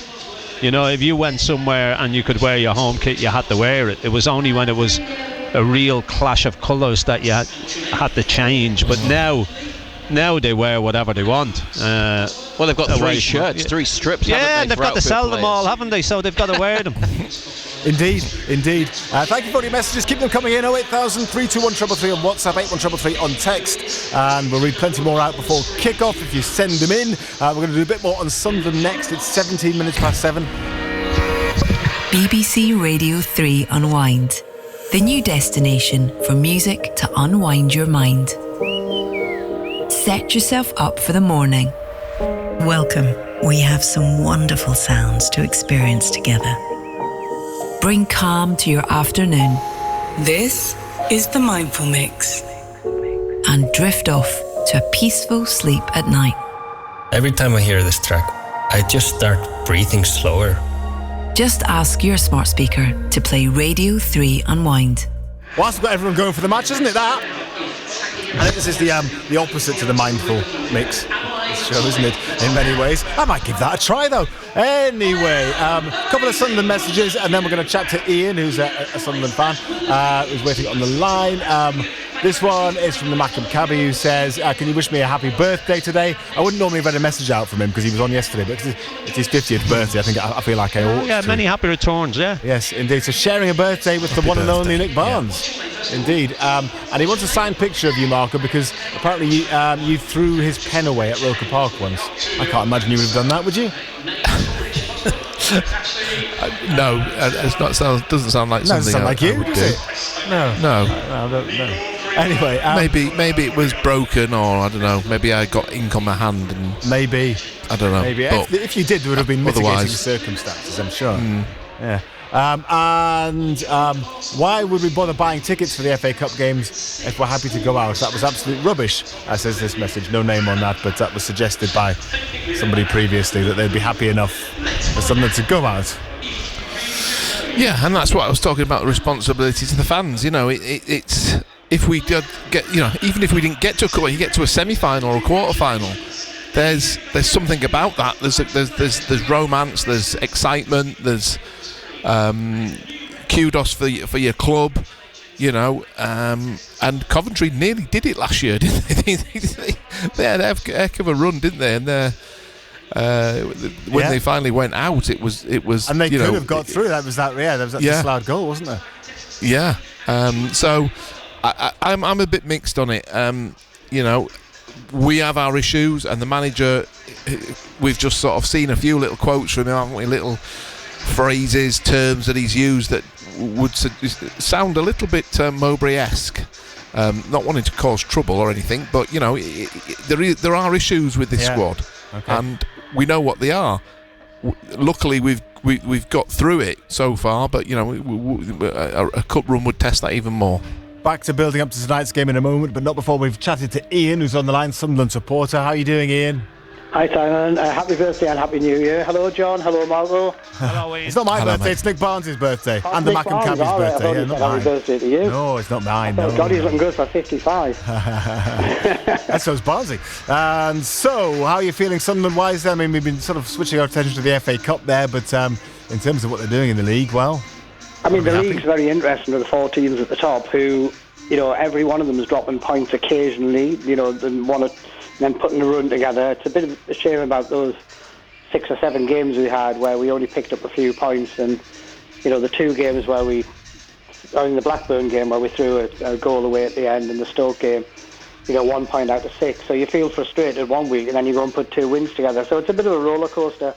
I think I'm just pleased with what Lebris is doing with the team, how he's bringing certain players on. And you mentioned the cup before. I think it is wrong to say I'm not bothered about whether they go out the cup, but I do think we've got to take care of some sort of key players. I think people like Chris Mepham and Dan Neil and everything, you do need to keep them for the league. You've got to rest them. But hopefully the squad's good enough to fill in and go to the next round, I suppose. Yeah, I mean, look, I'm just a bit fearful that you leave too many players out of a squad or a bench that, you know, doesn't look too experienced. You could end up in an embarrassing situation. I mean, the only other point of it is that, you know, Stoke are, you know, they need to improve massively. Do they improve by getting a result in a cup game and using that, which we've done in the past? We had that season. I think even the promotion season we did that, didn't we? We had a good cup run and you know, it sort of fueled the you know, the supporters and the players as well with confidence. So I think though, Mark, I really, you know, go on.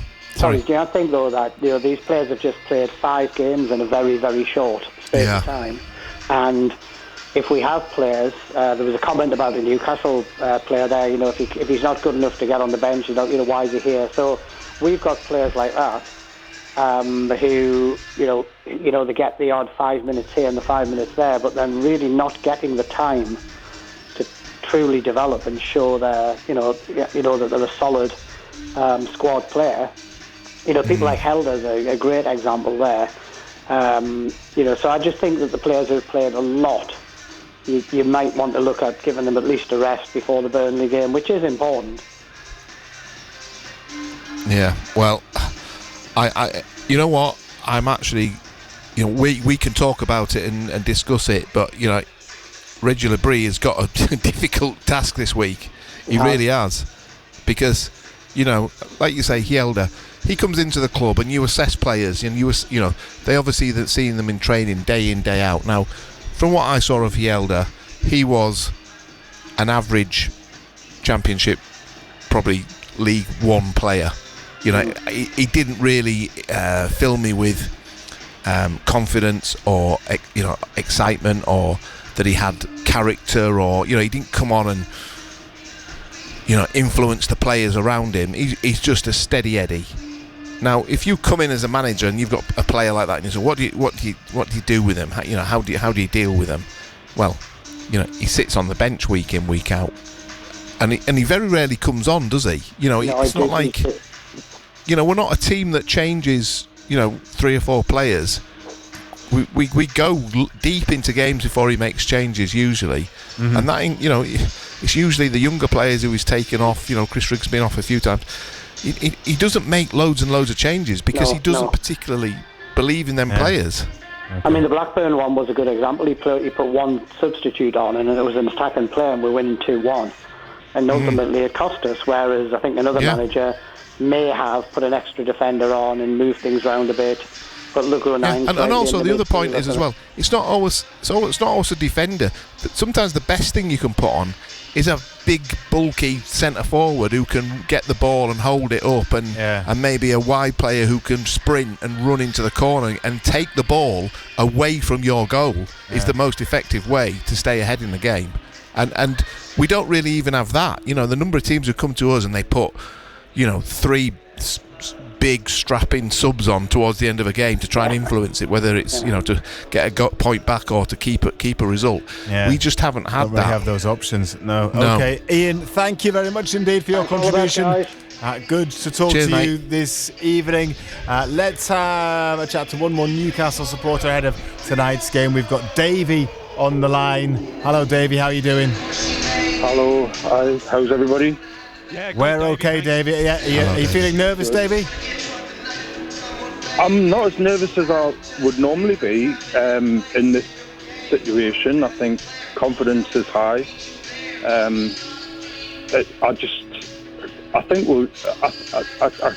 Looking at the team, I honestly expected Sean Longstaff to be playing, because I thought he might look at that sort of slightly more defensive setup.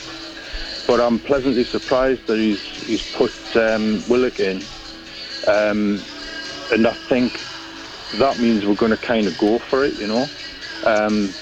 I think they'll be more nervous than we are, to be honest. They're at home. They won't want us to get a result tonight, and I mean a result obviously a draw even would be fantastic. But I think we could win tonight. The one player that you don't want players injured or anything like that, but the one player that's come back into their side that I think is the main danger is Odegaard. I think Odegaard's an absolutely superb player, and he's one of those players that he just appears anywhere. He gets in between the lines and he causes loads of damage.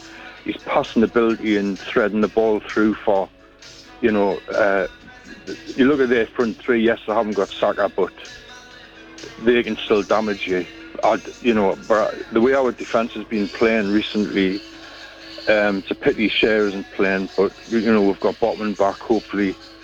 He looked good the other day. I know he was slightly off for the goal, but other than that, I thought he looked really good and sharp, for being out for so long. I'm not nervous. I'll tell you what I'm looking at. I'm looking at Lewis Scully, their fullback. He's just a young lad. He's only played a handful of games. and I'm hoping the occasion might get to him a little bit. And you just want Murphy running at him with Joe Linton. I'm assuming Joe Linton will be on that side. I might be wrong, but if he is, he'll get a rude awakening when he comes up against him. And Odegaard's the danger for me, but playing Tonali sitting deep, hopefully he'll be able to see what they're looking to do. The three midfield players on both sides are all brilliant players, So it's going to be a really tough contest tonight. But I'm not nervous. Well, Ander, what would you say about what would you say about Odegaard being that big threat that Davey thinks he is? Yeah, he's a good player. He's a quality player. Look, I think that midfield battle's going to be really interesting tonight. Who controls that midfield area? I don't think we'll change the way that we play. I think we'll go about it the same way as we have done in previous games Friday, as I've already said, because Eddie Howe knows there's goals in this side. He knows that the way that we go about the game, the way that we play, we're capable of scoring goals. I don't think we'll sit back and say to Arsenal, come at us and see if he can break us down, because that's not in our DNA. That's not the way that we play. We play on the front foot. We get in the pace of the opposition, and I don't really expect anything different tonight. I think Arsenal will be a little bit nervy, actually, because we've already heard where they can be a little bit hot or cold. There's a little bit of lack of consistency about Arsenal at this moment in time, and it'll be interesting to see which Arsenal side actually turns up tonight. Yeah. I mean, they didn't do fantastically well at the weekend against Brighton. I expected them, to create more. They didn't seem to create a great deal. Yeah. But Odegaard coming in, that's the change. I think that's the key change for them. I think Arteta will be over the moon to have him, but I don't think it'll be as cagey as everybody seems to think. But I totally agree. I think they'll be more nervous than we are. I think we're just going to go for it. Yeah, look at it. Odegaard in that midfield for them is the one that sees a pass, and he's the one that can pick it as well. I think if he plays well, Arsenal play well. He finds areas, finds holes, a little bit like Tonali does, where he's always got time on the ball. He picks up good positions on the pitch, and he sees the pass, and he's able to pick that pass out. So I don't think it'll be cagey either. People are saying, it'll be cagey. I don't think it'll be cagey. I think both sides will go after this tonight. I really do. Okay, David, we'll leave it there. Thank you very much indeed for coming on this evening. Good to talk to you. Cheers, Davey. And time is ticking, and so kickoff is just under half an hour away. Total Sport Northeast. BBC Radio Newcastle. Just time to bring you some headlines ahead of the game. We are, of course, building up to an 8 o'clock kickoff between Arsenal and Newcastle at the Emirates. It's the semi-finals of the League Cup. This is the first leg. Into the Newcastle team this evening comes Joe Willock to replace the suspended Bruno Guimaraes. The Sunderland winger Patrick Roberts has praised his teammates for showing they're capable of winning games in different ways. That after the narrow win over Portsmouth on Sunday. Elsewhere, Chelsea are interested in re-signing Crystal Palace and England defender Mark Gay, and West Ham are still considering whether to sack Julian Lopetegui. They're taking their time over this, aren't they? They've apparently held talks with Graham Potter as well about possibly replacing him. Right, Spartans were due to have a game tonight, Northern Premier League Premier Division.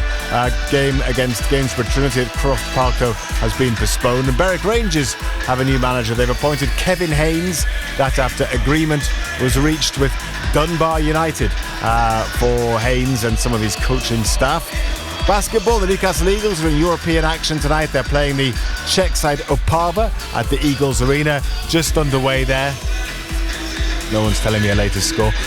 In cricket, reports in Australia suggest World Cricket's governing body, the ICC, is considering a shake-up of Test cricket, which could see a men's Ashes series played every 18 months. You'd like that, wouldn't you, Mando? Yeah, how often's it played now? A bit longer than that. It's kind of averages out once every 2 years. Sometimes you have to wait a year and a half, sometimes you wait 2.5 years. That's not a great deal of difference, is there? A little bit more regular, though. Oh, well. Is what you need. Oh, the Eagles are 5 down. Oh, they haven't scored yet, have they not? Okay. And the ICC is understood to be exploring splitting the test-playing nations, you see, into 2 divisions. In rugby union, the England wing, Emmanuel Faye-Wabosa, will miss the entire Six Nations because of the dislocated shoulder he suffered on club duty for Exeter against Sale last month. And in darts, Bedlington's Chris Dobie has told BBC Radio Newcastle there are lots of positives to take from his performance at the PDC World Championship. Dobie reached the semis and has been selected to play in the upcoming Premier League. You'll hear from him at half-time tonight. He's a big Newcastle fan. And in tennis, Cameron Norrie's apologised after he threw his racket and accidentally struck a spectator. He's a big Newcastle fan as well. During his straight-set loss to Facundo Diaz-Acosta. That was at the Auckland Classic. He received a warning but avoided disqualification, which happened when he was 6-2, 5-3 down. So there you go. And tonight, Heather Watson and Harriet Dart are both in second round action. Players need to win 3 matches to qualify then for the main draw. So second qualifying round action. That was tricky reading that out because I had the music bed which I used from the headlines combined with the very loud PA system at the Emirates. So I had a mixed backdrop there reading those headlines. Marco. Yes. We can say goodbye to you now. Are you done with me? Unless okay. But I'll let you have some closing comments if you like about tonight's game, about just something you want to talk about later this stay week. Warm and don't be coming home with a lurgy, Ando. That's all I'm going to say, really. Thanks, Marco. Yeah. Nice to see somebody's concerned about my welfare. We all are, yeah. I appreciate it. For you, mate. Yes. You're not getting needy in your old age, are you, Ando? Pardon? You're not getting needy, are you? We're all looking after you. We'll all look out for you, son, don't worry. Oh yeah, I can see you're really concerned about my welfare, Pridey. I know that. I'm always concerned about your welfare. Anyway, Marco, thank you. Of course I am. You know that. You know I'd like to be with you this evening. Anyway, let's do a couple more messages before you and Razor take us up to kick off. Steve in Leam Lane, he sent us his betting slip. So he's gone for 2-1 to Newcastle with Isak to score first, 75-1. What do you think is going to happen? Fair enough, yeah. Yeah? I wouldn't put him off that. Fair enough with that, okay. And this one is from Keith, who's just looking at the 2 teams. Absolutely nothing to fear, Ando. Bring it on. Well, I wouldn't go that far. I mean, it's some good players in that Arsenal side, but yeah, look, as I said earlier, I think the way that we've been playing recently, the way that we've been going about games, I don't see any reason in the world why we shouldn't be able to get a result. I don't expect it to be easy. I mean, it's never easy coming here, as our record over the years has proved. But I come here in higher hopes than I have done in quite a while, I have to say. And that's mainly down to Newcastle's recent form, and the fact that maybe Arsenal, there are perhaps some weaknesses there. Yeah, definitely. This one is from Naka. Naka's in Dunstan. And Naka says, this lot are easy to wind up, Ando. Get one of them sent off, then tear into them. Yeah, what about if they get one of us sent off? Yeah, well, I mean, because they can do the same, can't they? Yeah. Yeah. But they can be a bit narky, can't they? Yeah, they can be. But we've got one or two that can be a bit narky and all. Discipline's important. Somebody's already said that. It is, yeah. Look, it's all about being disciplined. Doing nothing silly. Keeping your shape. Exactly what we did at Spurs at the weekend in the second half.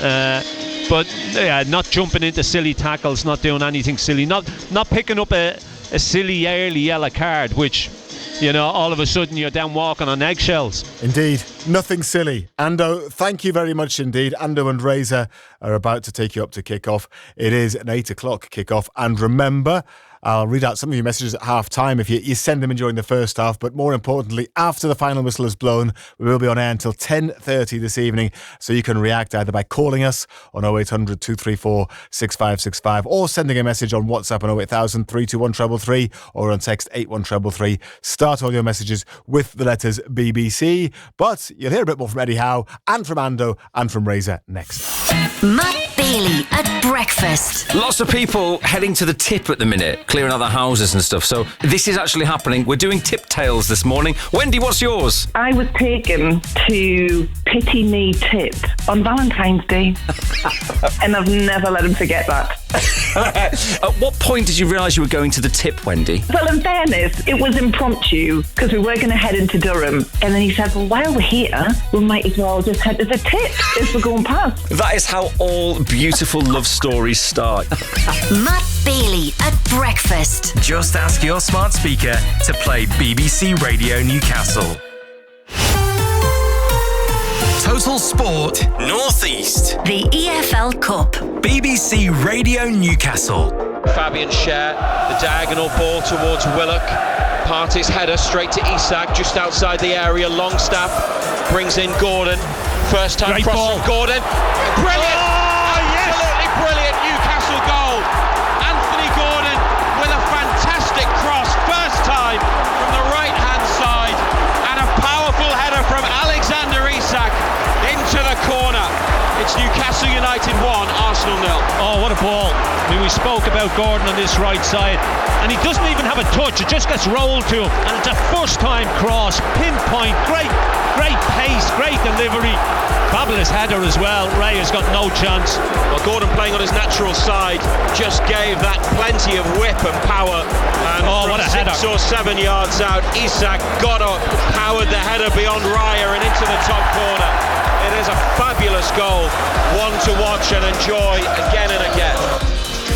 Victory for them in the last meeting between these two teams just 2 months ago in the Premier League, but that was at St James's Park. Tonight, the first leg of the League Cup semi-final in North London, where Newcastle against Arsenal at the Emirates have a terrible record. There is the second leg at St James's to come in 4 weeks' time, but they need to improve on their recent showings here to go into that crucial second match in a strong position. They are without their captain Bruno Guimaraes tonight, and Fabian Schär once again because of suspension. Sven Botman continues at right-sided centre-back, slightly out of position, but he made his return there against Spurs following a long injury layoff at the weekend. And Bruno's replacement in the middle of midfield is a man who knows this place very well, the former Arsenal midfielder who scored for Newcastle in their defeat on this ground last season in the league, Joe Willock. He is restored to the starting 11. So United look like this: Dubravka in goal, Livramento, Botman, captain Byrne and Hall, Willock, Tonali, Joelinton, Murphy, Isak and Gordon. And the bench is Odysseus, Trippier, Barnes, Target, Osula, Almiron, Kelly, Longstaff and Miley. 8 o'clock kickoff tonight, and the whole match will be live right here on BBC Radio Newcastle as always, but you can also listen to us on BBC Sound. So if you're on the move and you want the Newcastle United perspective on this game, then find BBC Radio Newcastle on the free BBC Sounds app. You can get it in your app store and listen to us there, or ask your smart speaker to play BBC Radio Newcastle. John Anderson, the team again. Willock in for Bruno, so he gets the nod ahead of Longstaff, or possibly even Miley, both on the bench, and Botman continuing at centre-back rather than Kelly being brought in. So two things. It's two big matches in a couple of days for Sven Botman after a long absence, and also Willock, with all the qualities he brings, chosen to replace Bruno. Yeah, not surprised that Botman stays in. You know, I said if he came through the Spurs game at the weekend, that you would have expected him to start again tonight. You know, if there had been any doubts about him at all, fitness-wise, if there had been any tightness, if he had felt tiredness in his legs or whatnot, I don't think they would have taken a chance on him. So he's obviously come through that Spurs game well enough to be able to start tonight. Good for him as well. Had a niffy 10 minutes at the start of that Spurs game, but the longer the game went on, grew into it. His confidence grew, and I'm sure he'd be relishing and looking forward to this one tonight. Said on Total Sport there, Reza, I thought it was a toss-up between toss of a coin between Willock and Longstaff who got it. He's obviously gone for Willock. Thinks a bit more on his legs, gets you forward a little bit quicker. Somebody had suggested Miley, but I didn't see that. I just think the other two are ahead of him at this moment in time. He was out injured for a long time. He's still finding his way back. I expect him to play in the cup tie at the weekend. But yeah, as I say, Willock, he's got his attributes are he carries the ball forward well, he gets you up the pitch quick. So I think it's a positive move. A lot of people were thinking, well, he play Longstaff because he gives you a little bit more defensively, but it's a positive move from Eddie Howe. Newcastle United players warming up in front of the away end to the right-hand side. We're quite close to the corner where the away section begins. It's an extended visitors area tonight. Newcastle have been given 6,000 away tickets, so I'm sure what was effectively an away end that's doubled in size will be loud, and that can only help the players. It will detract from the atmosphere that the Arsenal fans create, not least because one of the louder home sections is usually behind the goal to the right hand side. It's the part of the Emirates Stadium that's got the most spectators in already. The home areas still with lots of unoccupied red and white seats across and around all three tiers of the ground, but away fans, their second trip for many of them to North London in the space of 4 days, here early, soaking it all up. Lots of black and white on show, but a chilly night, just 3 degrees, and it's a bit damp as well. Many of them opting for black and white scarves and black and white hats. It's not a night for the shirts to come off, although maybe at full time if Newcastle get another big victory like they did a few days ago and like they did at Old Trafford. It's another away match, another big away fixture, and they were third in a row. And however they did it, whatever the issues with their opponents at Old Trafford and Tottenham Hotspur Stadium, Newcastle did what they had to do to come out on top. And winning away from home against clubs that have been the established top sides is something that they found difficult to do. Not so much at Tottenham, where they have a reasonable record, but here their record is awful. Old Trafford, we all know about the problems there over the years and over the decades. It's something that if you are going to become a top club and a top team yourself, that you have to start doing regularly, or at least going to these places and not losing. And that's of course important tonight in the context of a two-legged tie. Yeah, you need to stay in the tie, don't you? You need to give yourself an opportunity going back to St James's. The odd thing about this cup semi-final is the length of time between the two legs. A lot can happen to players between now and when the second leg comes along. But yeah, you definitely want to give yourself an opportunity to still be in the tie. But look, I don't think it'll be cages tonight. I think both sides will go for it, Rise. I really do. And Newcastle, as Eddie Howe says, are going to play what's in front of them rather than thinking long term, thinking too much about the tie as a whole, because you get to tonight and you're 90 minutes in, but there's still another game to come. So it was almost as if he was saying that they play it as a one-off game and just deal with this. And your point about there being a 4-week wait until the second leg, that's not normally what you have in the League Cup semi-final. It's normally a week, perhaps even 2. The final itself's not until the middle of March. It's 3 weeks later than it usually is. Because of scheduling, there's extra Champions League matches this season. Arsenal are one of the teams in Europe. There are more midweek Premier League rounds of football, including next week when Newcastle have Wolves at home. So there's so much more to pack in. The League Cup semi-finals have been affected by that. Yeah, they've had to fit these games in, haven't they? It's look, at the start of this competition, it wouldn't have been a major priority for a lot of the clubs, but I suppose 2 of them, Arsenal and Liverpool, who it wouldn't have been a major priority for, found themselves in semi-finals, playing weak in sides and changing sides and one things and another, and all of a sudden I think when it gets to a semi-final you've obviously got to take it seriously, because it gives you the opportunity to win some silverware. But yeah, I mean the way that it's worked out and the length of time between semi-finals and then the length of time to the final. It's ridiculous, isn't it? Yeah, the other semi-final is Tottenham against Liverpool, first leg.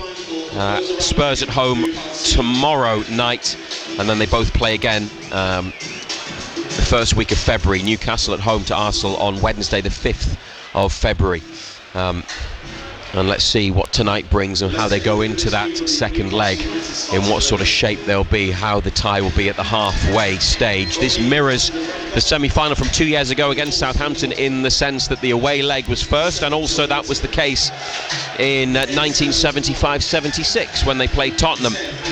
Lost away from home against Spurs in that season, and then won by a big enough margin in the second leg to go through. Those are their only two previous experiences of a League Cup or EFL Cup or Carabao Cup, to give it its sponsor's title, semi-final in Newcastle United's history. They're playing Arsenal, who have done better in this competition than Newcastle have, one that they are yet to win. United, Arsenal, 2 times winners, but it's 32 years since they last lifted the League Cup back in 1993. They were runners-up 7 years ago, beaten by Manchester City. So the team second in the Premier League table, in the Champions League, and competing on 4 fronts with an FA Cup tie against Manchester United here coming up at the weekend. They've used their squad a little bit tonight, but they've also got some players back from injury, illness and suspension. Arsenal 5 changes this evening. Their team is David Raya, the goalkeeper. He's ever present in the Premier League, and the backup goalkeeper Neto, who they brought in from Bournemouth, is cup-tied because he played for Bournemouth in an early round. So David Raya keeping goal in the League Cup as well. Jurrien Timber back from suspension to play at right back. William Saliba and Gabriel Magalhaes at centre half, and Miles Lewis Skelly, 18-year-old, born in Islington, just next door, and he's at left back. It's his 6th start for Arsenal. The captain Martin Odegaard returns to the 11 tonight in midfield alongside Thomas Partey and Declan Rice. And then 2 changes in the forward line as well. Gabriel Martinelli comes in, as does Kai Havertz, who has been unwell, and Leandro Trossard continues on the left of the attack. So Timber, Lewis Skelly, Odegaard, Martinelli and Havertz are the 5 who come in for Arsenal, and the bench, named by their manager Mikel Arteta, is goalkeeper Jack Porter, Kieran Tierney, who is back at Arsenal following a loan last season at Real Sociedad. He's only played once this season, the Scottish left back. Gabriel Jesus, who got a hat-trick in the quarter-final against Crystal Palace when Arsenal came from behind to win. Jakub Kiwior, Alexander Zinchenko, Jorginho, the former Newcastle midfielder Mikel Merino, Raheem Sterling, Ricardo Calafiori. That is the Arsenal bench. And a reminder, Newcastle with 1 change from Saturday at Spurs. Joe Willock in for suspended captain Bruno, and Sven Botman continues at right centre-back with Fabian Schär again missing through suspension. We've talked about the record that Newcastle have at the Emirates Stadium. This is their 20th visit, 1 win, November 2010, and Andy Carroll header was the only goal of the game. 16 defeats out of 19.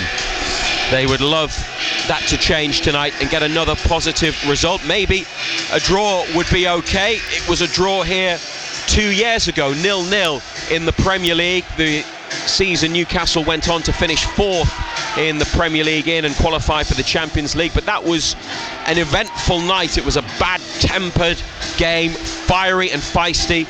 There were arguments on the touchline. Eddie Howe, out of character for him, getting involved in a disagreement with opposite number Mikel Arteta, and it was after that 0-0 draw here 2 years ago that Howe delivered his famous and often repeated, well-liked quote that Newcastle are not here to be popular, they're here to compete. It's interesting because the Brentford game, which is the last round, I think I enjoyed not having VAR in that moment, and that's because we scored goals in you saw the linesman flag stay down and you think that's a goal. You're not sort of second guessing, because the first thing that I think now when we score is there a reason for that goal not to stand, which takes away the enjoyment of the moment, really. So that's the world that I live in. So when you don't have it and you score, obviously it's a different feeling, but if you don't have it and you concede, then again I might be thinking the other way. So it's, I don't know, I'm still of the train of thought. I like the initial raw emotion you get when you score without VAR. Once again, you won't have Fabian Schär available because of suspension, but also against Arsenal in this first leg, there'll be no Bruno either because of a one-match ban in the League Cup. How big a blow is it to lose your captain, particularly with the form that he has been in recently? Yeah, it's a big blow. I think Bruno, one of his biggest strengths is he's always there for you. His appearance record has been brilliant for us, especially when you consider the physical exertion that he commits to every game. His training is very good. He's been exceptional in every way.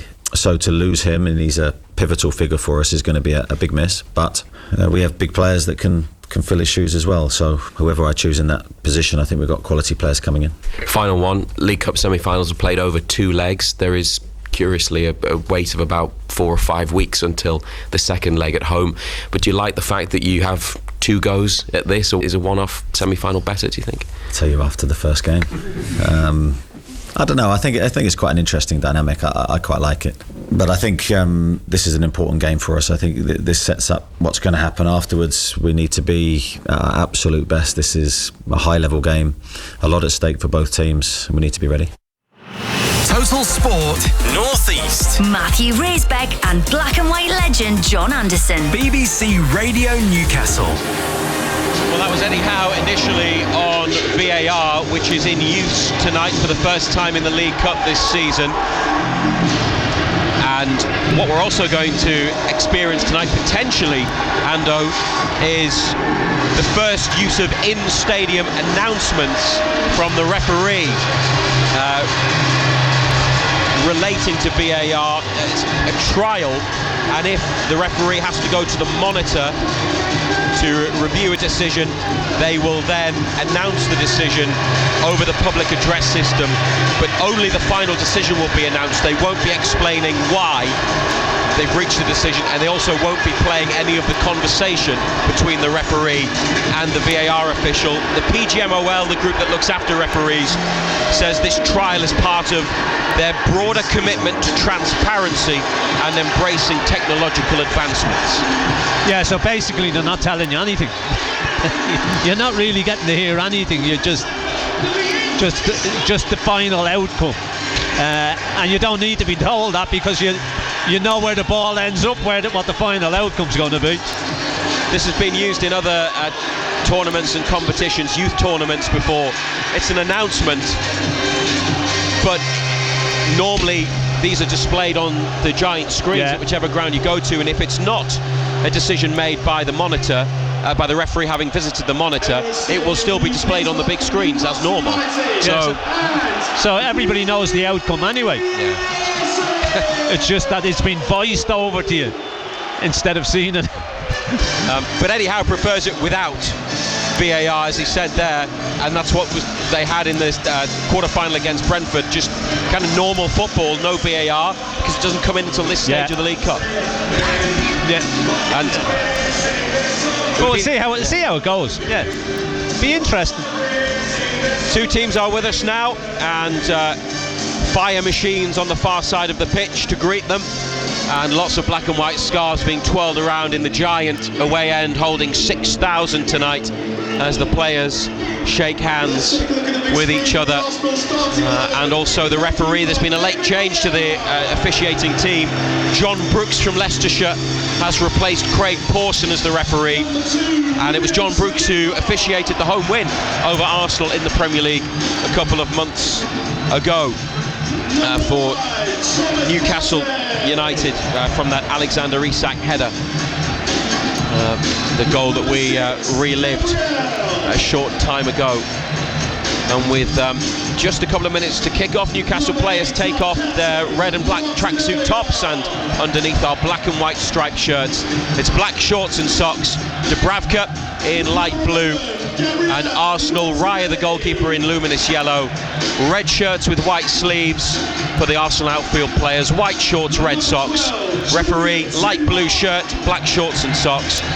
Speculation continues about Martin Dubravka, and though reports in Saudi Arabia about a move that is expected to happen to Al-Shabaab, claiming that it could even happen after the match and that this might be his final Newcastle appearance. Yeah, he's done very well since coming back in, hasn't he? He's only conceded 2 goals. You know, it's an interesting one because he's at an age now where he will want regular first team football. He may well have been to see Eddie Howe and said, look, what's the story? And Eddie Howe has said, well, Nick Pope is still number 1. When he's fit, he comes back in. And Martin Dubravka says, well, I need to be playing regular. But we don't know for definite yet, do we? There's a lot of speculation, but nothing definite as of yet. No, and also he's out of contract in the summer and will be 36 next week. But Martin Dubravka in goal for Newcastle tonight. Livramento, Botman, Byrne, Hall, the back 4. Willock in for suspended Bruno. Tonali, Joelinton in midfield. Murphy in form. Isak in form, and Gordon scored again at the weekend. They are the front 3. And Arsenal, Raya in goal, Timber, Saliba, Gabriel and Lewis Skelly. Odegaard, Partey, Rice in midfield. Martinelli, Havertz and Trossard. Newcastle to kick us off on BBC Radio Newcastle, and tonight you can listen to us on the BBC Sounds app and get the Newcastle United perspective there from BBC Radio Newcastle, and ask your smart speaker to play BBC Radio Newcastle. That's another way to listen to us tonight. They're going to shoot towards the left hand side, so the away end is behind Dubravka's goal. Referee, final couple of checks with the goalkeepers. This is the next step towards Wembley. Another leg to follow at St James's in 4 weeks' time. But what happens tonight will undoubtedly have a bearing on the overall outcome. Another big event in Newcastle United's era under Eddie Howe, looking to take them back to the League Cup final. And we are underway on BBC Radio Newcastle, with United going forwards quickly up the left wing towards Joelinton, but the ball is won back by Arsenal, and then it's out for a throw at right full back for the home team, to be taken by Timber. Lots of home fans, late arrivals, making their way down the steps just to our left hand side into the lower section of the main stand, as the ball goes forwards and then back to Timber, and Botman with a big header on halfway. Partey for Arsenal, looking for Trossard. Gordon wins it back, and it's out off the Belgian, Leandro Trossard, and Newcastle have a throw in Arsenal territory. Hall back into his own half to Byrne, who has the captain's armband tonight, and Dubravka in the D takes a touch, passes it with his left over to the far side. Botman to Livramento, into Tonali, back to Livramento, under pressure, edge of the area, gives it to the goalkeeper. Dubravka away, but it's gone wide rather than forwards. Arsenal help it on. Botman wins it back. It's a good challenge. Willock, Tonali, Livramento combine, and Livramento is fouled on the far side, close to Newcastle's box. They have a free kick after 90 seconds. 0-0. Yeah, not a great deal happening as of yet. The ball's been in the air a lot, hasn't it?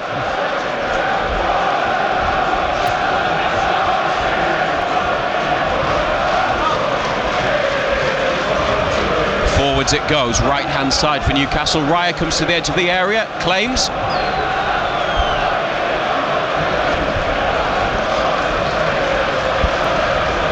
Now puts the ball on the floor. Isak closing down. Keeper wanted to go to the right. Isak was there, so he went to the left, then into midfield. Newcastle win it through Livramento. Here's Isak just outside the box, playing in Murphy.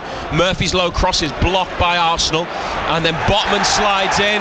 That would have been a foul, but it's an advantage played by referee John Brooks. Arsenal with it in midfield, and they make their way out to the right hand side. Timber turns, slows down the pace of their play, and it's with Saliba. And now Partey back to Raya.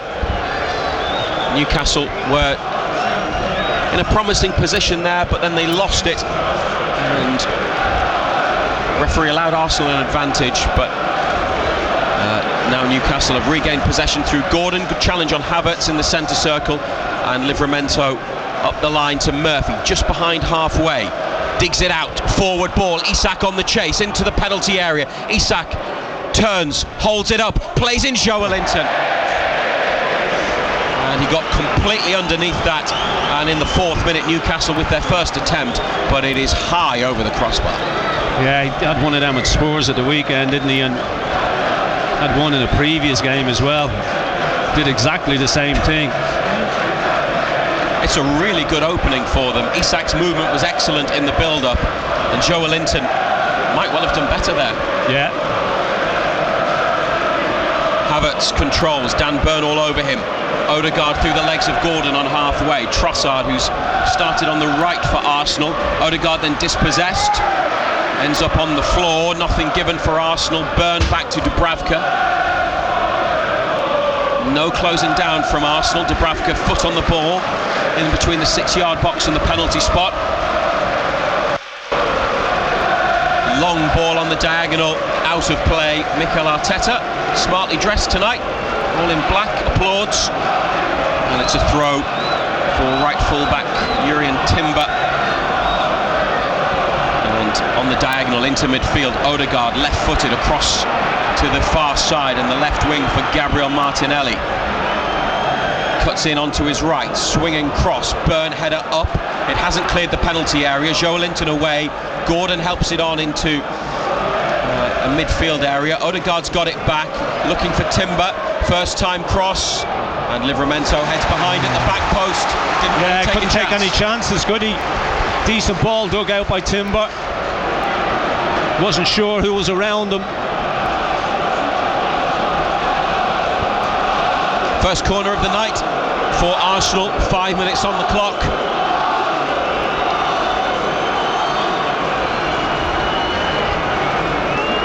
And Declan Rice goes across to take it. Newcastle fans right behind him, no doubt trying to put him off. Only Saliba in the 6-yard box.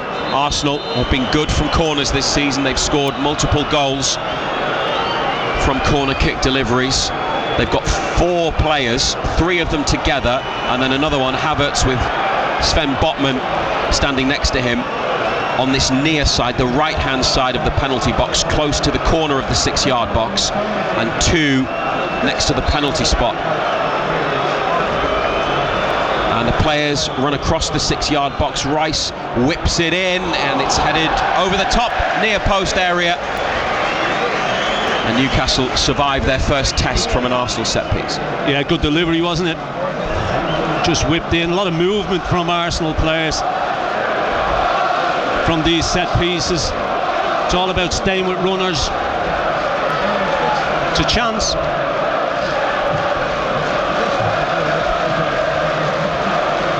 Dubravka ball on the 6-yard line. Burn and Botman make their way forwards, and it's driven through the middle by the goalkeeper. Isak didn't get the chance to compete for the ball. It was Partey in front of him who won it. Now Tonali onto Isak, and a runner to the left-hand side, Lewis Hall. Newcastle in the final third. Hall's low ball in, stopped by Saliba. Gordon challenging forward. It's run out towards the corner, and Hall gets there, trying to let it go across the line, but he's actually kept it in and turned away from his man. Hall into the middle, blocked by a defender at the front of the 6-yard box. Burn with a header, Tonali on. Gordon nods it down to Joelinton. Good play by Newcastle in the final third. Still 0-0 in the 7th minute. Tonali wide left to Joelinton again. Gordon, man at his back, plays it first time to Tonali in front of the halfway line. It goes square to Botman. Murphy drops in to get it. Livramento inside, receives it from Murphy and turns. Tino Livramento on the attack. Hangs up across to the back post. Gordon's header. Raya, comfortable catch underneath the crossbar. Yeah, it's not his forte, is it? It was a good ball played in. It wasn't the greatest header in the world. But a decent move up the left-hand side, and then the right from Newcastle. Arsenal back to goalkeeper David Raya. chipped out to the left wing, headed on, but there's nobody beyond Kai Havertz, 12-goal top scorer this season, back after illness. So Newcastle have plenty of time through Sven Botman, who played 92 minutes at Spurs on his comeback before going off with cramp, to play the ball at the back. Finds Byrne, it's now Hall, up the line to Gordon, back towards Hall but intercepted by Trossard. Gordon has then bundled over Trossard and conceded a free kick. He complains to the assistant referee about the decision, trying to make amends for the misplaced pass. He's ended up committing a foul, and Arsenal out on the right, 20 yards from goal, free kick. Yeah, I'm not too sure why he's having a word with the with the linesman for. Straight in front of us, he just pushes him over.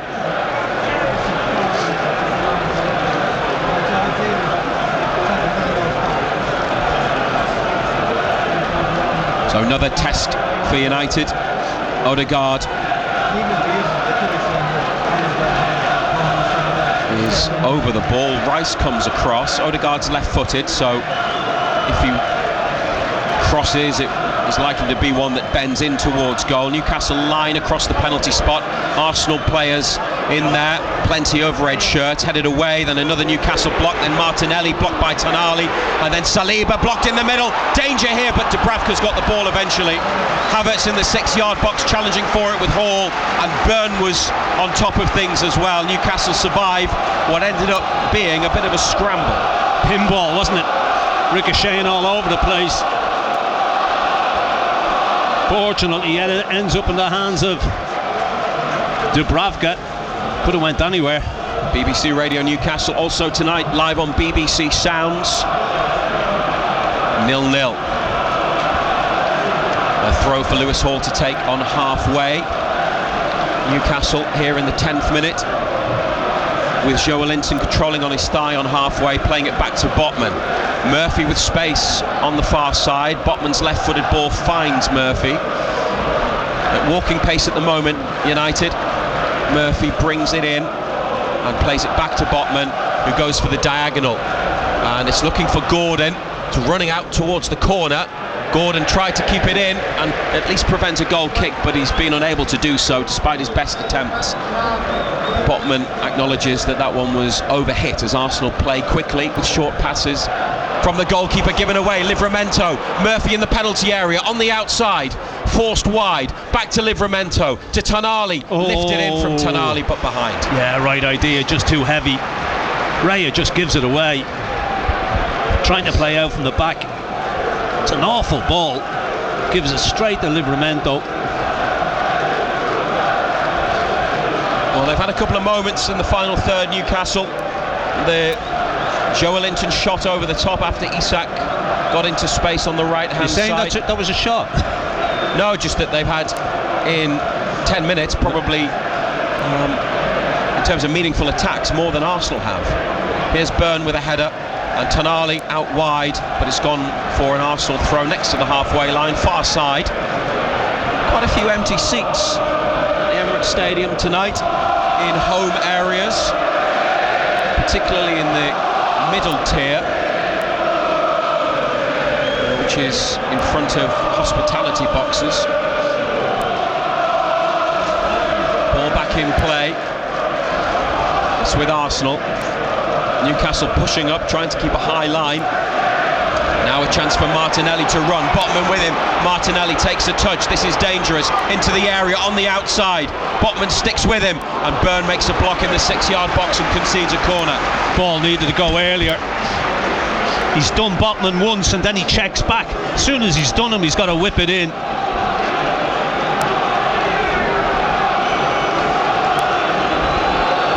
Arsenal, as much as they are in open play and free attacking play, will enjoy set-piece opportunities and will relish the chance to create something from this. Newcastle setting up with Tonali next to the back post, Livramento front post, right-footed in-swinger, headed over the top, and that is a big opportunity for Yuri and Timber, almost underneath the crossbar, but got underneath the ball and missed the target with the header. Yeah, that's the second one he's had, and he's headed both of them over. Just can't get over it, can he? He's really close to the goal line there, and he came in without anybody following him. Got above Hall. Best chance of the night. Yeah. So far, 13 big minutes. chance. Dubravka, his 8th appearance this season, to Byrne, and Hall, right-footed clearance from Hall under pressure towards Isak. Header on by Arsenal. Joe Linton has regained possession for United, and here's Alexander Isak, and looking to release Anthony Gordon. Chance to use the pace and get away. Gordon now into the penalty area, onto his right. Still Gordon. Murphy, edge of the box. It's behind Tonali, but it's come to Livramento. Livramento cuts inside. Now where's the ball going? Back to Burns, centre of the Arsenal half, every player in red and white behind it, and Hall keeping Newcastle in possession, but they've lost any advantage positionally that they had there. Here's Livramento again, plays it against an Arsenal shirt, and now Joe Linton is needed to make a challenge on Odegaard in midfield to stop the Arsenal quick break, but the home team still have it, this time with Trossard on the right, Gordon with him. Trossard comes inside and plays it into the centre circle. And it's Miles Lewis Skelly, the 18-year-old, with a pass to wide left to Martinelli. And now Newcastle getting players back into a defensive position in the 15th minute. No goals. Murphy slides in to cut out a through ball. Livramento's on it. Joe Linton wide right to Murphy in space. And now United come up towards the halfway line. Carried by Jacob Murphy. Played forwards for Isak to chase. Right hand side. Needs some support. Isak keeping possession. Trying a trick. Getting away from his man. Isak into the penalty area. Looks for Gordon. Might come for Lewis Hall. Cleared away in front of the goalkeeper, and then Arsenal with another clearance straight to Tonali over the top. Tonali over the top from the edge of the area. That is a big moment for Newcastle, with Isak getting away, causing Arsenal problems again with his running down the right hand side. Couldn't find Gordon. It came to Hall and it was blocked, and then Tonali has missed a big opportunity to open the scoring. Brilliant from Isak. I mean, he gets away. Clearance, it's an awful clearance straight to Tonali. 20 yards out, got to get over it. At least hit the target. Similar position to his goal against Brentford, the first one that was the quarter-final goal of the round in the League Cup. Don't want to be critical of him, but with his quality you think that he would hit the target. Joe Willock has it back in midfield for Newcastle and has given it to Anthony Gordon. It's a good run by Willock with speed, and now Gordon to Tonali. Newcastle keeping possession, and they've started well here. Thinking of the games they've played here, they probably haven't played like this.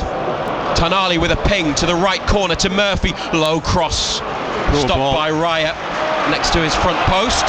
Quick ball out from the back from Arsenal, and Martinelli into Newcastle United territory. Trossard, driven ball to the far side, but it beats Havertz, and it's a goal kick. Poor from Arsenal. Yeah, you can see the confidence that we're playing with. You know, the wins, consecutive wins, scoring goals. Everybody wants to be involved. The movement's good. Isak's running off the ball has been brilliant this early on. Dubravka to Botman, then across the box to Byrne. Hall's got it. His forward pass is blocked by Trossard, but it's out for another goal kick. And Newcastle will start again. 0-0 on BBC Radio Newcastle and the BBC Sounds app.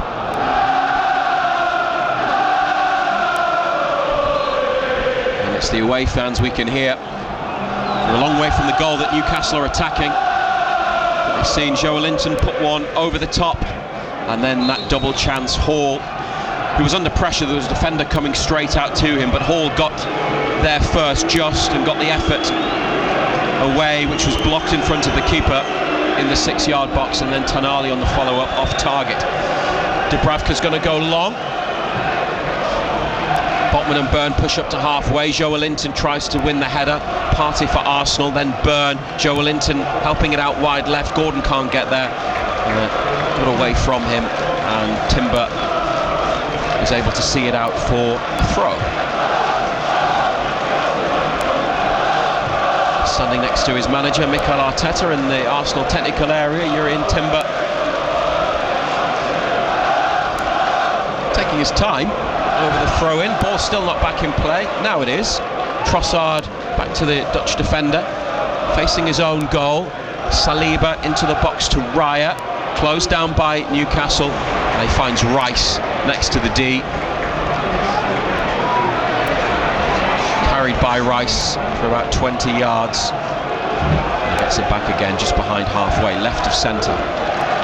No goals yet. Odegaard making a run in between Hall and Byrne, but the ball doesn't get played.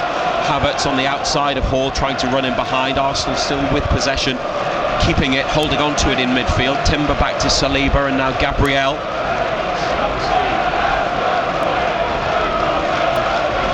Back across to Timber. Partey closed down by Tonali, who breaks out of the deeper lying midfield role. Arsenal with slow possession around the centre circle in the middle third of the pitch.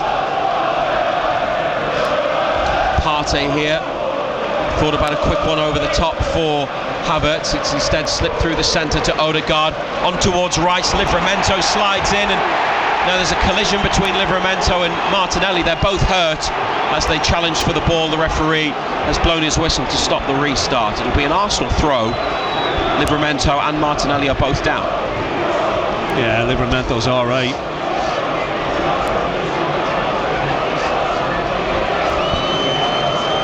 It was a poor ball. I mean, it's just a coming together, isn't it? Livramento wins the ball and collides with Martinelli after he's lifted the ball away.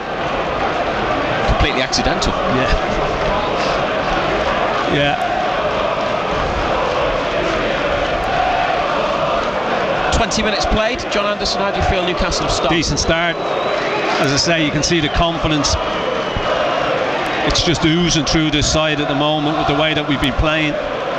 Arsenal tend to they've been slow. They usually play at a higher tempo, Arsenal, but we haven't seen any of that. 0-0 on BBC Radio Newcastle. Rice, they went back from halfway line left side to their own defensive third, and now they're on the attack on the right. Arsenal. Trossard into the box. Odegaard with a flick. Willock tries to bring it away and is dispossessed. Leandro Trossard here on the outside wins for Arsenal. A corner off Willock, making a block on the cross.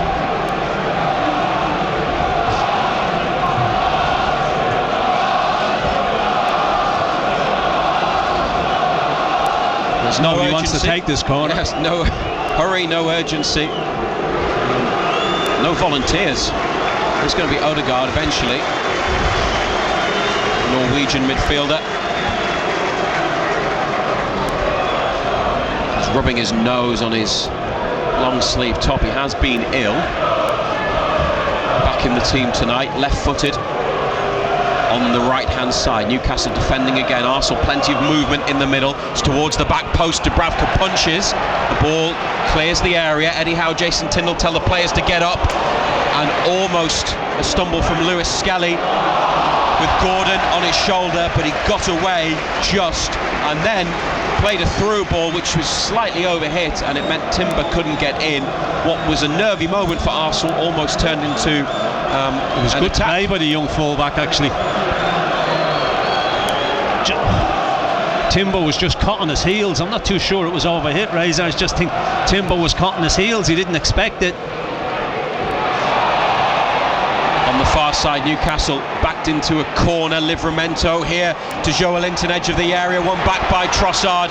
Gets the shot off, blocked by Joelinton. They gave it away there in a really bad area. Dicey play at the back.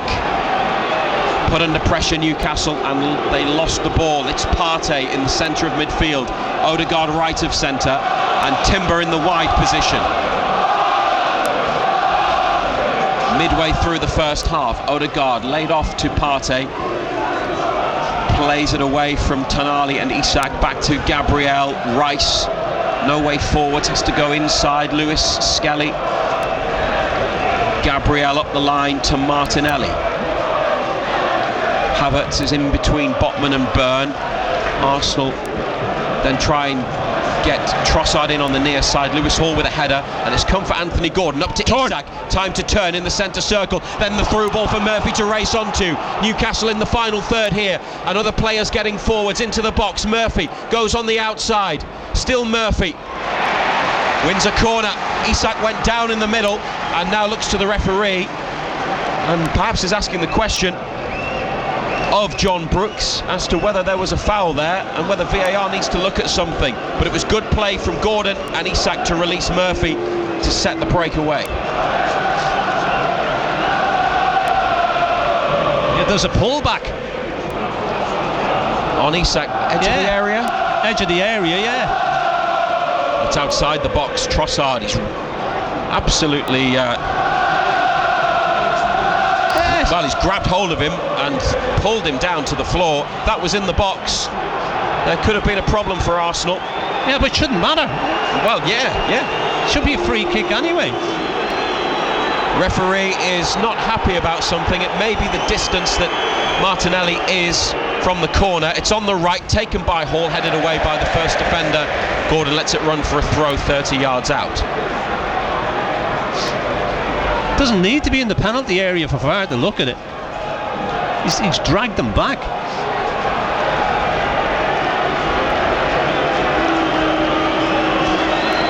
Well, controversial moment then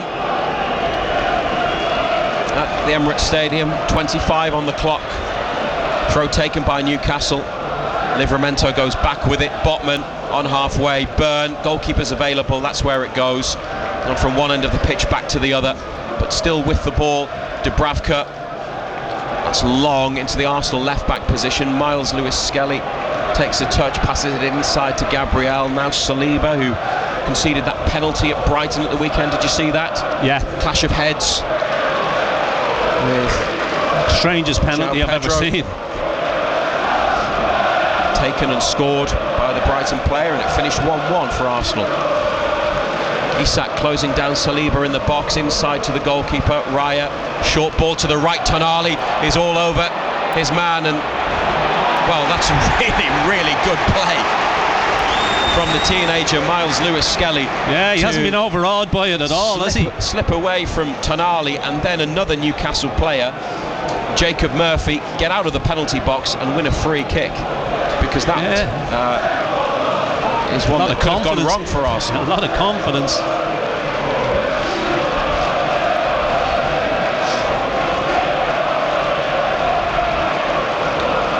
Free kick yet to be taken.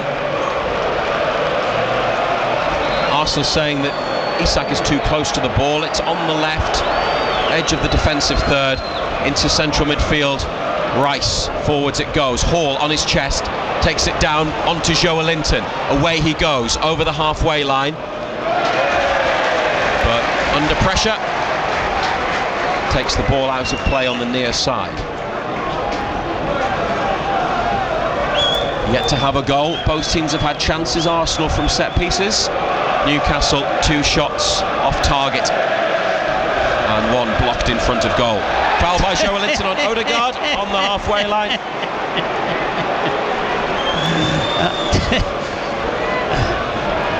Obstruction. GBH.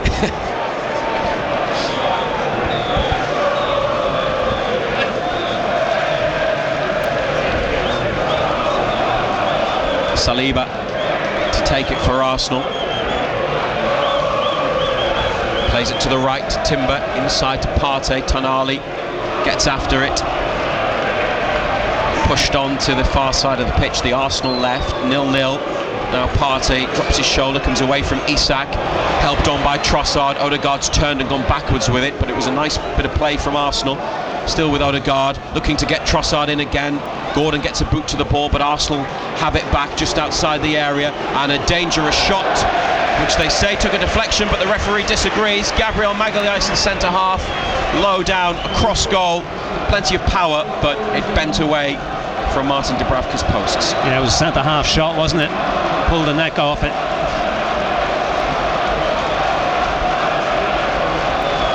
Away supporters on their feet, applauding and chanting, and pretty happy with how their team has performed in the opening 28 minutes. Live here on BBC Radio Newcastle and the BBC Sounds app. Dubravka's long ball, Isak couldn't get there, neither could the defender, then covering Gabriel helps it away. Joelinton onto Willock, won back by Arsenal, and Saliba up this near side. That's a bit of a short pass, but Trossard's got there. Gordon is right behind him. Trossard has to play it back to the goalkeeper. Isak closing in.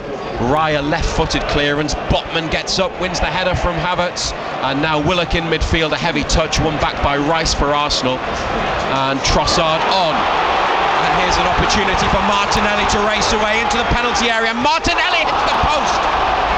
Well, that's a huge moment for Arsenal. Gabriel Martinelli, right-hand side, after Newcastle lost it in the Arsenal half, played forwards quickly, a first-time ball from Trossard, and Martinelli was away, and from the edge of the area, right-footed shot, smacked off Dubravka's left-hand post. Opened us up, didn't it? Great one-touch football, give and go, all of a sudden he's through. He gets clear of Dan Burn. Dan Burn's never catching him. Fortunately, post gets in the way. Closest we've been to a goal tonight. Arsenal against the post.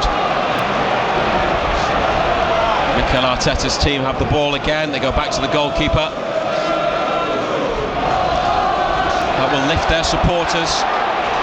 And they've got more energy here in this attack, and it's Martinelli, this time on the left-hand side, taking on Botman, looking to beat his man. Goes backwards with it. Lewis Skelly's ball in, comes across to Trossard, missed kick, then a layoff from Trossard second time around, and Odegaard over the top via a deflection, corner on the left as Arsenal try to keep the pressure on. Yeah, total miss kick from Trossard, he gets lucky. Balls for Odegaard. Willock gets in the way, gets the block in, corner kick. Newcastle need to see this period of pressure through. Declan Rice expecting another in-swinging corner. There's nobody out there available short, though there are players that could make a run and get it short from Rice. Again, they've got four beyond the back post. It's delivered in by Rice. Dubravka's missed it, and Arsenal trying to stab it in. The ball is loose on the 6-yard line. What a block. Sven Botman threw himself at it, and Newcastle clear the danger, but it's going to come back in now from Trossard. Arsenal win a throw following another Newcastle block on this near side. Dubravka came out, but the whip on the ball from Rice was wicked and couldn't get there. There was a back heel, then other players having a stab at it, and Botman eventually with a vital block to keep it at 0-0. Back in play, on the floor with Arsenal on the right wing. It's their best spell of the game. Newcastle with what is effectively a 5-4-1, with Murphy on the outside of Livramento defending on the far side, with Arsenal in possession. Martinelli coming in off the far touchline, then plays it back to Lewis Skelly, drops his shoulder, turns. Talented player, isn't he? Yeah, he looks a player, doesn't he? Diagonal ball into the box. Dubravka gets up and makes a catch, uncontested. Nobody close to him from an Arsenal point of view, and an underarm rollout to Livramento. Murphy available. He goes forwards, he goes back to Botman, and across the Newcastle penalty box to Byrne, who's got the armband tonight. No Bruno, no Cher because of suspension. Here's Hall, went to go forwards, couldn't, went back and wins a throw, throws his arms up in frustration towards his teammates. They at least still have the ball, Newcastle, from a throw-in in line with the penalty area. By the way, the cut-off point for 2 League Cup yellow cards was the end of the quarter-finals, so players free of the threat of a ban who are on a booking in this competition tonight. Arsenal give it away in midfield. Willock, chance to break into the attacking half of the pitch, and Alexander Isak left-hand side, space to run into. Isak forwards towards Gordon, who would have been offside, and Isak tries to keep it in, but Arsenal see it behind, and just miscommunication there from Newcastle. Once again in a decent position. Huge block from Botman, you know.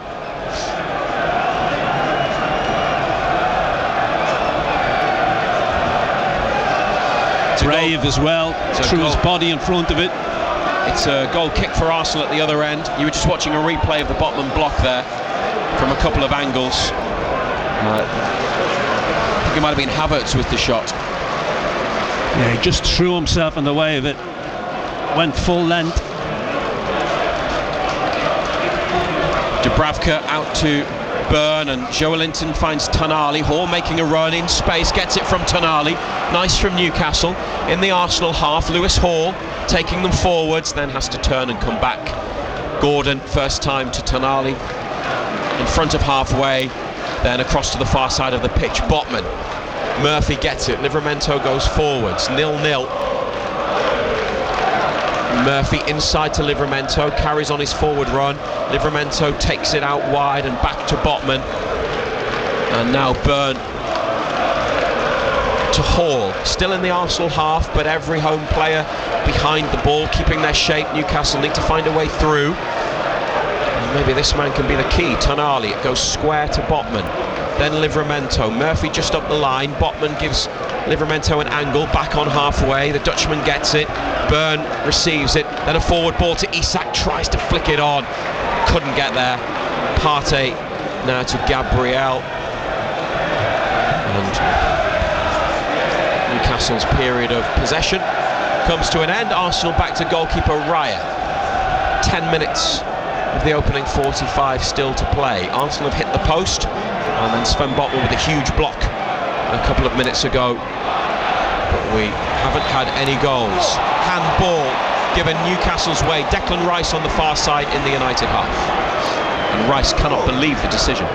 Quickly taken by Livramento. Rice is out of position in the middle. Tonali lifting it into the box. Header from Saliba takes it away from Isak into the corner on the near side. Gordon stopping Timber from getting forwards, but he moves inside, passes it to Saliba, and now Arsenal play their way into the centre, and Partey brings them up towards the centre circle. Important touch from Saliba there. Yeah, good defending, good awareness. He knew exactly where Isak was, got his positioning all right. The 5th League Cup meeting in history between Newcastle and Arsenal. Not only have Arsenal won the previous 4, Newcastle have never scored against them in this competition. No goals yet. Hall wins that battle with Trossard, does well under pressure. Hall drags the ball back, keeps going, wins a free kick. Brilliant from Lewis Hall, and applauded by Eddie Howe on the touchline. Trossard was his weak. Didn't fancy it, did he? Just didn't fancy the physical side of it, Trossard. Trossard's not the biggest, but neither's Lewis Hall, but the Newcastle man was the player who had success in that particular duel. Dubravka to take the free kick, and forwards go Byrne and Botman and Joelinton. Arsenal were a long way from the penalty box on the left, but probably about 10 yards ahead of it. Dubravka hangs it up, and the big boys try to help it on. It's lifted into the area. Here's Isak. It's into the net. Alexander Isak off the bar and in as Newcastle take the lead in the League Cup semi-final.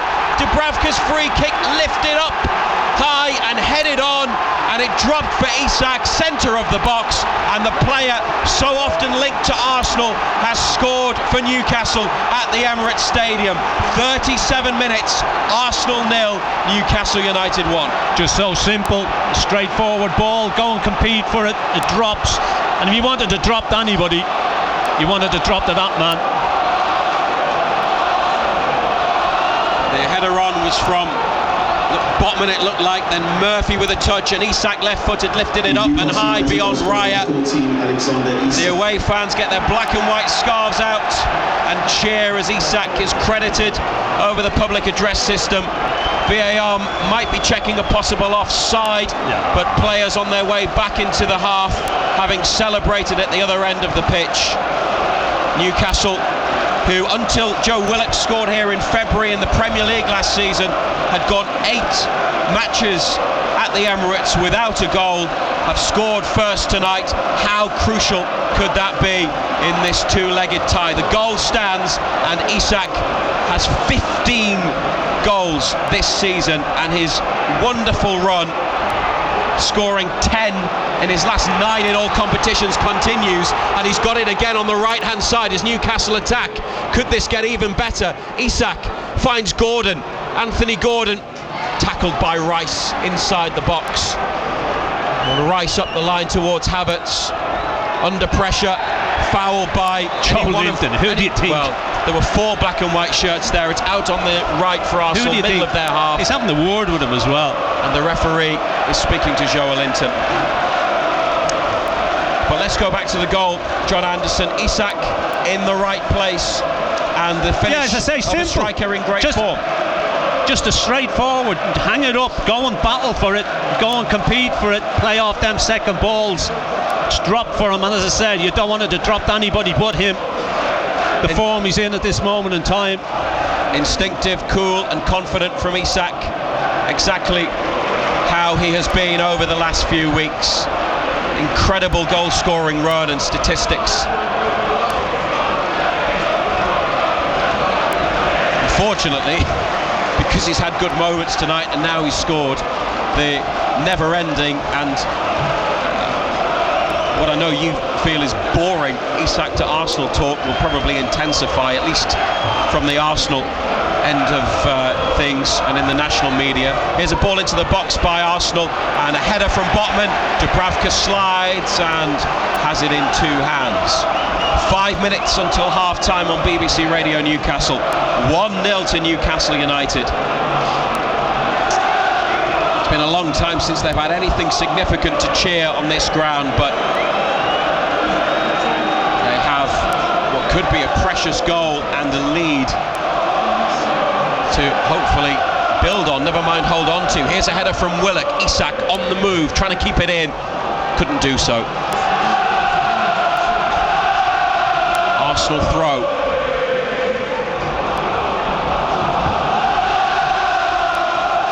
Arteta, hands in pockets. Usually quite animated, but not at the moment. Jason Tindall out there for Newcastle as the ball goes back into the right corner for Arsenal. Saliba to the goalkeeper. Raya's long ball, looking for Havertz on halfway. Header from Hall, down on the floor for Joe Linton, but he slipped and Trossard picks up possession of the ball. Moves it on to Odegaard, and Havertz in a deeper role, whipping it out to the left wing for Martinelli, who earlier hit the post when he went through one-on-one with Dubravka, right side of the box. It's an Arsenal attack at the moment, and Partey is in possession. Isak tries to clear it. It goes back to Gabriel. Newcastle, Isak ahead of the ball, everybody else very close to the penalty area or inside it as Livramento turns it clear from the corner. Gabriel, and up the line on the left to Odegaard. 1-0 to Newcastle United.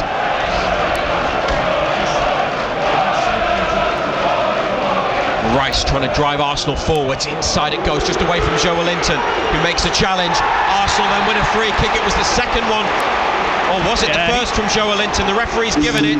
It's in or around the D, but he had 2 yellow cards as well. And the Newcastle midfielder has been booked.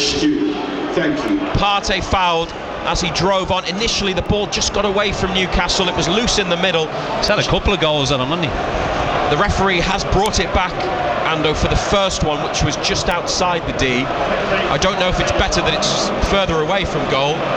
rather than it being the second one, which was almost on the 18-yard line. Well, you would probably want it nearer.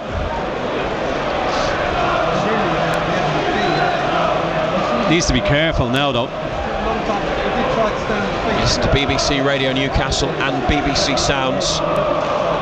Martin Dubravka gets down low by his right-hand post, calling players in the wall into order and into the right position. Arsenal with players there trying to disrupt and put off the Newcastle goalkeeper.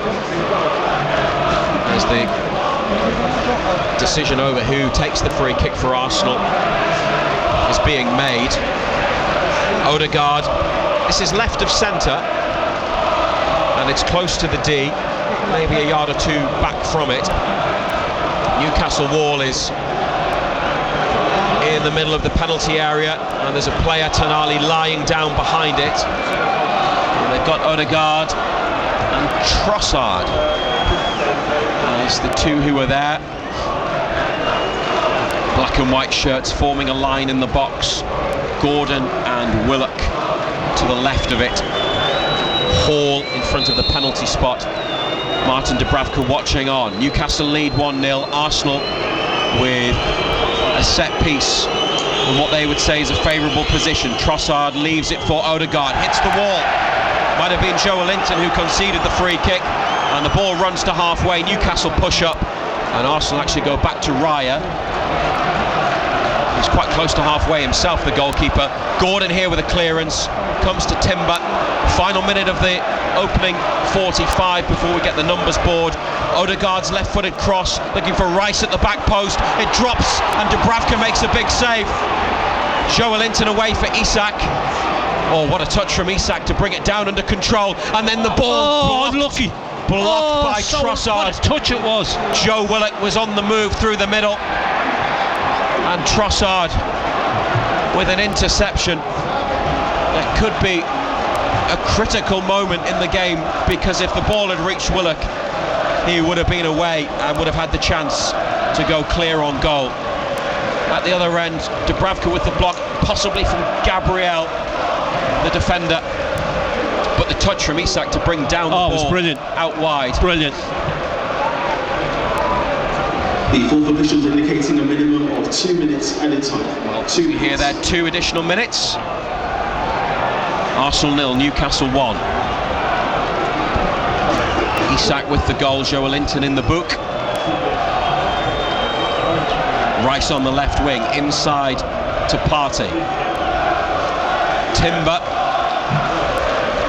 on the near side, Trossard in line with the penalty spot, inside to Odegaard. It's come out to the corner where Gordon makes a challenge. It's a fair one, says the assistant. Inside to Joelinton, back to Gordon. Oh, Isak was looking for it over the top and they couldn't get it away quickly. Hall now looking for Tonali. Isak's got it. Wins a throw near to halfway, that's okay. But a couple of times they could have been in, and you've spotted an Arsenal player who's down. Well, Trossard, he loses it and he just falls over.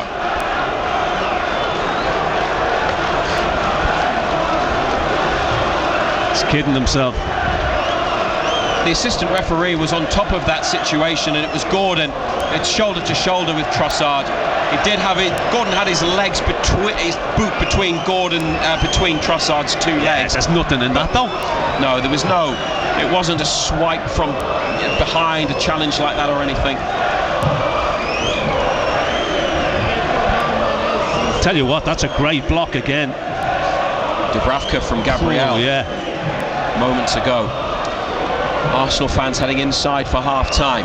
If you want to send us a message here on BBC Radio Newcastle, on Twitter or X, it's at BBC Newcastle. WhatsApp 08000 321 333. Put BBC at the start. Header on from Joelinton from Hall's throw into the Arsenal half. Raya gets that away with height and with distance. Big Dan Burn. Header up into the centre circle, on by Willock. Odegaard header backwards. Trossard's still struggling with a problem. We're into a third minute of additional time. Newcastle have the lead. Willock went into a block challenge with Miles Lewis-Skelly. Arsenal come away with the ball. Partey in the centre circle. Wide right to Trossard, who's still limping and didn't really want it. Referee John Brooks being encouraged to blow for half-time by an agitated away end. Forwards from Arsenal, Burn header, Tonali on, and there is the final whistle. 35 seconds into a third minute of additional time.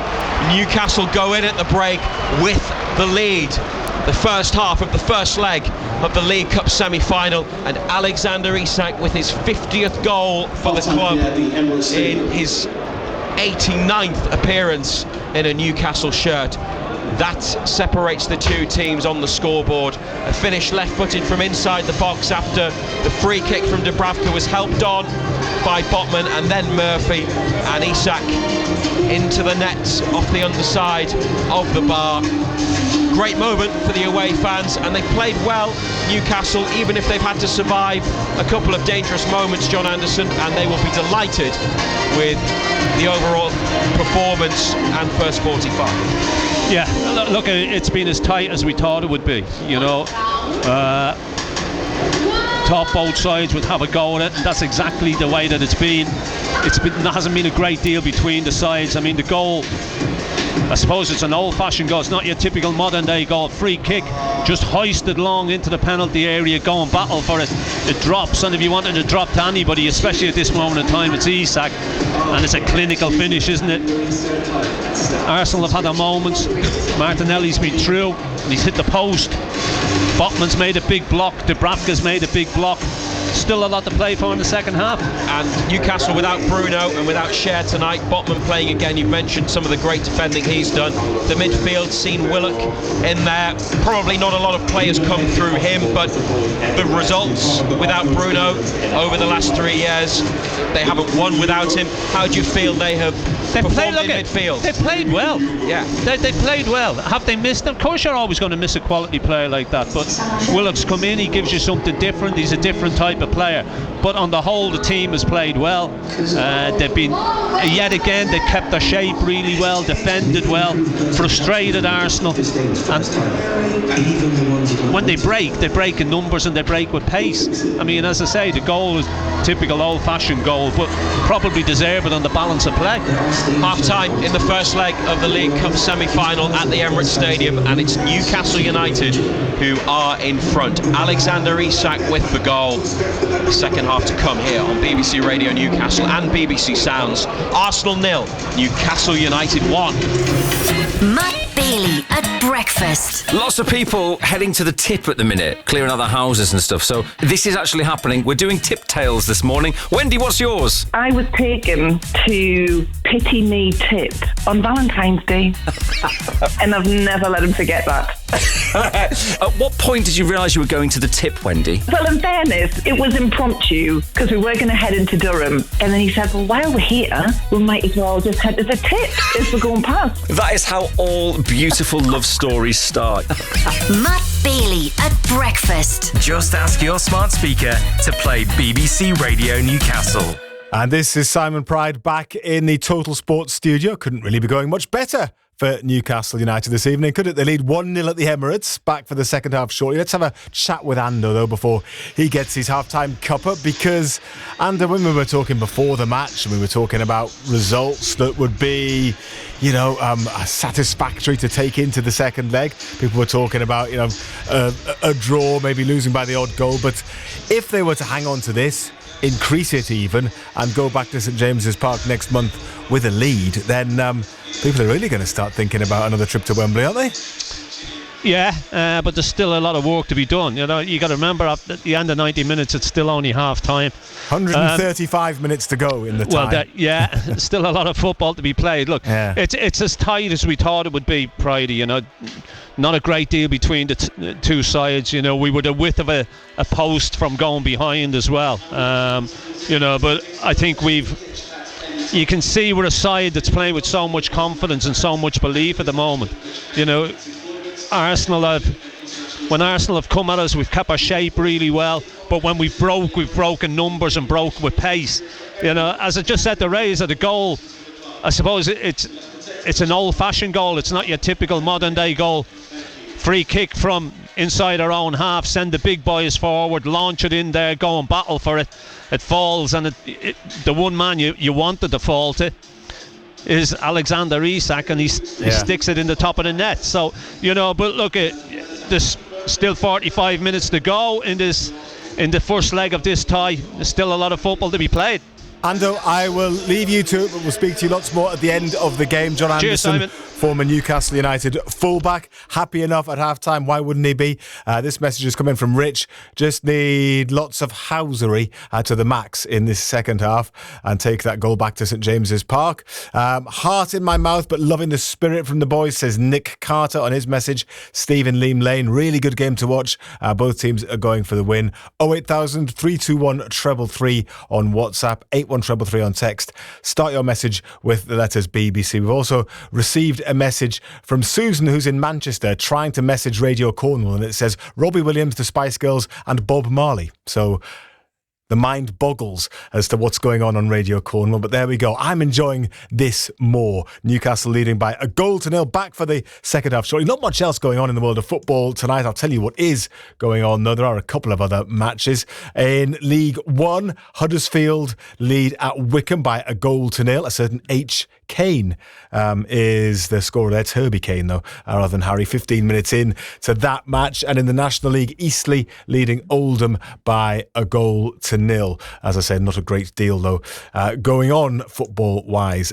So let's talk a little bit, or hear a little bit, about the world of darts, but from a big Newcastle United fan, Bedlington's Chris Dobie, who will be one of the 8 elite darts players involved in this year's Premier League of Darts. It tours the UK and indeed parts of Europe later this year. It starts pretty soon, in fact. The roadshow comes to Newcastle on March the 27th, so that's a date for your diaries. Dobie reached the last 4 of the World Championship with Callan Ridds, also from Bedlington, and Ryan Joyce from Newcastle, also performing well in the tournament. Golden age of North East Darts, as I keep saying. I've been chatting to Dobie today. He is a massive Newcastle fan, but I started by asking him to reflect on his performance at Ali Pali. Yeah, of course. Obviously, it was a great achievement. I set myself a target every year, and that's just to better what I'd done the previous year. And I've done that this year, so yeah, I was happy. Although I would have liked to have done a little bit better because of how far I did get. I wanted to put a show on, but it just wasn't to be. And yeah, we'll move on from that. Yeah, you sound very philosophical about it. Obviously, you would have liked to have played better, perhaps in the semi-final, but you're up against a very good opponent as well. And next time, hopefully, you'll be able to go on better. Yeah, of course. It's like I said, there's a lot of positives to take from the tournament. You're playing one of the best players in the world, and he's been there many times and won 3 world titles. And I'll definitely take a lot of positives from that, and we'll go again. And hopefully, I can. It's just a kickstart of my career. A word about the winner, that young fella. He's not bad, is he? I guess he's setting the bar a little bit higher all the time, but that should hopefully kind of drag the rest of you who are up there challenging, drag you up to kind of greater heights as well. Yeah, of course. We all want to be up there. You all want to be winning things, and what he's done in a short space of time is magnificent. He's brought a lot of eyes back to the sport as well, which is good. And yeah, he's playing some great darts, and everybody wants. He's got a target on his back now, and everyone wants to beat him and wants to be where he's at. So yeah, he's done fantastic. And you're quite right. I mean, it's attracting, I guess, a new audience to darts, which is growing anyway. Just chatting to somebody in the office there who said that on the back of, what's happened in the World Championship, he's been in the pub playing darts with his mates last night. And that's kind of what's happening. And I suppose in the North East, even more so, bearing in mind what you've done and what Callan and Ryan Joyce did in the tournament as well. Yeah, honestly, the North East darts, the standard's great. You've got such a massive following. The backing we have is brilliant, and yeah, a lot of the pub scenes is back into it. They want to be involved in it. Wants to see it on TV. They want to be playing non-stop, and there's a lot of academies now coming through, which is great to see. And touching on Luke before, and it's all because of the likes of Luke as well. So yeah, there's a lot of positives to come, and I'm hoping there's a lot more faces from the North East to come as well. And those academies are really important, aren't they? Because I guess that just pushes things a little bit away from the old stereotype of it being kind of you have to go to the pub and have a drink to play darts. Yeah, of course. There was never none around when I first started, but yeah, it's great to see because you see new faces and kids who are like that kind of shy and don't really get out the house and come out the shell a little bit. They see what's happened to Luke and that on TV, and they just want to try and enjoy it, and that's all you need to do. As long as you enjoy the game, then that's all that matters. But yeah, it's great to see so many young talents coming through. And as I already mentioned, people in the Northeast are certainly influenced by you as well, and you're becoming so recognisable now, and it's going to open even more doors doing what you've done. So finishing in the last four of the World Championship, you then end up being invited into the Premier League, one of the top 8 darts players in the world, playing a series of events across the country and Europe, including Newcastle over the next few months. That's fantastic to be involved in that, isn't it? Yeah, it's brilliant. Honestly, I can't thank them enough. Last year, I felt a little disappointed. I thought I had finally clicked about getting that over that hurdle against Rob Cross last year in the World. I might have been in then, but yeah, it just shows what kind of player I am and what player I've become. Going back from that defeat last year and turning things around, pushed myself towards the goal again and managed to get selected this year. So yeah, it is brilliant. And like I say, you're playing with the elite week in, week out in amazing venues, amazing cities. And yeah, I can't wait to do it all over again. Hey, you've touched upon it there. I mean, playing against the best players is great, but the fact is it's going to be a brilliant experience as well, doing that travelling, playing in these different venues in front of big crowds everywhere you go pretty much every week. Yeah, of course. And like I said, the first time I'd done it, it was brilliant. And I felt like I belonged there. I got welcomed there, brilliant. And yeah, it's just magnificent being on TV and big stages week in, week out. And that brought my game on. I've seen my game better because of the Premier League, so I'm hoping I can kick on from that and start and produce it regular on the big stage. And the event in Newcastle, that's going to have a pretty lively atmosphere, isn't it? Yeah, of course. It's always nice to go to your home venue and playing in front of your family and friends. And I remember being there a couple of years ago, and you're playing, and at the front there was my old football team who I used to play with, my local team on the darts, and then I had my family in the VIP section. And it wasn't just me up there, I'm doing it for everybody out there, and I managed to get the win in the first game. So yeah, it was an amazing experience. And touching on war flags as well, they played their part the last time as well, and yeah, it was such a great feeling, and hopefully we can relive that moment. Which football team did you used to play for? Give them a plug, give them a name check. So I've played for many over the years. Obviously, we'll play for like Bedlington Terriers and stuff, and obviously the pub football. I love playing with my friends and stuff, and yeah, honestly, I still sponsor the team now, and I try whenever I'm home. I'll try my best to go and watch and still show my support because they support me throughout the year. So yeah, it's great. Good stuff. And a big fan of Newcastle United as well, of course. So I'm going to play this interview out at half-time in the match, so goodness knows what will have happened when people are hearing this, but you will no doubt be glued to the game against Arsenal tonight. Yeah, 100%. Obviously, it was a tough one to choose that I wasn't going to go, but because I'd been away so long, got to spend time with my family, and yeah, I'll definitely be keeping a close eye, and hopefully we can get some kind of result tonight. Have you had a sneaky look at the calendar to see what's happening the weekend that Newcastle would be at Wembley if they get through? Yeah, to be honest, I'm due to fly out over to Germany on the Sunday to play, I think, Monday, Tuesday. But I can delay that by a day. I can go the following day. I'll miss one day and I'll go for the last day as well. So, yeah, that's already sorted if that happens. Already planned. Brilliant. Love it. Well, Chris, well played. You gave us a lot of enjoyment, you and the other North East lads watching the World Championship. So well done on that. Well done on the Premier League as well. And hopefully we'll catch up with you again soon. Thank you very much. I appreciate that. Cheers. Chris Dobey, great to speak to him after his World Championship exploits and the fact that he is now going to be part of the Premier League of darts. Let me just tell you about the basketball tonight as well, because the Newcastle Eagles are in European action. They are playing the Czech side Opava at the Eagles Arena. And after the third period there, they were 65-55 59 ahead, the Eagles, so going okay so far. Remember to keep in touch. Send us messages 08000 321 333 on WhatsApp, 81333 on text. Starting your messages with the letters BBC. You'll be able to give us a call at the full-time whistle as well. So far, so good for Newcastle United, who lead 1-0 at Arsenal. The second half with Razor and Ando is coming right up. Half-time highlights. Total Sport North East. BBC Radio Newcastle. Dubravka hangs it up and the big boys try to help it on. It's lifted into the area. Here's Isak. It's into the net. Alexander Isak off the bar and in as Newcastle take the lead in the League Cup semi-final. Dubravka's free kick lifted up high and headed on, and it dropped for Isak, centre of the box, and the player so often linked to Arsenal has scored for Newcastle at the Emirates Stadium. 37 minutes, Arsenal 0, Newcastle United 1. Total Sport North East. The EFL Cup. BBC Radio Newcastle. 20 seconds gone of the second half. No changes at half-time. Still Newcastle leading against Arsenal. Shooting towards the goal at the right. We'll run through the 2-11s in a moment. Isak's goal separating the teams. And a first half that Newcastle will be delighted with. Arsenal may not be too disheartened either with the chances they created. But they didn't hit the back of the net. Alexander Isak did.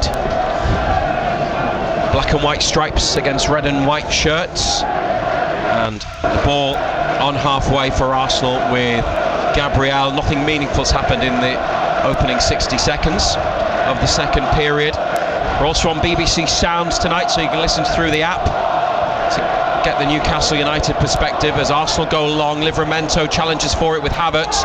Byrne uses his size and strength to get the ball back to Dubravka and away from the United keeper towards Murphy. Isak looking interested. Header from Arsenal. Murphy challenges for it with Martinelli on the near side. But it's the hosts who have possession, and it's Saliba in the centre circle. Newcastle, Dubravka, Livramento, Botman, Byrne, Hall. In midfield, Willock, Tonali, Joelinton, Murphy, Isak and Gordon, the front three. Arsenal, Raya, Timber, Saliba, Gabriel, Lewis Skelly, Odegaard, Partey, Rice, Martinelli, Havertz, Trossard. Referee is John Brooks. He was initially supposed to be the VAR, but a late replacement for Craig Pawson as the match referee.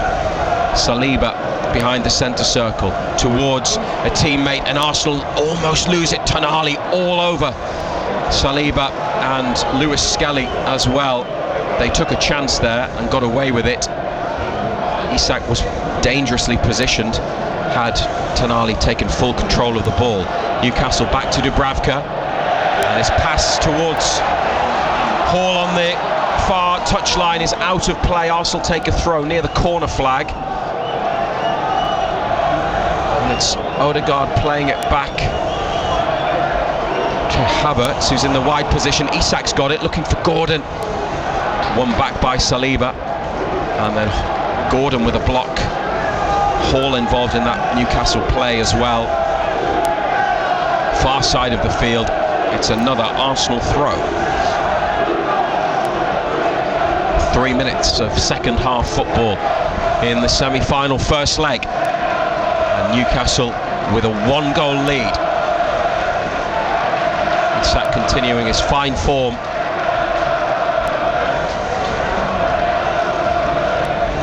To score past David Raya in the first half. Miles Lewis Skelly on the left for Arsenal. They play it now inside to Thomas Partey. He's had a lot of football at right back, but has been moved into midfield for this one. Jurrien Timber comes inside, then goes on the outside. Arsenal on the right wing now. Keeping possession, Newcastle keeping their shape. Joelinton leading the press. They go back to halfway, and Saliba plays it away from Isak. It's behind Miles Lewis Skelly. It's a double-barreled surname. The England under-19 international. Foot on the ball, halfway line. Passed inside to Saliba. He has control. Now Timber. Still in their own half, Arsenal. Partey tries to play it through between Newcastle midfield and defence. Joe Linton recovers, lifts it forwards. Now Willock, opportunity to get away, and played to Isak on the left hand side, couldn't take it forwards, and then his eventual touch gave the ball back to Arsenal, who try and go on a quick break with Havertz now 20 yards out on the right. It goes back to Trossard. Martinelli in the area near to the 6-yard box. Newcastle force him away from goal, hangs up the cross. Tonali with a block and Hall with a clearance. Willock then pushes it forwards. It reaches the centre circle. Arsenal have it with Saliba, 50th minute. Partey now wide right. Timber on the move, cross is blocked, and it's come for Willock. Newcastle leading 1-0, and they're getting bodies forwards here as Joe Willock carries it up to halfway. Gordon could get the switch. Willock might play in Livramento, who's now run offside, so he goes back to Murphy on halfway. Livramento's now back onside, receives it from Murphy, and United are 25 yards out. They go backwards to Tonali, right side of central midfield. Tonali receives it again from Botman. Gordon stretching the play on the far side. Isak drops in, receives it and shifts it. It's now with Murphy. Low ball to Isak in the box. Alexander Isak with a shot saved. Yes! Anthony Gordon has doubled the advantage for Newcastle United in front of the away end after Raya parried Isak's shot. What a position they are in. That could be crucial. 51 minutes at the Emirates Stadium in the first leg. Anthony Gordon, and it's Arsenal 0, Newcastle United 2. Well, Isak involved yet again. His feet, he's just got such quick feet. He drops into the hole, picks it up, plays it out to Murphy. Murphy plays it back to him. It's a good little ball. Gets the shot away, decent save. He's never missing, is he?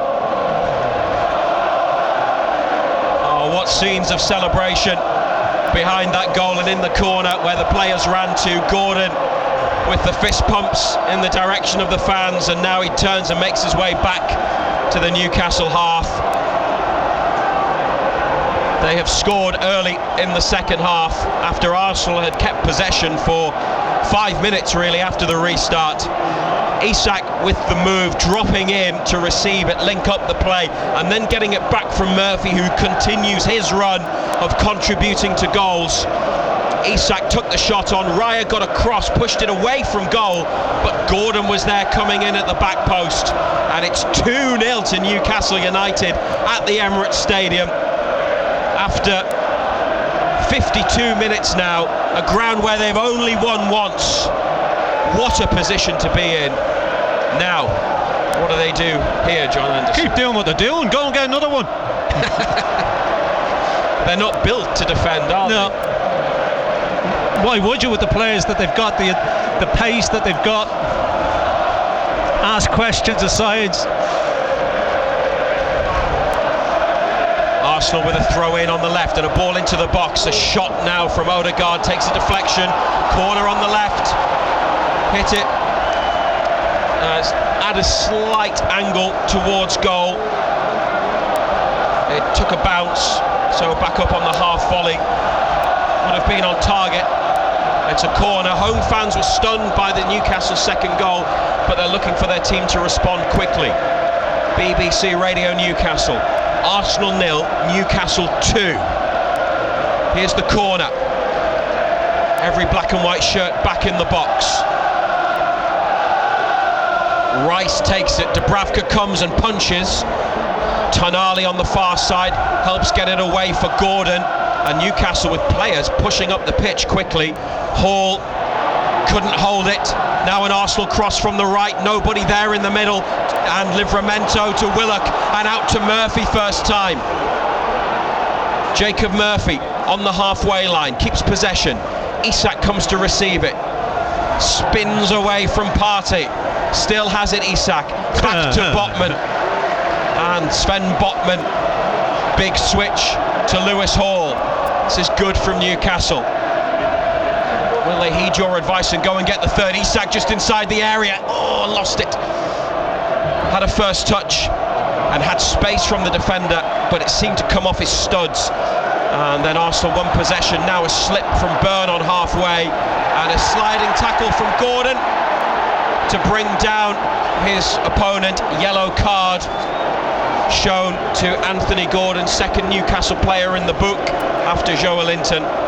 Free kick for Arsenal, 30 yards plus from goal, wide on the right. Yeah, I don't think was the player fouled. I don't think he can have any complaints, can he? Yeah.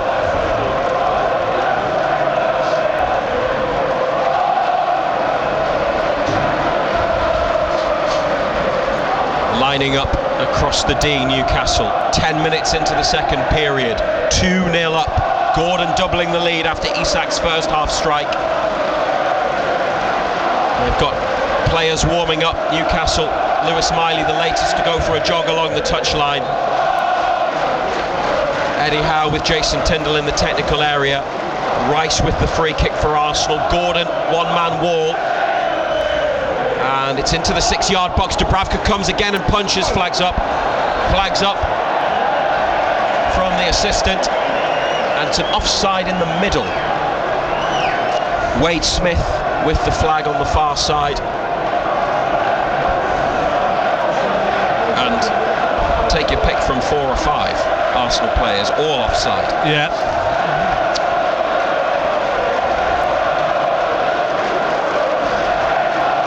What a great position John Anderson to be in. 2-0, 56 minutes. Could be even greater by the end. Do you get those feelings and vibes? Yeah, Arsenal have been pedestrian in the way that they play. They're throwing bodies forward, they're leaving gaps, they're leaving spaces. And the way that we've played, and the way that we broke, we can exploit it again. Here it goes again. Joe Linton to Tonali, now Murphy. Options for Murphy, right and left. He's in a central position, holds it up and comes to Livramento, wide right. Ball on the angle to Willock, edge of the area. Tonali on the right wing, now for Livramento, back inside, and Murphy finds a gap for Tonali. First time cross, the keeper's pushed it away from Gordon, who was ready to tap it in on the 6-yard line. But a dangerous ball in from Tonali that Raya did well to deal with. Anthony Gordon just missing out on a second. That close, Newcastle, to goal number 3. Every time we go forward, we look capable of scoring. An attack from Arsenal through Declan Rice. He drives them on and he's on the charge here to the edge of the area. Martinelli, Livramento to beat. The block from Livramento. Ball stays in on the line. Martinelli, the Brazilian, brings it back to Partey, 25 yards out. Now Gabriel, furthest Arsenal outfield player back, is about 35 yards from the Newcastle goal. So it's all being played in that United defensive third now in this attack, as Mikel Arteta prepares to bring on a couple of players. As we approach the hour mark, Arsenal lose it. Joe Linton's given it away as he played it forward toward Isak. It was a lazy ball. Needed to make sure, needed more power and conviction, and Newcastle could have been on the counter. Arsenal have got it outside the box. Kai Havertz, wide right. Now the cross, takes a deflection. Havertz header. He's got it all wrong. Kai Havertz at the near post with the ball dropping after a Newcastle deflection on the cross. Should score, and he's headed it wide. Thought he was going to get clattered, didn't he? I mean, it just loops up. It's a free header.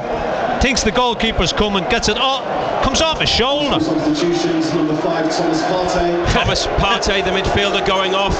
Players coming on are Gabriel Jesus, the striker, Number 20, and Jorginho. So that's like for like in midfield. Second substitution, number 19, Leandro Trossard. Trossard replaced by Gabriel Jesus. Arsenal trying to increase their goal scoring power and attacking options, and Havertz might go out wide right. Might as well come and sit with us.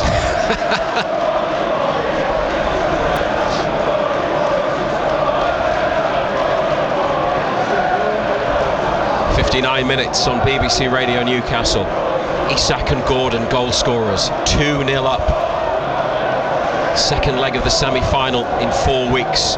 but still a job to be done here. Hall for Isak, hooks across midfield for Willock. It's come from Murphy, onto Willock again. Nice take from Joe Willock, then a good run into the box. It's taken 3 of them to stop him, but Willock's putting Gabriel under pressure and has conceded a free kick. And an obvious and easy decision for the officials to make. Willock backing in, Newcastle trying to delay the restart. Ball is back in play, and Jorginho, who's not a regular in the Arsenal team now, certainly in the Premier League, has come on and had his first involvement with a pass in central midfield. Wants it again from Lewis Skelly, gets it. Tonali at his back, Jorginho away from his international colleague Tonali. Opportunity for Arsenal, right hand side in the area. Newcastle with a block, Dubravka then with another and cleared away in front of the goal line. Flags up again. Offside again. They got it away, they got rid, but the offside flag is what matters most, and a free kick in the box. But a lot of space there, but it was the player who crossed the ball. Yeah, it was offside. Gabriel Jesus. Yeah.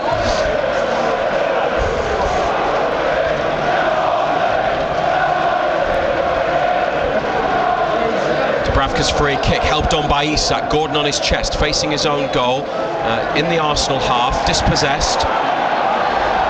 Gordon on a yellow card, needs to be careful not to commit another foul. Chased down Timber, who found a teammate with the pass, and Saliba at the back. Eddie Howe and Jason Tindall. It's a long conversation. Looks like they're looking at maybe a tablet device or some instructions on a piece of paper. Eddie Howe's calling for Harvey Barnes. He's come back to the bench wearing his yellow bib. Sean Longstaff's on his feet, up off his seat on the bench, as is Miguel Almiron. 62nd minute, Arsenal in possession in Newcastle's half, but United have a 2-0 lead. Jorginho, diagonal driven ball, Livramento header up, Rice on his chest just outside the box. Declan Rice's pass inside to Jorginho. Tonali with him. Jorginho square to Gabriel. Again, Arsenal pushing everybody up and penning Newcastle in. Gabriel's cross, helped on, Byrne back towards the goalkeeper, might have come off Byrne's knee unintentionally, and Dubravka catches by his right hand post. And a quick throw out overarm to Hall. Gordon wants it played over the top or in behind, and Timber did well. Won that 1v1 with Gordon, and Arsenal will look to play forwards. Harvey Barnes and Sean Longstaff are coming on, and there's going to be a third Newcastle change. Possibly Lloyd Kelly might be getting ready. It's difficult to see because of the position of supporters next to the bench, but there's further activity pitch side for Newcastle, who lead 2-0. Arsenal, here's space for Rice on the near side. Declan Rice into the box. Joe Willock with a big block. Good tracking, Willock. It's a corner. Kelly, Barnes and Longstaff are coming on.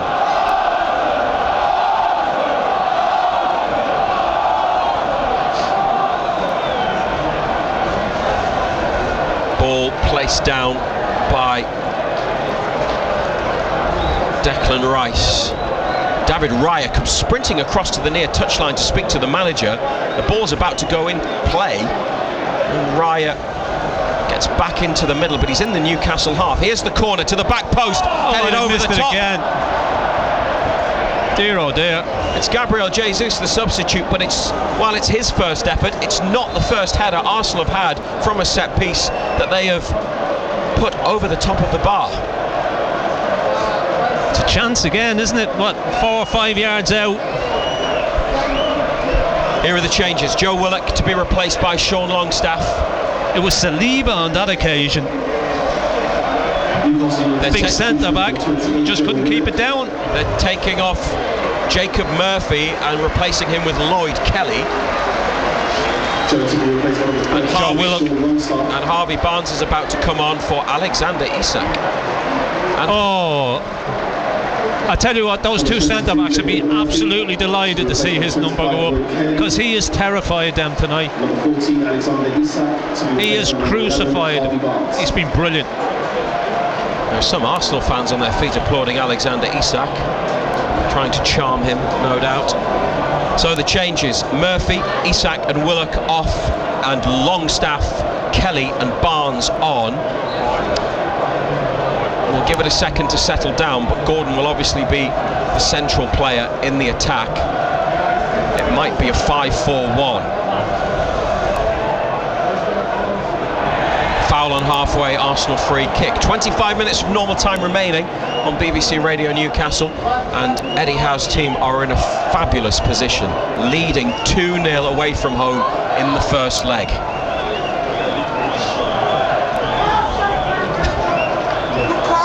They've had one good moment since the second goal went in, when a cross was pushed away by Raya with Gordon lurking.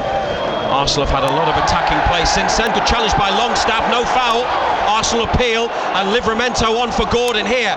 Isolated Anthony Gordon. Barnes on the far side in the Arsenal half. He's won a throw and is applauded by his manager for holding up the play and giving Newcastle some relief from the defending they've been doing. Arsenal wanted a free kick at the other end, but Longstaff made the challenge. Referee says he got the ball.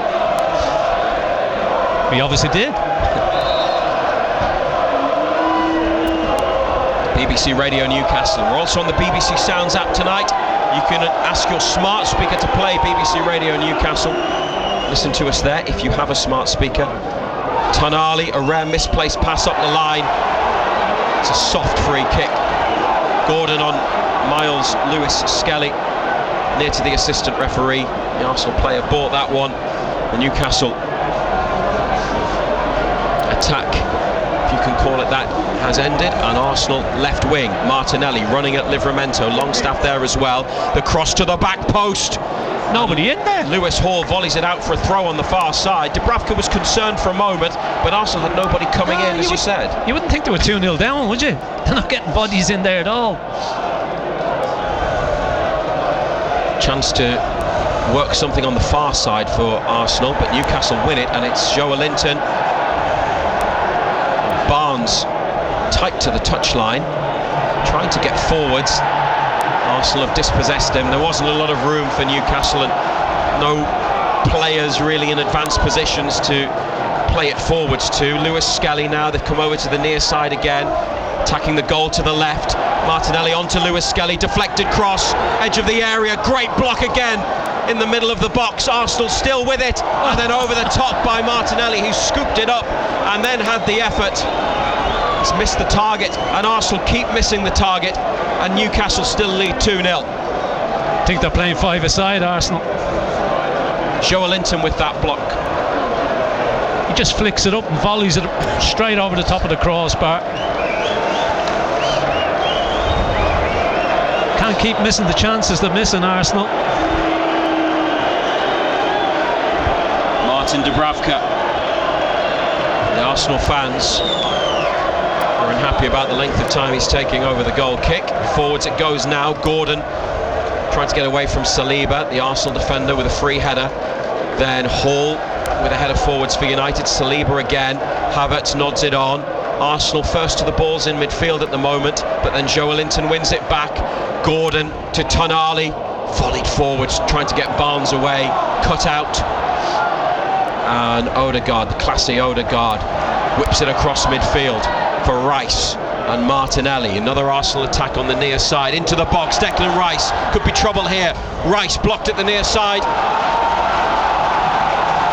And it's going to be a corner. Tonali got back there to intervene. Arsenal's latest set piece.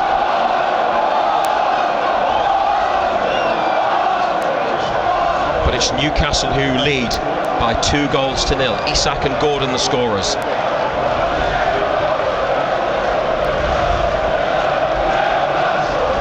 Havertz is making a run around the goalkeeper in the 6-yard box. a ring around Martin Dubravka. There's 2 defenders on him. It's lifted into the near post and it hits the side netting from Rice. Obviously tried to be sneaky and catch out Newcastle, but that wasn't the correct technical delivery, so it's a goal kick. It was awful. It's BBC Radio Newcastle. Matthew Raisbeck and John Anderson, who played for Newcastle between 1982 and 1992, live at the Emirates Stadium. 2-0 they lead. And a goal kick from Dubravka. Gordon manages to win and knock on towards Barnes on the left. Timber back to Raya. Botman with an important header away. Joelinton there in midfield, but Odegaard wins the ball in the air. Longstaff now putting Lewis Skelly under pressure. Back it goes to Gabriel. Looks a good player, doesn't he, the young kid? And they're missing another youngster, Ethan Nwaneri, another teenager who scored at Brighton at the weekend. They're very excited about him. And they're also without Bukayo Saka, but Newcastle missing Bruno and Cher and Wilson, who we haven't seen much of this season. Pope is out. Haven't seen him at all. Yeah. Kraft and Lascelles coming back from injuries, so they're without a few players too. Final 20 minutes. Lewis Skelly on a burst into the penalty area, lays it off to Rice. Across to the right hand side it goes. Timber doesn't shoot, plays in Havertz. His cross blocked by Byrne. Odegaard's there, and then Barnes needs to clear, runs it clear. Can he get it up to Gordon?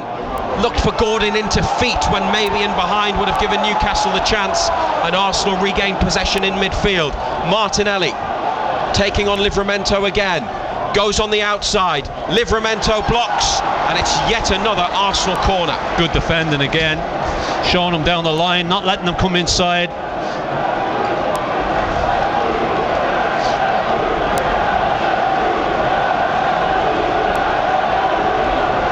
Going to try to check the set piece count and the statistics, see how many Arsenal have had. It's a lot. Newcastle need to defend like they have been doing. Eddie Howe's going to make another change, it seems. 72 minutes.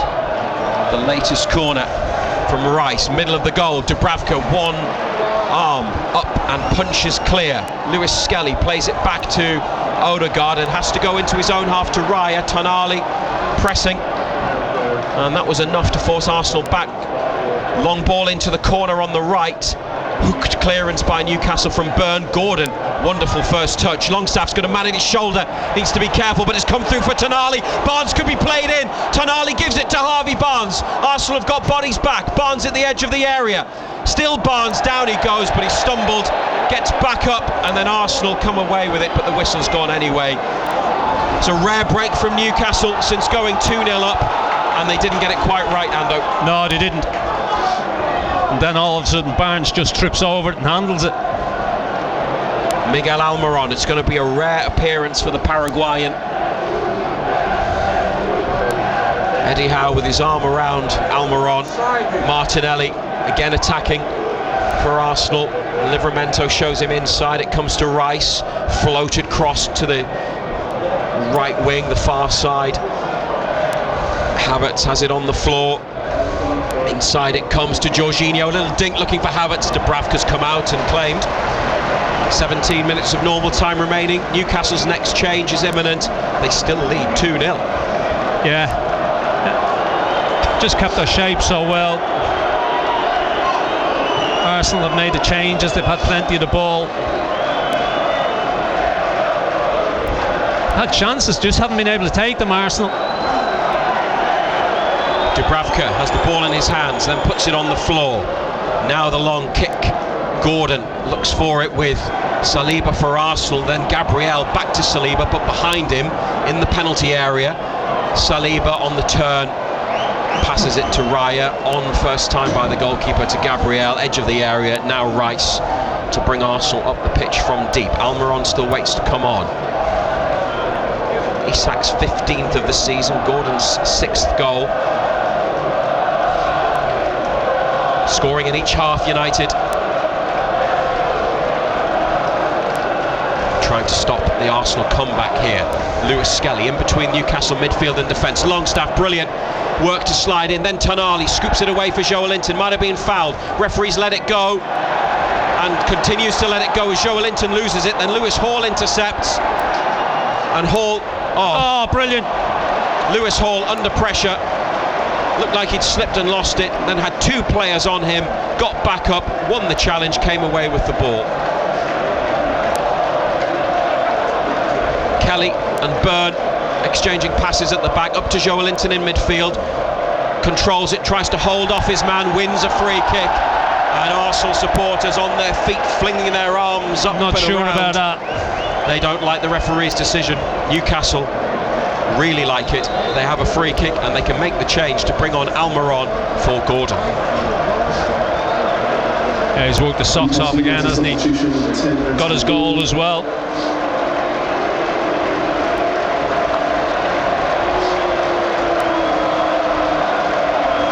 Referee speaking to Anthony Gordon as he walks and now jogs off the pitch, looks towards the goal that he put the ball into, and the 6,000 members of the Toon Army, and applauds. They give him plenty of love on his way off. And Miguel Almiron at the top of the pitch, much like Martin Dubravka at the other end, heavily linked with a move away this month, but on to do a job for Newcastle. I think Almiron might be playing at centre forward. Lloyd Kelly, Dan Burns in the middle of the back three or back five, Kelly to the left, Botman to the right. Diagonal ball from Kelly, hung up and headed on by Gabriel. Botman then wins a header away from Gabriel Jesus. Gabriel Magalhaes at the back, Gabriel Jesus in attack for Arsenal. 14 minutes of normal time remaining, brought through midfield by Arsenal and Jorginho. To defender Gabriel. Martinelli can't keep it in. Or can he? Oh, he did keep it in. Well, that was tight. It's back with Jorginho, front of the centre circle. Newcastle are playing a 5-5-non at the moment. Almiron's on the right. Might be Joelinton who they're going to push forwards, or maybe Barnes actually, with Joelinton on the left. Dubravka in goal, Livramento, Botman, Byrne, Kelly, Hall, Almiron, Longstaff, Tonali, Joelinton, and Barnes there. But Arsenal trying to get in behind, but Newcastle see it behind. Good defending by Dan Byrne, the skipper. Another Arsenal change. On comes Alexander Zinchenko. Not really in favour, the Ukrainian left back. And the teenager Miles Lewis Skelly, who has played well, leaves the pitch for Arsenal. He's played well, that kid. In the 78th minute, and Zinchenko is on, but it's Arsenal 0, Newcastle United 2, live on BBC Radio Newcastle and the BBC Sounds app. John Anderson, where do you see this game going next? Can Newcastle get a third, or do you expect it to be all Arsenal? Well, the way we were set up, I would have said yeah. The way we're set up now, difficult to see it. I think there was more goals there for us, I really do, the way that this game was set up. Arsenal throwing bodies forward, us hitting them on the break. But he's obviously settled for what he's got. Eddie Howe. Martinelli, 25 yards out, square ball inside. Jorginho across midfield to the Arsenal captain, Martin Odegaard, the blonde-haired midfielder.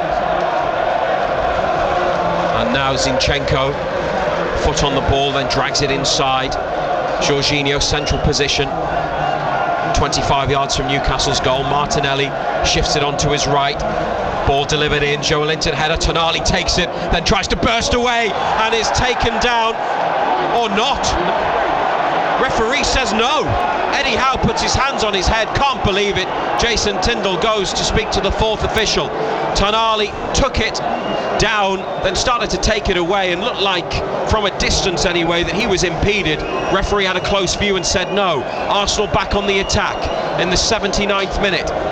Lifted into the box by Jorginho. and Dubravka catches the cross low down at the near post. Was that a foul on Tonali? It looked like it, didn't it? The referee's an awful lot closer than we are. Haven't seen it again. Ball punted forwards by Newcastle up the left wing. Barnes is nowhere near it and just holds his position actually behind halfway. We've not seen a rerun of that Tonali situation. Hopefully we will. Play's moved on, but it would be interesting to look at it and see whether Newcastle should have had a free kick. Into the box from Martinelli. Tonali again holds it up, tries to stab it back to Livramento. Joelinton's there. That is a free kick, and the referee gives Newcastle a decision this time and shows a yellow card to Zinchenko, who's only been on the pitch 2 minutes. Yeah, no complaints about that either. Joelinton on the deck, flat on his back. Might just need a minute. Might need a few. We'll be with you after the match on BBC Radio Newcastle, continuing the conversation till 10:30. If you want to send a message for John Anderson, WhatsApp, put BBC at the start, 08000 321 333. 08000 321 333, BBC at the start. Or if you're texting 81333, you also need to start it with BBC. Final 10 minutes, 2-0 up Newcastle. What a night this could be. What a platform it could give them ahead of the second leg in a month's time. Joelinton keeping the ball in from the free kick. He's done so well. Now using his size and his power in the corner. That's terrific work from Joelinton. Hall trying to create something, going on the outside. It's Newcastle's ball. Looks like a throw next to the corner flag.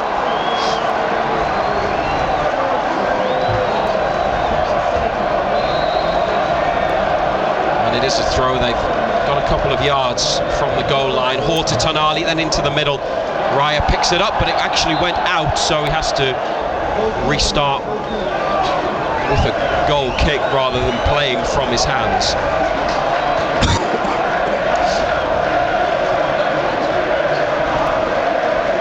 Goals from Isak and Gordon. Newcastle in a 2-0 lead in the first leg of the semi-final. More defending to be done with Martinelli. Inside to Zinchenko, outside of the left boot. Good ball to Havertz, blocked by Botman. Many a damn has he done tonight, Botman. His defending's been brilliant. It's a corner kick.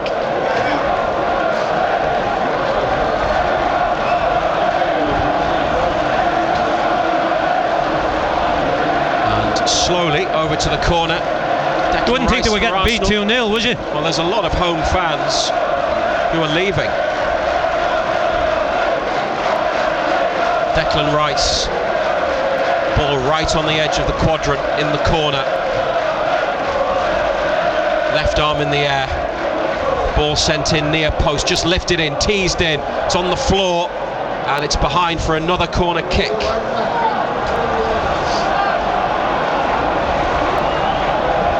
Statistics are suggesting, these may need to be updated, that that's the 10th Arsenal corner. Taken short, deflected cross, big header by Lloyd Kelly, edge of the area, wild effort over the top from Gabriel Magalhaes, and as far as Newcastle United are concerned, that will do. It's a Joelinton effort, that one. It was about as high as his one in the first half, wasn't it?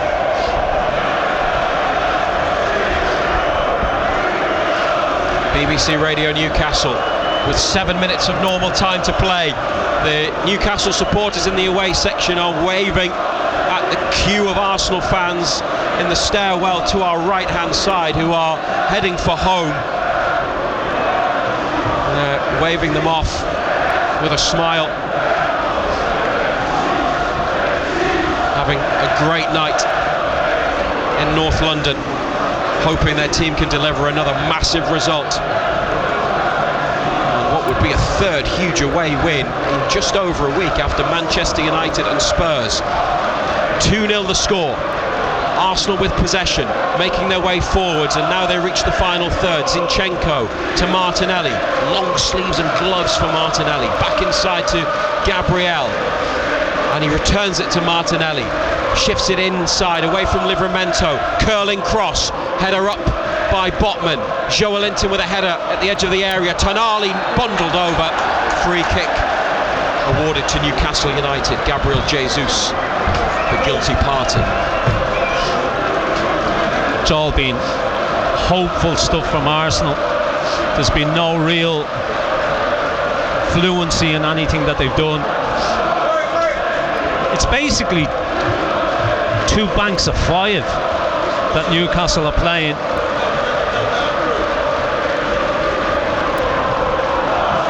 More home fans heading out.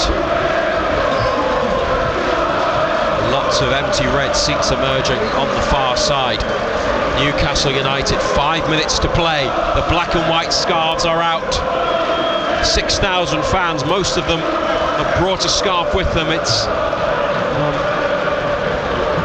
always looks so good when they do it in unison. It's a throw for Arsenal at right back, and they've put the ball back in play, and it's carried by Saliba towards the centre of the Arsenal half, now into the centre circle. Newcastle players backpedaling, retreating. Saliba across halfway to Timber, and inside it comes to Saliba, and then across to Rice. Almiron tries to make the challenge. Rice bursts away. Almiron gets a foot in, no foul. Oh, now the referee's brought it back. Bit of a delay on that one. Looked like a foul initially, yeah, but the whistle didn't go. Tried to play advantage, didn't he? No advantage forthcoming, brought it back. John Brooks, the Leicestershire official, places the ball down, places the spray down, and then the ball is put next to it. Almiron goes to the edge of the box, near to the corner. Arsenal free kick for Odegaard. It's this near side of the pitch, the left for the home team. Everybody defending for Newcastle. Odegaard lifts it in. A United header from Barnes, and then a clearance from Longstaff, and out it comes on the near side.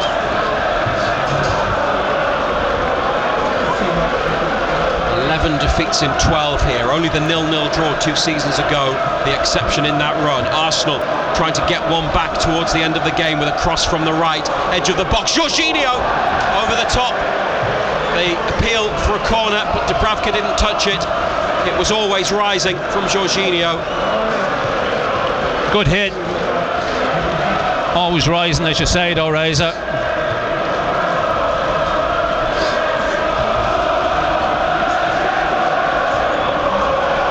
Just a few more minutes to see out.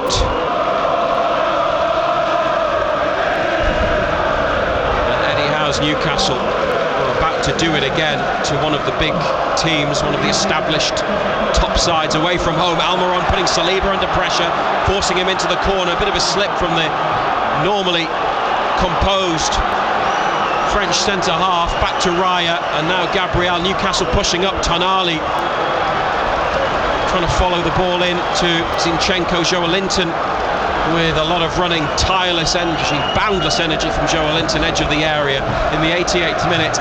Arsenal 0, Newcastle 2, and the Gunners bring it to halfway, and Rice left of centre. Almiron in front of him, up the line to Martinelli. Comes inside with the pass. Every black and white shirt behind the ball.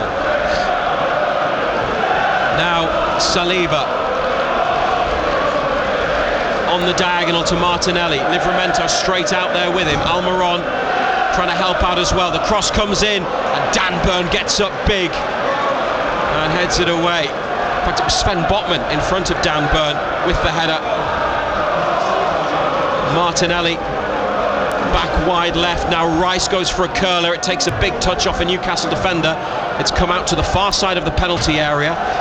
Back to Saliba on the 18-yard line. Saliba has it again, stabs the ball forwards. Lloyd Kelly has won a couple of important headers, nods that one away. He's come on as a substitute for the second match running, Lloyd Kelly.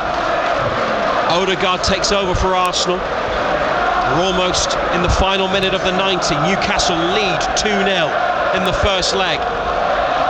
Left-footed cross, that's a good one from Arsenal. Important header away, and then Longstaff helps it on into midfield. Botman again, he's been immense tonight, he's been brilliant. Rice could line up a shot here. Declan Rice instead carries it over to the far side of the box, played inside now to Havertz. He's got the ball at his left foot. Kai Havertz, Joe Linton in front of him. They pass it to Odegaard. His cross lifted in there, helped on, lifted up, and Dubravka claims.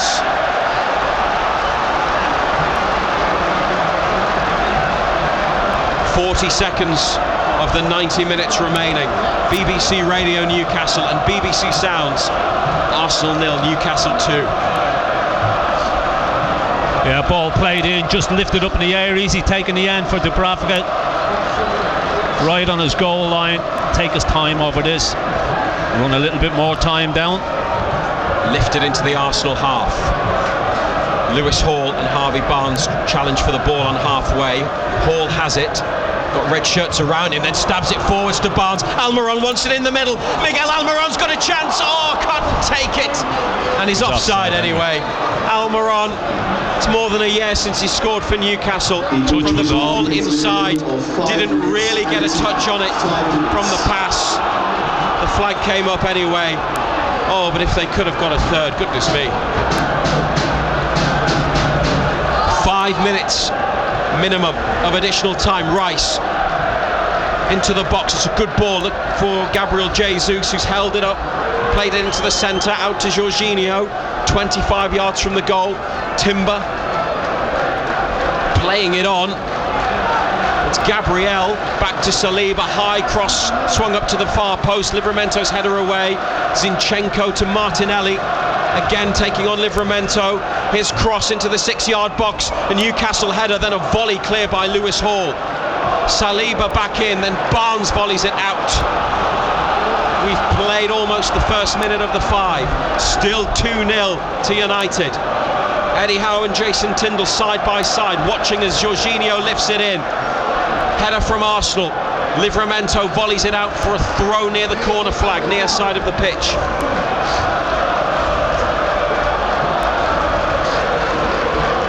Rice into the box on the floor. Gabriel Jesus takes it out wide left. He's now outside the penalty area.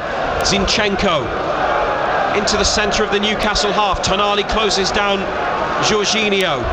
Arsenal putting pressure on, trying to get one back in additional time. Here's a low ball into the box. It's behind off Joe Linton. Corner. 91 minutes, 40 seconds on the clock. Still no urgency about Arsenal whatsoever.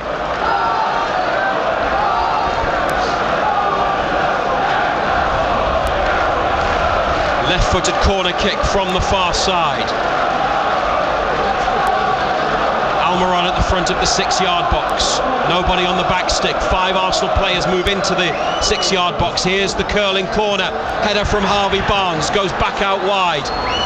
Odegaard then delivers again. Headed across the area. Newcastle need to get it clear. It's Arsenal who have possession. Zinchenko goes on the outside of Lewis Hall. Longstaff closes down Zinchenko. Halfway through the additional period, Rice with a dangerous ball to the back post, but that's a huge header won by Newcastle. And Lloyd Kelly in the corner keeps it in and clears it towards halfway. It just has to go. And Kelly got it up the pitch. But Arsenal are coming back at Newcastle. United lead 2-0. Isak and Gordon the goal scorers. Odegaard for Arsenal on his left, right side. Timber goes on the outside, crossing position from the goal line, and then Almiron comes in and lifts it clear. Tonali, he's still got so much energy, chasing around, closing down, deep into added on time. Jorginho slips it through. Another Arsenal cross towards the back post, and then Sean Longstaff in the middle to clear. Defending's been absolutely magnificent. First to the ball, Newcastle putting bodies in the way, getting blocks in, clearances, winning headers. A huge defensive effort. Only a minute and a half to go. Martinelli on the outside, left-footed cross, another Newcastle header. Ball drops in the box, Tonali nods it away, and then Longstaff has to try to bring it clear. Longstaff wants a free kick, nothing given. Almiron wins a throw. 60 seconds remaining.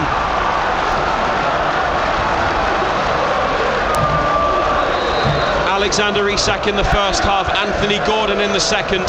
Sandro Tonali has a bit of a problem, but the referee blows the whistle. Tonali will be able to continue. Livramento's throw, the Emirates Stadium. It's been yellow carded as well for time wasted. Tonali or Livramento? Livramento. The Emirates Stadium is emptying now. They were leaving with a good 10 minutes to go, but now they are leaving in even bigger numbers. Here's the forward ball from Arsenal into the box. It hits Livramento. Referee says no handball. Botman away into Arsenal territory. 20 seconds of the 5 minutes remaining. 2-0 to United on BBC Radio Newcastle in the first leg of the semi-final. Rice, diagonal switch. Brought under control by Timber, but it takes him backwards. Saliba in front of halfway. It's up to the referee now. The 5 minutes have been played. To the edge of the area, Livramento gets his boot to the ball. Martinelli's got it on the floor, just outside the box. Crosses to the back post. Dubravka punches. Saliba retrieves it. Still we play on. Cross to the near side. Arsenal keep it alive. Sean Longstaff heads away. Final whistle is blown. Newcastle United with a 2-0 win at the Emirates Stadium in the first leg of the League Cup semi-final. Only halfway in the tie, but a huge step towards a return to Wembley and a second League Cup final in 2 seasons. And what a night it's been, what a performance and result. One of the best and most significant under Eddie Howe. An incredible defensive effort at the end after it went 2-0 to repel all the Arsenal attacking play. Isak in the first half made it 1-0 with a close range finish, and then Gordon with a tap in the second half after Isak's shot was saved. 2 goals were enough on a ground where they have had a terrible time historically. It's only their second win at the Emirates Stadium, but what a win, what a result, and what a platform for the second leg, John Anderson, in a month's time. Yeah, giving themselves an absolutely huge advantage. I mean, the performance was immense. Isak, for the length of time that he was on the pitch, absolutely terrorised Arsenal. 2 centre-backs must have been absolutely delighted when they seen his number come up to go off. Botman at the back, so many blocks, so many headers. Went to a 5-5 basically. Just filled holes, just stopped Arsenal playing. Arsenal a lot of the ball in the second in last 15 minutes of the game, just hopeful balls into the box that were defended. Some of the defending tonight was absolutely magnificent. Look at the win was thoroughly deserved. Arsenal may have had most of the ball, but on the night we were the better side. We were the most clinical. 7 wins in a row for Newcastle United in all competitions. What a run they are on. What a turnaround in form after early season inconsistencies. Now, over the winter, they have ignited something, and they will back themselves to get the job done in the second leg. All they could do tonight was deliver something that gave them a strong chance in the second leg. There is still work to be done, but to win here 2-0, while there's confidence for the run they've been on, it might have been beyond the wildest dreams of some fans, but it's an absolutely fantastic result, isn't it? Halfway in the tie, there are 4 teams left in the League Cup. Whoever they got, Liverpool or Spurs in the other semi-final, it was going to be tough. They've come to Arsenal second in the Premier League, and like you've just said, a brilliant performance and result. Look, I said earlier on this evening that I didn't think there was anything to fear coming here. The way that we've been playing, the individual performances, the collective performances, I didn't see anything to be scared of coming here, and so it worked out. Always felt we could get a result here tonight, and it was a thoroughly deserved result. You know, they were magnificent. 1 to 11, I know they're different numbers now, but the energy levels, they're closing down. They just play at a different tempo to everybody else in this Premier League. The energy that they put in. The rest of the sides in this Premier League play tippy-tappy football. Newcastle play aggressive, front foot football, high energy, high octane, and a lot of the sides in here can't live with it. 6,000 away fans salute the players who make their way from one corner to the other to the right-hand side. What a noise, what a party in the away end. They've come to North London, some of them twice in 4 days, and they've seen their team win 2 games. They've won at Manchester United, Tottenham, and now Arsenal in just This was the most impressive. Yeah. Without a doubt, this was the most impressive. I mean, to win at Old Trafford isn't a big deal this season because everybody's doing it.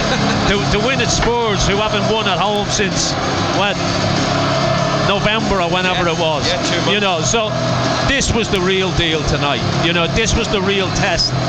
And they came out of it with flying colours. They were absolutely magnificent.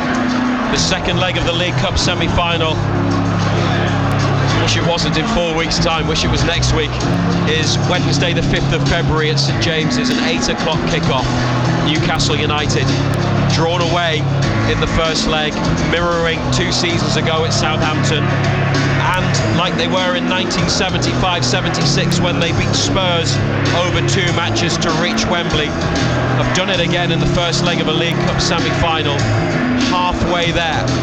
Still another 90 minutes to get through to book their return to Wembley Stadium, but supporters in black and white away to our right hand side, leaving the Emirates Stadium, have had an incredible evening watching an absolutely terrific performance from their team, from Eddie Howe's players, that has set up that second leg perfectly. And if they can seal it at St James's Park, it will be yet another special occasion to add to the growing list of achievements at Newcastle United in this new era and under the management of Eddie Howe. Alexander Isak, his 50th goal for the club against the team that many people in the media link him to regularly, scored at the Emirates Stadium, and then Anthony Gordon doubled the lead early in the second half. And in Eddie Howe's 150th match as manager of Newcastle United, they have produced one of the most impressive and possibly, depending on the second leg, most significant results in his time in charge. Send us a message on WhatsApp 08000 321 333, BBC at the start. If you want to give us a call, the number is 0800 234 6565. Simon Pride's back in the studio. John Anderson's here at the Emirates Stadium until 10:30. And look out on BBC Sounds later for reaction from Eddie Howe and a player. Search for Newcastle United podcast on BBC Sounds. Final score at the Emirates in the first leg of the League Cup semi-final. Arsenal 0, Newcastle United 2. Matt Bailey at breakfast. Lots of people heading to the tip at the minute, clearing out the houses and stuff. So this is actually happening. We're doing tip tales this morning. Wendy, what's yours? I was taken to Pity Me Tip on Valentine's Day. And I've never let him forget that. At what point did you realise you were going to the tip, Wendy? Well, in fairness, it was impromptu because we were going to head into Durham. And then he said, well, while we're here, we might as well just head to the tip as we're going past. That is how all beautiful love stories start. Matt Bailey at breakfast. Just ask your smart speaker to play BBC Radio Newcastle. Well, who saw that coming then? 2-0 for Newcastle United at Arsenal. Good evening, this is Simon Pride back in the studio. Ando is still at the Emirates.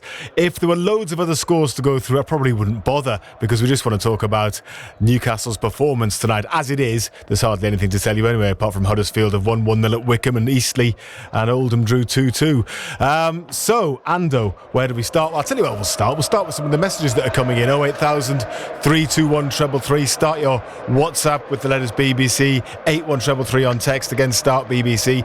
William in Washington says masterclass by Howe and the players. First win without Bruno. Everyone played well and some great defending. The Sky commentator even punting Isak during the game as Arsenal wishing they had a striker like him. A fabulous result. I'm so pleased for the travelling fans. This one is from John, who says that was the best performance under Eddie Howe by far. Dubravka made some crucial saves, another clean sheet. Tino and Hall superb at fullback. Botman made some class blocks and headers. Tonali was unbelievable, and Isak, say no more. Biggest credit to Howe. He went for it and then he got his substitutes spot on tonight, says John. Would you agree with all that, Ando? I agree with the majority of it. I think if he hadn't made the substitutions, I think we might have won it by more. Yes. It was a bit, yeah. But, I mean, Isak coming off was a strange one, wasn't it? Because the momentum was so much with Newcastle. If Arsenal had scored, I think people would have said, well, why did he change it? But because they didn't, well... Yeah, I honestly think if he had left it the way it was and the way the game was going, we would have scored again. Arsenal were throwing bodies forward, they were leaving gaps all over the place. Isak was absolutely terrorising them. They couldn't handle him, they couldn't live with him. He was absolutely brilliant. Botman at the back was, for somebody who's been out for 10 months, some of the blocks and some of the headers that he won tonight were absolutely magnificent, and it gives the manager a real headache now with Cher available. It does. but look, for all the ball that Arsenal had, Pridey, the win was thoroughly deserved, because the energy levels, I said that Razor at the dead there, nobody in the Premier League plays the same way as we do. Nobody plays with the tempo and the high energy and the physicality that we play at. Arsenal are 2-0 down. You're going into 5 minutes of added on time. They get a corner, and nobody's rushing to take the corner. It's all, oh well, we'll do it in our own time. A bit strange, isn't it? I mean, all right, maybe. But that's the modern game. That's the way the Premier League is. It's all tippy tappy. Slow. That maybe when you've got the ball and you've got position, but when you're actually going to take a corner or something, you'd think there'd be a bit of urgency there. Especially when you're 2-0 down. Yeah, exactly. In the semi-final of a cup tie, but thankfully they took forever over it. Yes. And look, we'll see as I say, it was. Leg. They missed some chances as well, Mike. Havertz has missed an absolute gilt-edged chance when he goes to head it, and I think it comes off his shoulder and goes wide. Yeah, it was awful. He got it all wrong. As I say, I think this isn't a criticism. I'm just saying. I think if he hadn't made those substitutes and got the 5 at the back and kept playing the way that we were playing, I honestly think we would have won by more. A couple of key players getting a bit of a rest. I guess that's one way of looking at it as well. 0800 234 6565 if you'd like to call us, by the way. And you never know, we might get a bit of Eddie Howe or even one of the players on in terms of reaction before 10:30 and we go off air. Brian says, great win, everybody played well, tactics spot on. Tonali and Isak superb. Defence was tremendous at the end as well. Dubravka was crying at the end, so obviously on his bike. Says Brian. The thoughts of missing out on a cup final again. Well, maybe yes, because he missed that last time as well. Of course, I don't know. No, he didn't. Because he was in the Manchester United squad, wasn't he? Well, I suppose so. Yes, but he missed. Yeah, so he was there watching. And Steve says, fantastic defending by United all night. Great work rate. Always first to the loose ball in the box. Does Ando not think though that letting Dubravka go is a mistake? Says Steve, bearing in mind his performances. Yeah, I mean, look, you've got to look at since he's come back into the side. 7 wins, 2 goals conceded. But I suppose from a player's point of view, he's 35 years of age now. If he's not going to be guaranteed first team football, he may well have been to see Eddie Howe and said, look, and Eddie Howe said, well, Pope's still number 1, and we don't know. We're just surmising, but we'll see. Thought, well, we'll see. Get a big payday I mean, get to play some football. Yeah, you wouldn't want to see him go, not at this moment in time. But maybe if he goes, he goes with the best wishes, because he played well again tonight. He's done really well, hasn't he? Wow, what a result. However, the lad says, John, unbelievable, best win for many years, says Martin. Let's have a chat to Steve in Leam Lane, who was very quick on the phone when the final whistle blew. Evening, Steve. I'm stunned. I was not expecting that. But Simon, I hope you or Colin in the studio have got a pen and a pad next to you. Remember that lad who challenged you about the Great North Run? Jonathan, he came on, and said to me that I was making excuses. And I believe I said, what did I say? Steve, you can remind people what I said to him, can't you? If we win by 2 clear goals, he would, do an egg and spoon race, or was it the Great North Run? It was the Great North Run, and he said he would. I mean, Ando said if it was 4-0, he would do it. So if it had gone to 3, Ando, you'd have been worried, wouldn't you? I tell you what, I was delighted he made the substitutions and settled for 2. But Jonathan isn't so lucky. I wonder if he'll come on again. We'll try and get hold of him, because he's not going to run the Great North Run because Newcastle won by 2 goals. I was just about to say, try and get him on the show tomorrow. Well, if we can't get him tonight, we'll try and get him tomorrow, or even both. What did you make of it, Steve? First half, I thought we were absolutely phenomenal. But the second half, some people, I don't know, but I have had no messages left. But I think some people might say we're parking the bus, but we didn't. We attacked when we had the opportunity. We slowed the game down a little bit, yes, but all through the game, I thought Tenari was fantastic. He held that midfield.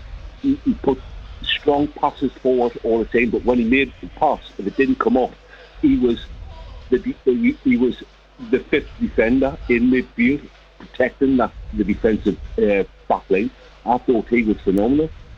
Joe Little did what he did, and obviously the other 2 in that front line, Gordon and that young lad in the back. Oh, phenomenal!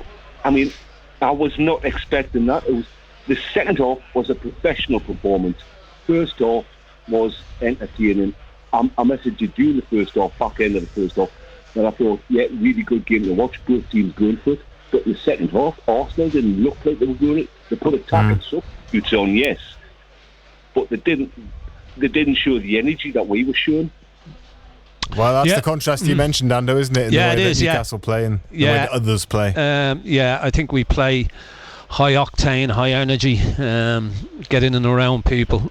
I thought the performance was immense. I thought, well, you know what I think about Isak anyway, Pridey, but I just thought tonight he was, he those 2 centre-backs couldn't live with him. He kept coming out wide, he kept dropping in the hole, picking it up, getting turned around, getting at them. His movement just tore them all over the place. Tonali in midfield, yet again, just gets better game by game. And again, look, you've got to give a big mention to Botman, who's been out 10 months, plays at the weekend on Sunday, and then plays again tonight. And some of the blocks and some of the headers he put in tonight. Yes, outstanding. Outstanding, absolutely, yeah. And he's only going to get better and better the fitter he gets again. Yeah, that's a frightening thought as well, isn't it? That he's only going to get better and better, and the evidence of what you've seen in 2 games after being 10 months out, that he can only get better and better, is signs are good, but I forgot about that 4-0. I'm absolutely delighted that Eddie Howe made those tactical substitutions. Otherwise, you'd have been having to settle for 2-0. Yes, get started on your training. Otherwise, great coverage. Go the Mags. Listening in Adelaide, Australia, says Andrew Ty. Thank you for your message, Andrew. Andrew, can you say hi to all the drivers at Radar Taxis in North Shields, please? Absolutely. I think they've been good evening, boys. How are we doing? I hope you have a busy night. Brian in Gateshead says Razor had just got the words out of his mouth that Newcastle had never scored against Arsenal in this competition. When Isak scored, it was marvellous. And then the Gordon goal was the icing on the cake. Wayne says great result, another fantastic defensive display. But does Ando think we maybe should have thrown Asula on instead of Miggy? I don't know whether that. I mean, he didn't want to have any strikers on the pitch, did he? He wanted to just, as you say, we went 5-5. Yes. Yeah.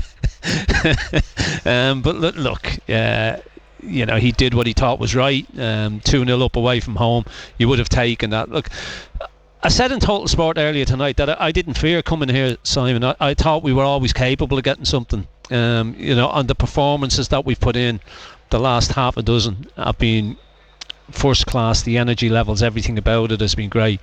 And speaking to people before the game, that Arsenal were a little bit fragile. They weren't playing with a great deal of confidence. So I fancied us tonight.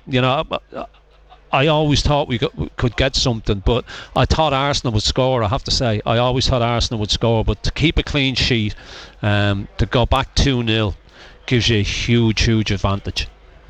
And Bill has been on. Bill's in Shipcoat. I didn't expect that. Superb win. The manager got the tactics and the subs spot on. Isak terrorised Arsenal, and Tonali was superb in midfield. Dubravka, very emotional at the end. Great servant who is playing better now than when he signed. He deserves his payoff in Saudi, says Bill. So I haven't seen any TV pictures of Dubravka after the final with Solando, but it sounds like what people are saying that he was. It looks like he's gone, doesn't it? Yeah, clearly more emotional. More than just winning the match would have made him. So yeah, that could be telling a story there. It could be, yeah, it could be. And if he goes, you wish him all the best. It's a little bit ironic as well, because when he came back from Manchester United, a lot of people were out there saying he should never play for Newcastle again, and now they're singing his praises, and he's brilliant. It just shows how people's opinions can change so quickly, doesn't it? It's a long trip back from London. Those Newcastle fans, 6,000 of them, those that are coming back to the northeast, will have an enjoyable journey. It's a long way from Newcastle to South Shields as well. That's the Great North Run route. Evening, Jonathan. How are you doing? Sorry, you've got the wrong number, lads. well. I mean, to be honest, I know. You better get your running shoes out. Well, I was hoping for yours, Andrew, because I was thinking it must be 3 or 4 today, but it wasn't 4, was it? You're more than happy to have mine. He doesn't use them. Said at the start of the night that it would be a 2-0 win, but I'd have to do the Great North Run. I would have took it every single time. No hope that it was going to be as good as that. Like, absolutely not a chance. It was absolutely phenomenal. So, does that mean I'm part of the team Friday then, is it? With the lad this morning didn't even know I'd agreed to do the Great North Run as part of the team. Well, yeah, we've got to get you in it now, but we'll work on that. You've got to get yourself in the ballot, because the ballot's still open. Okay. And if you don't get in via the ballot, then we're going to have to intervene. So you're not going to escape that right. easily. We'll ring Brendan Foster for you, not a problem. We've got a hotline to Brendan, so I shouldn't think, Jonathan, that it will be a problem. And he, of course, is a big Newcastle fan as well. So I'm sure Matt will be on the phone in the morning anyway, just to remind us that I've agreed to do this. He probably will. So you came on and you're giving me a bit of stick, so it was your own fault, really, and I made you agree to that. I mean, nobody ever believed this would happen, though, Jonathan. You probably thought you were quite safe. 100%, yeah. I thought it was going to be 1-0, probably to Arsenal, or a draw, and I would have been absolutely happy with both of those results, to be honest. And it's what a game, and I think they just played out their skin, didn't they? Like, look at the defending. I've never seen anything like it. It's just incredible. But they didn't just sit back in the first half. They had a goal. The second half they started well and scored pretty much straight away in the first 10 minutes of the second half. That just didn't used to happen, Nando, did it? When has this ever happened in our lifetime? But they didn't win anything when you played either. So yeah, not that you played that long ago, but you were sort of 80s, you know. It's a long time since anything like this has ever happened, where we're playing well against good teams away from home. Yeah, look, the performance tonight was immense. It just shows you what winning football matches does for the confidence and the belief. You know, all of a sudden, individually and collectively, they've been playing out of their skin. I thought tonight was brilliant. There were so many really good individual performances. I thought Isak was just, dear oh dear. I wouldn't have fancied chasing him tonight. You know, the way he played tonight, he terrorised those two centre backs. Best in the league, aren't they? Apparently as well. Apparently so. Yeah, they didn't look at tonight. Tonali, and I gave Botman a special mention, Jonathan, because somebody who's been out for 10 months to play 2 games in the space of 4 days, and to perform the way he performed tonight, his defending tonight was was outstanding. He just threw himself in the way of things. His positional play for headers when balls came in, and he just powered them away. He's given the manager a real headache now, because obviously Cher's back. You would think he comes back in, he will probably be playing the cup tie at the weekend. But I mean, what does he do with Botman now? I don't think there's any way in the world you can leave him out of the side. He's the best defender we've got. I agree. And remember when we signed Dan Burn, everyone was sort of really confused why we're doing this with the richest club in the world, etc. And then he's, a couple of years later, 3 years later, whatever, he's absolutely had a game of his life, and he's undroppable after that game. And he's just his heart and sleeve is Newcastle. If you cut him in half, if they're both undroppable, then Cher doesn't get back in. Well, the thing is, Cher's been incredible for the last few years under Howe, and he's top scorer, probably out of the centre backs that we've got. He needs to play, but I think Botman though is the long term, isn't he? He's the future of the back four. Both Byrne and Shaw, are coming to the end of their careers. Maybe it's one more year for both of them, I reckon, after this season. So Botman, it's got plenty of time. You can't drop Byrne, and you probably can't drop Botman. So the manager already knows what he's going to do with that, and he's going to have to make a decision about the second leg, because I think everybody played out the skin at night. You've got Bruno coming back. Hopefully he'll be all right for that game, and he's going to slot straight back into this team as well, even though they've just won 2-0 away. It seems a bit unfair, doesn't it? But that's the nature of it. Well, that's what happens when you've got good players and you've got a good squad. Manchester United did that for years when they were winning Premier Leagues and what have you. Players were missing, other players came in and did well. And probably knew they weren't going to get back in, or weren't going to retain their place. The person that was missing was always going to come back in, and unfortunately that's what happens when you've got a good side that's winning games and you've got good players and a good squad. Yeah, it's all about it's all about trying to keep them all happy. That's going to be the big issue. But look at this moment in time, it's a lovely problem for the manager to have, to know that he's got so many good players who are playing so well. There are a couple of there are 4 weeks until the second leg, and lots of football to be played in between times, particularly for Arsenal, who are in the Champions League as well. So it's difficult to kind of foresee what might happen in the second leg, but it's important, isn't it, that there's absolutely no complacency, and Arsenal will come out fighting in that second leg. They might well be improved on the Arsenal that we've seen tonight, Jonathan. So any thoughts on what Newcastle should try to do in the second leg? I mean, do they start the match 5-0? Probably not. I think they should get the suits measure this week as a starting point. No, I was just going to say, you say that we shouldn't get complacent, but one of the lads we got the match with, great lad Liam, he actually booked the hotel at Wembley about September. He did it a couple of years ago and everyone laughed at him, and he said, just done it again, lad. It's free cancellation. So he booked that ages ago. Well, why not? Already been on asking for deposits, right? So no, I think you're exactly right. They could easily come and they could easily go 3-0. St James is their game plan. They could throw everything at it, and they might do that, but we are hopefully in the driving seat and can be just control the measure and not do anything stupid in the second leg.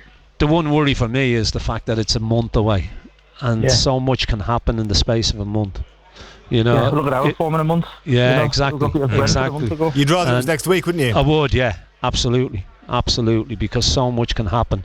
Injuries and one thing and another. Fingers crossed, none of that happens. But there's a lot of football to be played between now and the second leg of this cup tie. Jonathan, you've got some training to do. Quick 5 miles in before midnight before you go to bed. I'll have to get some training in good time. There's plenty of time, isn't there? If I was you, I'd go for a midnight run now. Just do a quick 5 miles or something. Yes, just while you're still on a high, that'll carry you through. Well, I think it's been New Year. I got engaged, and congratulations. Thank you. The half stepdad and brother are both Arsenal fans.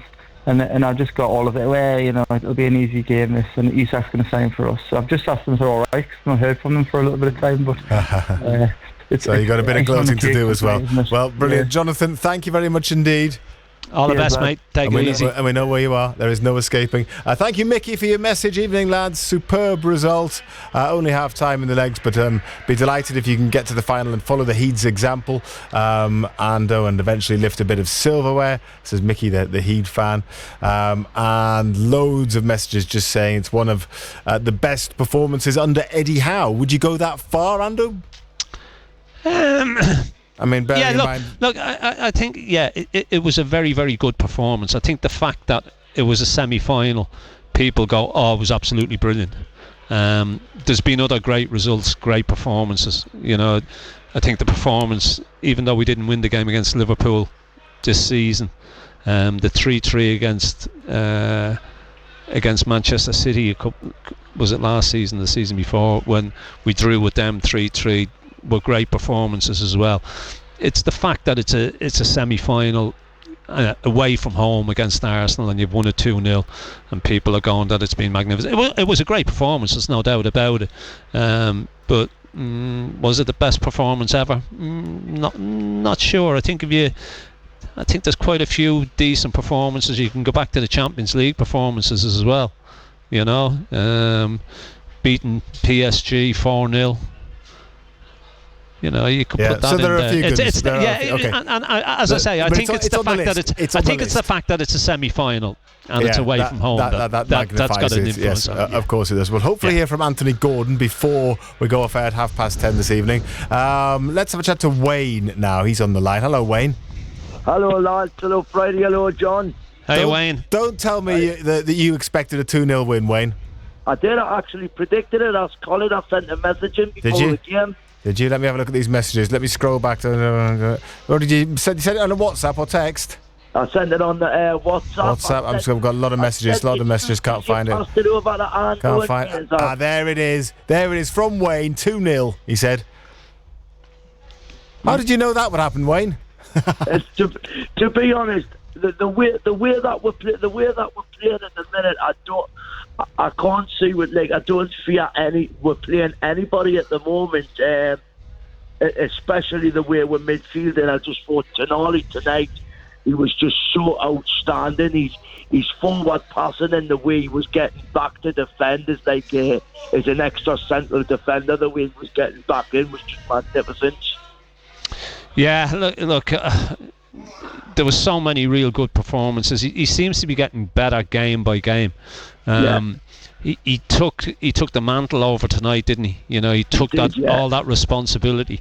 I thought straight. It's interesting, you know, Simon, because when you look straight through the spine of the team, the goalkeeper was excellent. Botman at centre back was excellent. Tonali getting back to his best as well. Yeah. Tonali middle of the park, excellent. And then you've got the main man up top. You know, straight through the spine of the team, all the way through that spine. They were all brilliant, absolutely magnificent. I thought the two full-backs, especially in the first half and the start of the second half, caused them all sorts of problems as well. Yeah, two young full-backs did really well tonight as well. They look so composed. I mean, we just seem to be getting better game by game. You know, I don't think we fear anybody. You know, no, I think not at the moment, John. No. We know we can give anybody a game. We're better than most. Yes. And long may that continue. Okay, Wayne, thank you very much indeed. Well done for predicting correctly as should have backed well. It. Yes, indeed. Would have got a very decent price on that, wouldn't you? I would have thought prior to the match. We're going to hear a little bit now from Anthony Gordon, scorer of the second goal. He has been speaking to Razor, I think. Everyone needed to perform like that. I think coming to this place is so hard, so difficult. They're so good with the ball. They defend really well. It was always going to be sort of a smash and grab type of game for us, but we executed it perfectly. It'd mean the absolute world, but we can't think about that yet. It's so far away. We've got 5 games between now and the next cup tie, and we're facing one of the best teams in Europe. They can easily flip this fixture on its head if we're not at our best levels. So we just need to forget this fixture now. It was a good result and the fans can enjoy it on the way home, but we've got to go again. Anthony, in just over a week you've won Manchester United, Tottenham and now Arsenal. How significant does that feel for you as a step forward as a team to come into these fixtures and put performances in that have enabled you to come out on top? Yeah, I've said for a while, if we can get our away consistency at a good level, then we can be a top team. That was always the thing last year that held us back from really pushing for the European spots. This year it hasn't been a problem. We've been really good away. But again, like I said before, that's all attitude. Away games are attitude because you're put under massive pressure by the away fans, the away team. They feel comfortable at home. You're getting the best version of them. So it's all about attitude, how much you really want to dig in as a team and get results. And like I said, we're in a great place. Anthony Gordon with his reaction after tonight's game. Plenty more reaction, more from him and from Eddie Howe as well when you wake up tomorrow morning with Matt Bailey, and in Total Sport tomorrow evening, of course, as well. We'll take plenty more calls from, I imagine, a lot of very, very happy Newcastle United supporters. Anthony Gordon there. And they're talking about the attitude that they have away from home and the spirit that they have and the energy that they have. And that's what did for Arsenal tonight, isn't it?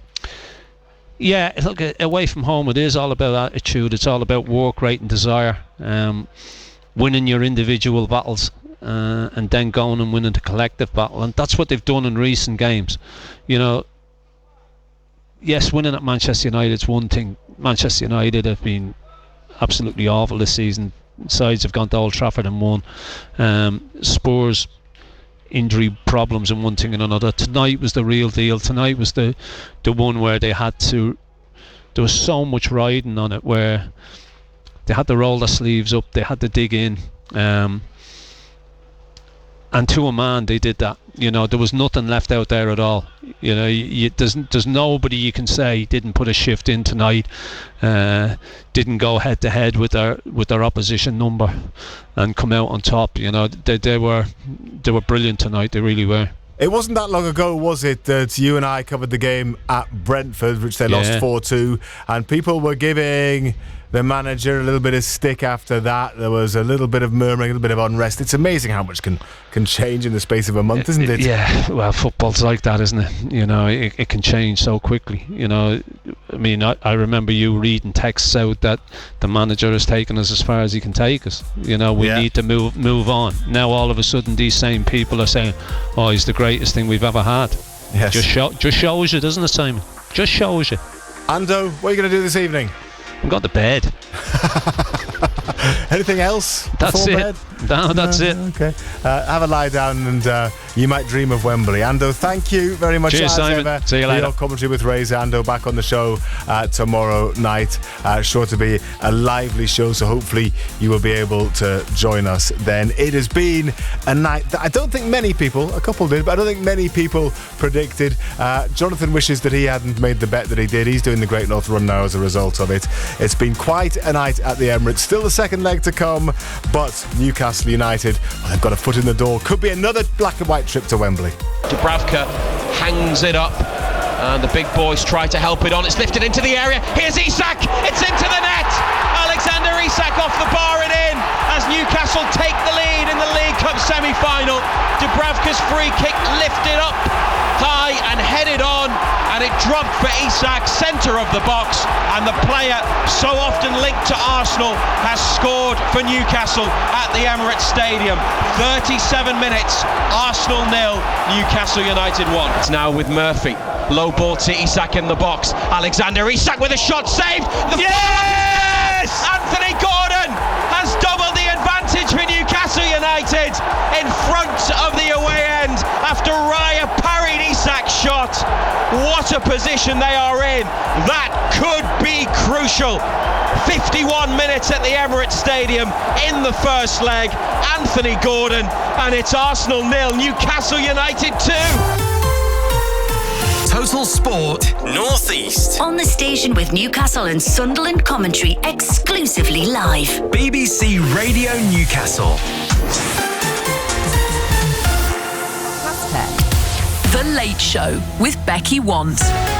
On your local BBC radio station. And a very warm welcome if you're listening on BBC Radio Leeds. The final whistle has blown. I hope you have a smile on your face. If you'd like a mention this evening, it's very easy. We call it clocking on for the Late Show. If you're with me, if you're here in our exclusive late night club, then all you need to do is pick up the phone, 08000 321 333, or send me a quick message. Becky from Southampton has done that via WhatsApp. She said, my parents had snow in Bristol on Saturday night. We may have some in Southampton tomorrow. We've had such heavy snow here up north. Paul, clocking on from a cold, surely. This has become a theme now. I've got a hot water bottle. I said, you see, I am a 2 hot water bottle girl. Leslie in Thornton-on-Cleveleys is the same. I've got my 2 hot water bottles in tonight, lovely and cosy. Ellie is clocking on, but she's driving home to Wellington, trying to avoid the potholes. Oh yeah, I hope you can see them. I hope it's not white over. The temperature is between -1 and -1.5, so the heating is definitely on. Yeah, I loved getting in the car and having the heating. It's free heating, isn't it? The heating full on. And don't forget, I said to you, this is my top tip for tonight. Walk like a penguin. I saw it. I saw it illustrated today on social media with your feet apart and sticking out, and you look a bit strange, and your arms down. Whatever you do, don't put your hands in your pocket. I have been doing it.